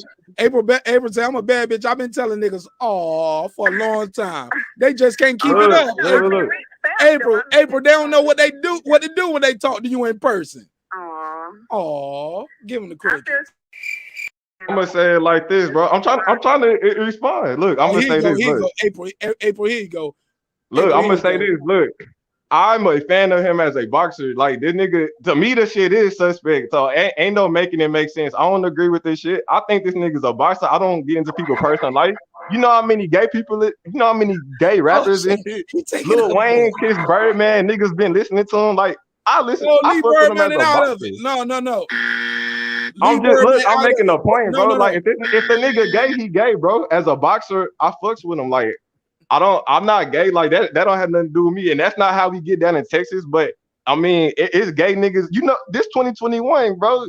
Niggas be acting like the gay shit popular. That shit go on everywhere. We not finna put Texas out like that. No. All I'm saying is you called. No. Look. All I'm saying is, my G, you called her out on the panel and she in the chat and she pulled up on your ass. No, she did, bro. I respect you, April. She did. Like, when I heard that ring, I was like, okay, I respect that shit. I mean, but Texas, we don't. That ain't how we get down, bro. It's some gay niggas everywhere. I gotta wrench April up. April's like, all call outs mandatory. She's like, bitch, you think I'm a troll? No, I'm a real person, homie. And that shit looks weird to me. Nah, it is suspect, bro. I've been saying this in the chat. I've been losing respect for the nigga. Like, I didn't like when he walked out the arena, bro. That shit pissed me off. I'm like, dig, I try to defend you, but it's like you making yourself look bad, like the drinking and shit, bro. I'm a real nigga. That's what I'm saying. I'm an unbiased dude. I've been checking EJ. Like, I'm not a fanboy. I'm not a yes man. Like, when he do shit, I say shit. Like, I'm not one of these. I never gonna be no yes man, bro. Like, EJ did some fishy shit when he walked out the arena. I'm like, bro, you supposed to get in. Like, I feel like he was supposed to get in the ring and say you next. Like, if you like that, like ever since then, it's like, okay, like I'm starting to see what Crawford fans talking about. Like, I've been saying that in the chat. All right, well, you done. I got to mute your mic and I got to let April talk. April, I just made you a moderator on the channel because I love your energy. I love your style, and you're a Carolina native. Well, not a Carolina. You from Miami, but you in Carolina.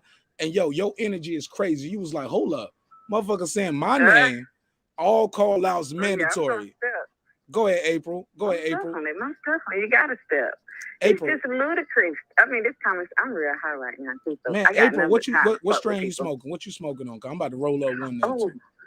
I'm on some kush right now. I got a whole bunch of shit going on right now. I like to have a variety of weed right now. Oh, you be doing them collabos? You smoke collabos, huh? Oh no, I get my shit out of Cali, get it sent here. All right. Let's not indict ourselves on the line. Respectfully.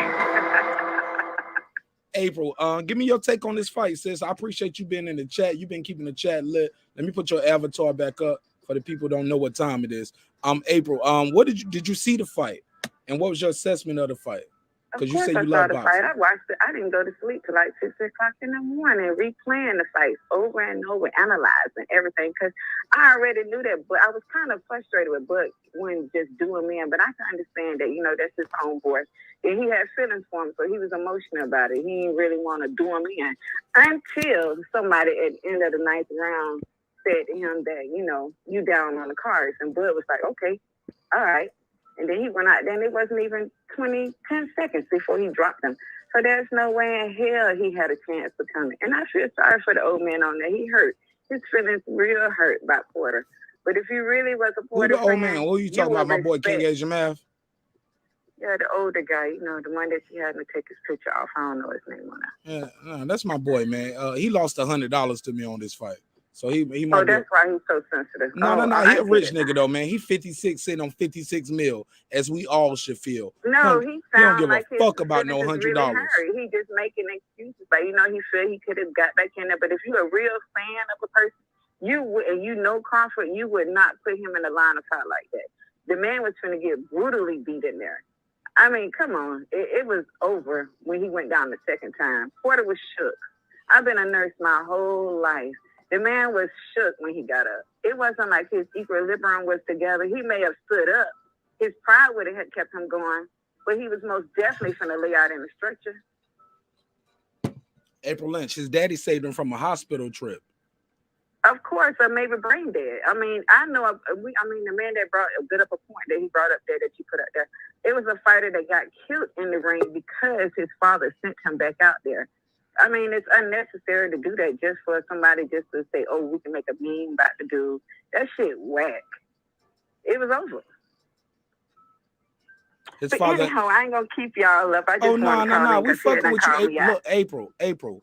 Look, we got other sisters that's in this boxing community. Shout out to my sister Lisa Bell, Lady Shan, all the way in the UK. Like, we love to hear women talk about boxing on my show. I don't know how the other dudes move, but we respect the ladies over here, and we always give them a seat at the table. And actually, we give them the front seat at the table because they are a minority in our sport. And I think women in boxing should be heard more. We should lift up the female fans of boxing and the women. And say, I don't even know how to say female fans because some people don't like being called female. So I say, I am a female. Okay, but people don't like to say female because female only means to reproduction sometimes. But women, female, whatever, whatever I need to say to keep cool with the Errol Spence community. You know what I'm saying? Like, let me put the picture back up. Whatever I need to say to make these. I be on a lot of them. I be on Blue Blood Sports. I be on all the little sports things. I be on your show a lot. Yeah, so people. So I'm new. April, I'm new. I'm only been here for a year. You know what I'm saying? So other people in my chat probably know you when they seen your name before. So you're new to me, but I'm gonna let you know. Oh my God, April Lynch, killing it, April Lynch, and I love those dudes. But a lot of times, man, I'm gonna tell you the real shit before. I wish you would join the panel, man, so we can really cook. Cause I'm gonna tell you, April, it's a lot of false. Click the link. Join this. The link is out there. You know, we're gonna treat you good over here. And if you got a channel, you got anything you want to promote, marqnash, I sell hair weave over here too. I sell them Keith Thurman extensions, homie. Okay. Yeah. Hold up. Let me do a quick drop real quick. For one of my sponsors. They ain't re-up with me, but they believed in me and they supported me anyway. And they paid their fee, but they ain't even pay me for this. But shout out to Keith Thurman and Extensions of You. Since our first day in business, Extensions of You has been offering our customers the best selection of products at unbeatable prices. Our online store has been synonymous with quality. I can't make this shit up. Real talk. He even got that fish brand Brazilian yaki. You know what I'm saying? Yeah, man, everything. But the link is out there, sister. Join the panel. I love to talk to you and love to talk to women in boxing.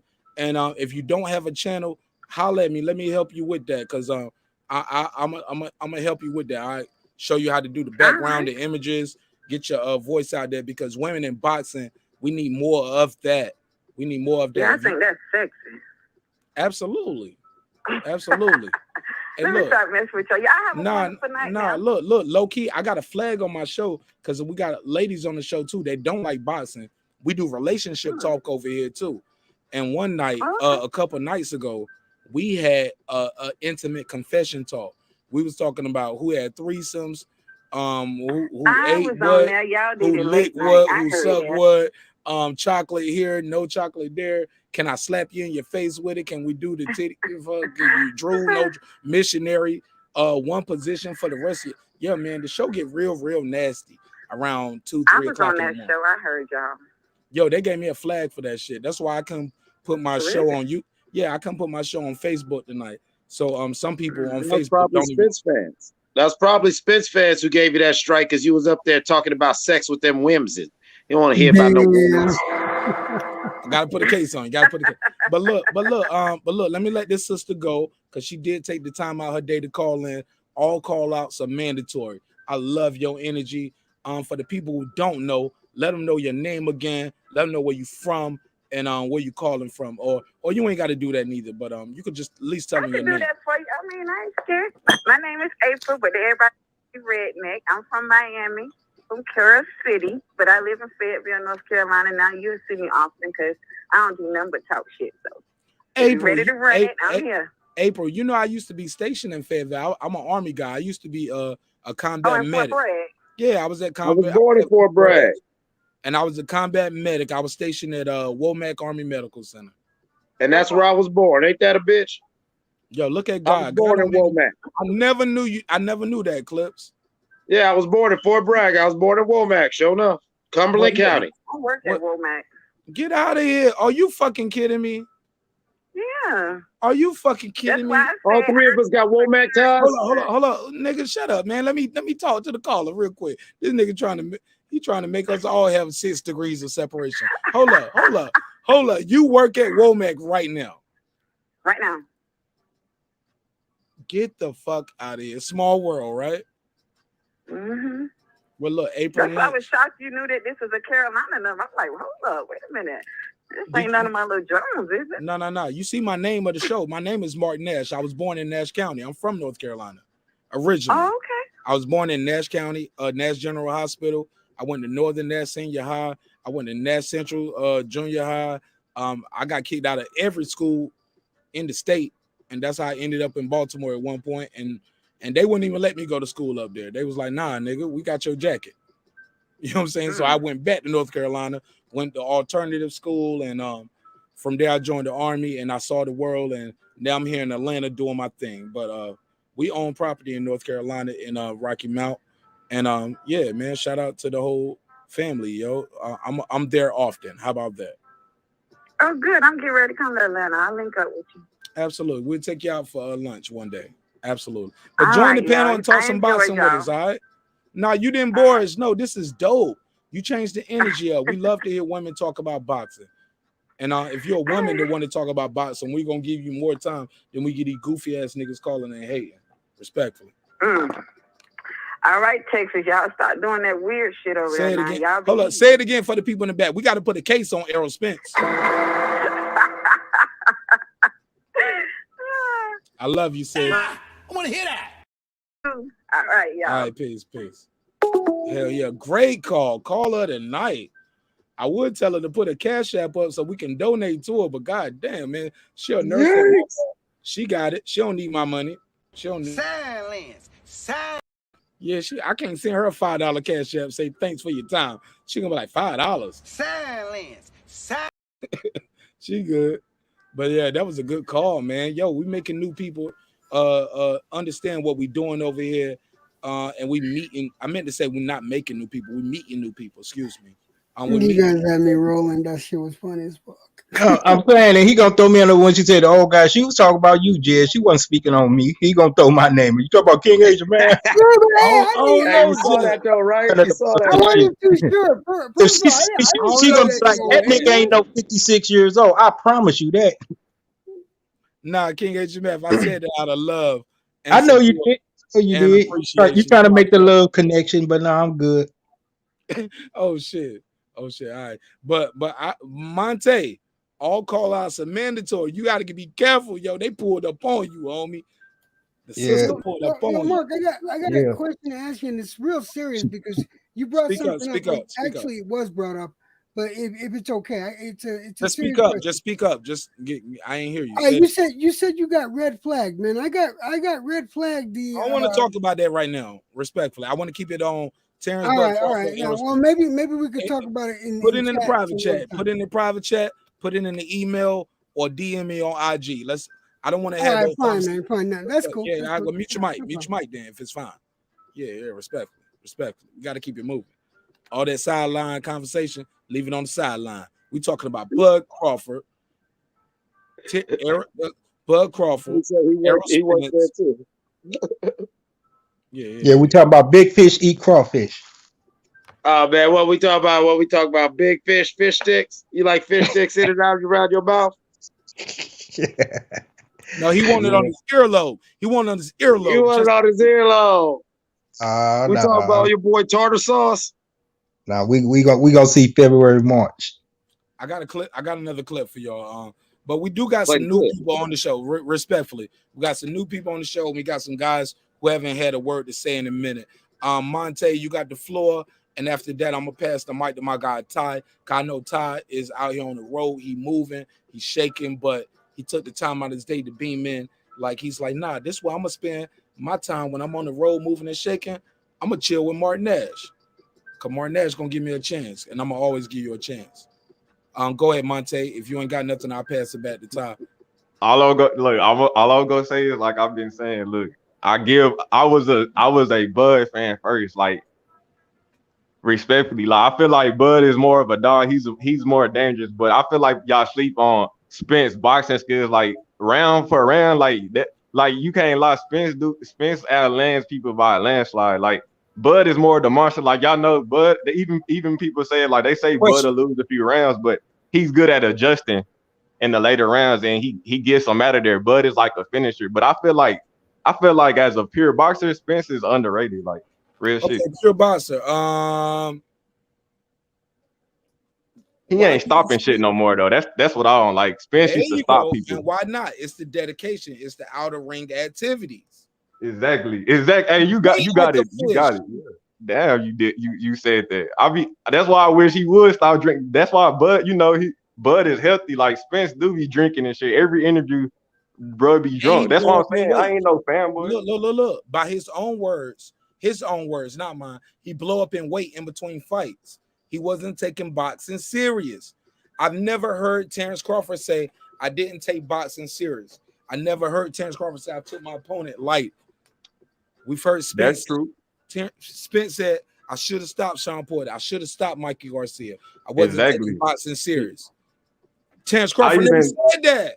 Yeah, I even told me and my pops be talking, and I told him like I usually pick. I said, hey, daddy. I said, hey, look, I called him. We were talking about the fight, right? Slow down. You said you was talking to your father. My pops, yeah. We talk about boxing all the time. You think your father want to see you in the hospital or brain dead for the rest of your life or dead for $4 million? No, I agree with this stoppage. I ain't say nothing. I'm not no Porter fan. Like to everybody, man. I got a job. Oh yeah, you're right. You're right. I'm just engaging with you right now. Then I'm gonna pass it around. You're right. Yeah, he should have got him up out of there. It wasn't no way he was gonna come back. He's not on Porter level. He's not on Crawford level. This nigga right here, Mr. Vegas. Mr. Vegas said, y'all talking about old shit. Nigga, we talking about what happened on Saturday. Mr. Vegas. Wake up. No, man, he the rest of the guppies. Spence got up and left. They all went to the bar. They drunk. They want to forget this. They got the memory of goldfish. Like goldfish memory. 30 seconds. They trying to forget it. Now we got the memory of crawfish. Bruh. Really? Bruh. Hey, man. You say your boy gonna be ready on February, right, King Asia, man? Yes, sir. Let me holler at OG real quick. OG, boxing is what you done for me lately, right? What has Spence done for you lately? Other than get drunk, flip the car over, and start kissing Yellow Beezy. Hold on, what OG, me or Jed? I'm talking to you. He also fucked up a bag. Jed ain't no, respectfully, Jed ain't no OG to me. I don't know shit about Jed. I just met him a couple shows ago. Okay. I am older than him. Don't forget, he also fucked up that Pacquiao bag. That's what he did lately. Please, don't make me mute your mic. I'm talking to you, King Asia, man. Yeah. I've been rocking with you on this show for about a year now, man. Actually, like over a year. It's our first year. Now, October made a year. No, October made a year of the show, but I don't know if I think November is around the time when you start rocking with us. When I start doing lives, you get what I'm saying? But once I start doing that lives, King Asia Math has been a fixture on this show, shoulder to shoulder with me, and I love him to death because he take me to task every week, and I don't take no shorts neither, or vice versa. We agree, we disagree, but my brother, OG, mentor, whatever you want to call yourself, and whatever people want to call you, and whatever I choose to call you. But I'm not going to call you my enemy because you're not my enemy. Sir, you are not telling me that you believe that after this long layoff, Errol Spence can jump in the ring and beat the guy we saw on Saturday. I'm not going to say he could beat him, but I'm saying he cut from that cloth where, hey, you want that smoke? Come on, let's do this. All right. We got a case. He said, I don't think he can beat him. Now, I ain't saying I don't think he could beat him. I'm just saying I'm not saying he could beat him. Right, I think he can beat him. If the Spence that we know, the Spence that beat the Ferrari, the Spence that got the 2 straps, the Spence that everybody was running and ducking and hiding and wishing they could get on a plane to fly him out into the solar system, running from that man. That Spence come back to like, oh man, it's a wrap. It's a wrap. Everybody was running from him except for who? Bud. And you said he's got to get back to his best self to fight who? Bud. I didn't hear you. And that's slow down. That's credit to Bud. King Edge Man, slow down. Cause I got to take him to test there too. Same way I took you to test. I never heard him say, I got to get back to my best self before I fight Bud. Where did Spence say that? Because I never heard Spence talk about Bud. No, I'm not. I didn't say that Spence said that. I said what King Asia Math said. If we can get back to that Errol Spence and everything, that's what I said. If that's what the King Asia Math said, that we got to get back to that Errol Spence, so he's got to get back to his best self to fight who? Bud.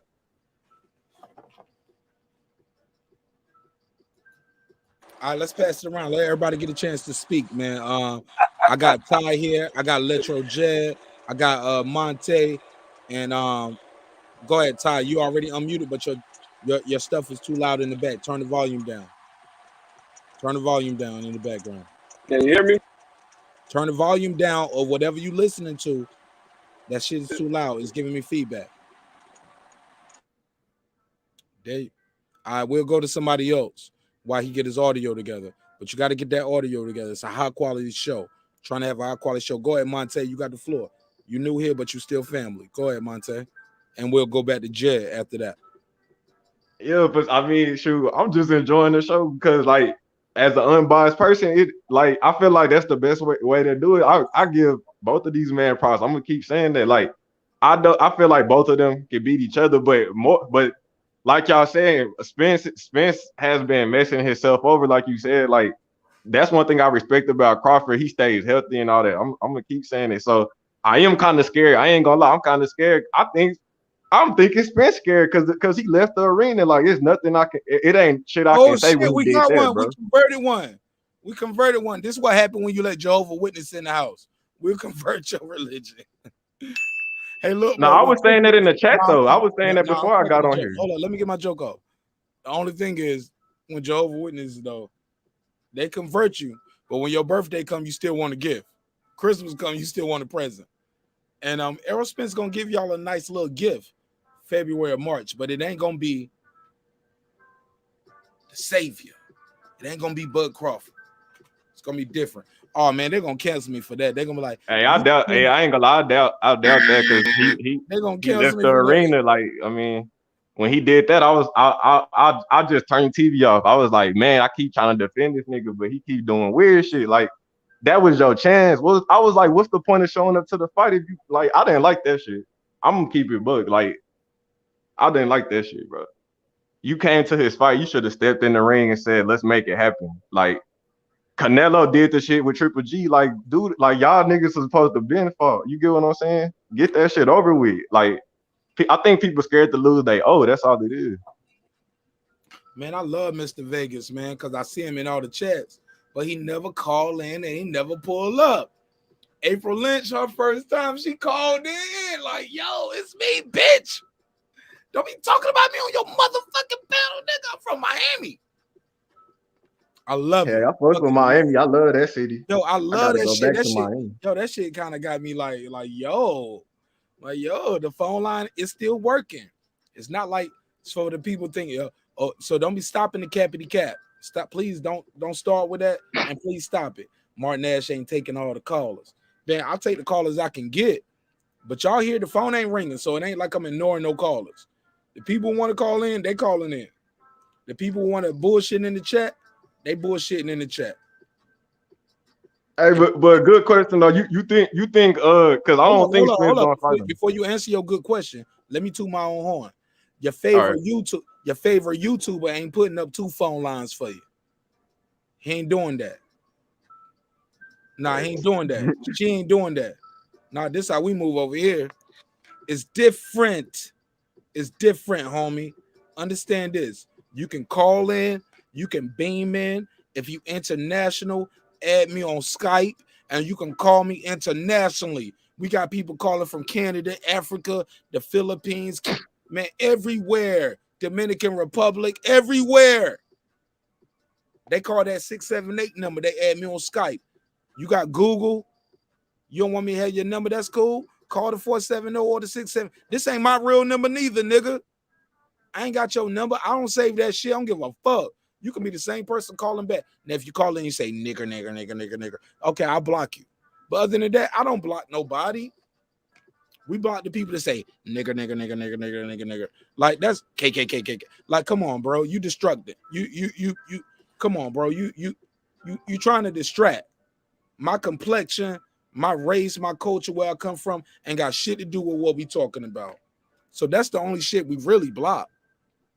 Or if you start talking about my daughter or some shit like that, or you put my daughter real name out there or my wife real name, y'all got to block you for that. And I'm going to try to find you. You know what I'm saying? I move different, homie. So respectfully, as long as we keep it hip hop, keep it boxing, keep it entertainment, we good. We good. I ain't said nothing about this man, wife, his daughter, or his children, right? We all can agree on that, right? Right. But we all gonna talk about him kissing on this other man.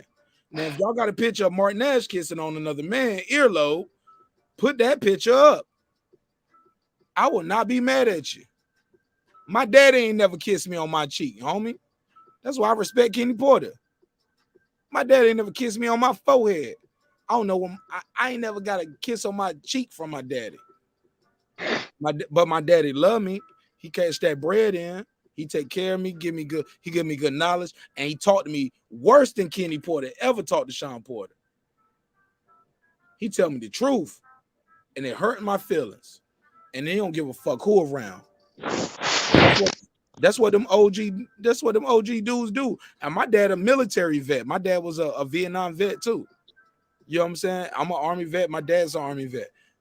Kenny Porter, he a street nigga from Ohio. What y'all expect him to tell his son? You ain't do what I was telling you, and you getting your ass fucked up. It's over, nigga. Go back to the mansion. We'll eat breakfast tomorrow. If you want to fight again, you can always recant a retirement. Let's be clear. Because if the demand is higher enough, if we get the demand high enough, guess who Shawn Porter gonna be fighting and coming back against? Terence Crawford. If the pay-per-view is high enough, demand high enough, but at the end of the day, we all saw what was happening there. Terence Crawford was doing Terence Crawford. Shawn Porter was doing the Porter way. He did that little Porter way Cleveland shuffle shit and got caught with a check hook. He did that. I'm going to switch left. I'm going to switch right. I'm going to dive in. Terence, boom, caught him. And Terence kept hooking him behind the head. He wasn't on purpose hitting him behind the head. But how many behind the head shots do y'all think Shawn Porter should have took? Because Kenny Porter saw what I was seeing. How many times did Terence Crawford hit Shawn Porter behind the head? Too many to count, right? Probably about 10. Yeah, you got a point. More than 10, 30. Crawford was timing it. I like how you said that Crawford was timing that. You know that little thing Porter do. Crawford was timing it. I was like, damn. The Cleveland Shuffle. So yeah, the Cleveland Shuffle. Crawford started timing it, bro. That's why I said, bro, they look like they about to dive in. They switch southpaw. Then they switch back conventional, and then they jive in and they hit you with a leaping left hook or right hand. But these motherfuckers said me, I don't know boxing. But when you look at your favorite commentator, your favorite YouTuber, we blew him out of the water that night because we kept it real. We told it raw, uncut. We ain't saved no punches. I gave Crawford his credit. I gave Porter his credit. But I didn't like what Kenny did in real time. But you know what? In real time, I don't like what my daddy tell me neither. I don't like what my uncle and my granddaddy tell me. In real time, it hurt my feelings. I'm embarrassed. You shut me down. You didn't give me a chance. Yeah, we don't like it. Nobody like it. But when you go back and look at it again, you be like, my daddy loved me. My uncle loved me. My granddaddy loved me. They was protecting me. They told me what I needed to hear. And that's the reason why I didn't do life in prison. You get what I'm saying? That's the reason why I didn't blow your head off your shoulders and I put the gun away and I just gave you a fist fight. You get what I'm saying? These motherfuckers are molding men. They molding champion. That's the biggest shit, bro. They're disrespecting Kenny Porter. They talking about he sold his son away, gave his son away. He bet money against his son. It was a fixed fight. Man, shame on you. That's haters that say it's a fixed fight. I don't like people like that. Yeah, they just don't want to deal with the fact that, you know what? Real quick. Y'all cook up. Try to give everybody 30 seconds apiece and pass the mic. I'm going to go grab me a bottle of water, take a quick bathroom. Fonte, do your thing. Y'all respect each other. Please respect each other. Yeah, I was just saying, like, I don't like when people say the fixed fight shit. Like let's be honest, Crawford, if the knockdown was in the 10th round, right? Like that lets you know that if he dropped him twice, like you said, Porter ain't never been dropped twice. Like if it would have went on longer, he would have hurt him bad. Like we talking about Terence Crawford here. We not talking about Like Terence Crawford, I feel like he the hardest hitting welterweight right now.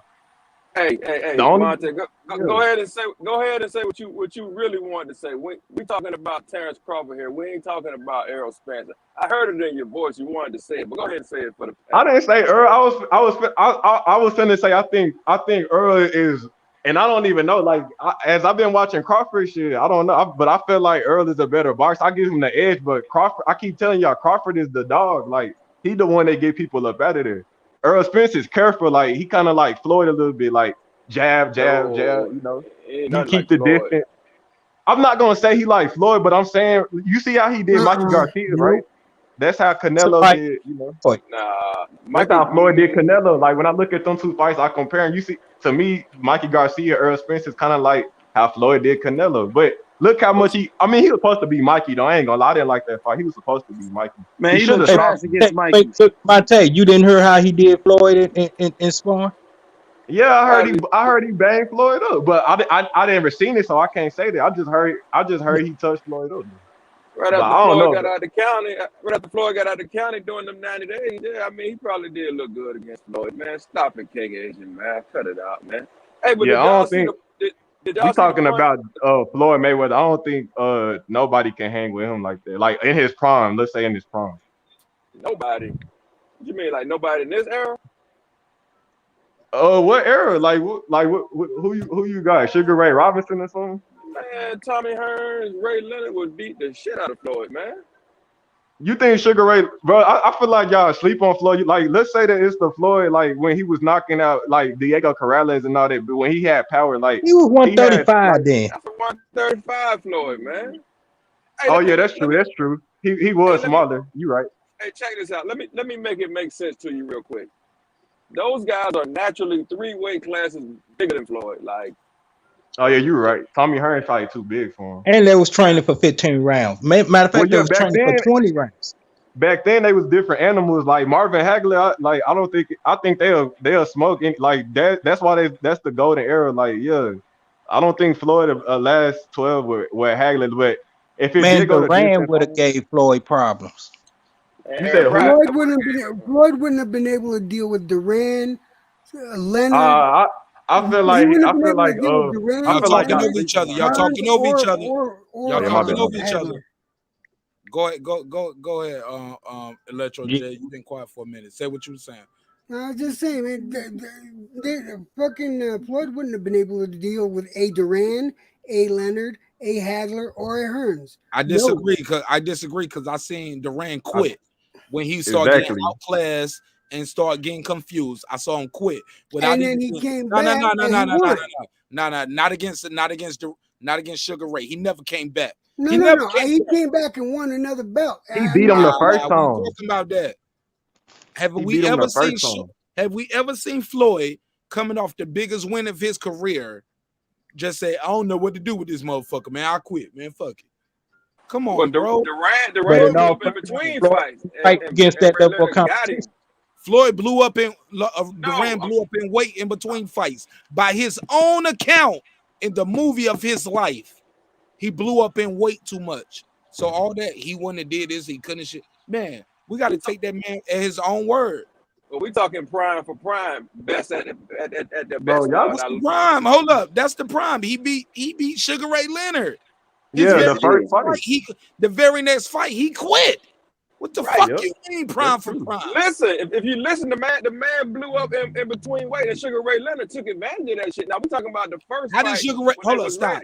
No. How Sugar Ray know what he doing all the way in Nicaragua? Exactly. He wasn't even technology back then. Panama. You know what he doing in Panama. He's from Panama. He was in Panama. How the fuck Panama, respectfully? How the fuck Sugar Ray Leonard know what the hell he doing in Panama? I just know I want to fight him. I want to immediately rematch.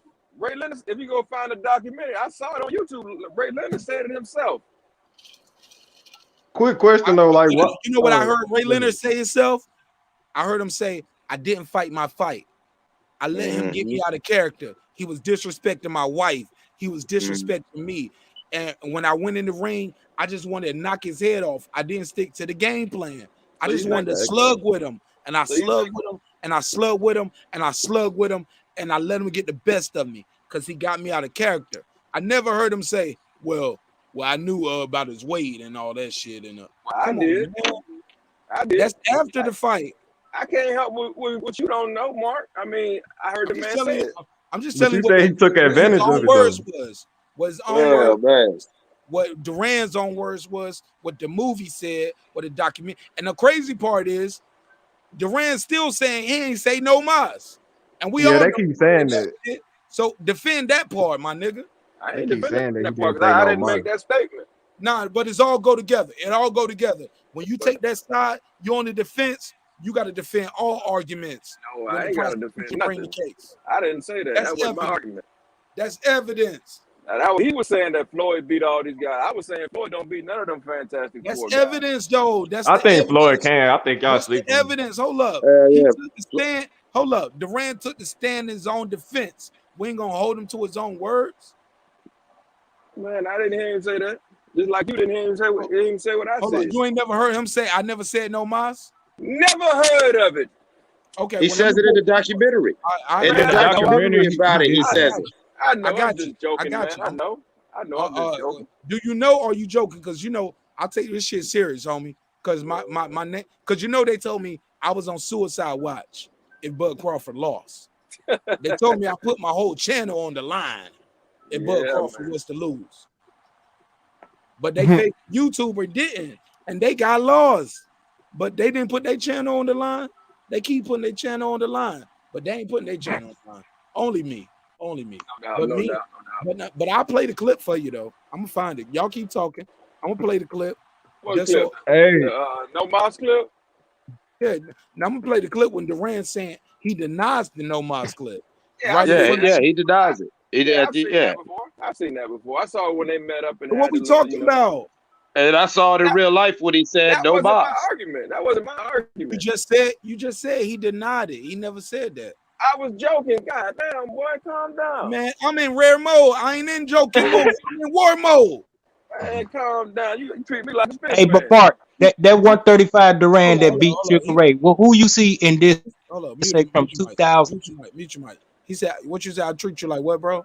Treat me like a Spence fan, man. Ty, I love you. Ty, I love you. Ty, you know I love you and I respect you, but Ty, what up? Keep that shit in the comment. Keep that shit chat. You can joke with me offline. We live right now, homie. I got a job to do. Let me do my job. Come on, man. You said we can joke in the chat, man. We giving them jokes, sports, Nah, R&B, everything. I don't know if you joking. Man. I don't know if you switching sides meantime. Some people support you, and then they support you just enough where you let them in. Come on, man. I gotta tell the truth. You know, I gotta tell the truth. Come on, man. You know I done showed you love. Even the Man, shit bro. we talked about offline. Who are you? I don't know you offline. You my guy on the show. I don't talk to you offline. I don't know you, nigga. Pat him down. Do I Pat know him you down. offline? Do I know you offline? Damn. Cause I don't know you offline. Okay. You're a good dude on the show. Man, get back to the show, man. I know you my nigga, man. Ty was like, Martinez, man, you got me right there. I got you with that one, That's nigga. why I'm laughing. I'm just playing Ty, I along. got you with that one, nigga. No, man, it's the online barbershop, man. That's how we play the barbershop. What? Man. What? It's the barbershop, man. Who? Never heard of him. This is the Nash neighborhood breaking the beats. And what Nash does beat neighborhood stand for, over Mark? here. Cause you ain't got to get your hair cut up here and get your hair cut up by a fucked up barber. It's feeding you some bullshit. Yeah, man. Nah, you Don't can fuck roam up. the streets Don't freely. fuck up my ways, man. You right. Yeah, fuck that barbershop, respectfully. Respectfully, of course. It's only one breaking beats, homie. It's only one. Hey, but that 135 Duran, prime Duran, that beat Sugar Ray. Who fucks with him? Hey, but you notice how these Spence fans are doing everything. They even doing what ifs and going in time machines for us to get off this because they sick of this fish fry, but they know we got canola oil for days. I'm telling you, we got them coming. I mean, how you? I'm sorry I had to. I'm sorry. Go ahead. I know they did just how you want it, man. Go ahead, talk about Duran, and then go ahead and talk about Rocky Marciano. Go ahead, bring them on. That's they want. Go ahead, baby. It's all. But at the end of the day, as of right now, I don't know what's going to happen tomorrow. To answer your question, Floyd. Hey, Clips, we got cross plates over here too now. Floyd at 135 boxes. Outboxes Durant. Nah, he got quiet. I don't see that. He better not get caught. I don't see that at all. Yeah, he better not get caught. But I mean, I feel like y'all sleep on Floyd Mayweather, bro. He a different breed. Like Durant was cold, but Floyd Mayweather, like I'd rather see Floyd than Julio Cesar Chavez though. Like that's better than yeah, he might get him because what's his name? Mildred Taylor really got him. And I think Richard Steele. Mildred Taylor beat his ass.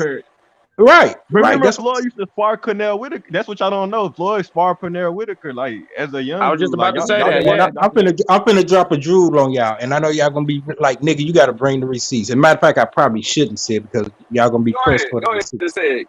Keep us off. I sparred with a guy that was getting with Sweet Pea. Straight up, he used to give Sweet Pea blues. Oh, you can find him on YouTube. He on YouTube. So how you do against him then? Nigga, I spanked his ass. Whenever he ready to get up, whenever he ready to come up, I tried to get him on Reggie Owens' show, but he got things going, and that's his shit. But whenever he ready to come on, whenever he's ready to come on, he would take. But man, trust me, this is early '80s now, so I ain't talking about this was no yesteryear, last decade. Nigga, I was young as fuck. But no, I got with him. But no, he used to get me too though. He used to get me too. They call a cap on you. They call a cap on you. Hey. I got a stack to lose. I got a stack to lose. I got a stack, but I got to stack the game too. Hold on. Let's have some fun with my drops. Somebody did put up a cap. Somebody did put up a cap. What's that? G-Trey? Oh yeah. That's easy. That's Trey. Okay, hold up. 1, 2, I didn't even know 3, Trey was fucking with my show. 7, 8, 9, 10. That's 10 caps. There's 10 caps on that. $100 a cap. $100 a cap. Leave the money out. Leave the money out. You got footage. You got $100 a cap.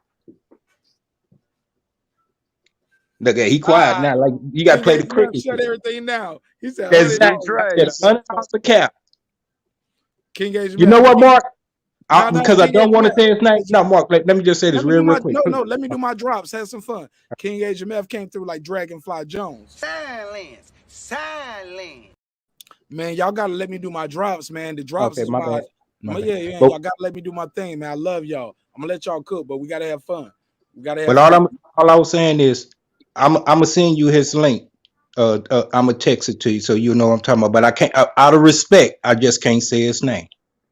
I just can't say him. And he's a former champion.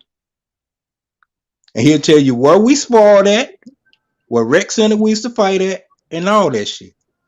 Nigga, the Midwest running shit when it comes to this boxing. But he used to get in there and give Sweet Pea the blues. Straight up. This was down in Norfolk. And you can even ask Triple OG. He's an eyewitness too, because I wasn't there when he was sparring. I swear, if I can say his name, I will, but I can't. But Mark probably will release it too when I send him the link. Come on, man. This was 30 years ago, man. Come on, man. But see, you gotta. He's a grown man right now, and he was. I tried to bring him on. But let's move forward. Yeah, let's. Yeah, we're talking secrecy. We talking right. On a live where over as of right now, when I look at my stats, over 2,000 people are watching. You know what I'm saying? So. Right. And shout out to the Nash neighborhood. And the playback say over 68, 69. So over 6,869 people are watching this. And when y'all see I'm cutting people off, I'm moving fast, because I see how long people are watching the show. I see the numbers going up and down. I see audience retention. So I'm trying to pass it around. You know what I'm saying? Let everybody get a chance to speak. So pardon me if I seem short with anybody. Just trying to pass it around. Because I see audience retention. Let's pass it around. Who was next? Matter of fact, Monte just came back. Go ahead, Monte. You know how y'all said 135, right? Like who y'all got? Crawford or what's Roberto Duran? Then like that's what I really want. We ain't doing that. We ain't doing that. Okay. We ain't doing fantasy fights right now. respectfully. Okay. Silence.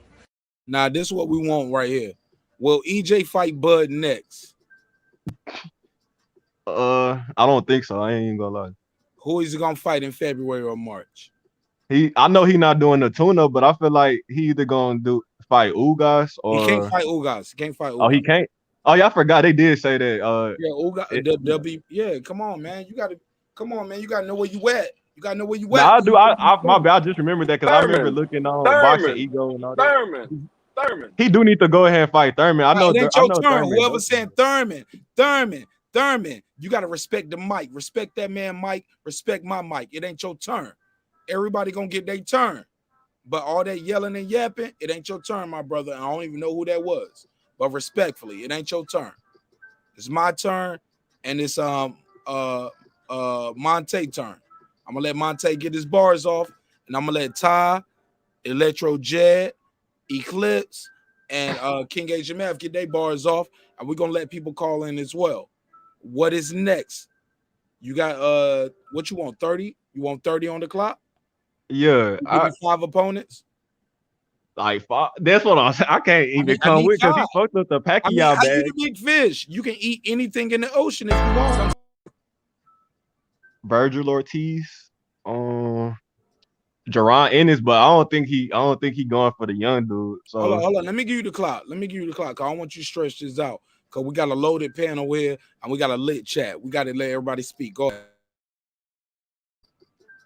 Go ahead. You got the floor. You unmute your mic. Unmute your mic, Monte. It had muted. Oh, yeah, this is what I was gonna say. Jerron Ennis, Virgil Ortiz, or Thurman. I can only name 3. I feel like them the only fights. Two more. You got the Crawford. You got time.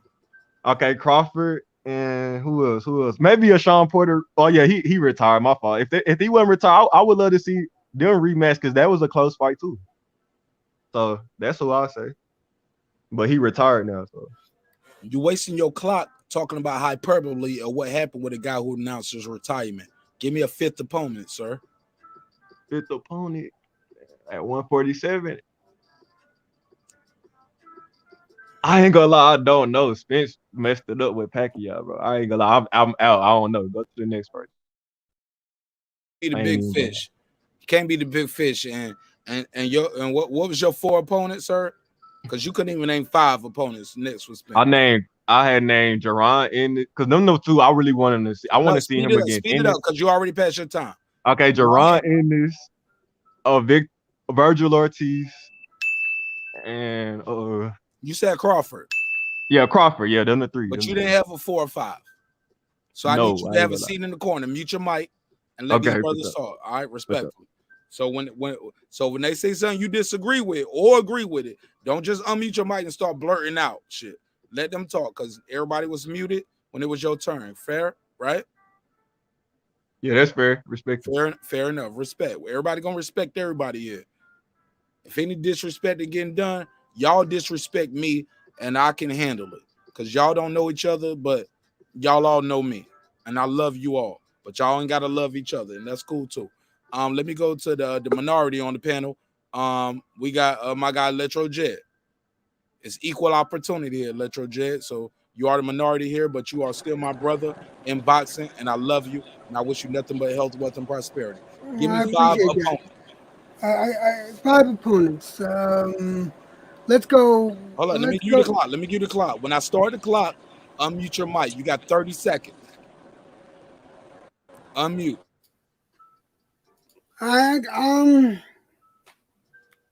Ortiz, Garcia, Ennis, Ugas, and Crawford, of course. But I'm not a fucking. Have you guys not heard me? I don't like Spence. We needed the answer respectfully, my brother. We needed the answers to the question, not the deep dive on the conversation, because that's in the next round. Yeah, that's the next round. That's the next round. Ty, mute your mic.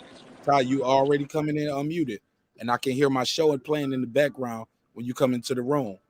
I can hear my show playing in the background when you are unmuted. And you still unmute. Now I'm muting your mic.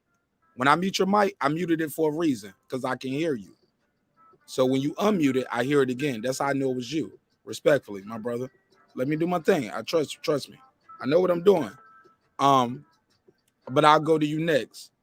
We're not asking for any excuses. All we need is 5 names.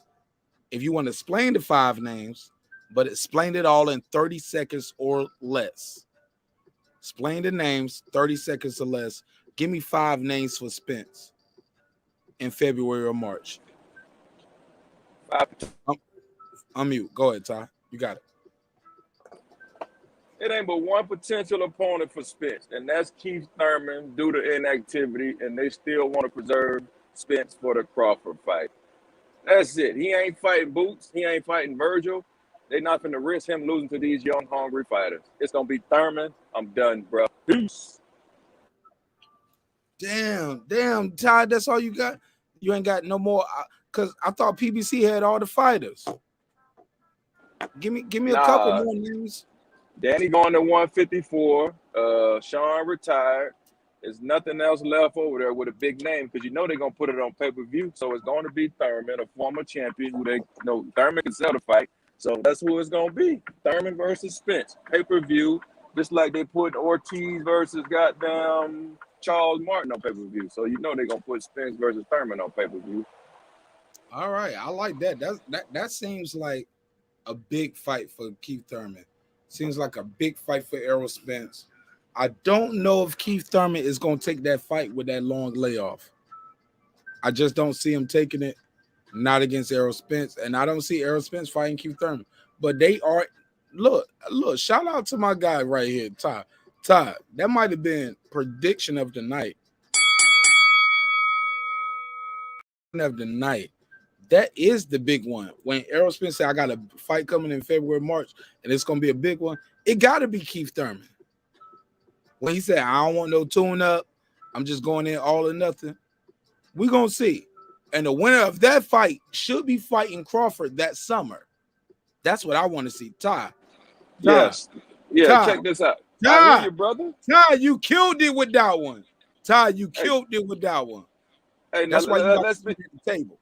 Let's be honest. Thurman is a tune-up with all this inactivity. Well, I mean, Absolutely. Let's keep it real. He is a goddamn tune-up. But he'll be a respected tune-up for Spence. No doubt. I mean, you know, PBC is really the true smoke and mirrors. Oh, shit. Let me put the case on.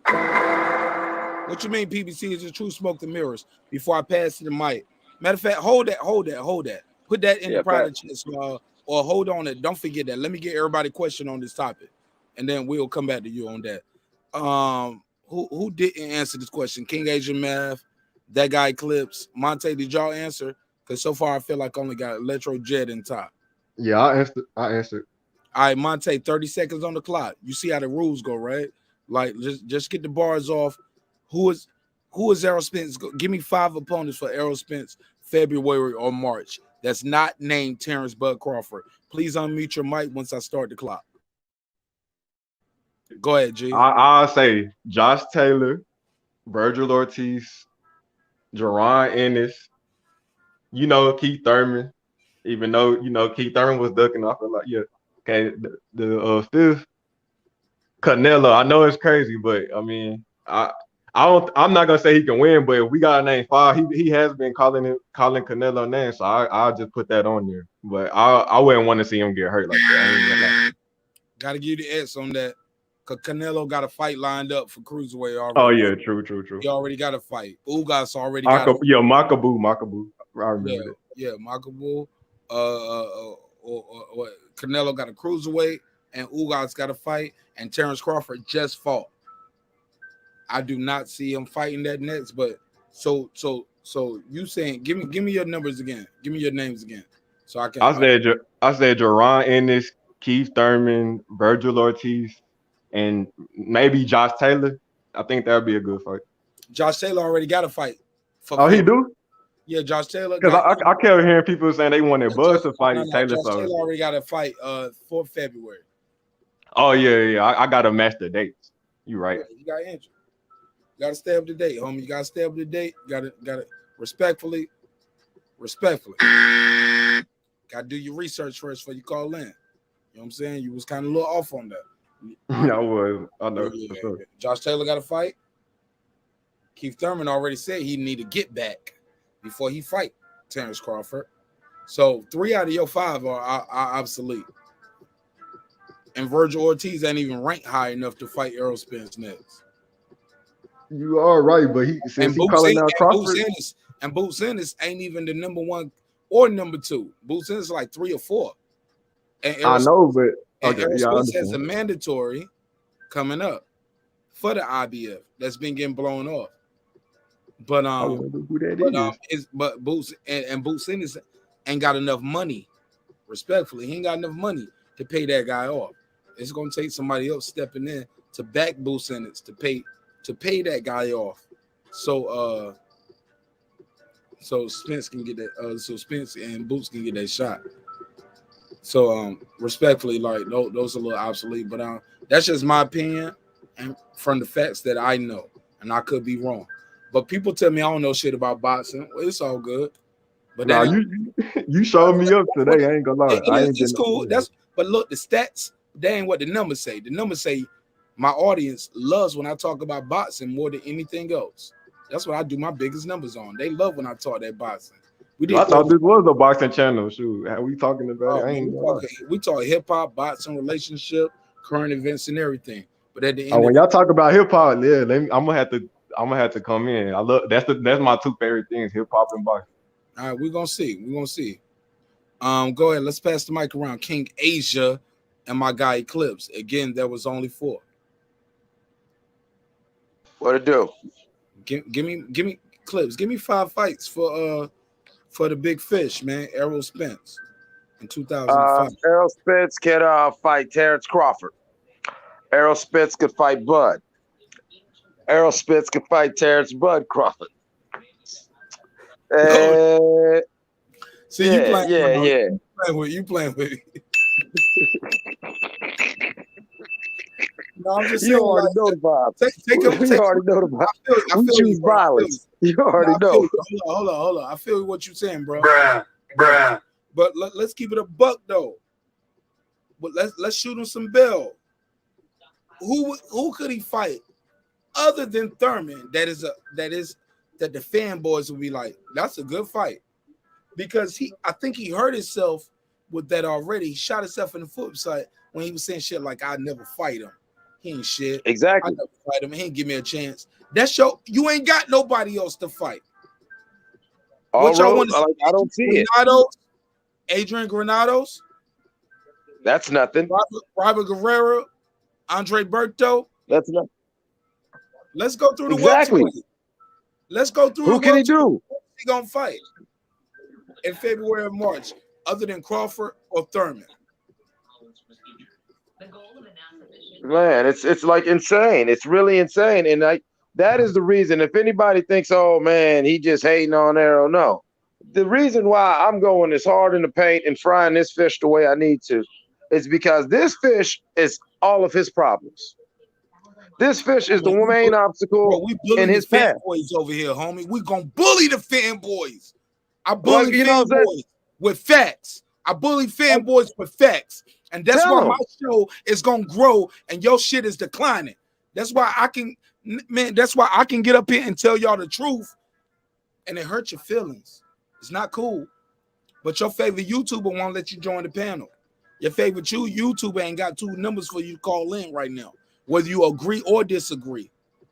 That's what separates me from the pack. I ain't running from it. You got to checkmate, my nigga. Cool, you got it. Have at it, Hearts. You just taught me something. Send me the link. Let me put it up here. Let's share the information. But they ain't trying to share the information. They trying to share their feelings. And once again, no, they're trying to spread a narrative. They don't have information.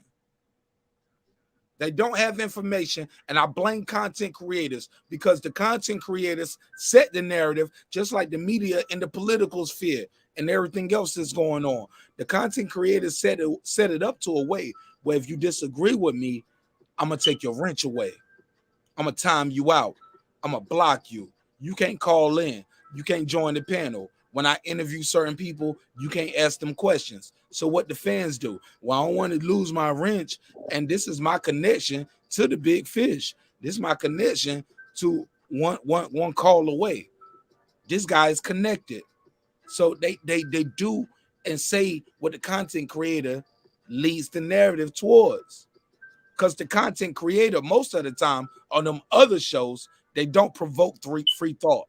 They don't put those questions in the chat. Mute your mic. I hear the beeping. They don't provoke free thought. They don't promote adverse opinions. And finally, I do one show telling y'all we gonna respect Bud Crawford tonight. He did everything we're supposed to do. Now I'm the bad guy. Well, I'll be the bad guy, homie, because you ain't gonna stop my show. You're gonna stop my flow. You're gonna stop my energy. Because believe it or not, Bud Crawford has fans.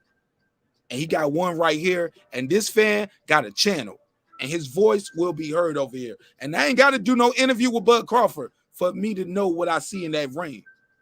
This ain't no dick eating contest, homie. Where, well, if you support him enough, you'll get the interview. I don't care if I never interview Bud Crawford. I'm gonna still respect what he do. I ain't got to ever interview Kenny Porter, but I know he did the right thing to protect his son, because he's his son first. And let me give y'all again, for the people just tuned in the room, bar tonight. This bar tonight. Before you disrespect Kenny Porter and say he bet against his son, he didn't give his son a chance, he cheated his son, his ego got in the way, he'll fuck all that bullshit. Look at your own father and ask them same questions first. Because Kenny Porter took his son to the mountaintop twice. Your daddy didn't take you to the corner store. Your daddy ain't never bought you the brand new Jordans the day it came out. Your daddy ain't took you to the Louis store, the Gucci store, the Prada store. Kenny Porter did all of that. Private jets. We going to Tokyo. We going to Japan. Everywhere, anywhere. And we going there getting it off of blood, sweat, and tears. And we getting there because I talked to you this kind of way. The way he talked to Shawn Porter in that ring that night, what y'all heard, you seen it before. That's the thing. Kenny Porter has always been Kenny Porter. He a real nigga. He gonna tell you how he feel when he feel it. Get the fuck out of here. Disrespecting Kenny Porter. Talking about he sold his son away. 509, you hung up. I didn't hang up on you. 509, 509, 509. I did not hang up on you. You hung up. But go ahead, King Asian man, I love and respect you. We disagree on a lot of things when it comes to these two fighters. But you and I can both agree. Kenny Porter is a man. He's a fucking man. He did what he's supposed to do. He saved his son from a trip to the hospital. He saved his son so his son still have a career in broadcasting. Shit, let's say a year from now if his son want to come back. Y'all blame me. Y'all can always blame me. But you, like, I saved my son from embarrassment. I saved my son. I saved my fighter. That's what I'm supposed to do. I never seen my fighter perform this way, or my son in training. I never seen him perform or not perform this way in fighting. We should respect Kenny Porter. Let's not say Kenny Porter sold his son out, yo. That's some bullshit, yo. The fight was fit. Kenny Porter bet against his son. You know that can be proved, right? Like motherfuckers who say that shit never been to Vegas. Yo, King Asian man, if you still there, I got you. Yeah. But let me say this on some real nigga shit. Motherfuckers who say that never been to Vegas, never betted on fights, don't understand how these gambling shit work. They'll see spikes in the gambling bet. If all of a sudden, come on, man. Kenny Porter, living in Vegas, born in Ohio, living in Vegas, across the street from his son. If Kenny Porter was putting stacks or millions, because it got to be millions, right? Because his son was a 5-0, then it got to 7-1. So we see somebody going in there betting hundreds of thousands, multiple people betting hundreds of thousands on Shawn Porter getting stopped in the 10th. It's going to come out real soon, right? Can we agree to that? In 2021, knowing what we know now. They got a whole Netflix series about this shit. It's called Bad Sport. It's about motherfuckers who were doing illegal shit. Bro, Kenny Porter did not put millions of dollars betting against his son. If so, we're going to find out within the next month or two or the next year or two. Less than a year. Less than a year. Because I don't think he'll mastermind where he's like scheming like that. He bet on the son, man. And the son didn't do enough. And we got to end it. It's over. Go ahead, King Edgeman. That guy Eclipse. All right. Who could he fight in February? Not named Crawfish Crawford. We gonna go. Ooh. Never heard. Nah, we ain't playing them You games. still doing My this? boy You still my doing boy did this? his job. My boy did his job. Y'all told me I was gonna be on suicide watch. I let y'all niggas eat all day Sunday. I'm back, baby, and I'm back for the bread. I'm taking head, and I'm taking names, and I'm shutting down. I said I'm taking head. I gotta pause. On that. So I'm taking head. Nah, I ain't gotta pause. Y'all know, Look at it. SMD. That's SMD. Y'all know what I meant. Hey, look, let me take this call real quick. Hold on. 509, you on the line. What's your name? Where you calling from, baby? Hey, it's Sam. Sam, Washington State. Sam, where you from, my brother? Oh, Washington State. Sam, did you call the 470 or the 678? 470. All right. I got you in. And you know what? I hear you better on this one. Last time I called, I couldn't hear you. All right, man, that's better, man. Well, look, I'm trying to figure it out. The 470 is the Google Voice. The 678 is the Skype number. So I'm learning, bro. I'm learning on the job, but yeah, it's my first year. I'm just helping out. I'm putting in input, brother. Put in input. Hey, I got my 5. Let's go, baby. Let's go. Mean Machine. Okay. Benavidez Jr. Hold up. Wait. Hold up. All the people you named for Era Spence so far is Terence Crawford leftovers, but okay. Well, okay, but that's the whole point. They all kept saying that Terence Crawford fought Spence leftovers. No, but these guys. So if they were so easy, why don't Spence do them? But the first two guys you named are coming off a loss and a draw. Mean Machine is coming off a loss, and Benavidez Jr. is coming off a draw. Well, you know what? Oh no! Yeah, okay. Slow down. You're right about that. You're right about the loss of Mean Machine. We good. Give me your other 3, and we're gonna have some fun. Let's go.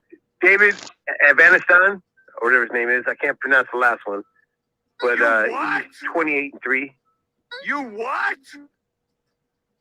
That dude ranked number 11. Y'all meet How many choices he got? Y'all meet your mic. Let me talk to my caller first, man. Let me get a little time with my caller. Hold on, real quick. OG. Where you say you from and what's your name again? My name's Sam from Washington State. This your first time caller? Nope. My 3rd time. Oh, 3rd time. Let me give you a different draw. Damn, I need a 3rd time caller draw. All right. So it's 3rd time. If it's his 3rd time, I got him then. It's a trap. It's a trap. I caught you. You locked in. You loving the show. Man, I fuck with you, Sam. Sam, I am. Man, I ain't never been to Washington in my life, but I heard y'all got the best weed in America, bro. It's better than Cali. Well, you know what? Everybody told me Washington got women better lie, men lie, but that's the truth. Yeah. Everybody and I know, even Cali niggas told me, yo, nigga, I got my OG niggas that I know who got and when I say weed, I ain't talking about illegal weed. I'm talking about people who do this as a business. So don't get mad at me. No, I'm not. No, I ain't talking about you. I'm talking about the people who try to shut me down. It's medical up here. Absolutely. No, it's recreational. It's medical. Air is fully legal. Yeah. Oh, absolutely. Yeah, absolutely. And then I got Stanionis. It's my last one, by the way. For Spence. My point is he don't got a lot of choices. Start over. Now he says he wants a tune-up. Hold up. Start over. Because I got off track, and that's my fault. So they got to question me as a host. Let me give them a drop.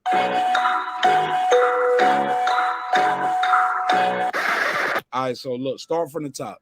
So you got Benavidez Jr., right? Yeah, Mean Machine. Thurman. His name is Avestanian or David Avestanian. Okay. You know what I'm talking about? Okay. Yeah, somebody said he was 11. And Imitatus Stanionis. Stanionis got I thought he got a fight set up. Maybe he does. Maybe I did miss one. Stanionis don't even fight. My point is, Spence doesn't have a lot of choices.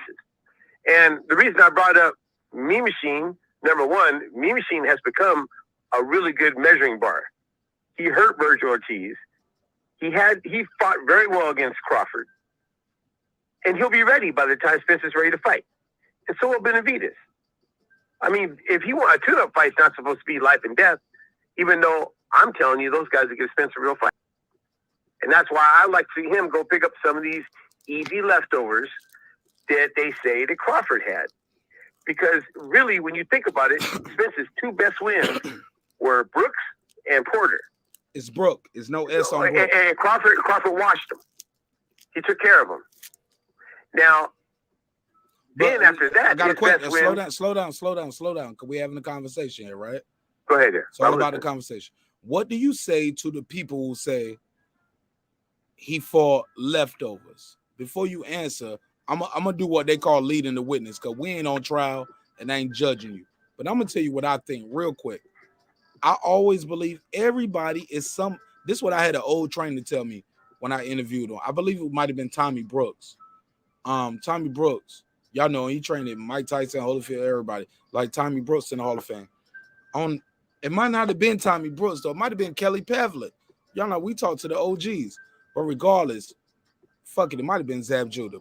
My point is, everybody is somebody's leftovers unless they undefeated. That's right. You got the floor. Yep. And let me just side note that. I say the same thing in life and in relationships. Everybody is somebody's ex. You know, get over it. Man, you got to pull up for our relationship talk. Shout out my sister Queen P, girl behind the mic, Blue Dreamy Cream, Danny Lux. Yo, we got the ladies. Man, we got an arsenal. Shout out to the Queen Lisa Bell. She pull up for the boxing talk, but she don't pull up for that sex talk. But bro, we do a lot of relationship and sex talk. We don't do that fake ass manosphere where it's just a bunch of niggas up here talking about how much they hate their mama, their baby mama and shit. No, we do real relationship talk where we got ladies on the panel. So fuck with me, man. Like we have real conversations. So I'm gonna look into that. I want to get on the panel one day. Check the playback. Let me make this quick point. Let me let somebody else on. Yes, sir. If you don't mind. Go ahead. I'm sorry. Now see, I look at Danny Garcia. Those were after Porter and Brooks. Danny Garcia and Mikey were Spence's biggest wins. And I'm telling you, Mean Machine and Benavidez would give them hell. Say that again. I said Mikey and Danny, after Porter and Brooks, who are the common opponents that Spence and Crawford had, that Crawford washed out quicker. Danny and Mikey were his biggest wins. After that, his resume is no better than Crawford's. And I'm telling you, Mean Machine and Benavidez would give Danny and Mikey hell. Right. And so that's why I like to see Spence go ahead and fight them. If he wants a tune-up, that's a tune-up. And that would he can make good money. No, he don't want no tune-up, but give me the names that you said again so I can put them. You said Green Machine. Benavidez Jr. Avestan. Stanionis may be busy. And then I had Thurman in there. But, is Thurman really going to fight? He'll be injured. Something will happen. You know what? I like Benavidez for Spence in his next fight. That'd be a good fight. Look, I will pay for that just because it's a common opponent. Benavidez is tough. He will fight you. I believe Spence will win that fight, but I want to see if he can stop him, though. That's what it is for me. Can you stop him? I think Spence will win too. But I don't think Spence will stop him at this point, though. Well, one thing I do know is Benavidez will fight you. Oh, he ain't running. Look. If you want to stop him, you got to go to him. Because we all know he got like the same shit y'all say about Bud. He only got one leg. So go in there and stop him with one leg. Because everybody can't stop him. Nobody has stopped that man with one leg. Except Crawford.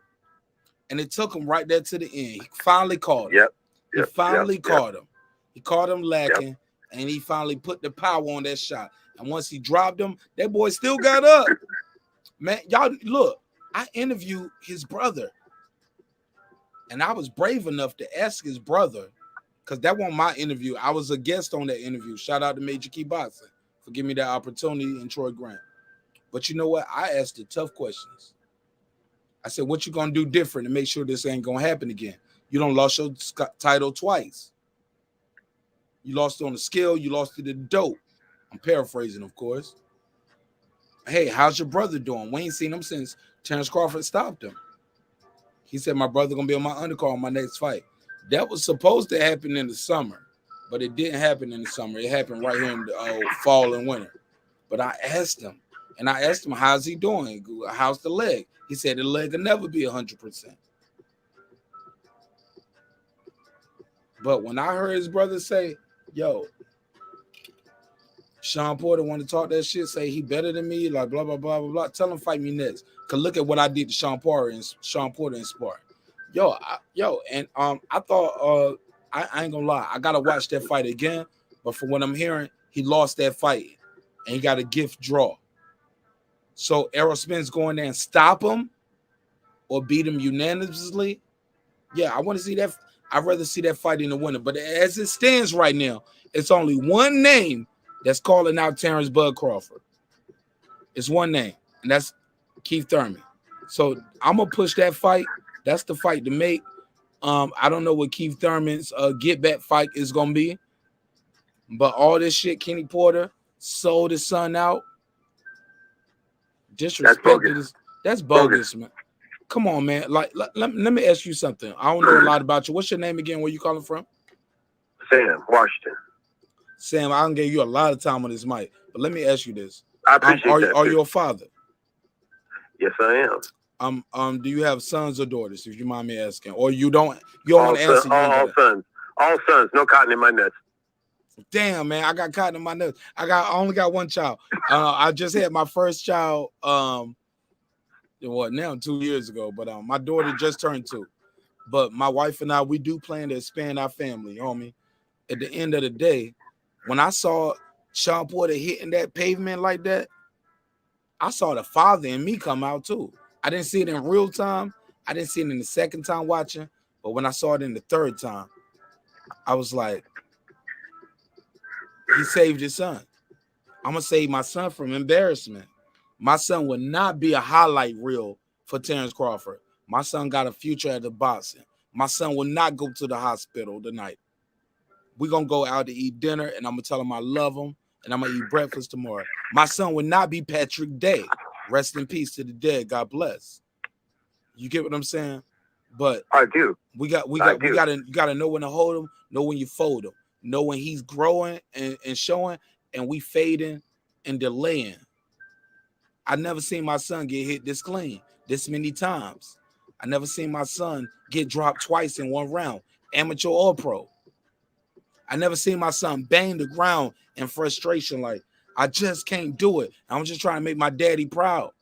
Baby, you ain't got to make me proud no more. I've been proud of you. Like, that's the conversation that y'all don't hear. That's what the conversation y'all don't hear. And y'all saying that man sold his son away.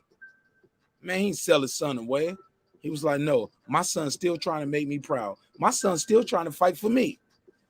I'm adding my own to it, King Asia. I'm adding my own to it.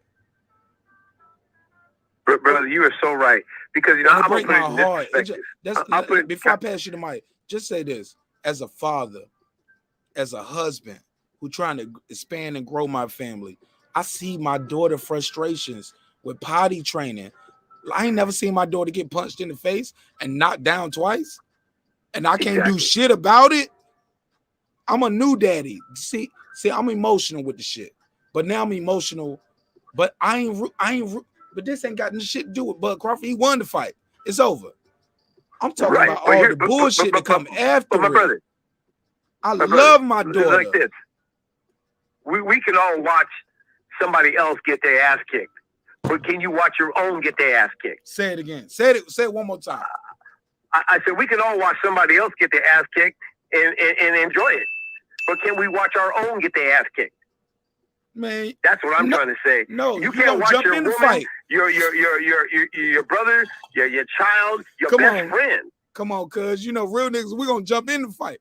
Kenny Porter want to go in there and fight Bud Crawford with his son. That's what I'm saying. He a real nigga, man. Kenny Porter, a real nigga. Respect that man. If not, he gonna slap you when you see him. Gonna slap your ass, nigga. Don't ever question my father. Though. He may not get a haircut. He might not get a haircut. Oh, you're absolutely right. If so, it's gonna be a baldy, or it's gonna look like Kanye cut. He gonna give you one of them Kanye haircuts. Gotta put a case on it. Gotta put a case on it. Man, I love Kenny Porter. Everything I said about the fight before the fight was just me trying to sell the pay-per-view. I got a job to do, man. I'm a content creator. But I told the truth. I didn't lie to y'all. I never saw a tactical advantage for Shawn Porter.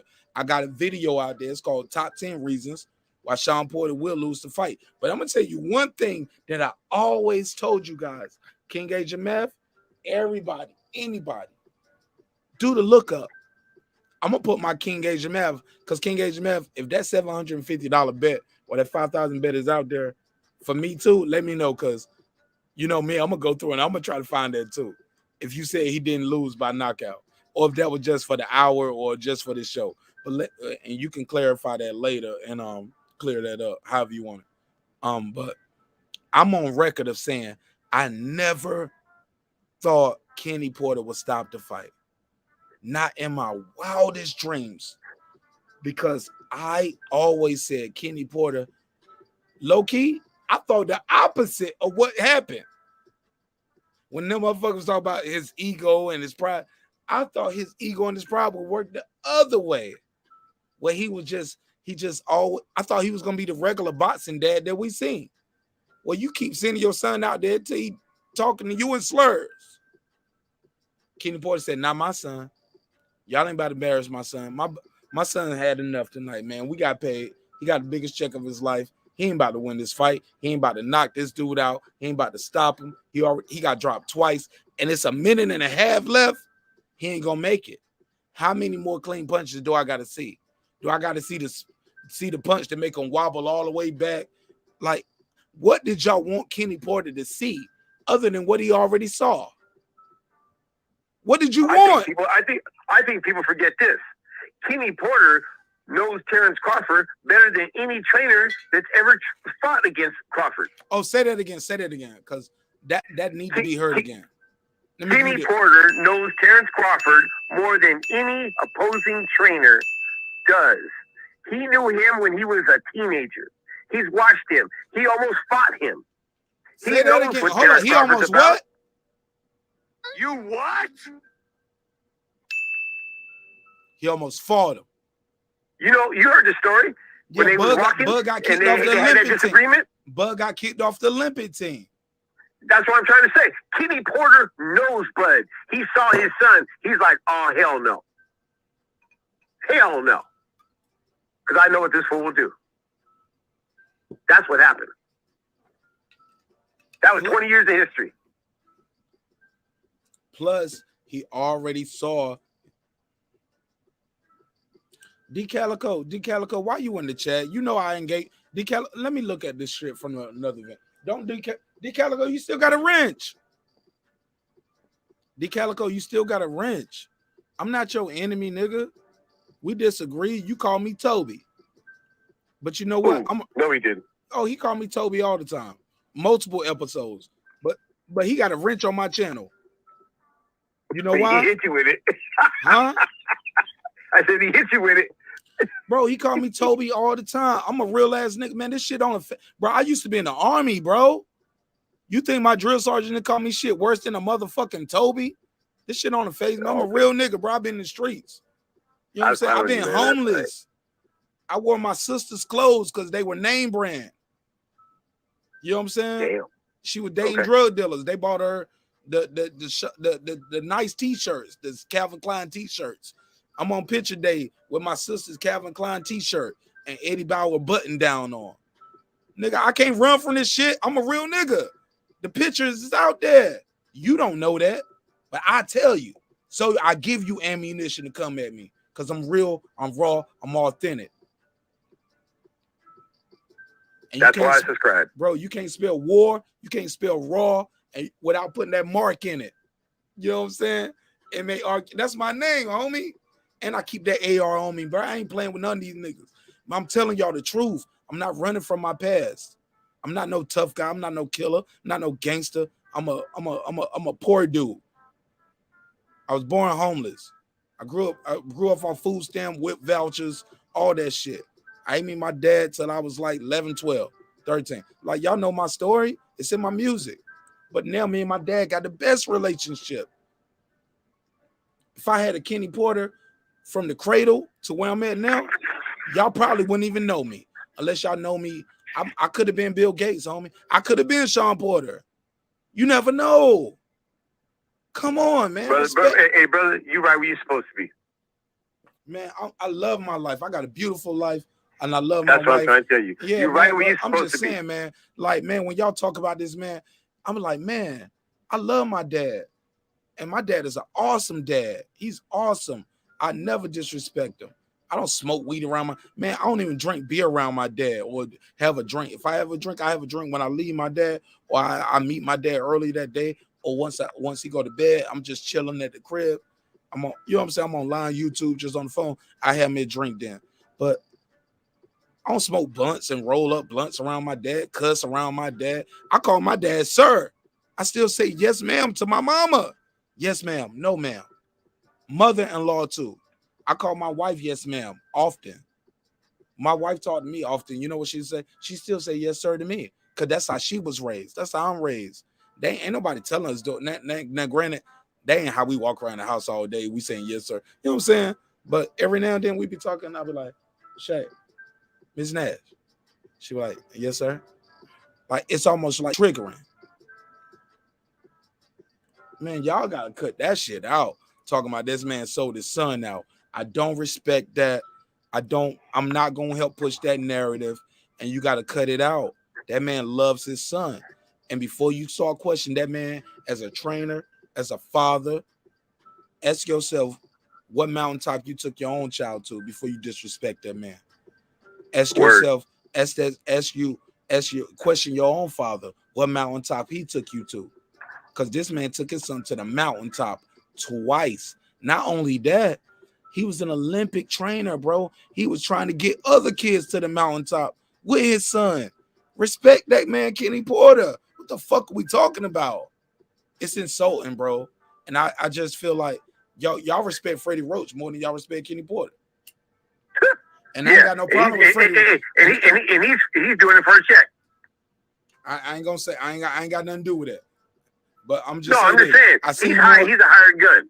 He's a hired gun. Freddie Roach is a hired gun. He doesn't have that relationship. Kenny Porter and Shawn Porter are a partnership. You know, they as one goes, the other goes. You know, when Shawn retired, Kenny Porter retired too. You watch. Monty, pull up. I ain't kick you off, Monty. You kick yourself off. Look, look, Monty. It's an open channel, open panel, open dialogue.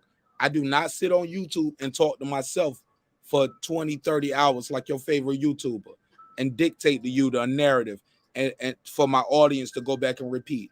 I let you guys call in. I let y'all beam in. What are you talking about? What are you talking about? I let you speak. And I'll let you speak again. Just give Bud his props. Oh, yeah, I'll give you that. Maybe you was talking to somebody else. He wasn't talking to me. Okay. Because he said just give Bud. Yo, all we do is give Bud his props. But all I've been hearing is Kenny, like they trying to push the goalposts. They trying to make Kenny Porter a villain. They saying the fight is fixed. They say he sold his son out. Man, you better respect Kenny Porter or you're going to get the slap. Let me show you the slap. But Mark. Nah, hold on. I got to show him the slap. Mark, let me ask you one question. I got to show him the slap. Let me ask you one question, bro. Before you ask me any questions. Are you surprised? Hold on. Slap. One more time. Slap. One more time.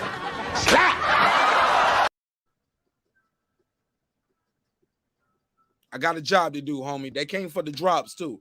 They don't just come to hear us talk. They want to see me entertain. And I got to do the drops. I got the drops on hand. Oh, no, I like the drops. Go ahead. My point is, I'm not surprised. That's what they was going to do. Terrence said that was what they was going to do. He said that before. Every time he beat somebody, oh, Kell Brooks gonna be his biggest challenge. He knocks him out. Kell Brooks was washed. Amir Khan. Khan's a full-size welterweight. He knocks him out. Oh, he was no good no more. Now it's his daddy sold him out. I mean, look, I'm not even surprised no more, man. Really, I'm not. All right, man. I gotta let you slide, man, because I need you. I know you do.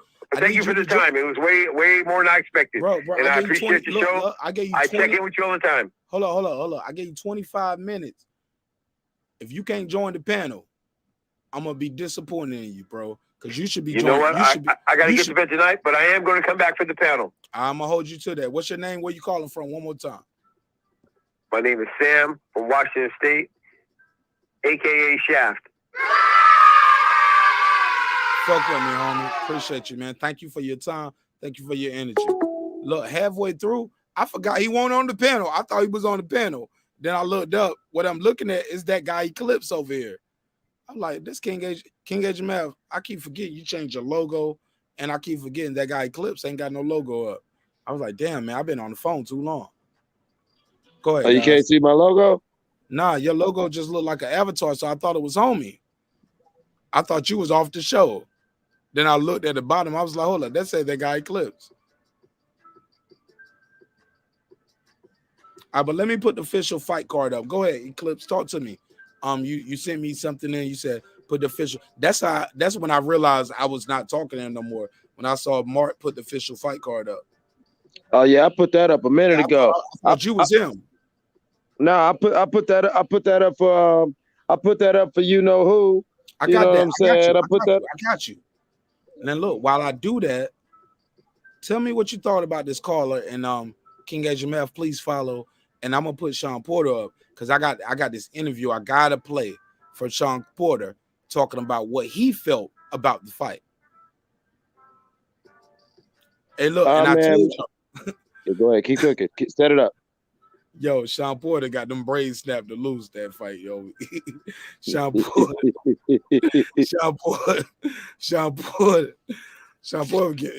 Porter went to war on me. And Sean Porter was in there looking like Freyshawn Cruz.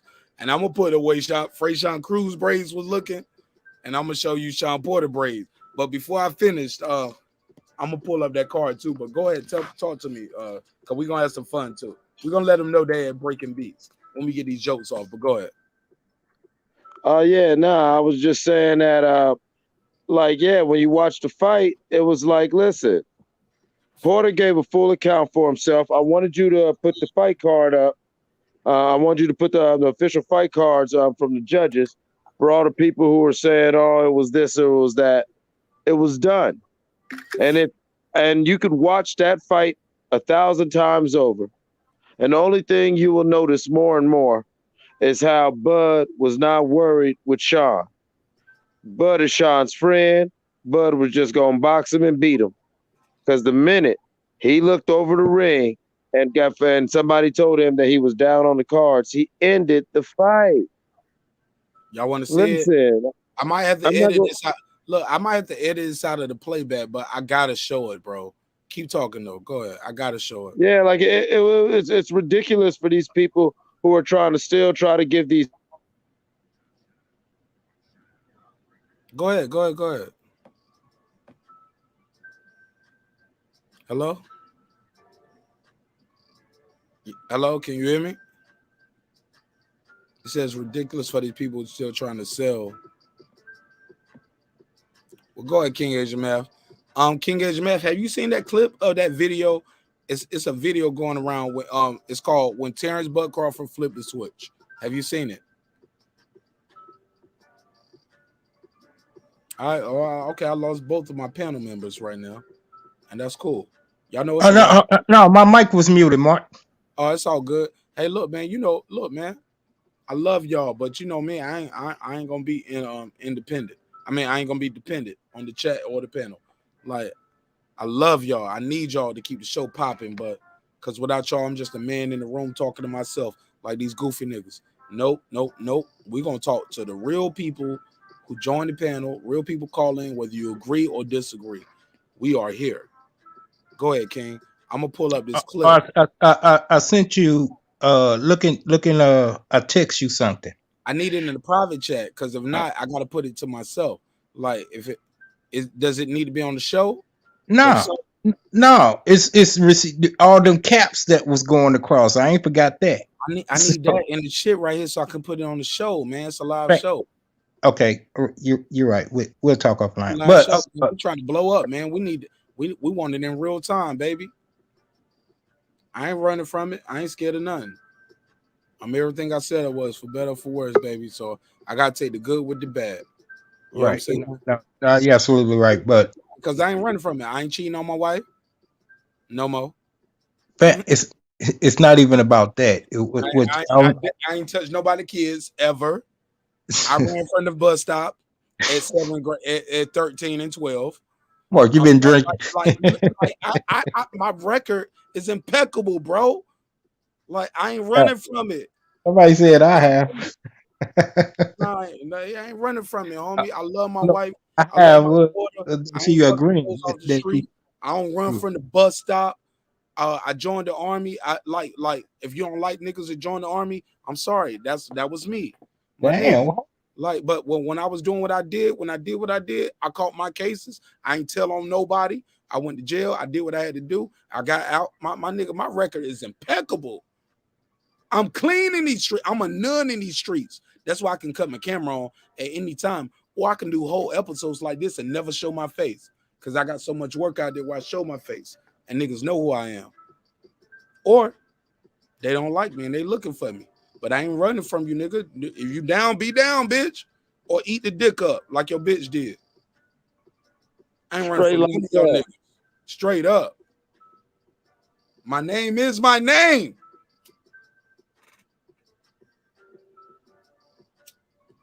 Right, but top 5 potential opponents for Earl Spence.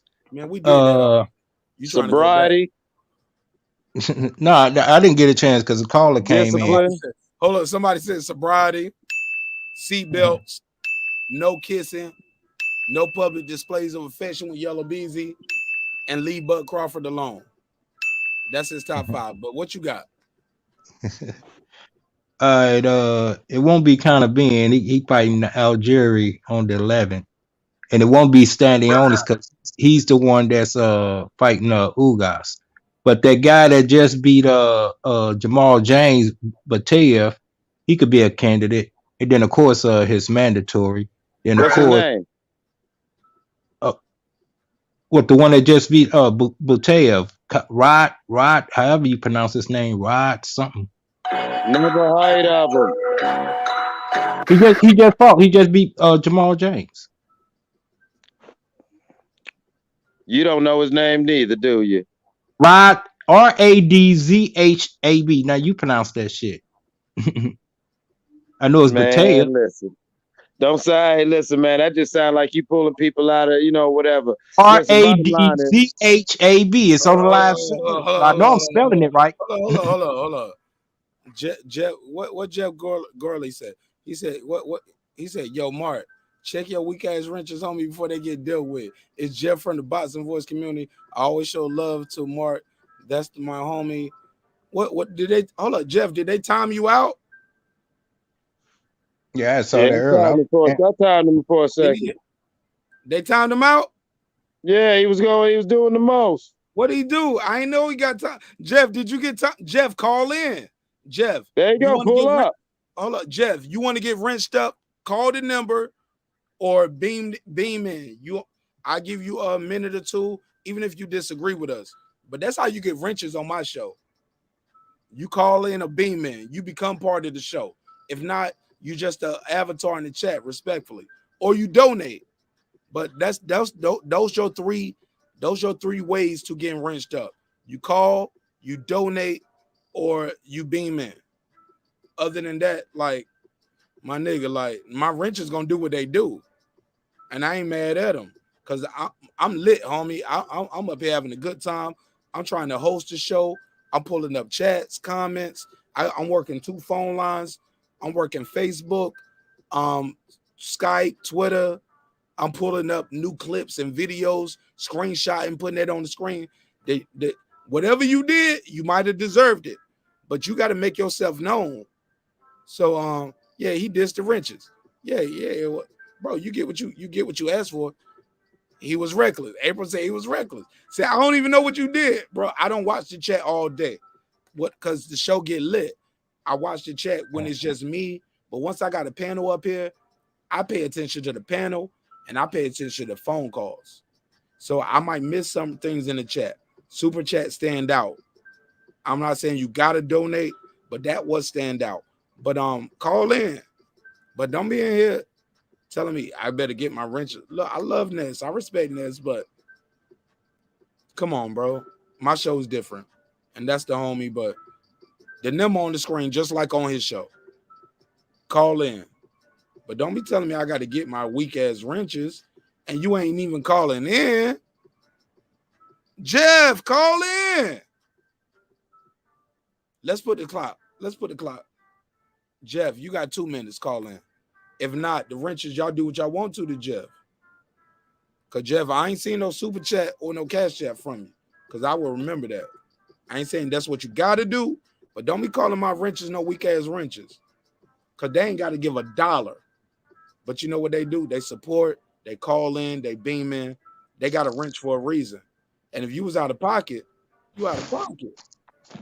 Respectfully. I don't know April from a dime in a wall, homie. She called in. She got down for a crown.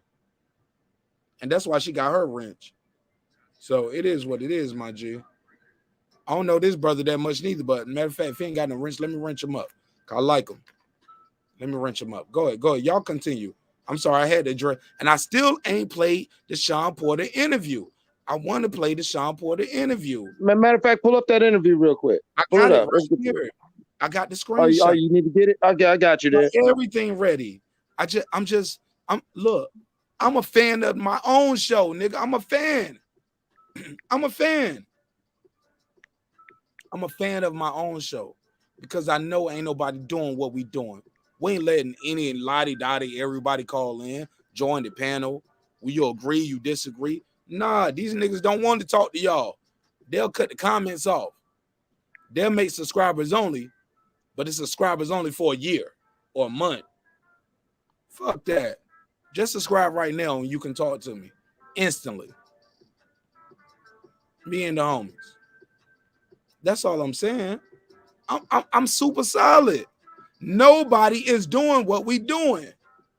So if y'all don't like that, what that motherfucker saying, y'all do what y'all supposed to do if you got a wrench. But for the most part, they can disrespect me all they want to. Let them call me a fuckboy. Let them call me a coon.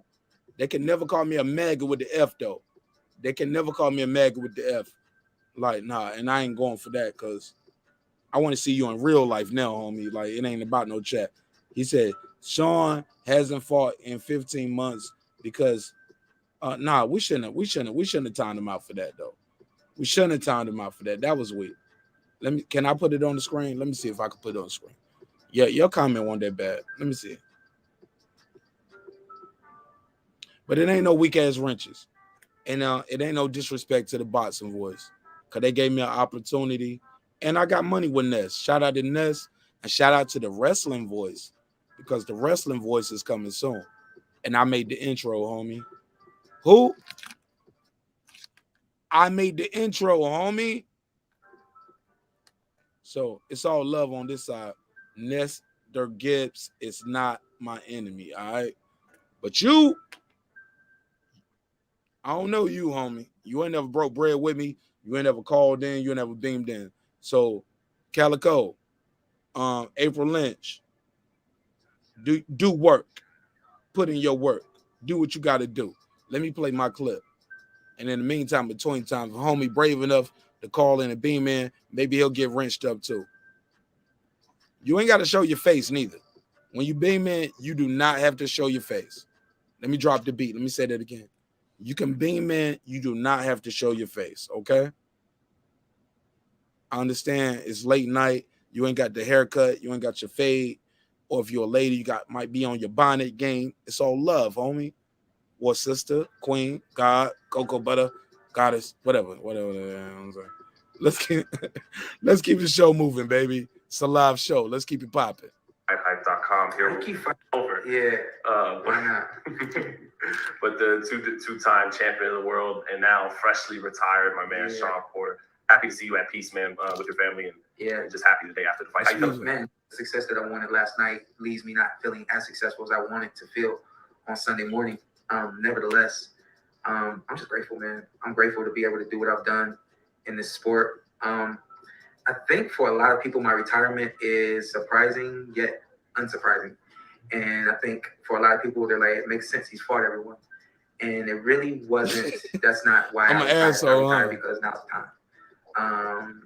Them braids looking like Franchon Cruz, nigga. I did football in between. So I did football August to October, November.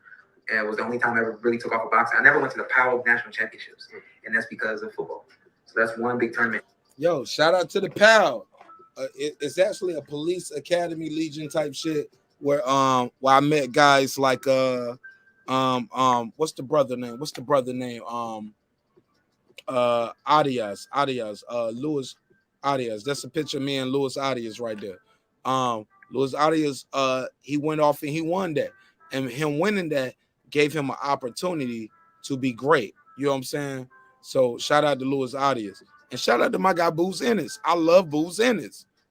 But Boots Ennis cannot beat Terence Crawford right now at 147, in my opinion. Bud, no, I think Bud just knows too much to point him out. He'll outpoint him. He'll just outpoint Boots Ennis. He'll get the edge, and y'all will say Boots got robbed, but Bud will still win that fight. Bud he's just been at that level since 2012. Boots ain't been there one time. With that said, I digress. I got a guy right here who's been a friend and a family member of this show. He's been watching this show grow since its inception, and I know he's super proud of me because he's my brother and I love him. He never been a fucking hater. His name is Big Dog Willie, and I told him I can never call you Big Dog Willie unless I'm introduce you. I'm either call you Big Dog or I'm gonna call you Willie. But but I love you. You know you're my brother, homie. What's up, Pimpin'? I feel you. I hear you. Yeah. Let me give you a drop. All the kids love when Big Dog Willie come out to play. They say, "Yay!" Go ahead, King. You got the floor. Go ahead. Yeah, man. I ain't gonna stay too long, but I want to get on. I think this is what it is. I don't know if it's Spence diehards or Bud just Bud haters. But it's getting pretty bad. Say it again. It's getting pretty bad now because if you're trying to blame Kenny Porter for the fight being what it is, and for him stopping the fight because his son got knocked down twice. I mean that's his son. You know what do you expect him to do? And if that's the case, they shouldn't have been fighting in the first place. If he's supposed to fight tooth and nail to the death with one of his best friends. I mean, it just looked like Kenny Porter was being a father. He cared about both the men, and he said, "Okay, this is enough because if I let my son keep fighting, it's going to turn into something that is going to be more than just a boxing match. It's going to turn into something that might be worse." So, hospital, bro. What? His son might it was turning to something like they might not like. It might be one of the fights that he was looking out for both of them basically, and I think that. Hold on, slow down. How is he looking out for Bud? As in, he don't want Bud Crawford to have a murder on his record. No, I think that he was looking out for their friendship. To be honest with you. Oh, okay. I'm not saying that. But the fight was won when Bud knocked him down a second time. I think what it is like some people want to see him just kill the dude, and I don't know. I mean, he could have kept the fight the rest of the round. I mean, maybe he could have. Maybe he got knocked down a third time, but he wasn't like. I don't see him coming back in a fight. Porter come back in a fight and making it a more competitive fight because all the ammunition that he put out there with got spent up and he had nothing else better to do. All right, let's pass it around. Anybody want to Big Dog Willie, do you got 5 opponents for Spence in February or March that's not named Bud Crawford or Keith Thurman? Because he said I'll never fight Keith Thurman because Keith Thurman didn't give me a chance. If he the big fish, he can't fight Thurman because he said I don't want to fight Thurman. He ain't gonna fight. He's not gonna fight Bud, and he's not gonna fight Ugas because Ugas is tied up. What are 5 Spence opponents? Well, is Spence still trying to get back from his eye injury? I'm just saying. He said I don't need a tune-up. That's his words. Well, whatever. Tune-up is for guys who don't believe in themselves. Okay, well, he has an injury, and it's not about having a tune-up. It's talking about. Respectfully, I got to put a case on you. We got to take a man at his word, right? Okay. We heard that. We heard one say, I don't have 5 people. Hold up. We heard one man say, I want Spence next. I've been calling him out all day. We seen one man leave the arena. I played the clip already when Ellie Setback said, will we see the fight with you and Crawford next? He said, I don't know. Maybe not. Where do we go? Matter of fact, he didn't say maybe not. He said, I don't know, maybe. So excuse me on that. He said, I don't know, maybe. He didn't say yes. The only person who has called out Bud Crawford actively is one, Keith Thurman Jr. He said, I'm going to get back in the ring shortly. I'll be more than happy, more than willing. See, that's a double right there, right? I'll be more than happy, more than willing to step in the ring with Bud Crawford next summer. I'm willing to fight Crawford in 8 months from now. So that's June. That's not up to him. So that's a cry for help. That's him telling Bob Aaron. That's him telling everybody who's watching, Al Heyman, everybody. Let me take this call. Stay with me. I'm gonna give this caller a minute, or maybe 2. Big Dog, you got 2 minminutes? Let me. I have to go pretty quickly, so let me get a call at 1 minute. All right, that's fair enough. Go ahead. What's your name? Where you call? It's D Calico. Y'all already know. Calico, click the link. Join the panel. Why you bullshitting? I'm saying. Calico, join the panel. Why you on my call? You know you supposed to be on the panel. That's all I'm doing right now, man. You know, I'm just chilling.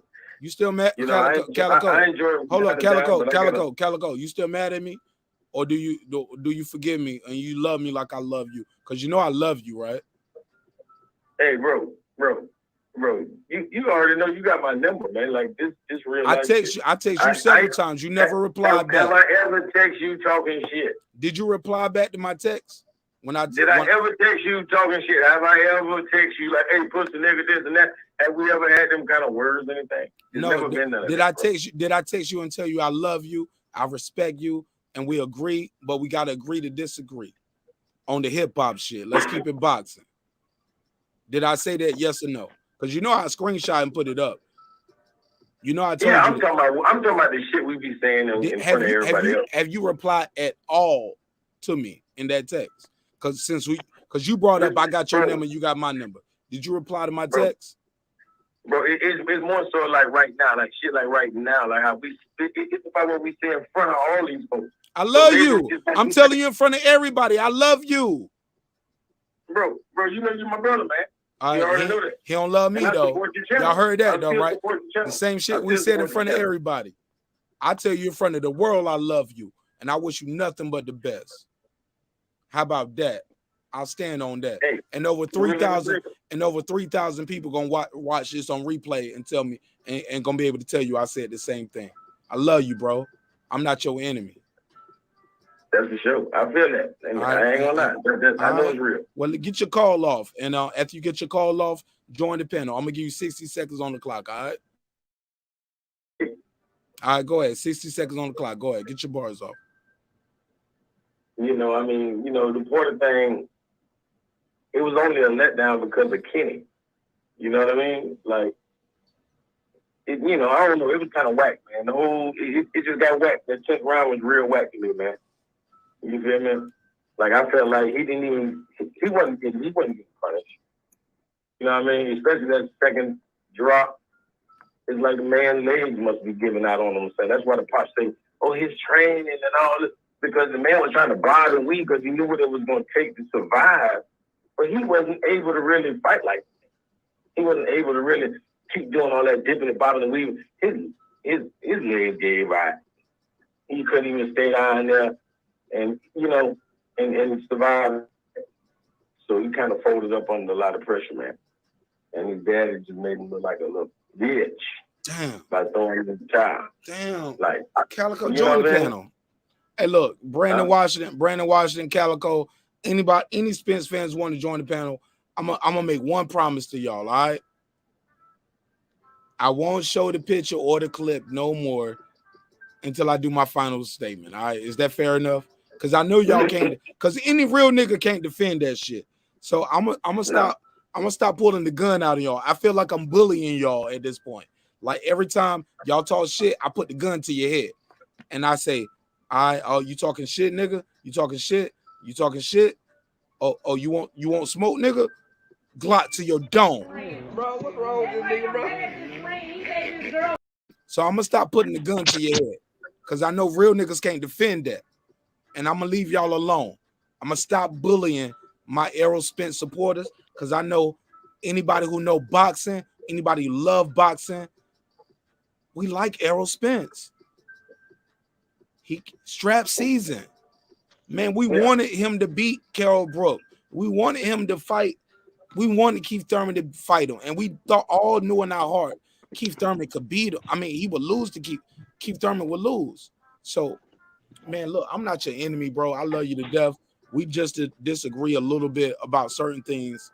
But for the most part, even that Toby Top Range shit, that shit don't hurt my feelings, bro. Like, I ain't take your wrench. I ain't block your phone. Real talk. But Calico, you know, before we continue, I block niggas every day on this show. Every day, I block them. I never blocked you, never took your wrench. Bro, you are family, bro, and I love you. And I love you like I love the drunk uncle at the cookout. Like, I just can't leave my daughter around you, homie, respectfully. Nah, I'm joking. I say I went too far. I went too far. See, you see what I'm saying? I be going too far. I be going too far. But click the link, man. Join the panel, man. Fuck with me, all right? Yeah. All right, man. Fuck with me, Calico. It's all love. Man, I like Calico, man. I'm glad he called in, man. I want Calico to know I don't hate him, man.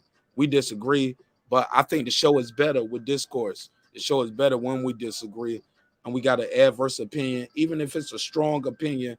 But like Brandon Washington, he was like, I can't defend EJ and that bullshit. You know what I'm saying? Brandon Washington, you my brother, man. I love y'all niggas, man.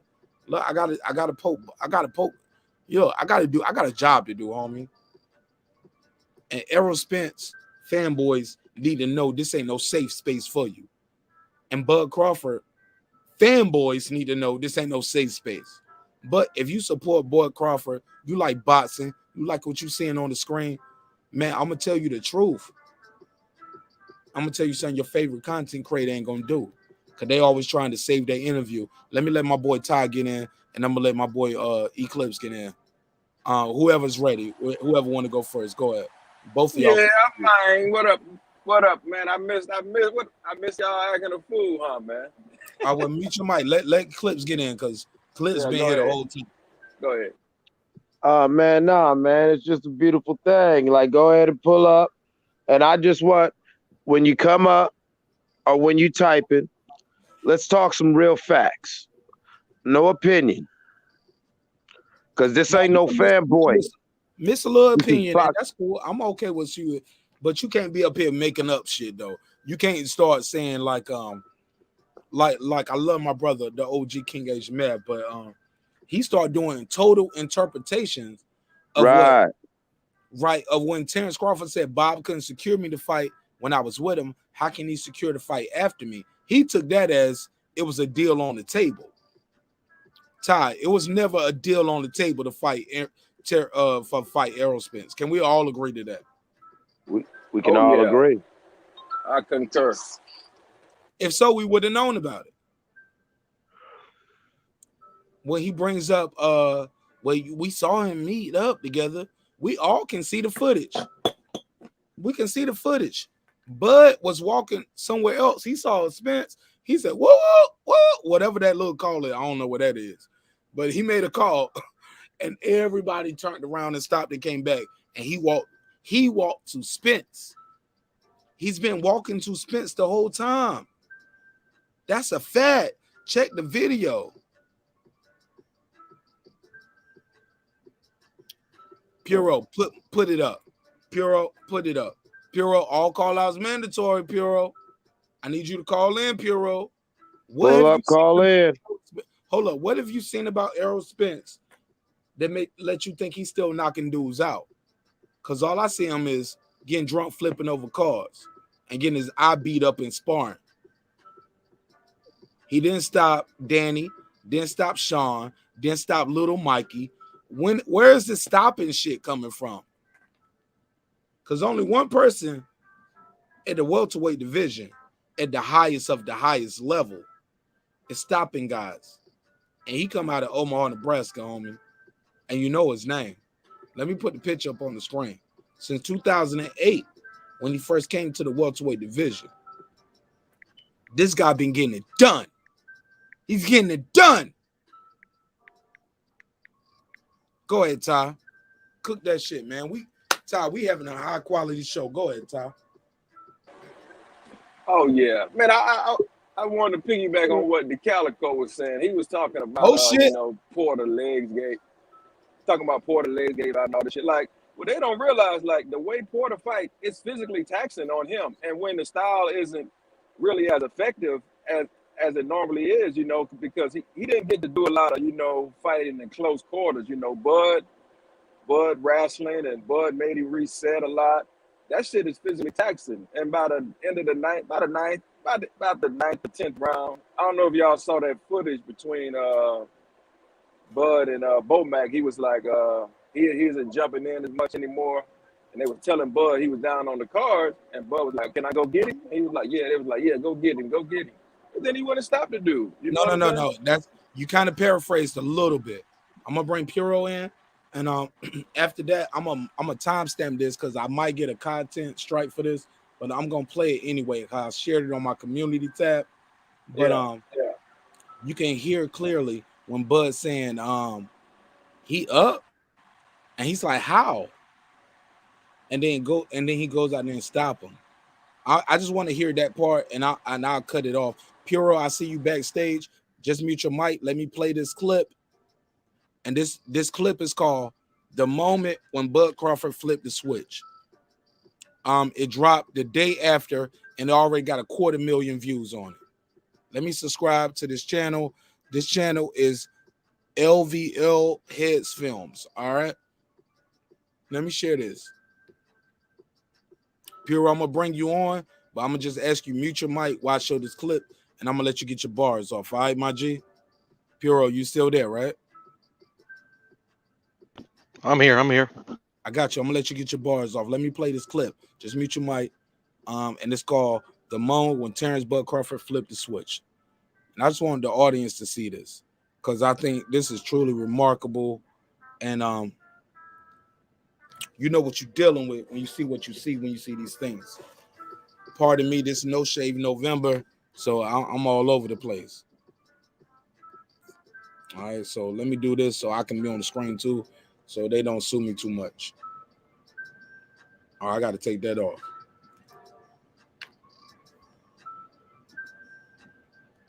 All right, let me take this off. Here we go. I got you. Here we go. So sorry if it's not as big as you want it to be. But that's what she said, right? But I just want y'all to hear the audio. Shout out to homie right here. And let me blow the screen up.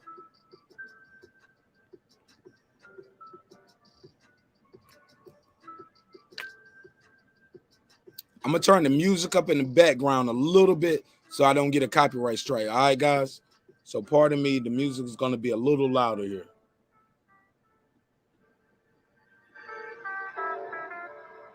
All right, let me play the clip with the music up.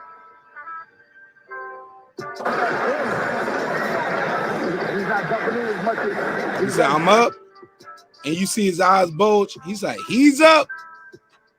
He's up. Let me turn it down. I can turn it down a little bit. I can. It ain't got to be that loud. I don't look. Look. This is the first time I'm doing like one of my shows like this without doing the full studio.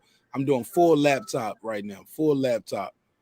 Other than doing it, and I'm plugging the shit in. So I'm trying something different right here. I'm just trying to make sure the audio is right for y'all. So you can see I'm up, and y'all see it on the screen, right? He nodding, looking at somebody. He's not looking at this trainer. He's not looking at Bomac. He ain't even looking at the homie right here in front of him. He looking at somebody off screen. He said, I'm up. He said, I'm up. Y'all see it again. Bomac still talking. And he said, he's up. Y'all see this, right?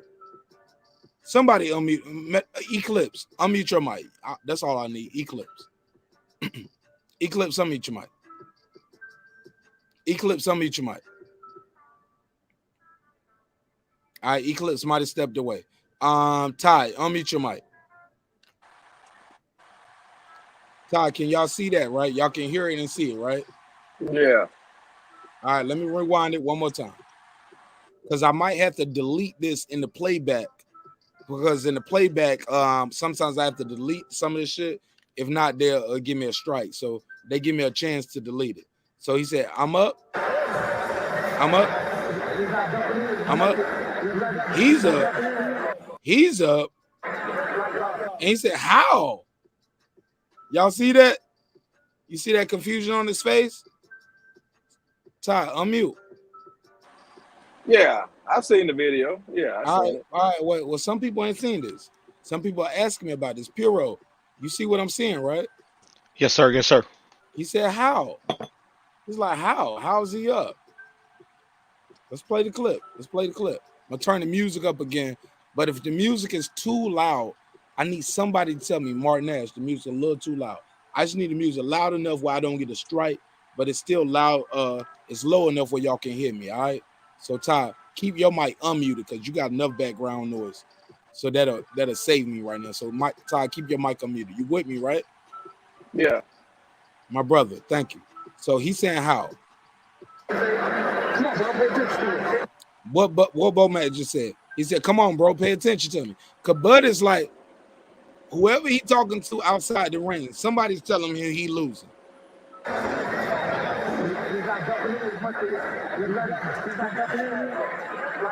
He's like, he's not ducking in. He's not doing, like, he's like, how? Come on, Bud, pay attention to us. That's the only problem Bud has with a lot of the greats. Because people are saying Bud Crawford would have been great. I mean, no, I'm sorry. That's the only problem Bomac, Red, and all his three trainers have with the greats and other people and the naysayers. Because they was like, Bud Crawford is a one-generational talent. He would have been good with Freddie Roach, Floyd Mayweather Jr., Joel Diaz. Like, he's so good. Kenny Porter, put Bud Crawford with anybody. His work ethic, his dedication, he would have been great with anybody. You hear what Bomac's saying? He's saying what everybody been saying with Crawford. Crawford don't listen to his corner. So this is a naysayer thing for people to say, marqnash, you ain't never got nothing bad to say about Crawford. He ain't listening to his corner right here. They trying to give him technical advantage and tell him technical things. He like, what? I'm losing. Because all he knows is the unspoken card. Let's play the rest of this clip. For the people who don't like me chopping the clip this way, I got to chop the clip this way so I don't get the strike. So let me do my job. You do your job and stay in the chat, respectfully.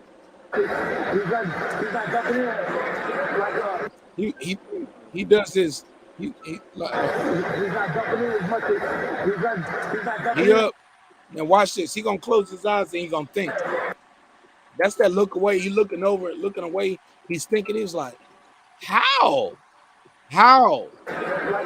How? How? How? What do you mean?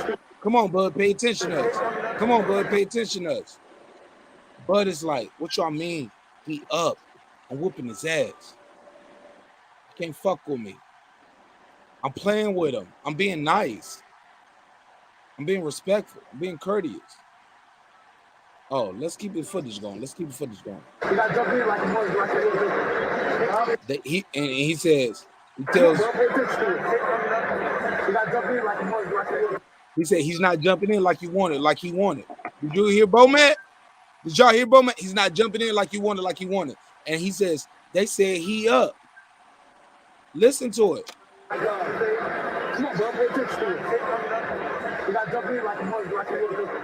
He's not jumping in like he wanted. Y'all heard that? And he said, they said he up. And he said, we ain't up. And he said, he's up. He said, yeah. Come on, hey, we gotta go. And he's like, he up?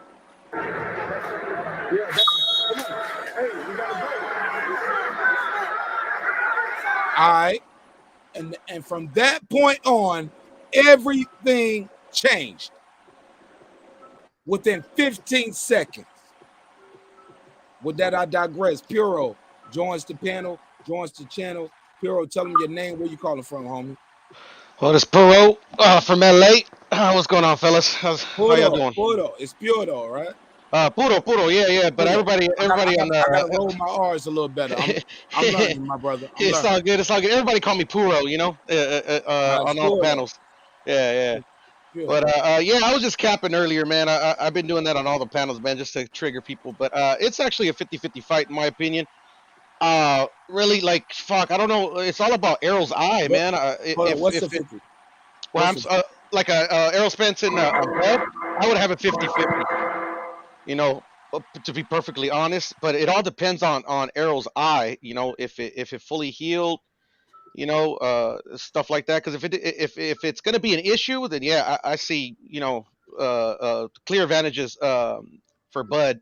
But even if it was fully healed, it's still 50-50 in my opinion. But I would lean towards Bud. I mean, the guy's a monster, man. He knows how to, when he has you hurt, he knows how to finish you, man. And to me, his secret weapon is the way he can switch stances like on the fly. It'll be a tough out for anybody to knock this guy out or to beat him, even to beat him. Bro, he's the best finisher in the game. Let me play this clip right Yes, here. sir. I got something dope that you guys need to hear. This is exclusive. You only gonna get this one other place, and that's Sean Zytel. I gave him his props, right? I said his name. But Sean Zytel don't be doing lives like that. It's all love. So I'm gonna put the link for this in the chat. Listen to this. In the amateur system that I never went to other than that. Went to them all, won them all, play second, if not won them, you know what I mean? And so y'all hear Sean Porter, right? You're talking about his secrets in the amateurs. I just want to make sure everybody can hear this. Everybody can hear this, right? I'm gonna turn the music down a little bit more. But everybody can hear this, right? Yes, sir. All right, let's play Sean. Let's play Sean Porter. I'm gonna put some more screenshots up while we talking. Now, this is Sean Porter talking about the loss. This is him immediately reacting to the fight. when I was 8, I literally haven't stopped. I did football in between. So I did football August to October, November. And it was the only time I ever really took off of boxing. I never went to the Powell National Championships, and that's because of football. So that's one big tournament in the amateur system that I never went to. Other than that, went to them all, won them all, play second, if not won them, you know what I mean? And so collectively between that and now I believe 13 years as a professional, and when you combine that with the fact that I have fought everyone at the top of the division, everything that it takes to get prepared for a fight, to actually have that fight, to recover from a fight, and that whole cycle. I've done that cycle so many times, and as I approached this fight and probably the last fight, the fight before that, Errol Spence Jr., it was starting to wear on me. You know what I mean? I was just mentally, physically, emotionally. And I think I know I've taken advantage of this sport as much as I could. My father didn't allow this sport to take advantage of me, and it's really hard for a lot of fighters can't say that. I'm one of the fortunate ones who have a dad, who's my manager, who's my trainer, who just has that sense to know what to do, when to do it. And I think collectively, whether anybody agrees or disagree with what he said last night in the ring, a lot of emotions going around and all that. I give my dad a 100% pass because I understand my dad. So even in moments where y'all may not understand him, or you hear what he says, you may not agree with what he says. I know how to weave through what he says and find his points. You know what I mean? Got him. Check and mate. He said, y'all don't like it, y'all don't agree with it, but I know how to weave through his points and what he said. He know his father. Anybody want to react to that? And the premature stoppage. Ty, Porto. I mean, if he knows his dad and he didn't think it was a bad stoppage by his pop, then I would go with take Sean for his word. Only thing I wouldn't have done me personally was kind of like what Kenny was saying, about how he didn't prepare properly and kind of try to to take away the blame from himself. But that's what I wouldn't do. I mean, Kenny's his own man, so I mean, he's gonna say what he's gonna say. Somebody asked me why I got beats playing in the background anyway. Man, this is a hip-hop political sports show with a comedy twist, homie. We do hip-hop first. We wouldn't be here if it wasn't hip-hop. Y'all wouldn't know me if it wasn't for hip-hop. So hip-hop is always the backbone of everything we do here. And then boxing. Because I was a boxer. I boxed for my unit in the Army. I got I work with kids in my neighborhood and my unit here now. So we're gonna keep the hip hop going. We're gonna keep the music on. So if you don't like hip hop and you don't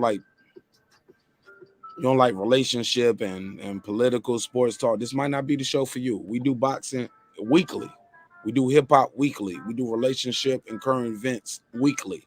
So but yeah, the beats are always gonna be playing. But it's also so people can't steal my content.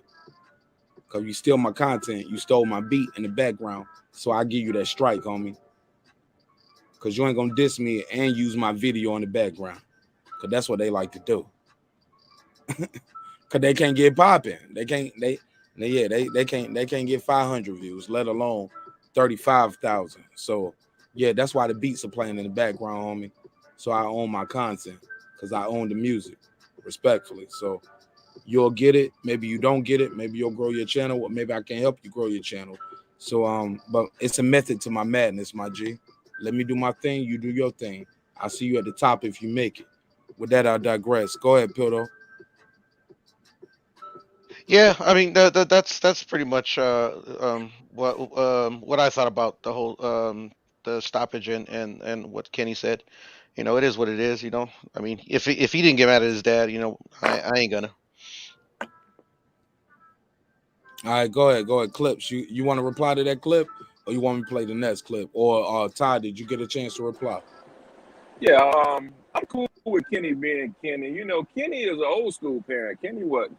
I'm talking about Sean Porter's clip, though. I'm talking about what Sean Porter said. Yeah, about his dad, we already right? talked about what Kenny Porter did. I want to talk about what Sean Porter said in reaction to what his daddy did. Do you want me to play that last 20 seconds or what he said? Yeah, play it again. I must have didn't hear it. Let's play it again. So you can't say as much as that. If not one of them, you know what I mean? And so here we go. August to October, November. And it was the only time I ever really took off a boxing. I never went to the PAL National Championships. And that's because of football. So that's one big tournament in the amateur system that I've never went to. Other than that, went to them all, won them all, placed second, if not won them, you know what I mean? And so collectively between that and now I believe 13 years as a professional. And when you combine that with the fact that I have fought everyone at the top of the division, everything that it takes to get prepared for a fight, to actually have that fight, to recover from a fight, and that whole cycle. I've done that cycle so many times, and as I approached this fight and probably the last fight, the fight before the Aerosmith Jr., it was starting to wear on me. You know what I mean? I was just mentally, physically. It was starting to wear on me. Y'all heard that, right? It was starting to wear on me. Before the Aerosmith Jr., it was starting to wear on me. It was starting to wear on me. Y'all heard that, right? And probably the last fight, the fight before the Aerosmith Jr., it was starting to wear on me. You know what I mean? I was just mentally, physically. Facts only. And I know I've taken advantage of this sport as much as I could. My father didn't allow this sport to me, and it's really hard for a lot of. He said I took advantage of the sport more than I could. Listen to him, man. As much as I could. My father didn't allow this sport to take advantage of me. He said, my father, what did he say? Did anybody hear that? I see a lot of mics muted. Yeah, I heard him. Yeah, I agree with what I'm he's gonna play saying. more of it. I want a long Go ahead. response. I just want to make sure y'all can hear what I'm hearing, because I'm doing the show different from how I normally do it. I normally do the show on the big studio. I'm doing the whole show laptop with the new Mac. I got a brand new Mac, and I'm trying to do the show with the new Mac, and I'm trying to see how the audio sounds. So far, we good. But y'all hear what I'm hearing, right? Yes, sir. All right, let's play it. And I know I've taken advantage of this sport as much as I could. My father didn't allow this sport to take advantage of me. And it's really hard for a lot of fighters can't say that. I'm one of the fortunate ones to have a dad who's my manager, who's my trainer, who just has that sense to know what to do, when to do it. And I think collectively, whether anybody agree to disagree with what he said last night in the ring, a lot of emotions going around and all that. I give my dad a 100% pass because I understand my dad. So even in moments where y'all may not understand him, or you hear what he says, you may not agree with what he says, I know how to weed through what he says and find his points. You know what I mean? Stop right there. React to that. Shawn Porter ain't got no problems with what his daddy said. I agree. Y'all think Kenny Porter still giving? Hold on. Let me address the fanboys. Y'all think Kenny Porter still giving him whoopings or something? He can't speak his own piece. He can't speak his mind. His daddy gonna come across the street with a belt? No, that man is telling you how he feel. He said, matter how you like, how you feel, how it came across in the ring at the time. I know how to weave through that, and I know my dad. I can weave through that. That man ain't got no problem with his daddy. No problems. Just his words, not mine. His words, not mine. So all that shit, his daddy sold him out. His daddy, that man ain't said none of that shit. He's the one that's been in training camp. He the one that took the punches to the face. He the one cashing the check. He said, my dad ain't do nothing wrong. Panel, react. 30 seconds or less before I play the next clip, please. And we still taking callers. I got about 30 more minutes, then I'm going to leave y'all alone for the night. And I'll be back tomorrow with some more work. Anybody want to reply to that before I play the next clip? Yeah, like I said before, I got a lot of respect for Shawn. If he has no problem with his dad, that's his dad. So, I take him for his word. Next clip. So you can't expect everyone to do that, especially when they don't know my dad. So I expected my dad. We haven't had a full conversation about this retirement, but I have a pretty good feeling that my dad is completely at peace with everything. I am as well. That being said, man, I'm looking forward to the next chapters. Is it possible? I'm looking forward to the next chapter. My dad is at peace. I'm at peace. Anymore. Hey, you know what the crazy? That he's old school. People just aren't used to people being so 100% honest anymore. Hey. Oh, I said that too. I said that before the clip dropped. I've been saying that all night. He said people ain't used to. He's so old school. That's how old school niggas talk. Shawn Porter. I want to take a screenshot of his face when Sean Zartel asked him that. Is it the fact that he's so old school? People ain't used to old school people talking to you that way. Sometimes these old school veterans, like I said, I can't stress it enough. I love my father. My father never kissed me on my cheek or my forehead. You get what I'm saying? But I know he loved me. I know he cared about me. I know he'll kill and die for me. But my father ain't that type of dude. I never seen my daddy cry. I never seen my daddy kiss me on my cheek or my forehead and say, son, I love you. That don't mean he don't love me. He old school. He a Vietnam vet. I show you I love you when I pay the bills. When I send you that check. You get what I'm saying? I totally get what you're saying, brother. All right, let me play the next clip.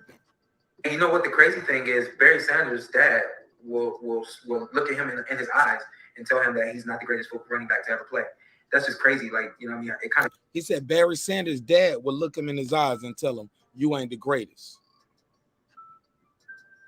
That's what Shawn Porter said. Kind of hurts, kind of stings. You kind of, over the years, I learned how to grow past all of my dad's expectations and kind of like just pick the ones that are like the ones that I knew that I could reach and things like that. And then kind of. I learned to grow past my dad's expectations. I learned to reach and grab to the ones that I knew I can do. His words, not mine. No interpretation, just direct quotes. Keep it going. Whatever else, I felt like he was expecting too much or demanding too much. It was like, man, I'm out to prove everything to everybody else. Why do I have to prove to the man that's been in my life my entire life? I got to prove to everybody. Why I got to still prove to you, Dad? I love you, but damn, you still don't believe in me. He fighting for his dad's approval. That's my interpretation. That wasn't a quote. That was an interpretation. Let's go. The same things that I'm trying to prove to the world. You know what I mean? So it does. It gets hard.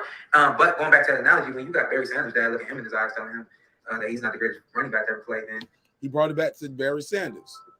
Y'all hear what I'm hearing, right? You know, I think if people knew that about Barry, then they would have a little bit more of a, okay, it just kind of happens with dads. You know, the dads want more and expect so much, and it is what it is. You know, it's part of what made you who you are, right? It is. I mean, I told my dad last night. I said thank you.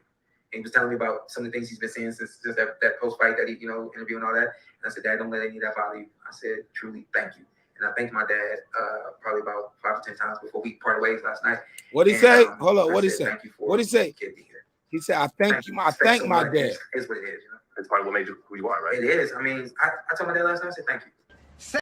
Some of the things he's been seeing since just that post fight that he, you know, interview and all that. And I said, Dad, don't let any of that bother you. I said, truly, thank you. And I thanked my dad probably about 5 or 10 times before we parted ways last night. And I said, thank you for getting me here. I said, who would have knew? And he said, yeah, who would have knew? Because he and I, neither of us. Who would have knew? Who would have knew? Who would have knew that we would get to this mountaintop, bro? Anybody want to interject? Because I'm going to keep this clip going. I want you guys to interject if you want to interject while I take this next screenshot. Shawn Porter is pointing at the mountaintop. Like I told y'all, Shawn Porter is pointing at the mountaintop. His dad led him to the top of the tippity top. Like, man, you don't get no higher than that, man. You don't get no higher than the two-time champion. You world champion of the world, Craig, of the world. You got there with your dad talking to you the same way. Look at the clip. He pointing up and he looking up. Y'all see what I'm saying? When you break down body language clips, you see what I'm saying right here?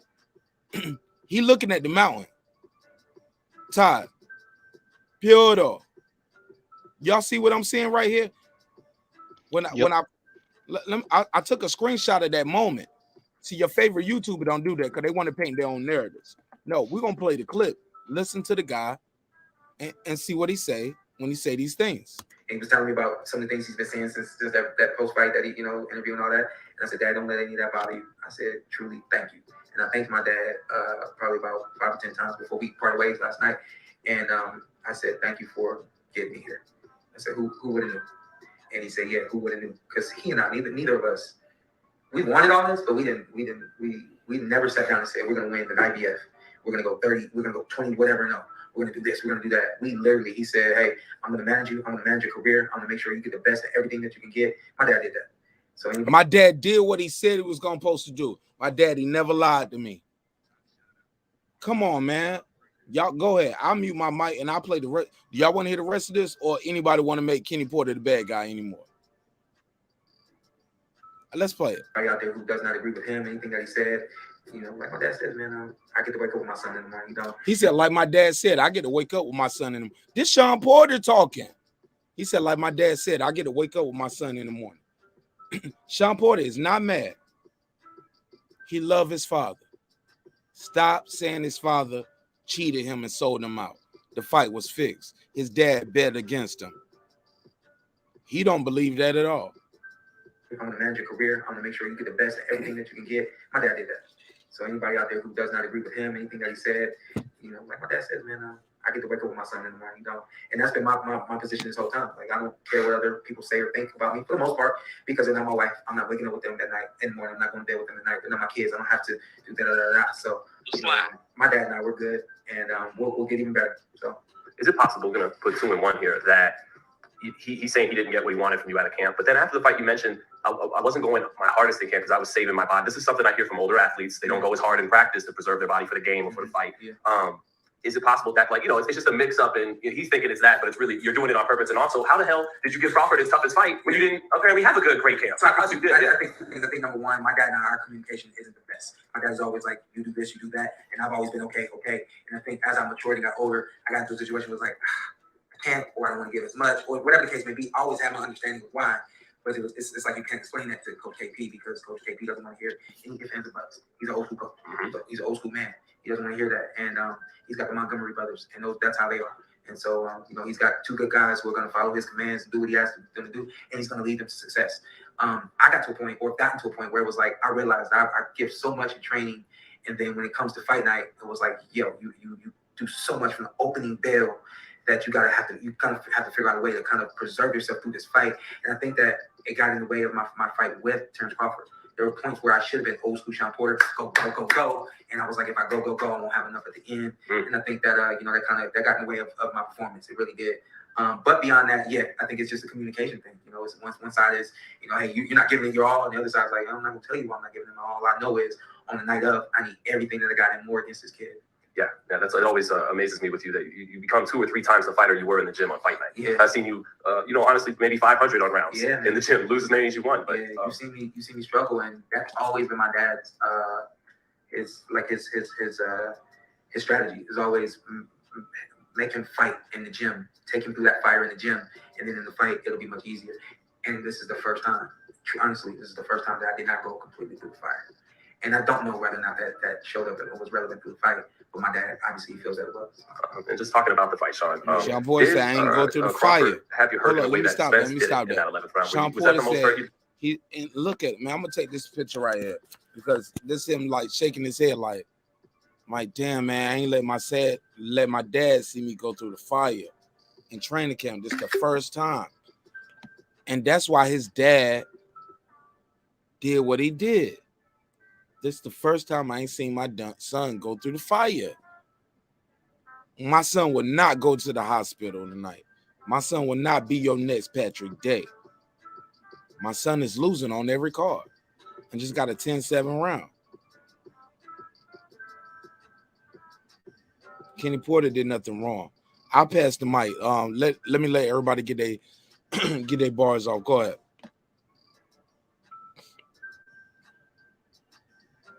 Pass the mic. Go ahead. Unmute yourself if you're muted. Yeah, can you hear me? Go ahead, Tom.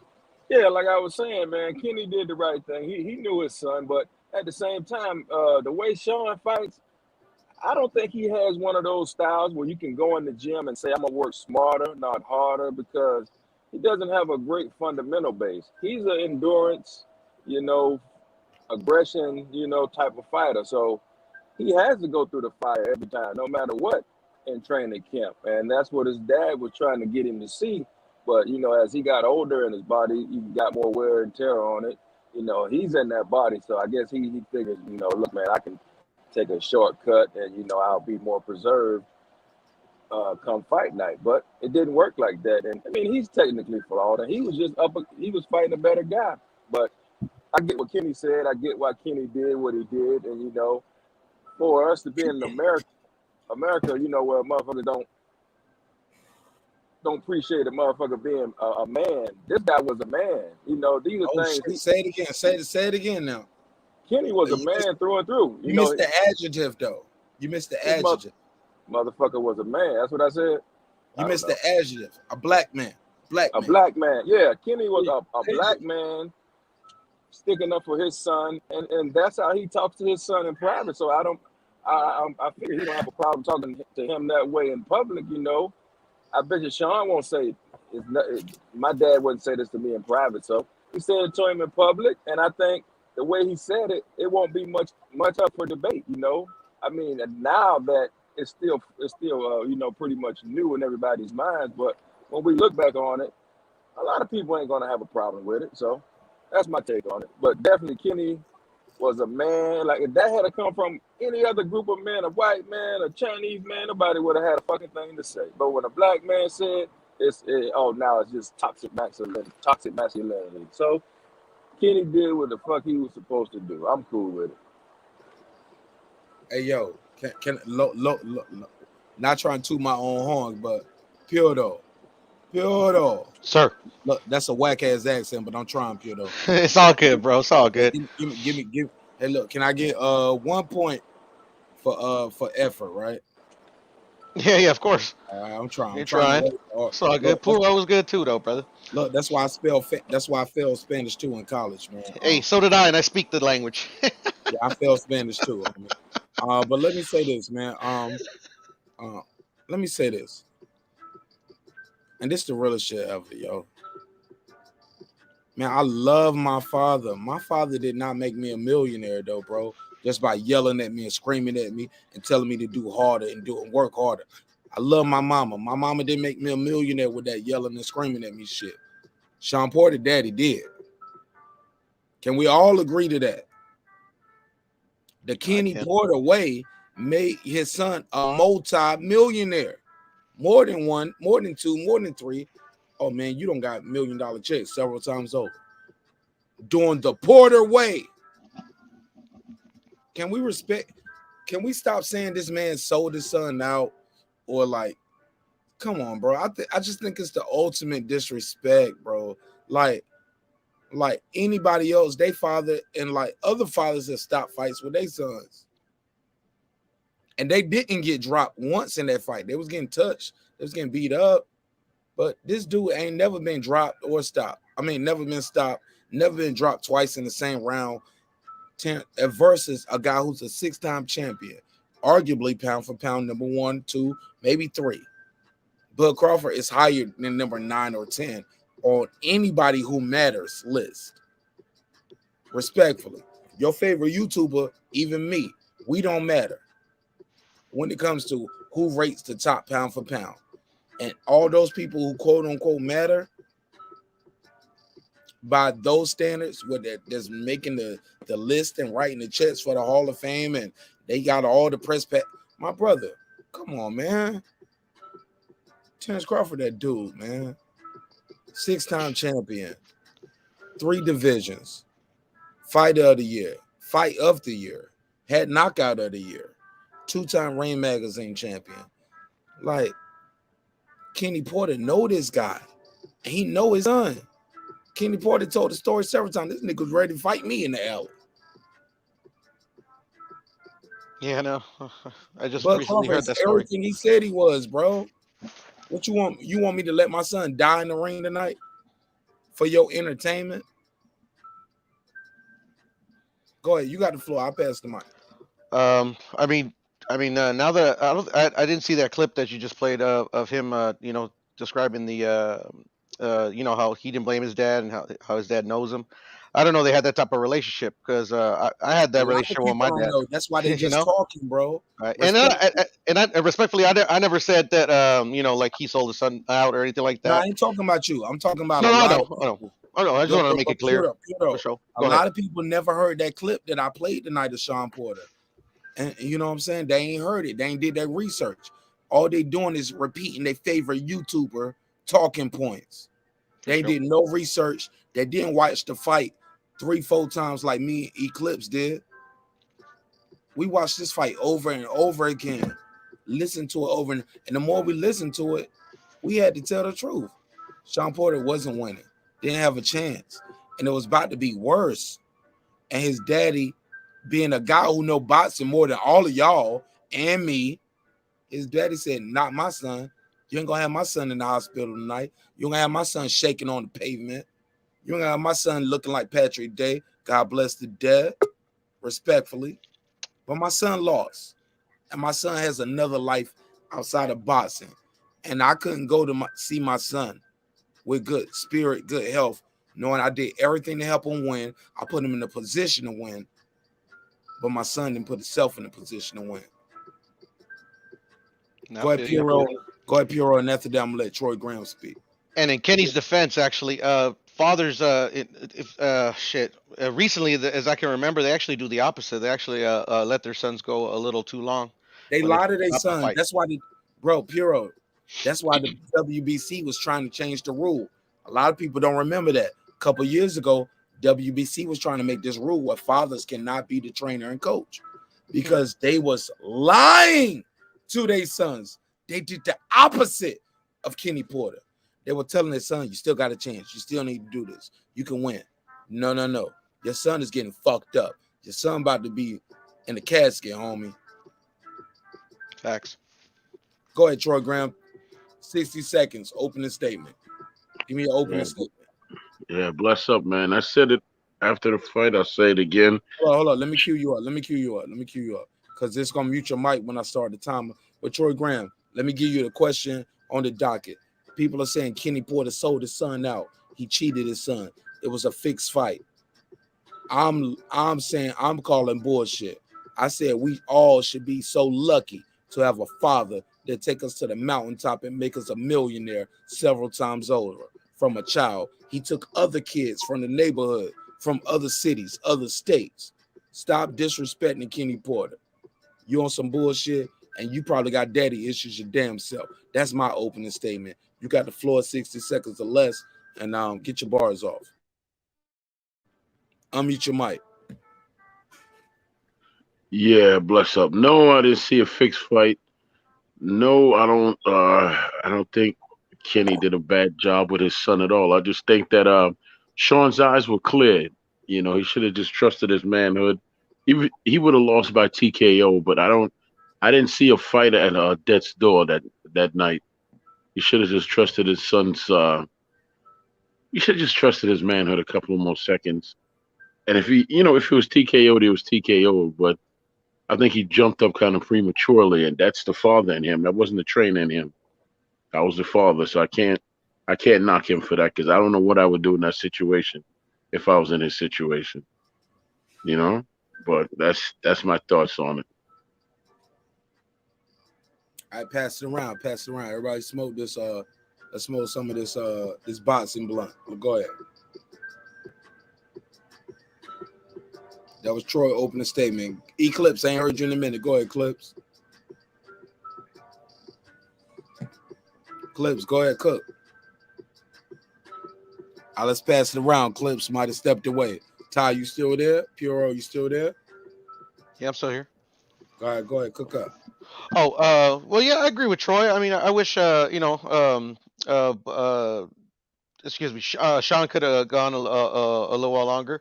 I mean, but on the devil's advocate, I mean, I think he was on the verge of getting stopped. I mean, maybe, in boxing, one punch could change the course of your life. So, I mean, yeah, I mean, you can argue both sides. I definitely can argue both sides. All right, let me play the rest of this clip. Been as a pro, Sean? Most of it I've been as a pro. And I was actually thinking about it before we came here to do this. He hit me clean a ton. He hit me clean a ton, and I didn't keep my hands up. But in that moment, I was actually thinking about. He said he hit me clean. He hit me clean a ton of times. Before we came here to do this, he hit me clean a ton. He hit me clean a ton, and I didn't keep my hands up. But in that moment, when the first knockdown happened, I lost my composure. And even though you couldn't see it on the outside, here's the funny thing about boxing: everything's internal in boxing. All of our energy, all of our injuries are internal.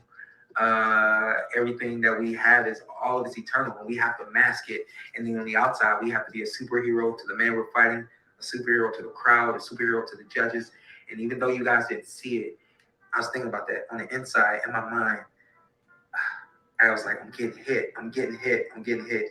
And I went down off of an uppercut. I had to censor myself right there. I went down off of an uppercut. The first time that I went down, I was like, you're good. I got up, no problem. I actually was not as hurt as I was against Crawford, or excuse me, as I was against Errol Spence Jr.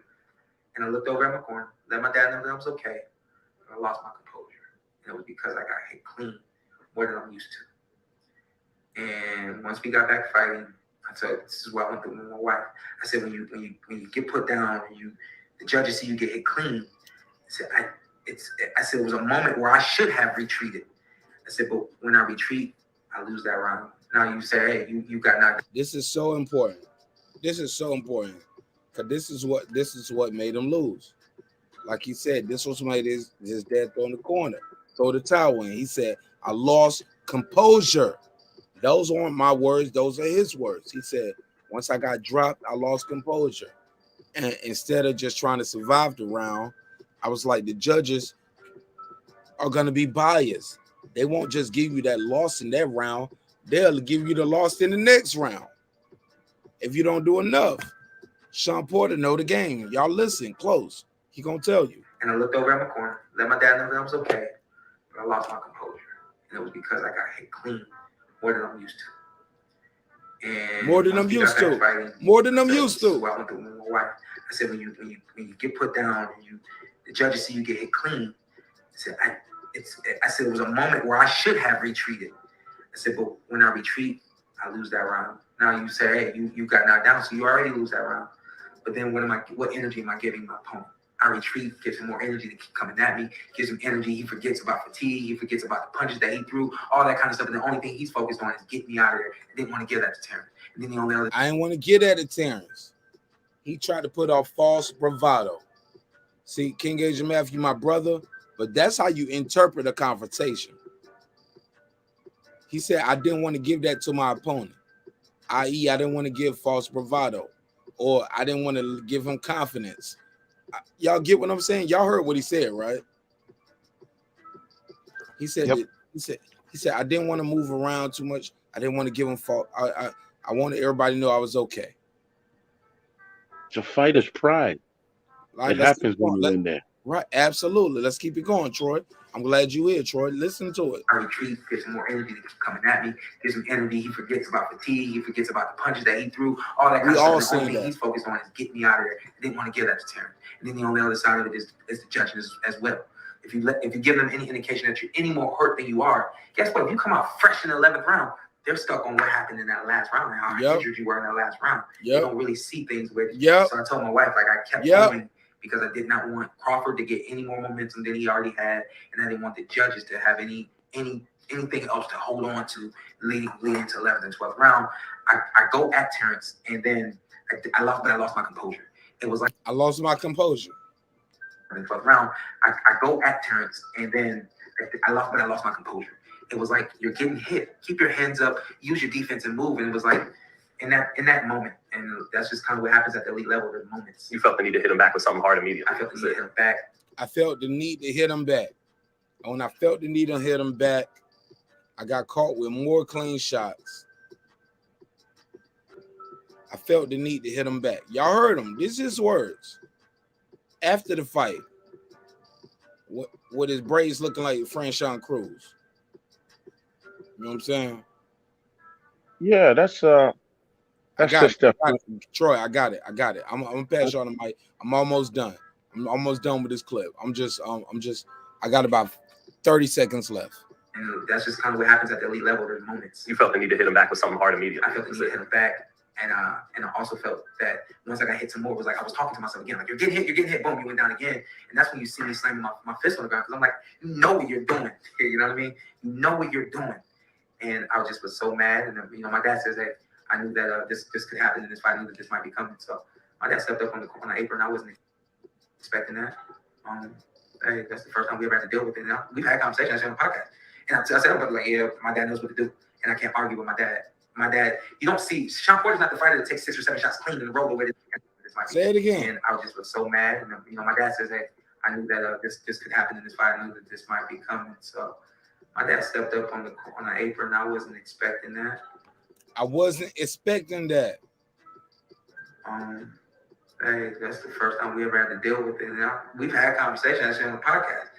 And I said to my brother, like, yeah, my dad knows what to do. And I can't argue with my dad.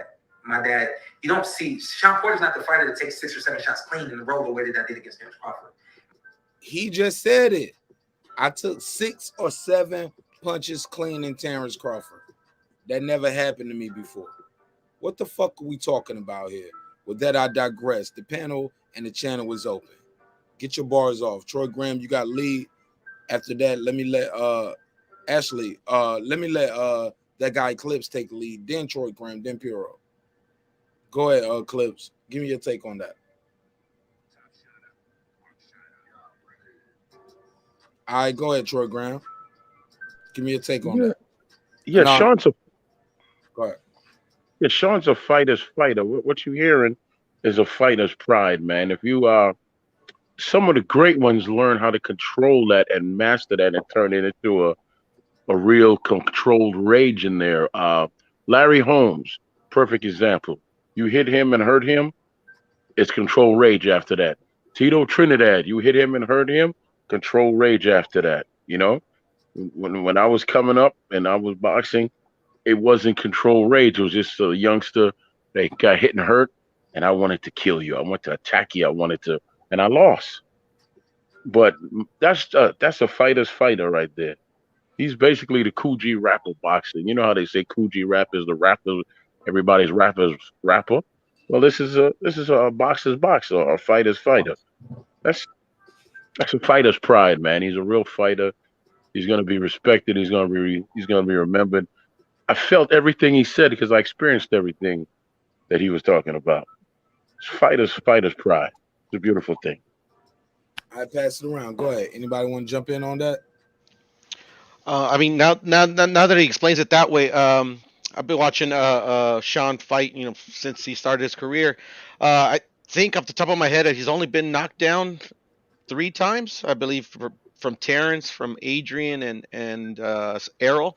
And to me, he always actually tries to land a big shot after he gets knocked down. I mean, if we remember I'm sorry, Ugas dropped him. Yeah, it won't count it, but I think Ugas dropped him cleaner than Mean Machine dropped Crawford. I would agree. I mean, they're both kind of close, but yeah. I mean, I can't argue that too much. But yeah, like especially the Errol Spence fight when he got dropped and he got up and you hear him like yell out to Errol across the ring, "Let's go!" And they went at it again. But here, how he explains it this time when he got dropped and he did want to go immediately after a big shot, like he knew that he lost his composure. Where in the other fights, I don't remember him saying that. That he didn't lose his composure, so he still wants to land that big shot, but he knows he's kind of doing it like you were saying, without that controlled rage, or I think Troy was saying. So I mean, he knew that it was probably the best thing. That's probably why I didn't argue with his dad too much. Go ahead, Clips. Clips, you still there? Calico, why you in the chat? Pull up, Calico. You know you family. We disagree, but Calico, I love you, bro. Like I said, I text you back, man. We disagreed on the show on some hip hop shit, but I'm not your enemy, bro. And I never want to be your enemy. Even if you want that war with me, I'll never take the fight, homie. I'll never take the fight because you're not my enemy, and I'm not going to ever be your enemy. We just disagree about some hip hop shit. We might disagree about some life shit. We might disagree about family shit. Boxing is boxing. Now one of us got a dog in this fight unless we put money on the fight. I didn't bet against you. The only person I bet against was King Asian Math, and it was $100. We both sent out $100 to Ricky Williams boxing, and when they said and still Ricky Williams hit that cash out. That's how I do my bets, homie. You know what I'm saying? So it was all love. It's always gonna be love, homie, even if we disagree. But don't babysit that chat now, because you can always click that link or call in. That guy Clips, you still there or no? Or is your mic muted?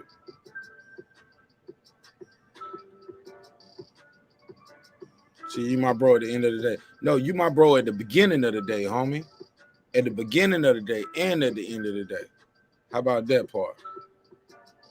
Yeah, man, click the link, man. Talk to me. Because at the end of the day, I love to hear the Shawn Porter guys tell me their take on the fight. Because a lot of the guys on the Shawn Porter side, they're saying Kenny Porter sold his son out. Troy, as a father and as a guy who loves boxing, come on, man. Like, Troy, you think that They was like Kenny Porter bet on against his son and fixed the fight. I don't believe it. Not at all. No. Come on, No, man. I don't. It's totally Where did that come from? Where did that come from?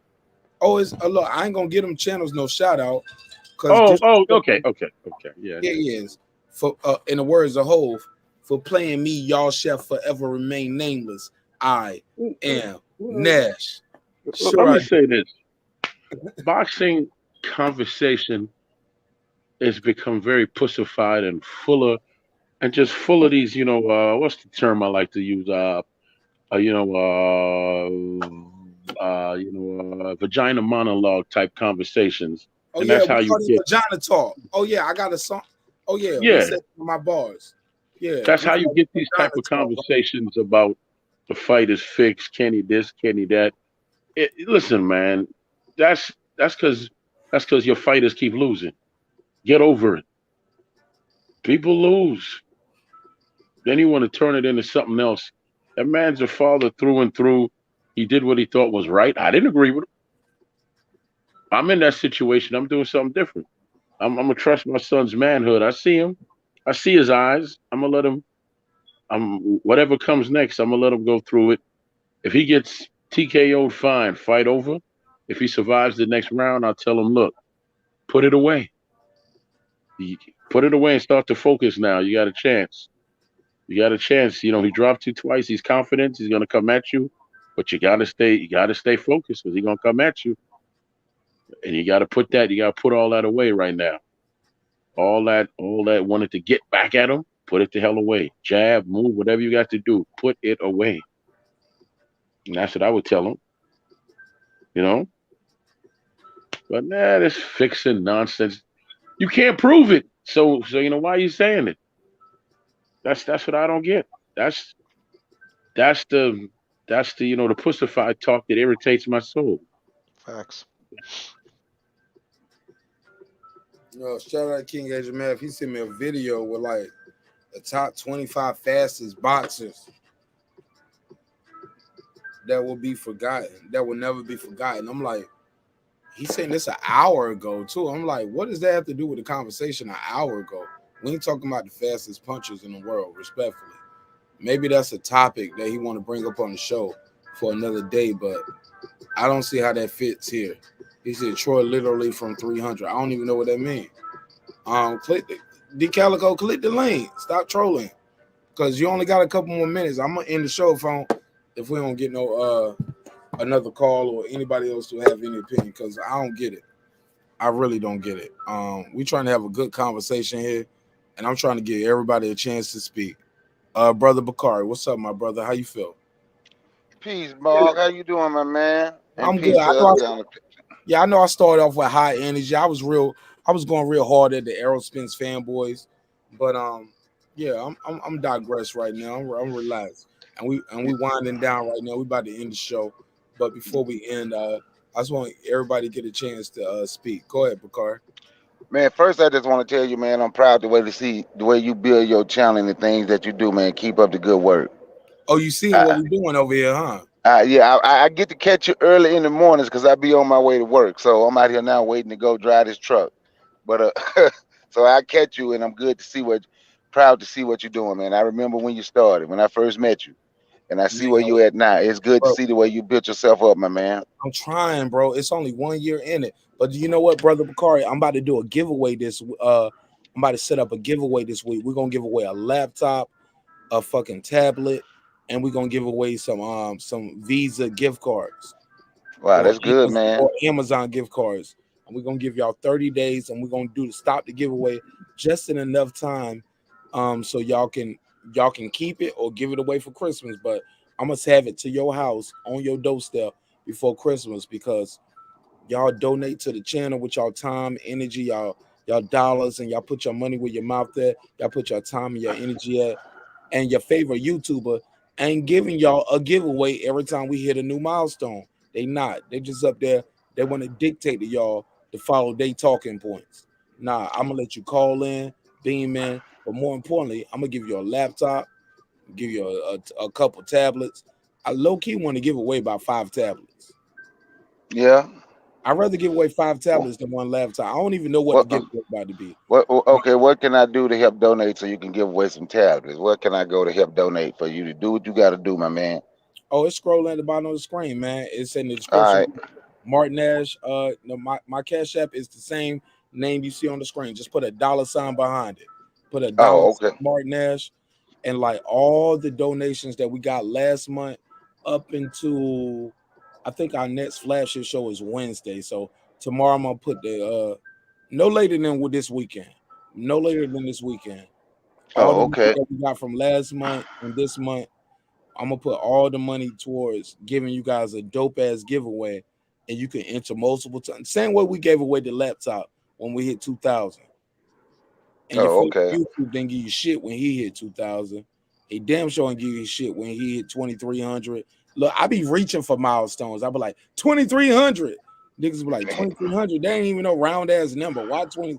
Because I know how the game go. You know what I'm saying? But 2,300, nah. I like I that number. don't worry about them, man. You just keep doing what you're doing. 3,500. Look, Yeah. when we hit 3,000, and I said I was gonna give y'all 3 prizes for fucking with the show. We hit the next 500 too quick. We on our way to 4,000, and I'm trying to give y'all a 3,000 giveaway. So who knows what is gonna happen with 4,000? 4,000, we got to give away 4 prizes, right? Yeah. Got to give away 5 prizes. Yeah. Yeah, man, we setting the standard. We setting the bar different over here, and your favorite YouTuber ain't never did it.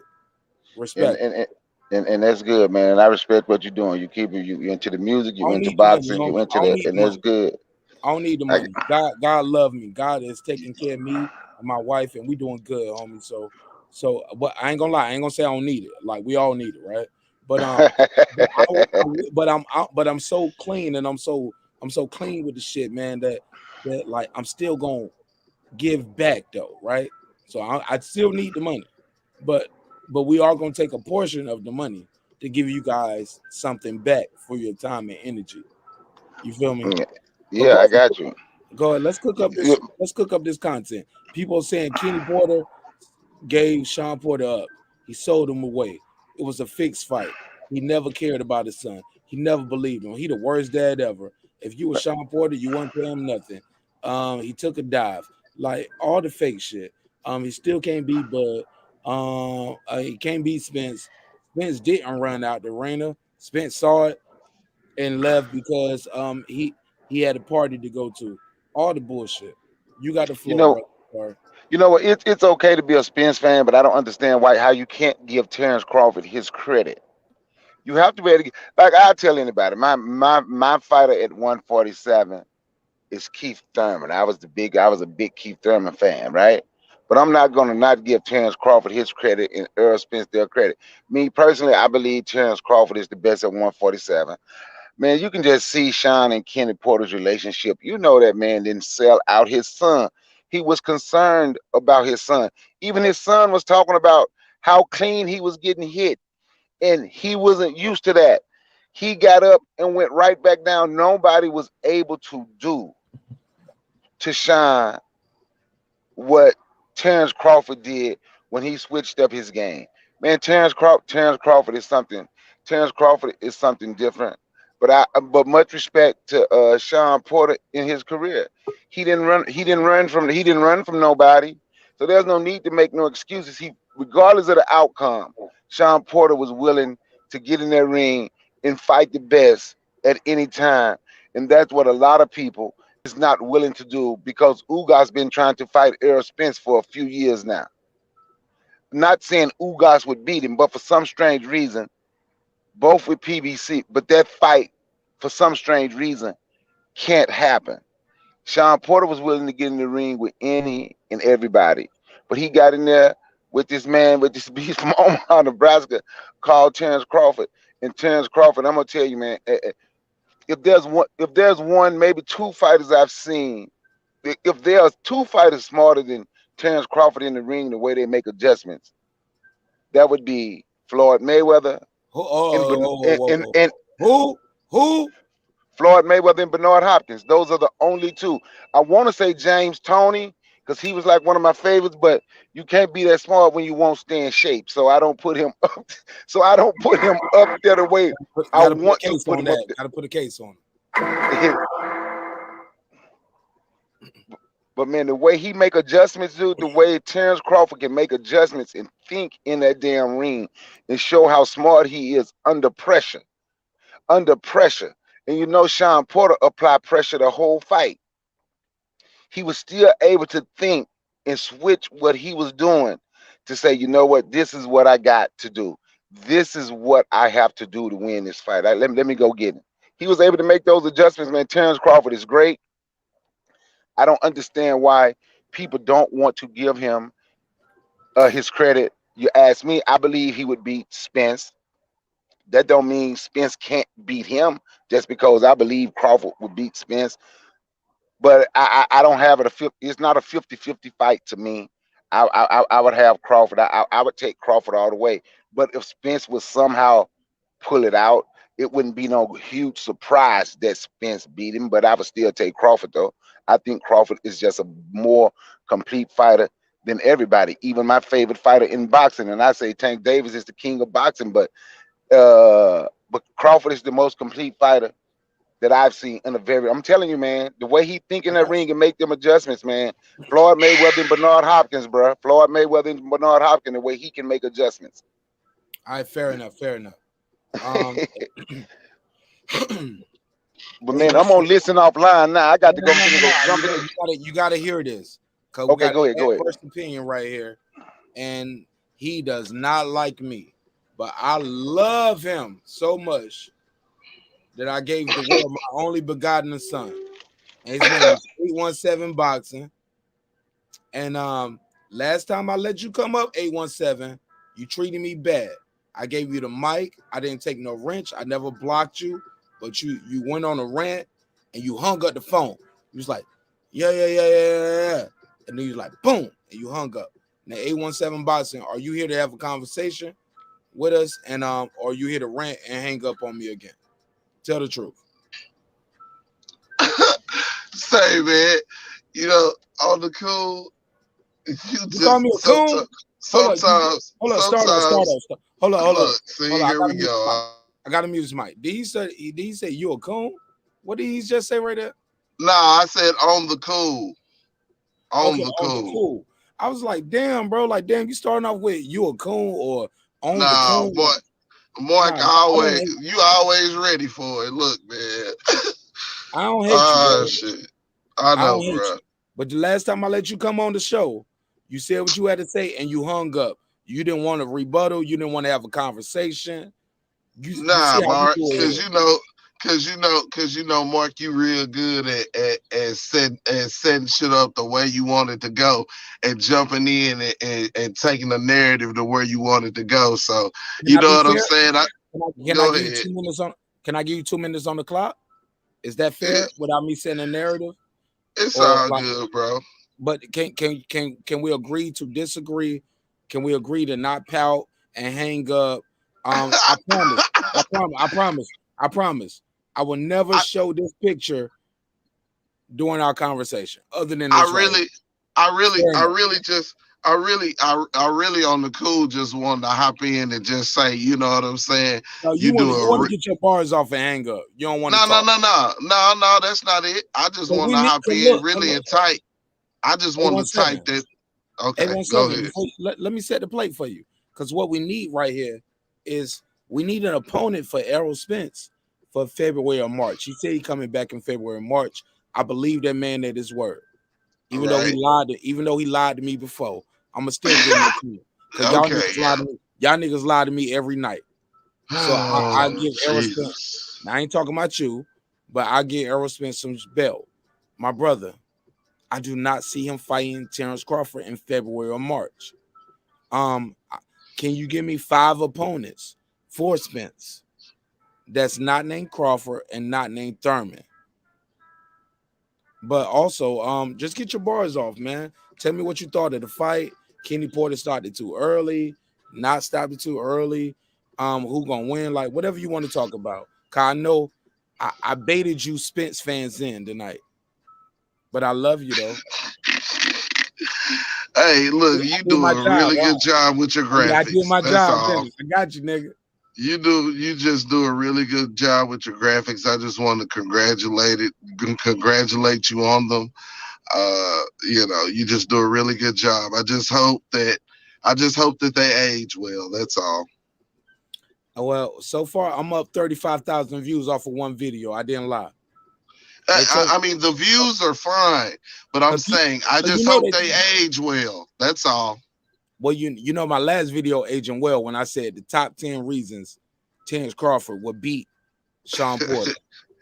You know that's aging. Hey, look, Mark. You preaching to the choir. I got 7,000 off, almost 8,000 before the fight. Let's go ahead. Before the fight, I got 8,000. Now after this the boy fight, been taking Floyd classes, man. Stroke by ego classes. Go ahead, bro. No. I'm just saying. No, these facts only. You said it was going. How will it age? That Shawn Porter video I did. I'm gonna do more of those because it's gonna immortalize me. Because when y'all look back, I'm gonna look like a Moses.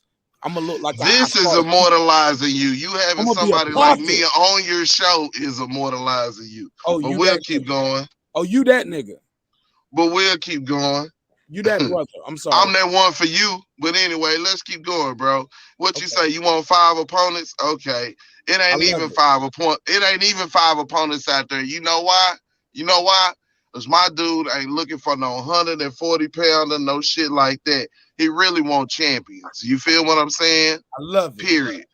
So that's so it ain't no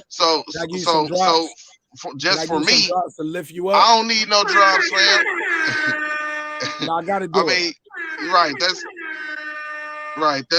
for you. That's for you. What I'm saying is, my dude, he don't want no tune-ups, and he ain't looking for nothing else but belts at 147. So, I mean, the two answers for me will be Ugas and Crawford, right? So, if those don't happen, you know what I'm saying? I would definitely be disappointed, but I would understand if it was some IBF bullshit, or we already understand. We already understand that Earl says he wants to do what he wants to do, but we understand the networks, powers that be, fans, haters, so on and so forth, say, oh, he's damaged goods, and we want to make sure with one fight, at least he's in good enough shape to fight Bud, so there's no excuses, and people will put the money up and all this, that, and the third. We already know what the other side is, so we will see. That's at the end of the day, we will see. But bro, let's have a conversation. I ain't going nowhere. Go ahead with your next one, bro.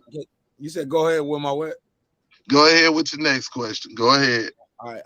Are you willing to put let's just say a small wager, $20? That's fair. That's $20 ain't shit, right? Can we put a dub on it?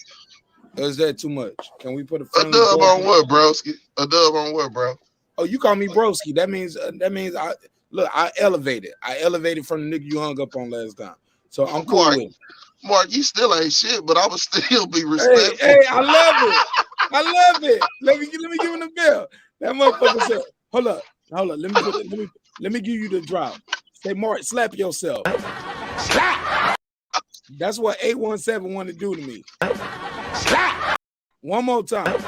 Slap. 817. It ain't even that serious, Mark. No, it's comedy. You just be good at capping, bro. You just do a good job capping, bro. That's all.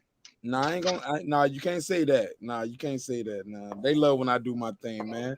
Cause they Mark, can I make a point real quick? Can I ask one question? And go ahead. Are you willing to put $20? And and that's a light bet. That's a light bet, right? Because that $20, all you're gonna do is be donating to the channel. That's gonna go towards us giving somebody a nice Christmas present or a nice gift by December the 21st. All right. I guarantee you, Errol Spence will not announce his next fight as being Bud Crawford. If so, I send you a dub. If so, you send me a dub. I mean, by December the 21st, he wanna hold on. I just want to make sure. What I'm doing is I'm making sure that I understand what you want to bet, and I'm trying to find the validity in the bet for me to bet and have some type of and have an argument to stand on or a reason to stand on an argument as to why it should happen during that time or some shit. My brother, we can space that however you want to go. Errol Spence's next fight would not be Terence Bud Crawford, whether it was December, January, February. I was just trying to say December because we got a giveaway we doing over here. I'm gonna give away a laptop, I'm gonna give away a tablet, and I'm gonna give away a couple $20 Mark. I feel like that's a lace question, and let me explain why. Well, look, don't lace it. You ain't even got to lace it. No. Slow down. Boy, you ain't slick, bro. You ain't slick, bro. Slow down. All right, keep going, boy. Let me say this part. I ain't trying to be slick. Tell me what I need to do to make it fair. Mark, it ain't about it being fair. It's about your bet as a whole. Because what you're saying, hold on, Mark, let me talk. Yes, sir. Go ahead. Because, Mark, what you're saying is this, or what you're trying to imply is this, right? Today is what? What's today's date? Today is November the 23rd. Yes, sir. So this, right. So this is what you're trying to imply, right?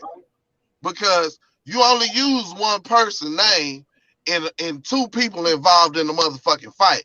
So what you're trying to imply is if the nigga don't make the fight in the next 30 days, he's scared or something. But see, what you not trying to touch on. Hold on, what you not trying to touch on. Hold on, boy. No, look. Okay. Goddamn. I bend on this how you do a good job in breaking up somebody's argument, but keep going. Respectfully. I'll even bend the bet. Just say his name. Do what Thurman did right here. Even if he do what Thurman did, and I'll put this back on the screen, I'll still see him. My nigga, Thurman needs to say his name, Earl name, and everybody else's name because he need a bag. He is not relevant. Mark, man, I feel your narratives, bro. I feel your narratives that you trying to put down, bro. Stop. Let's go. Stop, you got the floor. I'll give you 2 minutes. Go ahead. Mark, bro, what you're trying to do is put it on early and say if you don't make them fight in the next 30 days, you're scared because that's your fake ass narrative in the first place. But the truth of the matter is Ugas was ordered 31 days ago to make a fight with Staniosis, or else they was gonna strip him or go to purse bid. Well, it's been 31. They said it was a 30-day thing. It's been 31 days. Ain't no move been made yet. Something is up. There are other variables in the air as to who in the fuck he gonna fight next. So that's a loaded ass bet and a loaded ass question, and it just really fits your narrative if he don't make the fight within that time. Now, as far as Earl being scared and shit, I done said it before and I said it again. It was at a Showtime event. It was a Showtime event where Earl Spence fought Danny Garcia. And within that event, with Bud Crawford being in the house, they found a way to put a microphone in his face during the fight. Top Rank did not do that. Bud did the very same shit that Earl did. When the fight was over, he turned around and left. And what Bud didn't do was talk to anybody on the side leaving from that motherfucker. And I didn't see no videos from it. So stop all the cap about he's scared. What the fuck was he gonna be scared for? Because what he saw with SHAWN and his daddy standing up on the apron wasn't enough to make him quit. Y'all good with the cap? Hey, you good with the cap when it comes? You good with the cap when it comes to? I never said Errol Spence was scared. You good when it comes to the cap and the captions. My brother, y'all good with it, fam. This is a place for the Bud Justice League. Listen. Y'all good with it. I didn't mute your mic. I didn't take your wrench. Do you got a wrench, 817? I don't even know, bro. I just slide in when I see you with some hot shit. Let me say this, my G. I never said Errol Spence was scared. I always said his fans were scared. My trolling ain't for Errol Spence. I troll his fanboys. I troll the people who say, He shouldn't fight Crawford. He don't owe Crawford ain't did nothing. I troll those people. At the end of the day, I love Errol Spence. I'm gonna buy more Errol Spence probably than you. Respectfully, do you got an Errol Spence hat, shirt, t-shirt, hoodie? I got merch, bro. I want the jacket. Well, I'm gonna let you know. I buy merch, and that's why I kill these fanboys at. I buy merch, I buy fights, I give away fights, I give away pay-per-view, I buy merch, I give away merch, even for the fighters that I don't think you're the best ever, but your fans like you, and we buy the merch and we do giveaways. My brother, I love Errol Spence. But that's the business you in too, Mark. You know what I'm saying? That's part of you growing your channel and you being in the business you in too. Absolutely. You feel what I'm saying? Absolutely. But you know what though? I do hip hop coverage too. I don't buy CDs and I don't give away concert tickets. Right? I don't give away concert tickets and I don't buy niggas CDs to give away. I ain't never bought nobody a Jay-Z 444 t-shirt. I fuck with boxing, nigga. This is what I do, and I love it. It changed my life forever as a kid. You know what I'm saying? And it changed my life forever as a guy in the Army, as a content creator. I love boxing. I don't cover your football games and your basketball games. I see y'all when it's Super Bowl. I see y'all when it's championship time. Boxing, 9 times out of 10, every fight is championship fight that we covering. Like, we love this shit, man. This is our shit, and it live on YouTube. I just don't like people giving people excuses to duck, homie. That's all I'm doing, bro. I'm trying to sell the pay-per-view. I'm trying to hype the fight up. So A17 Boxing, believe it or not, I love Errol Spence. I love Errol Spence. I do not like how he's moving. Somebody got their mic unmuted while I'm talking. I love Errol Spence, and I respect him. But I troll his fanboys. And right now, the fanboys are disrespecting Kenny Porter as a father, as a trainer, as a millionaire, as a black man, come on, bro. I can't take it. I can't take it, bro. With that soft ass shit. Hold on, bro. Yeah, I want to get in there. Hold on. Half of you cats will go watch Usman bust. Hold on. Half of you cats will go watch Kamaru Usman bust up Colby Covington. Half of you go over there and watch John Jones try to bust up. You ain't talking about me. Hold on. I'm just saying. Listen. Yeah. But you ain't talking about me and my audience, because that night Usman was fighting Covington. We was covering boxing that night in real time. Look. I'm just saying this, fam. Okay. Yes, sir. Go ahead. Bud Crawford. Don't clap while you talking, because we picked Bud Crawford and Shawn Porter have been friends forever. Mm-hmm. And when K. Diddy told that story to everyone, he told that story not from a perspective of a grown man obliging a misguided teenager. What did he tell? He told that story like they was on an even playing field. Shawn Porter. What you mean? Hold on. Break that down. Hold on, slow down. Look, I'm gonna let you speak. I just need you every now and then. I might cut you off because I'm just asking questions for clarity. What you mean he told that story while they was on an even playing field? What you mean? He told that story like they were on an even playing field. Like Kenny Porter wasn't a grown man, and Bud wasn't 17 years old at 5'6" or 7 at the time, or maybe even 8 at 100 and whatever hell pounds he was. What you mean when you say that? When you tell the story that way, I don't get it. What I mean by that is this, marqnash. You how old right now? I don't tell my age on camera because all right, but I'm just saying you're a grown ass. But I know I got a common name. My name blends in with a lot of people's, so I can still duck warrants. I can't say that. I feel you, but I'm just saying, as a grown, let's say a grown man, right? A grown ass man. Let's say in his early to late 30s. You do an example. 817 boxing. Go ahead. Let's use me for an example. Let's use me for an example. All right. Now, we already understand the climate today and how these youngsters are. You feel what I'm saying? Not yet, but I'm listening though. But for Kenny Porter, to show that he had fear in his heart when it was nothing but possible fisticuffs with his 17-year-old 5'8", 130-pound ass Bud Crawford that was huffing and puffing in a dark hallway, says a lot about the mentality of the guy that's training Shawn Porter. Shawn has never been his own man.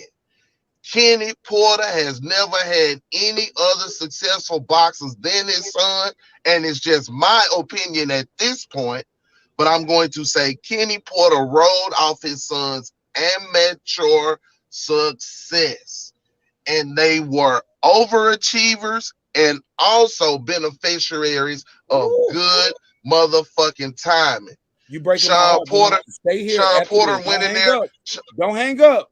I'm gonna let you finish, but don't hang up because you get your bars off and you hang up on me. Don't hang up on me, 817, because I got new people on the panel. I gotta let them speak. I'm gonna write my notes down, but I'm gonna take you to task on that. Please finish your statement, but do not hang up. All right. Shawn Porter. Go ahead. Shawn Porter had a true disdain. Shawn and Kenny Porter have a true disdain for Errol Spence, and they always have. They've always been jealous of his success. When they had their fight, even after their fight, there was no respect given. The respect for Bud Crawford came before they even signed the fight. The father was scared. How come the son wouldn't? The son was up. The son was up. He was up 5-4 before them 2 knockdowns. And before his son had a chance to get up, he was ready to give up. They had already made a decision before. If it got to looking where it looked like it was going to go bad, I'm going to wave it off. So if that's the motherfucking case, don't try to sell me that it's no war. It's not. It's don't try to. Let me give you the drop. Go ahead. He said that's the case. If that's the motherfucking case, don't try to sell me on no war shit. You motherfuckers weren't ready to go to war. You was ready to go to the retirement home, and he sent your ass there. And if they make the Keith Thurman fight, that ain't nothing but another motherfucking setup. But it's even worse than Shawn Porter because Thurman ripe and ready for the retirement home. Ripe and ready. He damn near gave it away to Collazo with a body shot. He damn near gave it away to Riverside Rocky. And then he went in there and got laid down by the 42-year-old ass Manny fucking Pacquiao. He looking for a payday. So y'all sell me whatever y'all want to sell me. Bud makes an adjustment. If Shawn Porter was hitting his ass with a jab with them short ass arms and made him turn southpaw, then orthodox ain't the stance for him, and he's not a better southpaw than Errol Spence. He gonna get his ass whooped. Okay, fair enough. Instead of me going back and forth with you, because I love you and I respect you and I don't want you to leave the panel. You're gonna hang out with us and I ain't going nowhere. I'm chilling for a minute. For your guy, right? You're gonna ride for your guy, right? Cause we need that. We need an adverse opinion. Because Bud did what he's supposed to do. I picked him by stoppage, fam. Let me say that too. I picked him by stoppage. Let me say this. Did you pick? I picked him by a late stoppage. No, I picked him by a late stoppage. No, I didn't. But I picked him by late stoppage. No, listen. I didn't bet on the fight because I ain't got a dog in the fight. I really can't stand neither one of these motherfuckers. So if I would have bet it, I'd have bet on a draw or some fuckery. Because what I expected, here's what I expected. Before you do that, let me do my $10 drop. Puro said marqnash, because his shit is real short. He said, peace, marqnash. Peace, brother. God bless. He got to leave. He was trying to get back in.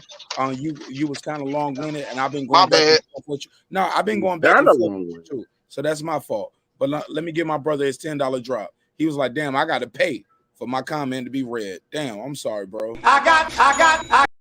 Nah, he did the $10. Let me give him the $10. A 10, a 10, a 10, a fucking 10. All right, go ahead, 817. Let me let Troy Graham get in here and my guy Eclipse.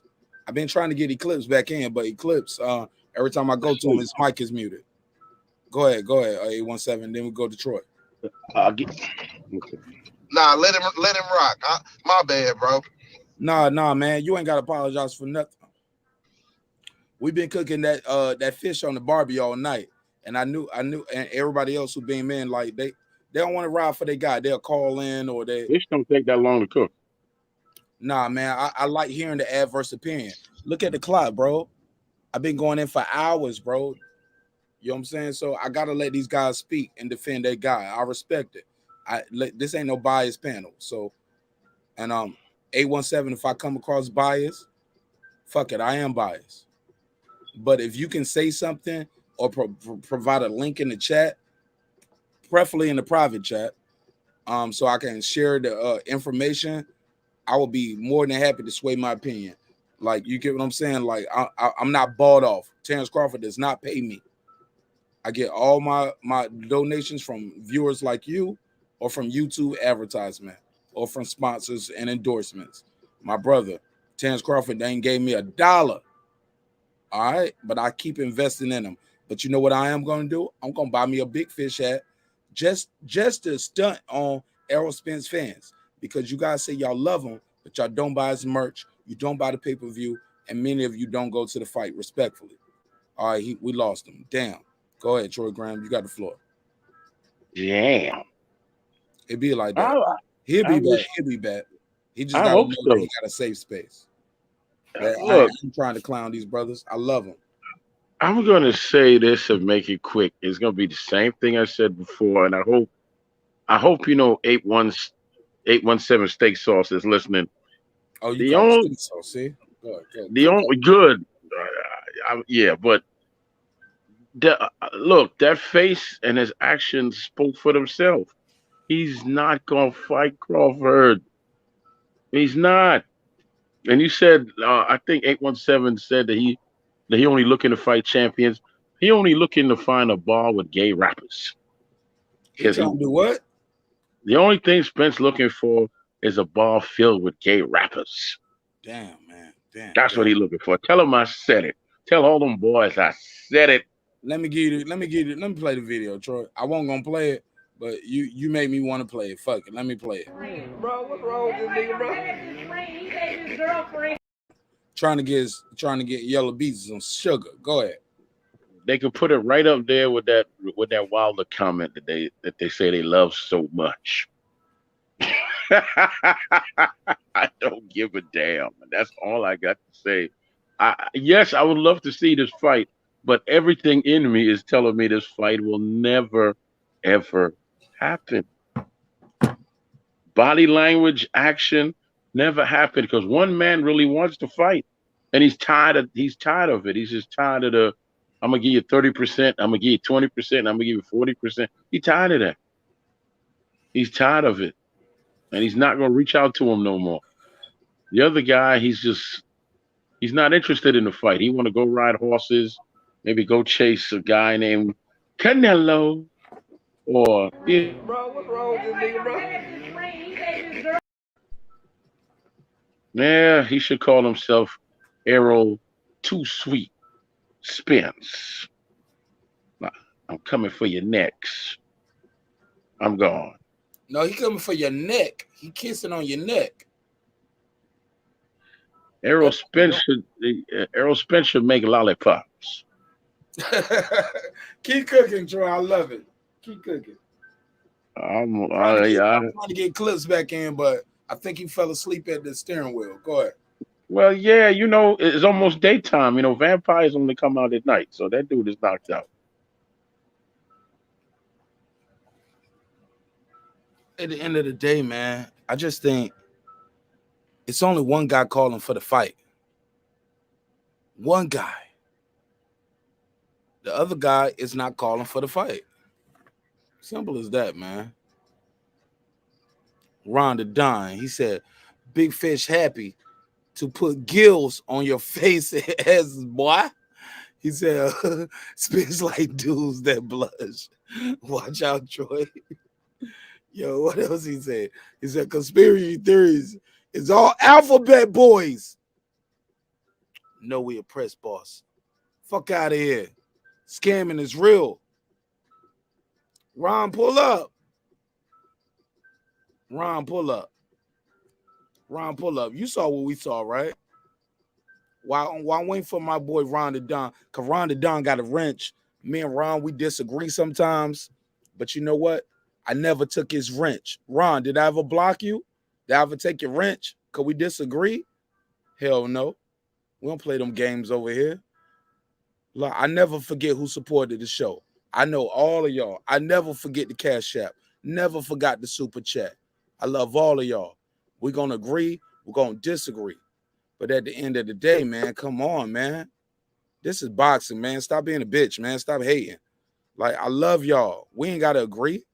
There you go. Shout out to Ron the Don. Ron the Don said, all call-outs mandatory. Ain't that right, Ron? Ronald Finkley. Oh, yeah. All That's the way it's call-outs supposed mandatory. to. Yeah, can you hear me?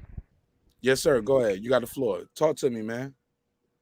Oh, I just woke up, man. I just caught y'all still was live. I was like, oh shit, let me just go in here and see what y'all talking about. That's why I'm better than your favorite's favorite. Because we do the marathon. Yeah. That's the marathon, man, baby. Exactly. We're gonna go stronger. You can call in multiple times. You can join the panel. You can call in. We got 2 numbers. Like, bro, I'm new to this game, but I ain't new to being a real nigga, homie. Respectfully. So we got a couple things we need to break down here, and I want your take on it. I got a scorecard on the screen. Can you see the screen? Yes. I can see the screen.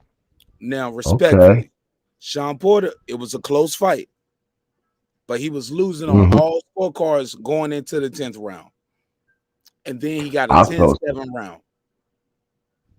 Exactly. A 10-7 It's no more rounds left, bro, after a 10-7 round. When you look at this score, Shawn Porter needed a knockout, not a knockdown. If so, he needed multiple knockdowns to win this fight. Go ahead, you got the floor. They say Kenny Porter sold his son out. Kenny Porter betted against his son. I say Kenny Porter took his son to the mountaintop. My daddy ain't never took me to the mountaintop. I love my daddy. I love my daddy. My daddy ain't make me no 2-time champion and shit in life. Respectfully, I love Low. Low, my nigga. I love my dad. My dad ain't never make me no millionaire, homie. 2 times over, 3 times over. Stop disrespecting. Go ahead. Get your bars off. I'm sorry. Yo, see, you pointed out something that I wasn't even thinking about, that 10-7 round at the end, because it was a very close fight. But I had Crawford up, like, going into the 10th. I had him up, like, maybe, like, biasly, I had him up, like, 4-3 or maybe 7-2. You see what I'm saying? Going into that. But, like, you pointed out something even more important. I forgot about, like, how he knocked him down twice, how that's a 10-7 round. So he was pretty much out of the fight, man, to me. Like, you know, because you could tell that Crawford was getting more and more visibly sharper, getting the distance down, more like power on the shots. Like he finally got over that hump of the messy football player, making it a rough looking, ugly ass fight. You see what I'm saying? Like that's what I got out of it. The only mistake I feel like Crawford made was when he headbutted Shawn. You know, I felt like that was Crawford's mistake when he headbutted Shawn, even though it looked like maybe Porter was. Y'all keep cooking. I'm gonna run and grab him. Yo, Eclipse, you still there or you sleep? All right, well, Ron, keep cooking. Yeah. I'm listening on my phone, but I gotta run to grab me a bottle of water. Okay. I'm about to choke. All right, no problem. I won't drive the car off the road while you're gone. Yeah, so basically, I'm trusting. I'm giving you the steering wheel right now. Don't run me off a cliff. All right? What I'm saying. That's what I'm saying. So yeah, man, I just felt like, like I was saying, like, and then it came to that point where I felt like Crawford had figured out that Shawn was getting a little bit more worn down a little bit, and Porter started trying to come up the middle with his punches. And that to me was like a big mistake with somebody like Crawford because he could either time you coming in with like a short, crispy jab or something right to your face, or he can move to the side and like hit you some more, get more accurate on how he gonna place his equilibrium shot. I mean, it was a good fight. Yeah, we all probably wished it went like a little longer. You know what I mean? But like at the same token, I felt like I saw everything I needed to see. Like when he knocked him down the second time, because it was like a straight down, like you going to the canvas, knockdown. But then it's cause like that to me tells me he was getting visibly weaker. But like when he pounded his hands on the ground, I felt like he lost his whole composure. Like he felt like he wanted to give up at that point. So it ain't our fault that he was just feeling like he was getting frustrated with how he was starting to perform. It ain't our fault. The point is that the man, father, decided, somebody who known him all his life, and I've met people who died, like from Atlantic City, Lavender Johnson, rest in peace, professional boxer, in a fight, a big fight, where he kept getting hit, just like Shawn kept getting hit, and the man didn't make it to the hospital. This is the professional world title holder, did not make it to the hospital. But we want to sit up here and judge this man's father, somebody who knows him, on how he felt like it was about to get worse. So I was content with how the fight went, and the better man won. Like marqnash said, it was a 10-7 round. I didn't even put that in this consideration because I was too busy watching the fight. But how was he going to come back after that? He wasn't going to knock out Crawford. No shape, form, size, or fashion. Crawford just looked like to me he was just eating his punches, getting better and better as the fight went on. You know what I mean? I'm on to the next. Bro. That's the way I look at it. I just hate seeing people trying to turn. Let me ask you this: Yeah. Do you got the next 5 opponents for Spence that's not named Crawford or Thurman? Oh shit. Oh, for Crawford, not named. Okay. I would say, Jerron Ennis, like, why not give him a shot? You know what I mean? He's an up and coming guy. Like, Keith Thurman was in that situation with Spence back in the day when Spence was trying to get a fight with him. So if you're saying, you don't need no tune-ups, Jerron Ennis to me before Ugas, unless you want to just fight Ugas right off the bat for a belt. But I would rather see him fight Jerron Ennis, like just to see where his skill set is compared to Ennis. See, that's the thing. Of course, because that keep him from Bud. Well, you know what, bro? It ain't really about that. If he don't want to fight Bud next, which Bud is ready to fight him, but all the powers that be don't seem to like they're gonna make this fight. And Spencer's not his own boss, because if he was, he would have been set this fight up. So he got to listen to somebody. Really? So when Bud sat there and said he didn't, Bob didn't secure him to fight when he was with him, so how could he secure with him not being with him? So that didn't have nothing to do with it. It's Earl being the boss. Okay. Earl claimed that he's on the other side of the fence, so he can't really dictate what happens either. Other side of the fence ain't no. Wait a minute. It's other side of the fence when it comes to Tim Bradley fighting Earl Spence, but it's not the other side of the street of Spence when it comes to Bud Crawford fighting Earl Spence. Which one is it? Tim But Bradley. Tim Bradley got. Yeah, because you be talking about links. You be talking about links and stuff, marqnash. So I can show you that side of the street shit and how it works. 817, slow down. I've never heard in my life that Tim Bradley was ever in a conversation to fight Errol Spence. Oh, you ain't heard it? When was that? Let me go drop the link. Because the WBC mandated the WBC mandated Tim Bradley to hold on. When Tim Bradley was active, the WBC mandated Tim Bradley to fight Earl Spence, and he retired. And I'll shoot you the link. Well, you know what? That just sounds like a and then he turned around and gave that excuse about not fighting on the other side of the street. So, it works. It only works when it's for Bud Crawford. We'll keep going. Well, look, if that's true and that man retired, a retirement is it's no different from Danny Garcia going up to 54. I've been trying to leave Danny Garcia out of this because he's saying I'm not a 47 fighter no more. But I keep telling people until Danny Garcia has a fight made at 154, he's still a 47 fighter. He got the 47 beat out of him. That's what happened. Look, I agree with you on that. Bradley retired, but I don't consider that a duck. A retirement is a retirement, homie. Like, we don't know. Yeah, for sure. Yeah. A retire, but if you still fighting, it is what it is. But I get where you're going from. But as far as I know, like we going too far back when we talking about Bradley's retirement. Bradley, look at his right now. I'm just saying when y'all talk that's about the angle. Hold on, 817. That's the angle you going with, Tim Lee Bradley? Nah, bro. I'm saying that Bradley love to use the side of he love to kill the side of the street argument, but he used it in his motherfucking favor. Hold on, bro. Yes, he did, marqnash. You lying, and I will send you the fucking clip. What I'm telling you is Tim Bradley, marqnash. What I'm telling you is Tim Bradley used it to his benefit. I'm gonna put it You on the ain't screen. fucking listening. No. You said you will send me the link, put it in the private chat. I'm gonna put it on the screen. You sure fucking right. Give me a second. I'm gonna go find it. All right. Now keep talking, and then finish what you're saying. Because then we're gonna cook you with your own article. I'm gonna tell the truth. And if I'm wrong, you're gonna see how real a nigga I am. Cause I'm gonna be like, oh, my bad. I didn't know. See, you can't kill you can never body a nigga who telling you the truth or who's so honest that'll tell you, I didn't know that. Let's share it with the audience right now in real time. I'm not your enemy. I'm reporting the facts in real time that as they're given to me, homie. I have no bias.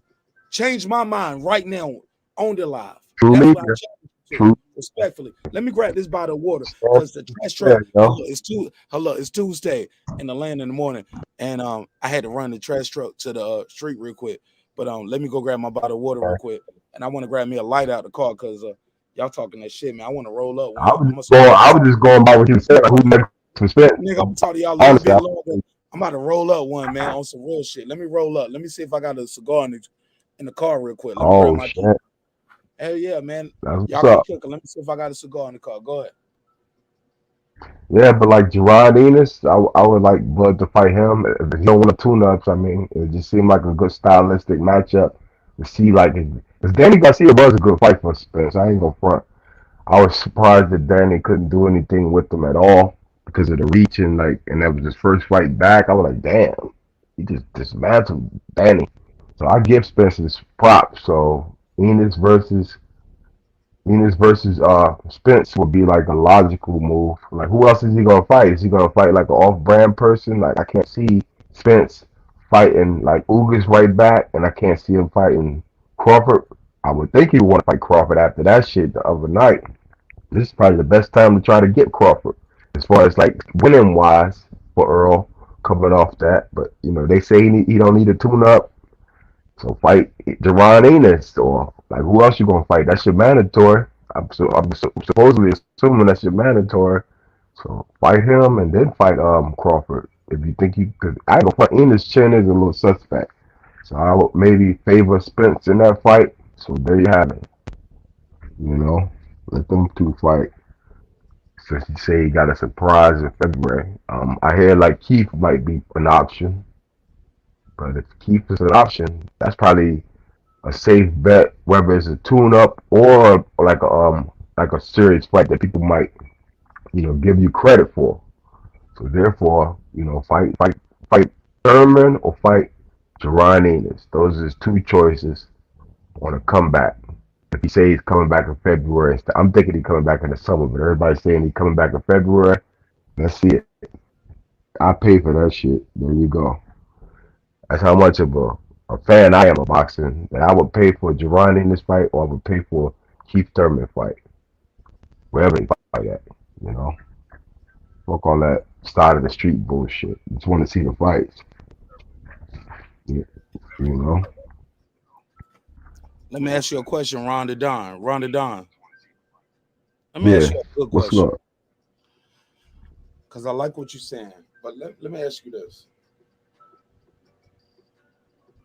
Who else can Terence Crawford fight as a free agent in the zone? I'm gonna give you I'm gonna give you a couple options real quick because I gotta grab this guard. You know what I'm saying? The smokers know what I'm talking about. Look, I'm gonna tell y'all the real for real. Who can Terence Crawford fight on the zone side? I don't. Man. Hold on. I'm gonna give you a loaded question. I'm gonna give you 10 minutes to cook, uninterrupted. 10 minutes interrupted. But I'm gonna load the plate up for you because it's Thanksgiving week. All right. So I'm gonna give you a big plate. Thanksgiving. Happy holidays, my brother. Here we go. Shoot birds. If he fights Josh Taylor, my opinion is he will not get credit because they're gonna say Josh Taylor came up from 140, but I'm gonna say Terence Crawford came up from 142. If he fight or Ortiz or Boots, they're gonna say these guys never been on the big level before. They haven't been proven. If he fight Spence been on the couch. Spence been injured. If he fight Garcia, because Garcia been 1 foot in 47, 1 foot out of 54. If he fight Thurman been on the couch. It's like this guy Bud Crawford. No matter who he fight, and no matter what he do, he ain't gonna catch no break, man. I'm gonna let Ron and 817. Every time I see that 817, it almost look like B17 to me. Maybe because I'm an Army nigga, right? 817, B17. Or like B17 boxing look like B17 bombing. So I'm like, damn, man, they need to increase my disability. Like nigga, I look every time I see this nigga name on the channel, I'll be like, I go through some PTSD. But I'm gonna give y'all the floor. Look, I'm gonna let y'all cook up. All I ask you guys is respect each other. Don't leave the channel real quick because I'm gonna step away so I can grab this thing that I need to grab. But respect each other and don't leave. I'll be right back. Give me less than 10 minutes. But you guys got the floor. It is y'all show. Give me 10 minutes or less. I gotta grab some bottled water and I gotta use the bathroom. Homie, I've been going. I just want to say I'm in the car. That's why it was like that. I'm in the car. You good, but I found the link and I dropped it. I dropped it in the private chat. Hey, I've been 8 hours with no bathroom break. I gotta use the bathroom. Please let me do that. And y'all got the floor, and I'm gonna leave y'all here. I'll be right back, okay? Yeah, man. You know what? You want to go first, 817? 817. While I'm gone, this all the time you get the disrespect me and Spence without me being able to reply. I just gotta sit there and take it. I'll be right back. Y'all got the floor. I was just gonna say I dropped the link in the chat. I dropped the link in the I think it's in the private chat to Bradley giving that whack ass answer to when the WBC ordered them to fight. The first thing he said was he fought Pacquiao instead of Spence, and then he turned around and said, "When do we do business with the PBC?" And I hate. So it was a side of the street when it was in his benefit not to fight Earl. You feel what I'm saying? But now ain't no size of the street when he want his boy to get his shine. Was that before the 817? Was that before he said? Was that before they said let's bet $1 million? This article that you're talking about on YouTube, or is this like after? Nah, this is before the Porter fight. Because they asked Earl before the Porter fight about Tim Bradley saying that Bud would beat him or whatever, and Earl answered back that hey, he an ESPN guy, he doing what he's supposed to do. You know what I'm saying? And he said that's the same guy that when the WBC ordered us to fight, he retired instead of fighting me. And then he went, and then Tim Bradley heard it. They asked him about it. What was your response? And the Earl Spence saying he ducking him. And he was like, oh, he said I was ducking him. I was ducking him. Well, first of all, I thought Manny Pacquiao, the guy he want to fight, he trying to fight, and then he turned around and said that they didn't do business with that side of the street. So you know what I mean, like that side of the street shit. Article. That yeah, bro. Yeah. That shit only work for them when it's that narrative. You did. I gave Bud his credit, bro. I said Bud was gonna stop him, but I thought that it was gonna be a ref waving it off, like he was gonna knock him down once. The second time he was gonna be overwhelming him, kind of like some Tyson Fury shit, or how they call some of the protected fights. You feel what I'm saying? I didn't feel like he was gonna do a Tyson Fury, knock the shit out of Shawn Porter, and he sprawled out on the ground dead type shit. I didn't think that. But K Diddy killed all that. Well, yeah, that's K Diddy then. Like I know what everybody's saying about it took away from the actual, Crawford's winning, but I don't feel like it took away his credit from the win. But you're right, to put more eyes onto the Kenny Porter being able to have more control over the actual what the fans wanted to see. They wanted to see Porter go out in the Shield. You know what I mean? I guess. You know I ain't gonna say necessarily Porter had to go out on the Shield. You feel what I'm saying? Because I mean, Jamel Herring was getting his ass whooped. That fight needed to be stopped. You feel what I'm saying? It didn't necessarily take I couldn't hear you say it again, bro. You mean when Herring was on the ropes when Jamel was teeing off on him and shit? He looked like he was drunk and shit. No, I mean when Jamel Herring and Shakur Stevenson fought, like Shakur Stevenson was beating the shit out of Herring. He was hitting him with 3, 4, and 5 pieces. Even though he had knocked him out and Herring was still game, it needed to be stopped.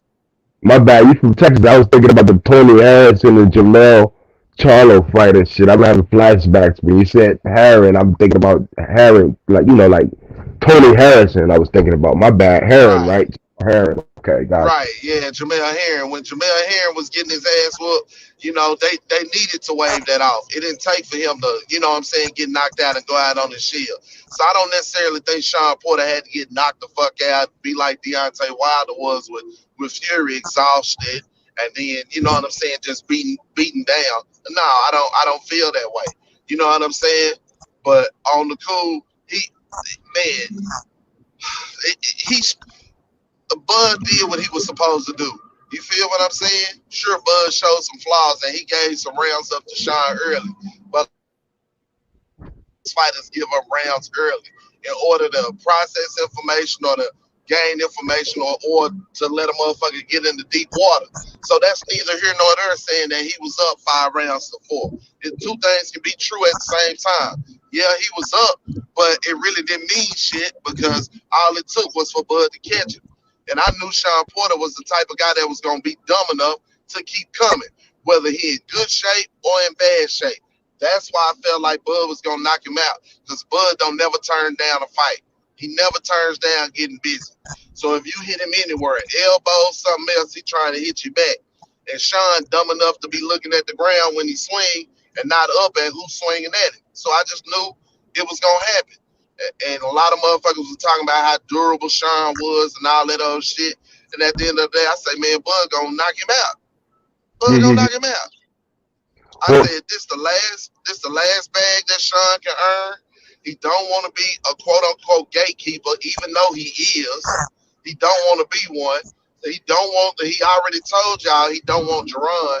There's no way he's going to fight Virgil, especially after seeing what Virgil did to Mo Hooker. You know what I'm saying? I think Crawford could beat Virgil, if that's what you're talking about. No. I'm talking about Shawn. I'm talking about Shawn himself. Like, a lot of people surprised that this is the end of the road for Shawn and everything else. But truth be told, where else was Shawn gonna go but commentating? He let us know he was gonna be a commentator with how much work he was doing it. I won't be watching. Trying to stick to my YouTube channel. I hate the mainstream news. I don't really watch that mainstream shit. I only watch what we put on YouTube, really. You see what I'm saying? Like, when I go by my analysis of that, like, we got enough Stephen A. Smith on YouTube. I'm going to be watching Shawn fucking kick it off, talking about boxing. Oh, yeah, Shawn shit boring. You know what I'm saying? When he with the network, he do okay. You know what I'm saying? But this podcast boring than a motherfucker. But on the cool, man, K Diddy, this ain't the first time we seen K Diddy emasculate his son. It happened during the training of the Earl Spence fight. They caught it a little bit. You know what I'm saying? And I talked about it then. I'm telling you, Danny, T.O. Dad, Angel, T.O. Senior, all them motherfuckers, they emasculate their sons. Their sons are fighting for their love and adulation. I get it, but I'm saying, but I get it, but what scenario? You're right, but it's like and you gotta be able.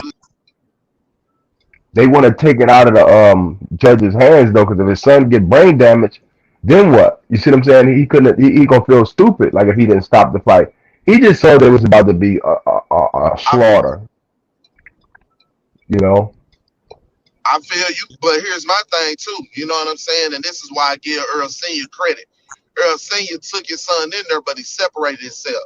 We see many a time. You know what I'm saying? That's even like Doc and Austin Rivers, or you know what I'm saying? Many a Yeah. time, a lot of coaches can't coach their sons. You feel what I'm saying? And a lot of NBA players, I use for an example, a lot of NBA players can't get through to their sons. They have somebody else, you know, do it because their sons, they children don't receive the information from, or vice versa. You know what I'm saying? Sure, he got,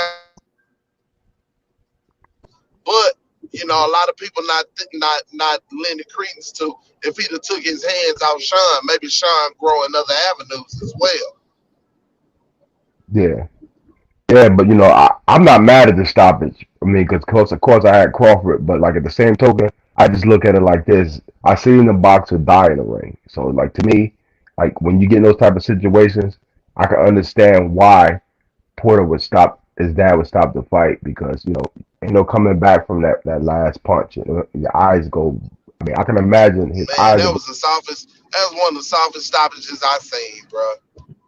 I I don't care what nobody say. That was some soft ass shit. disagree, And Sean Porter career deserved more than to end with K Diddy jumping up on the apron with his panties on. Say But why that was again. 817. Say that again about Sean Porter's career. Sean Porter's career deserved more than his daddy getting up on the apron, embarrassing him with his panties on. You got no. I got to disagree with you that because then we're going back to why I got to give you that free smoke, respectfully. Sean Yo, Porter can I jump off real quick, Mark? I gotta get ready to get up out of here and shit. Yo. I'm about to wrap this plane up, man. Anyway, I'm about to land the plane. And matter of fact, before you go, give me your final thoughts on this because I disagree with my brother 817. I said Sean Porter daddy took him to the mountaintop twice. My bar tonight was a lot of y'all brothers who disrespecting Kenny Porter. Your daddy ain't even take you to the corner store. He ain't take you to Foot Locker and buy you the newest Jordans. Kenny Porter made his son a millionaire several times over. And so since he a daddy, he needs to be applauded. Hold on. See, that's a pandemic. That's what's wrong with us now. 817. I'm gonna let you speak. But this brother said he gotta go. So I'm just trying to set the plate for him before he go. And let him get his final thoughts. But I promise you and I, we can cook it up. I'm just trying to set the table for him before he leaves. So let him eat his final meal. All right. But I got you, 817. It ain't for you and I to debate. It's for him to say his last speak. You know what I'm saying? Let him speak his piece. You know what I'm saying? I'm gonna let everybody have their piece. You know what I'm saying? But Ron said you gotta go, and I respect your time, I respect your energy. More importantly, bro, I respect all the donations that you don't drop to the show. I keep challenging you to drop your channel and drop more content, bro. You drop the content, I'm gonna share that shit to my audience. I'm gonna join your panel. I promise you, even if we disagree, I'm gonna support you, my brother. I disagree with Ricky Williams on everything except for what it takes to be a man and take care of your family.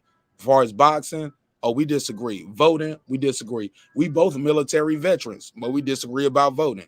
You know what I'm saying? Like, you're not my enemy, my brother. You are my brother, and you might not know it all the time. But and me and Ron disagree all the time. But your support and your unwavering support, I don't take it for granted, my brother. And you're gonna always have a voice over here. So with that said, give me your closing statement. Kenny Porter, did he sell out his son? Did he bet against his son? Did he cheat his son? Is he a bad dad? He a bad trainer? Will we see Spence and Crawford in February or March? Anything you want to talk about? I'll give you 2 minutes on the clock before you go. Uninterrupted. Just unmute your mic when I start the clock, okay? Just unmute your mic when I unmute your mic. You got the last word. 2 minutes. Go ahead. Oh yeah, my mic was muted. You hear me now? Okay. So yeah, you got it. Yeah, on the points of you know, him taking his dad, I mean him taking his son to the mountaintop, you know, he basically did all of that and he was right there, he orchestrated all of that. And like he knows his son really well.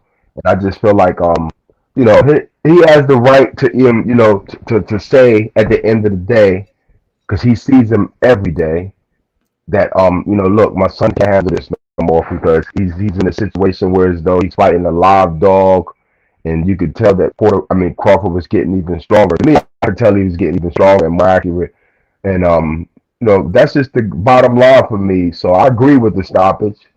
Um, yeah, rather it might have been the judge, the ref to do it, but it was the father, and he has the right to throw the towel in because he knows his son like nobody else knows his son. And I just saw that he was losing composure quick, you know, and it was like Crawford was on a hunt. And yeah, so that's my whole point of all of this is, and you know, and I just like the fact is that we finally got that fight, you know, and I'm just ready to move forward, and I have no gripe about the stoppage. And if it would have been the vice versa, I would probably be singing a different tune, but maybe I wouldn't be because I'm unbiased. So I just feel like it was a good stoppage, and I don't really have nothing else to say about it. You know what I mean? Absolutely. You got anything you want to plug? How people can support you? You got a business, you got a cash app, anything you want to put out there? This will be the time to do it, my brother. Nah, man, I just support boxing, man. When I hear certain thing on a certain channel, I support and I show a super chat and I just show love to where I think the content is the best. So, you know, I don't have no really. I just plug my channel. It's Ronald Finkley on YouTube, and that's it. I make a video once in a blue. I made a video for this fight, you know, and that's about it. And I ain't tell nobody about it, but the people that know me know that I make videos once in a while, and I'm out. Absolutely. Absolutely. And people know you. They know you put your money where your mouth at. You support the channels you fuck with, and I thank God that I'm one of those few. And I'm a baby in this YouTube game. I tell people all the time, I'm a YouTube baby, homie. I don't know all the answers. I don't know everything. I don't talk to I ain't got all the insider information. But you know what? In less than a year, man. Oh my God. Who would have Yeah, thought, Ron? You was here last year. Ron, who yeah. would have thought, right? Yeah, tell me about you grew fast because you unbiased and you kind of give people a different way of looking at things. Like, you know, whether it's the right thing or the wrong thing, you give them a voice to say what they want to say about how they feel about the situation, and you make it real detail on what you want to get out of them. And that's what I appreciate about your channel, marqnash. Man, the pros fucking with me too. That's what's helping me too. Stitch Duran told me he gonna set up low key. Stitch Duran and I about to be business partners. I'm about to meet some. That's why I'm doing this No Shave November, because I'm testing our products too, homie. We about to do some beard and hair growth stuff, like, because you know his trademark is his beard. And I got Yeah, him on live. He said, "Yo," I said, "Yo, let's do it. Like, you should do it." And like, yeah, I'm trying to tell him what he should be doing to market and brand that more stuff. She said, "No, you set it up, and we'll be partners." And you got my word on live. So man, man, the show is about to grow at a bigger level, because when he told me that, I didn't sleep on it. I didn't wait a day or a week, nigga. I was trademarking the name the next day. So we got some big things going with Stitch Duran. And he told me they filming Creed 3 here in Atlanta, and he gonna set me up to meet Michael B. Jordan. well, that's what's up. No, Oh man, I don't care if it's 2 minutes or 3 minutes. When I interview Michael B. Jordan, oh man, we gonna be out of here, right? This that's little T'Challa, right? That's T'Challa, right? Michael B. yeah. Jordan is T'Challa, right? Yeah. That's Creed. That's the actor, bro. When I go down Wow. there, bro. I'm really this close. I'm an ant's eyelash away from being down there at Border Wars for December the 11th. Because I want to be that guy. I'm everything I said I was. I'm everywhere you not, nigga. And I ain't running from it. You can pull East up Coast, on West me, Coast. and it's Yeah, gonna be yeah, whatever you want it to be, homie. If you don't like what I said, do what you want to do. But I ain't running from you, homie, because I know what I'm gonna do, and it ain't gonna go your way. Let me get on the body, marqnash, man. I appreciate you being on this, man. I might hop in the ring in Border Wars and challenge your favorite YouTuber to the next All fight. right, I'm gonna do what Errol Smith didn't do at Border Wars. All right, one. December the 11th, Border Wars. Get your tickets now. Shout out to Nesta Gibbs. Thanks for the support. All right, let's keep it moving. 817 Bots, and we back, baby. Let's go. Hey, man. Say, I got a show to do, baby. I'm promoting, man. And I yeah, gotta you keep doing your people worked thing. up. Yeah, you doing your thing. I ain't mad at you. You doing your thing. I am looking for the opponent though. I'm running through the industry. I'm running through the industry looking for enemies. Cause look, I'm 6 feet tall. I'm over 200 pounds. I'm 6 feet 200. But I know I ain't in fighting shape. This ain't my army weight. When I was in the army, I was 188. You know what I'm saying? So I know I need to get on that treadmill. I got a home gym, but I spend more time in the studio talking to y'all niggas about boxing. I got to get on that treadmill, baby. I got to hit that bag. You know what I'm saying? I got to hit that bag. I got to get some sparring in. Shout out to Tay Jones. Facts. I got to get used to getting hit in the face again. Because niggas ain't hit me in my face in a long time, homie. Hell you mean? Come on, B. Like it's different. You got to get used to getting hit in the face again. So I respect these guys, man. That's why I talk my shit. I disagree with some of that wilder shit, but you know what? I ain't go too far beyond the hell. You know what I'm saying? Because I know I'm gonna be at the boxing gyms. I'm gonna be at the fight. I'm going to the concerts. Respectfully, I don't ducking. I ain't hiding from these niggas, man. And I'm gonna still want the interview. So I know I'm never gonna get that Errol Spence interview after what I did tonight. I just want to see the fight though, bro. So my hate that y'all hear is not against Errol Spence. I'm just trolling the fanboys. I gotta troll the fanboys. We need to hear the other side of that street. Shout out to Ron Finkley. He dropped the $5. He said, hard work, breaking beats. Absolutely. Let me give him the $5. I got 5 on it. Ron Finkley, thank you for your time, energy, and support. I need you to drop some content, homie, because I love your voice. I love what your energy is. Even though we disagree sometimes, you need to be heard. And you need to be heard other than on my show. So if I can help you promote anything I can do to help you get your show started, I'm an email away, homie. I'm not your enemy, even though we disagree. He kind of came at my sister crazy on the first time he was on the show like a year ago. And he didn't know my sister. That was my sister. And he didn't know that was my brother-in-law on the panel too. But you know what? I ain't block him. I ain't take his wrench or nothing. Actually, I gave him a wrench after that. He like his boxing, and I like boxing. He not my enemy. You are my enemy too. Let's talk about this. I'll give you the 2. I got 5 on it. At the end of the day, A17 boxing. Here's the deal, and here's the real for real. We need 5 opponents for Bud. A lot of people didn't like him. When I say him, I say Keith Thurman. But Keith Thurman said, I will fight him in 8 months. That's June. That ain't no easy walk for nobody. Keith Thurman ain't no easy walk. I want to see it. Do you want to see it, or do Keith Thurman need to do something first? What's gonna change for Keith Thurman in 8 months? Even if he get a tune-up, ain't nothing gonna change for Keith Thurman. What you mean? He beat everybody except Manny Pacquiao. Keith Thurman is done. He is done. Oh, slow down. Mm-hmm. Slow down. But what about his resume? Does Keith Thurman has a respectable welterweight resume? He does. I'm not going to deny that. But I tell you, on the low, I think Gervonta went and sparred SHAWN just to see. Where you from, A17? Because you keep saying on the cool. I'm trying to learn that slang. Where you from? Where they say that at?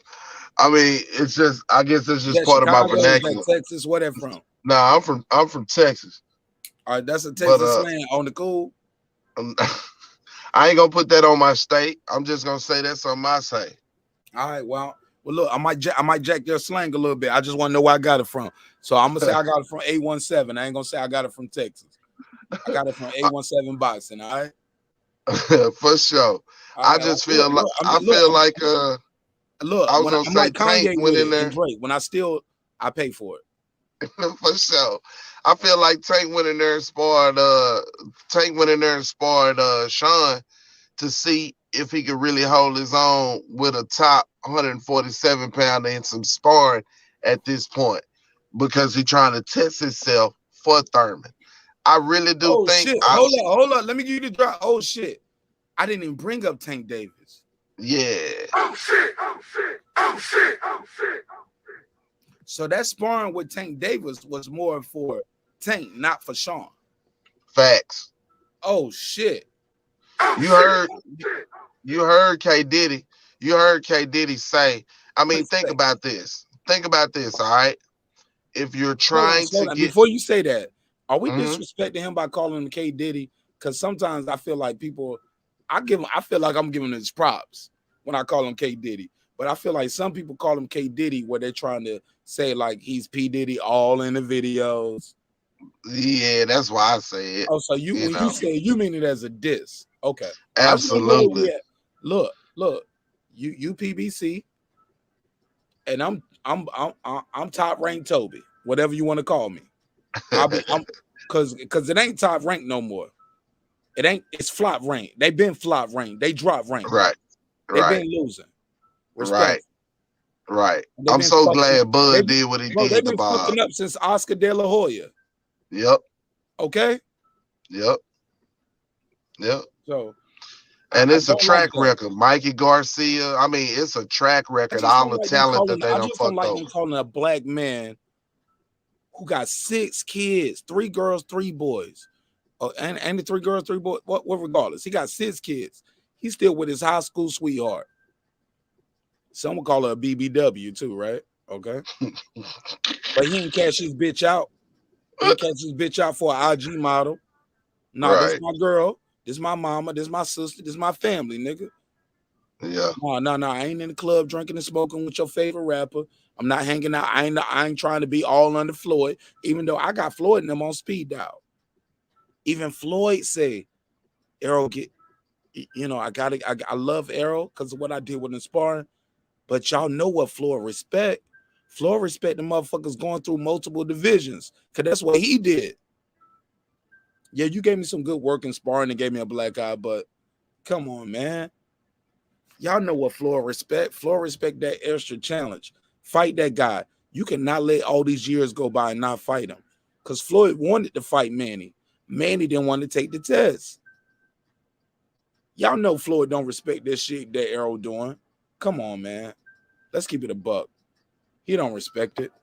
He don't like it. It don't generate money. Think homie might have dropped off. I dropped the link back out there. I ain't running from it. Blue Dream, what up, Queen? Top of the morning. Yeah, we still talking boxing. Yeah, we almost at 5,000 views, Blue. We still over here chopping that shit. Y'all know how I'm do. Your favorite YouTuber was struggling. That nigga can't get. Yo, what your boy doing? That's your favorite YouTuber. What he did in his year tonight. He ain't do what we doing. Man, we trying, bro. We ain't got all the answers, but that's why we gonna grow. That's why we gonna get better. That's why we gonna build. Because we diverse, we open. So open channel, open panel, open dialogue. Long as we keep it somewhat respectful, we can come back and do this shit again tomorrow, homie. I'm not your enemy. I'm your brother. I ain't got all the answers, but I damn sure got an answer too to help you get more than 100 views on your latest video. Follow my moves. Let me help you. Join the conversation. Get your bars off. Promote your channel. Promote your business. We here to help. With that said, Blue, can you Blue Dream, can you drop the White Flag app for us, please? Drop that White Flag app so I can promote, and drop Jules Gaming Lounge because I did my numbers already. So you can drop that link. So even if people leave the show, I know I did what I'm supposed to do. I helped the homie with his business because the homie always helped me with my business. So White Flag app. It's a peer-to-peer mental health awareness app. This shit is super dope. It's always 100% free. In fact, while I do that, let me do something else that I normally don't do. I got an ad right here. I'm gonna try to pull up for it. It's not the White Flag app, but it is another loyal supporter of the show. He goes by the name of Taylor Bell. Taylor Bell always support the show. And Taylor Bell, I appreciate your time and energy. And let me play your ad because Taylor Bell has an ad, and he has a company called Tab Tech. It's called Tab Tech, TAB Tech, Tab Tech. Let me play his ad because he supports the show. Do you have a lot iOS device that attention Apple users? Do you have a lot iOS device that was activated with a specific carrier and you want to go to a different company? TabTechUnlockSim.com can help bring your iOS device over to the carrier you want. With simple, fast, and easy instructions, you can unlock your iOS device without going to an overpriced phone repair store. Go to TabTechUnlockSim.com, unlock your next device in the safety of your home for the fraction of the price. And it's easy as 1, 2, 3. TabTechUnlockSim.com. That's TabTechUnlockSim.com. Tab Tech, your next device. Absolutely. So with that said, let me give a big shout out to Taylor Bell. Thank you for being a loyal supporter and a loyal donor to the show, even when I don't play your ad. So that's why even when you don't donate, I'll still play the ad because you already put your time in, homie. And I appreciate you. Thank you so much for your time and your energy. Look, man, we still talking boxing. It's early morning, 7 o'clock, man. God damn, man, we been here all night. Y'all know how I do, man. I be up here talking to y'all all night about hip hop and boxing. Ronald Finkley said this is my channel. There we go. Hey, look, Ron Finkley, drop your link again. But when you got that world link and that H, put a space right there. That H is right beside the world, so your link don't pop up so people can click on it. So copy and paste that, but put a space between your link and your emoji. Put a space between your link and your emoji. Put a space between your link and your emoji so they can click on it. Because they can't click on it this way because that H and that world emoji, they all together. Little pro tip. Let me go through some of these comments. Spence definitely need to talk about them in negotiations. If you really... Spence got a way out, homie. Spence is on the endangered species list. You ain't been hearing? His fan base is going to protect him. His fan base is led by content creators. There we go. Support that brother, man. He support me, so please support him. He support me, so support him. But Spence, this content, that man, come on, man. The content creators are his fan base. Look at all the belts Bud Crawford got. Bud Crawford been winning little titles since he was a kid, bro. And then look at him as a grown man with all these belts. Come on, man. Gotta respect this man, yo. You gotta respect him. Let me see what we got here. He said, I appreciate it already. Man, you my brother. And I love you. Even though we disagree sometimes. But man, God has blessed me with an opportunity and a platform where I can help you guys. And I don't take it for granted, man. Without you guys, I'm just a dude in the room talking to myself, yo. So thank you guys. This ain't my show, this is your show. I tell you all the time, you don't choose your audience choose you. So I appreciate you guys' time and energy, whether you click the like or dislike. But like I said, I would be remiss if I did not end these false narratives. Just look at the scorecard. Shawn Porter was not winning the fight. It was a close fight, but he was losing. And once he went down 10-7 in the 10th round, he lost 10 points. I mean, he lost 3 points because he got knocked down twice. There's no way he can win on the scorecards after that. He got to get a knockout, or he got to get at least 3 or 4 knockdowns to win the fight. It's over, man. His daddy love him. Let me scroll through. Let me see what we got in here. Let me see what we got. Let me roll through some of the comments. And man, it's early in the morning over here on the East Coast. It's 7 in the morning, baby. I can go on land this plane.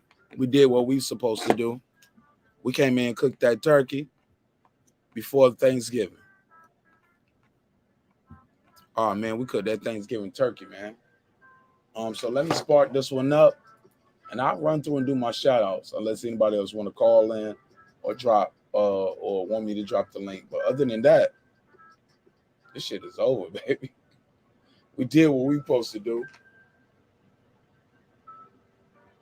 Let me do this. Let me do this.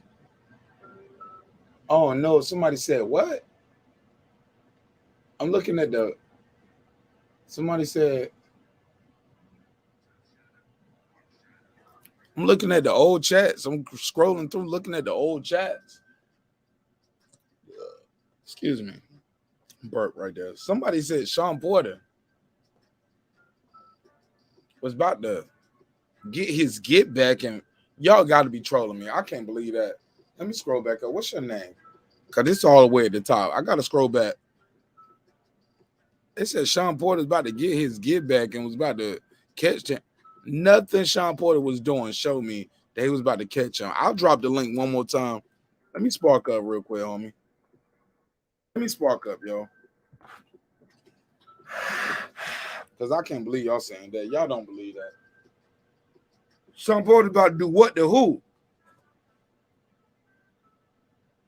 To who? He wasn't about to do the shit to Terence Crawford, getting off the canvas twice. Man, I gotta stop, man. I gotta stop. Cause look, I'm putting the link out there. I keep putting the phone number out there. And like y'all motherfuckers just trying to bait me, man. Y'all don't believe that shit. Y'all ain't gonna call in with that bullshit. And y'all ain't about to join the panel with that bullshit. Y'all don't believe that. Y'all don't believe that. You don't believe that. Y'all might as well just keep it hip hop. Y'all want to talk about hip hop? We can do that.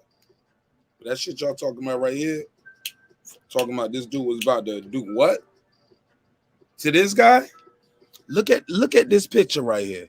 Terence Crawford hasn't even fully extended on the punch. That means when he hit him, he's moving his whole head and face. It's a clean. And look at the defense. Look where his glove at. Guarding his chin. Look at Shawn Porter. He already lapsed in defense. He wasn't about to do nothing to Terence Crawford, bro. Terence Crawford carried him. He carried him.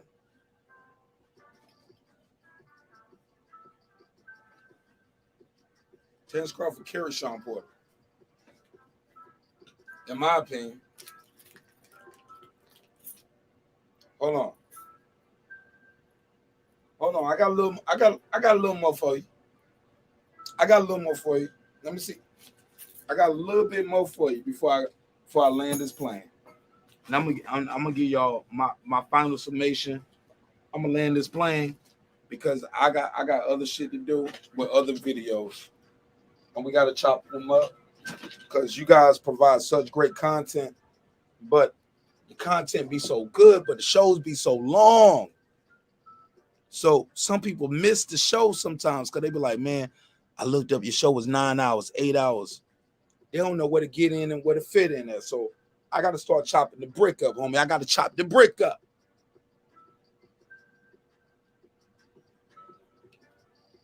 I'm going to tell you the real for real, homie.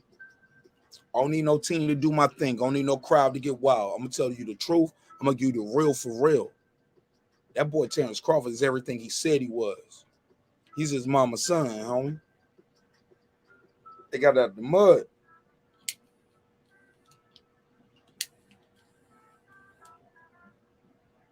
And I'll be right back. Let me run this extension of the U commercial. Shout out to my sponsors. Shout out to my endorsements. Let me run this ad real quick. I'll be right back. Let me run this. Let me run the ad from my sponsors. Let's pay a couple bills, homie. Pay a couple bills. Give me 30 seconds. Since our first day in business, Essentials of You has been offering our customers the best selection of products at unbeatable prices. Our online store has been synonymous with quality, and we ensure our continuous variety of fantastic merchandise along with unique limited edition and seasonal items that fit any budget. Check it out and start shopping today.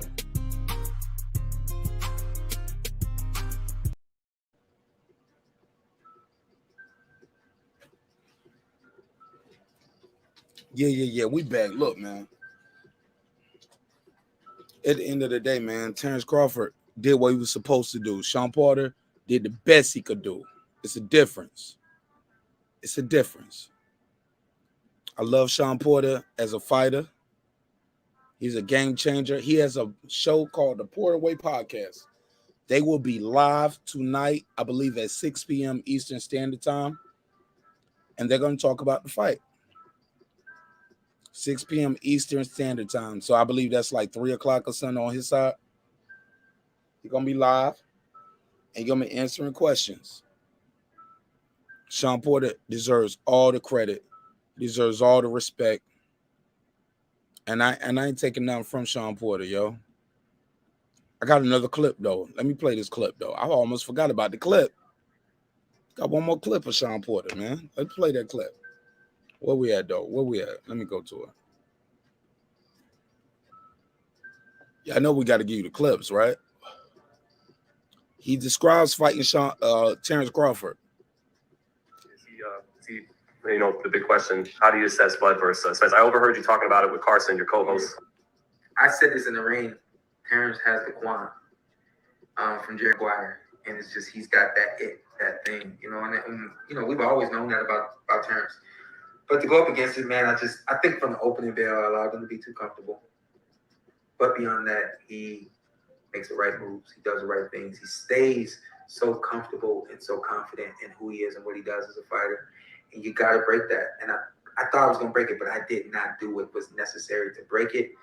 But I'm really wondering if I could have broken it. You know what I mean? So we're going to do a live here on Tuesday for the podcast. I'm going to see if I can get him on. I'm going to ask him, hey, yo, can you be broken? He's literally, he's good. I've been in the ring with guys like that where you can't catch a rhythm. But it's training. Can't catch a rhythm. And then eventually you get to the gym one day, you're like, I'm not going to let this dude do this to me today. Then you catch a rhythm. You only get one night against the best. And, Say it again, Shawn. Let me slow it down. He said, I can't catch my rhythm. I've been in the ring with guys like that before. You just can't catch a rhythm with them. That thing, you know, and you know, we've always known that about Terrence. But to go up against it, man, I think from the opening bell, I allowed him to be too comfortable.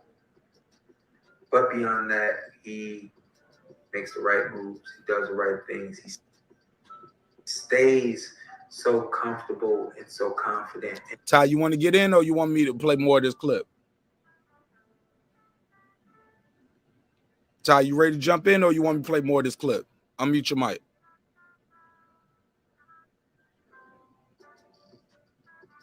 Ty, unmute your mic. Can you hear me? I want to play more of the clip then.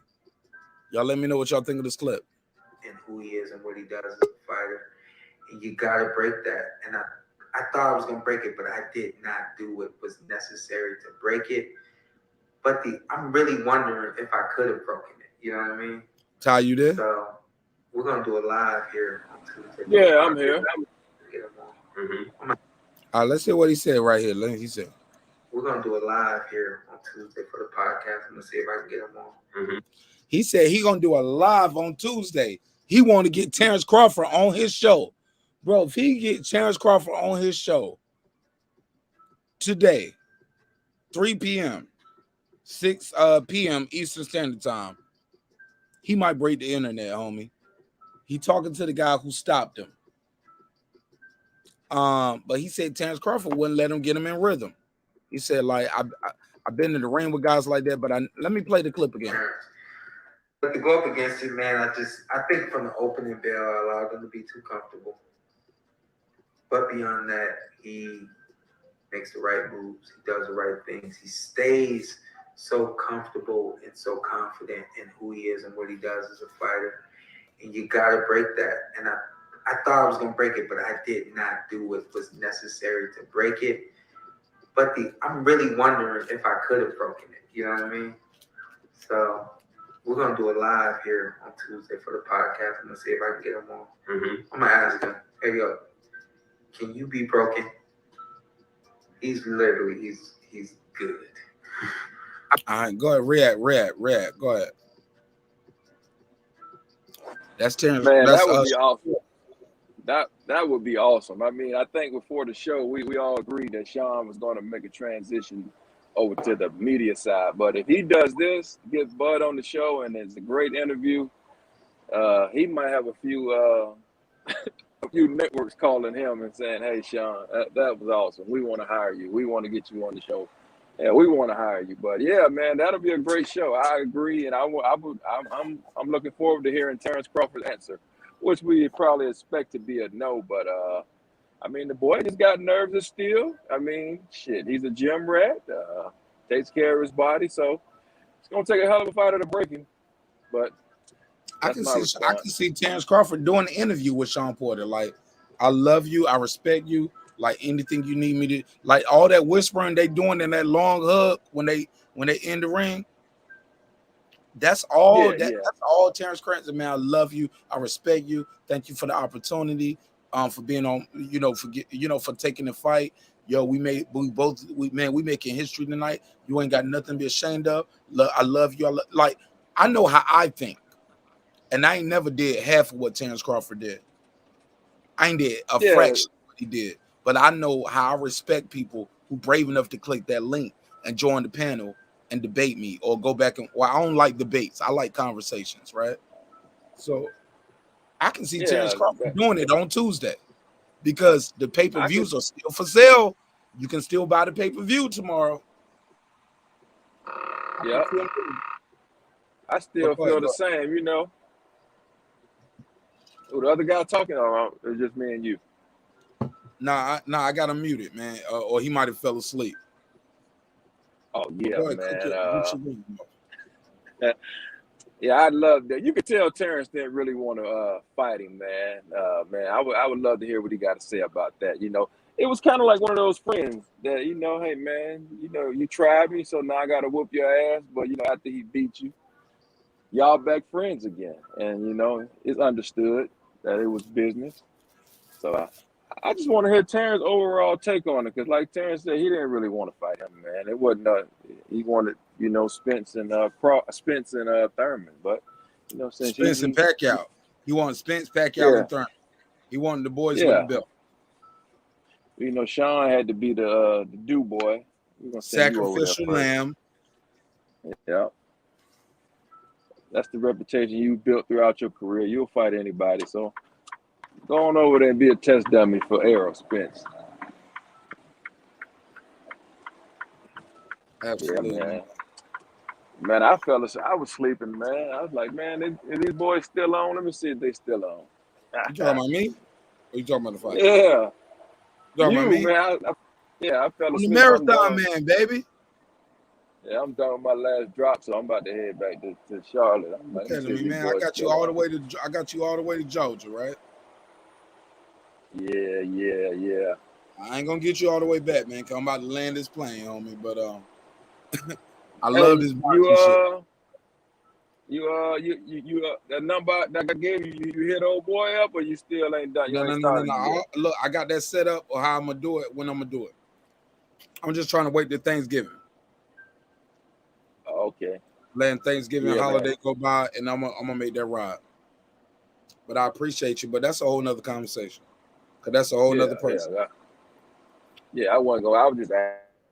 Yeah, man. You got my number. You can ask me that offline. You want to end this one? You good? You got anything else you want to add? Cause I always tell myself, like, man, we be lit, man. We had over 100 people. Yeah. You hear me? Can you hear me? Man, we had over 100 people in the live tonight, man.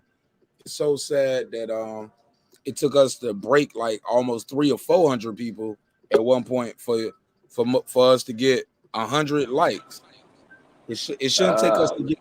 You get me? It shouldn't take 300 people in the live for me to get 100 likes on me. You feel me? Yeah. Why 300-400 people to get 100 likes? But every poll I put up, I get 150 comments on it, or people are responding to. You feel me? So you getting the participation on the polls, but not on the like or the dislike. Yeah, that's crazy. Like, so I know that's why I put the poll up too. So because it's user interaction, but I know if you're a real person or not.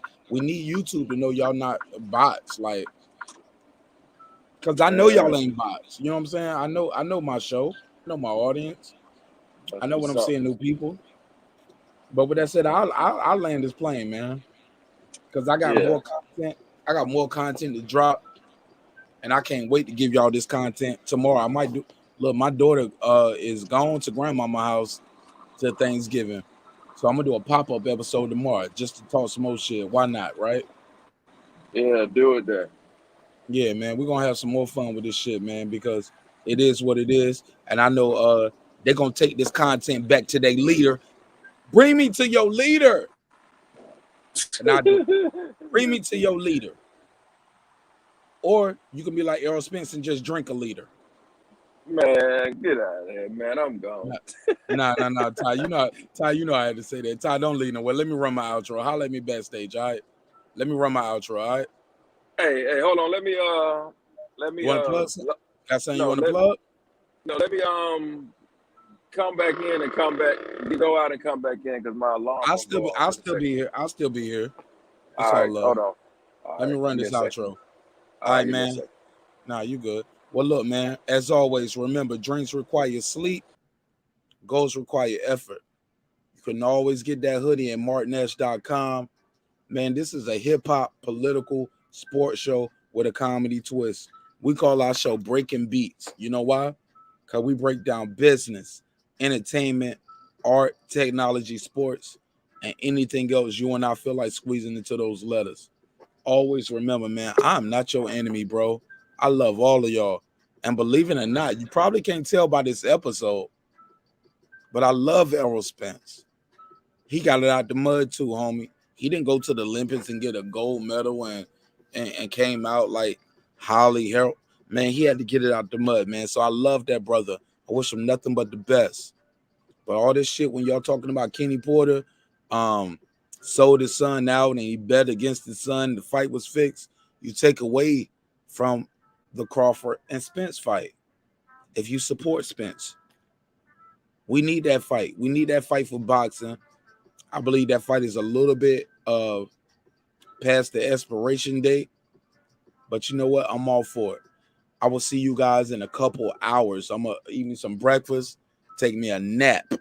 I ain't even going to sleep. I'm gonna just take a nap, wake back up, and let's just talk again.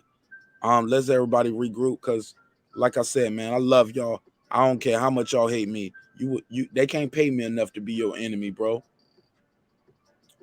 You just wrong about this one fight.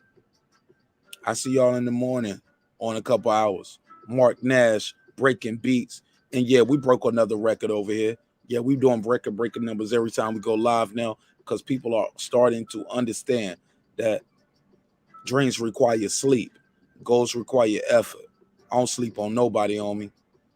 I don't sleep on nobody. Go out there and get your goals.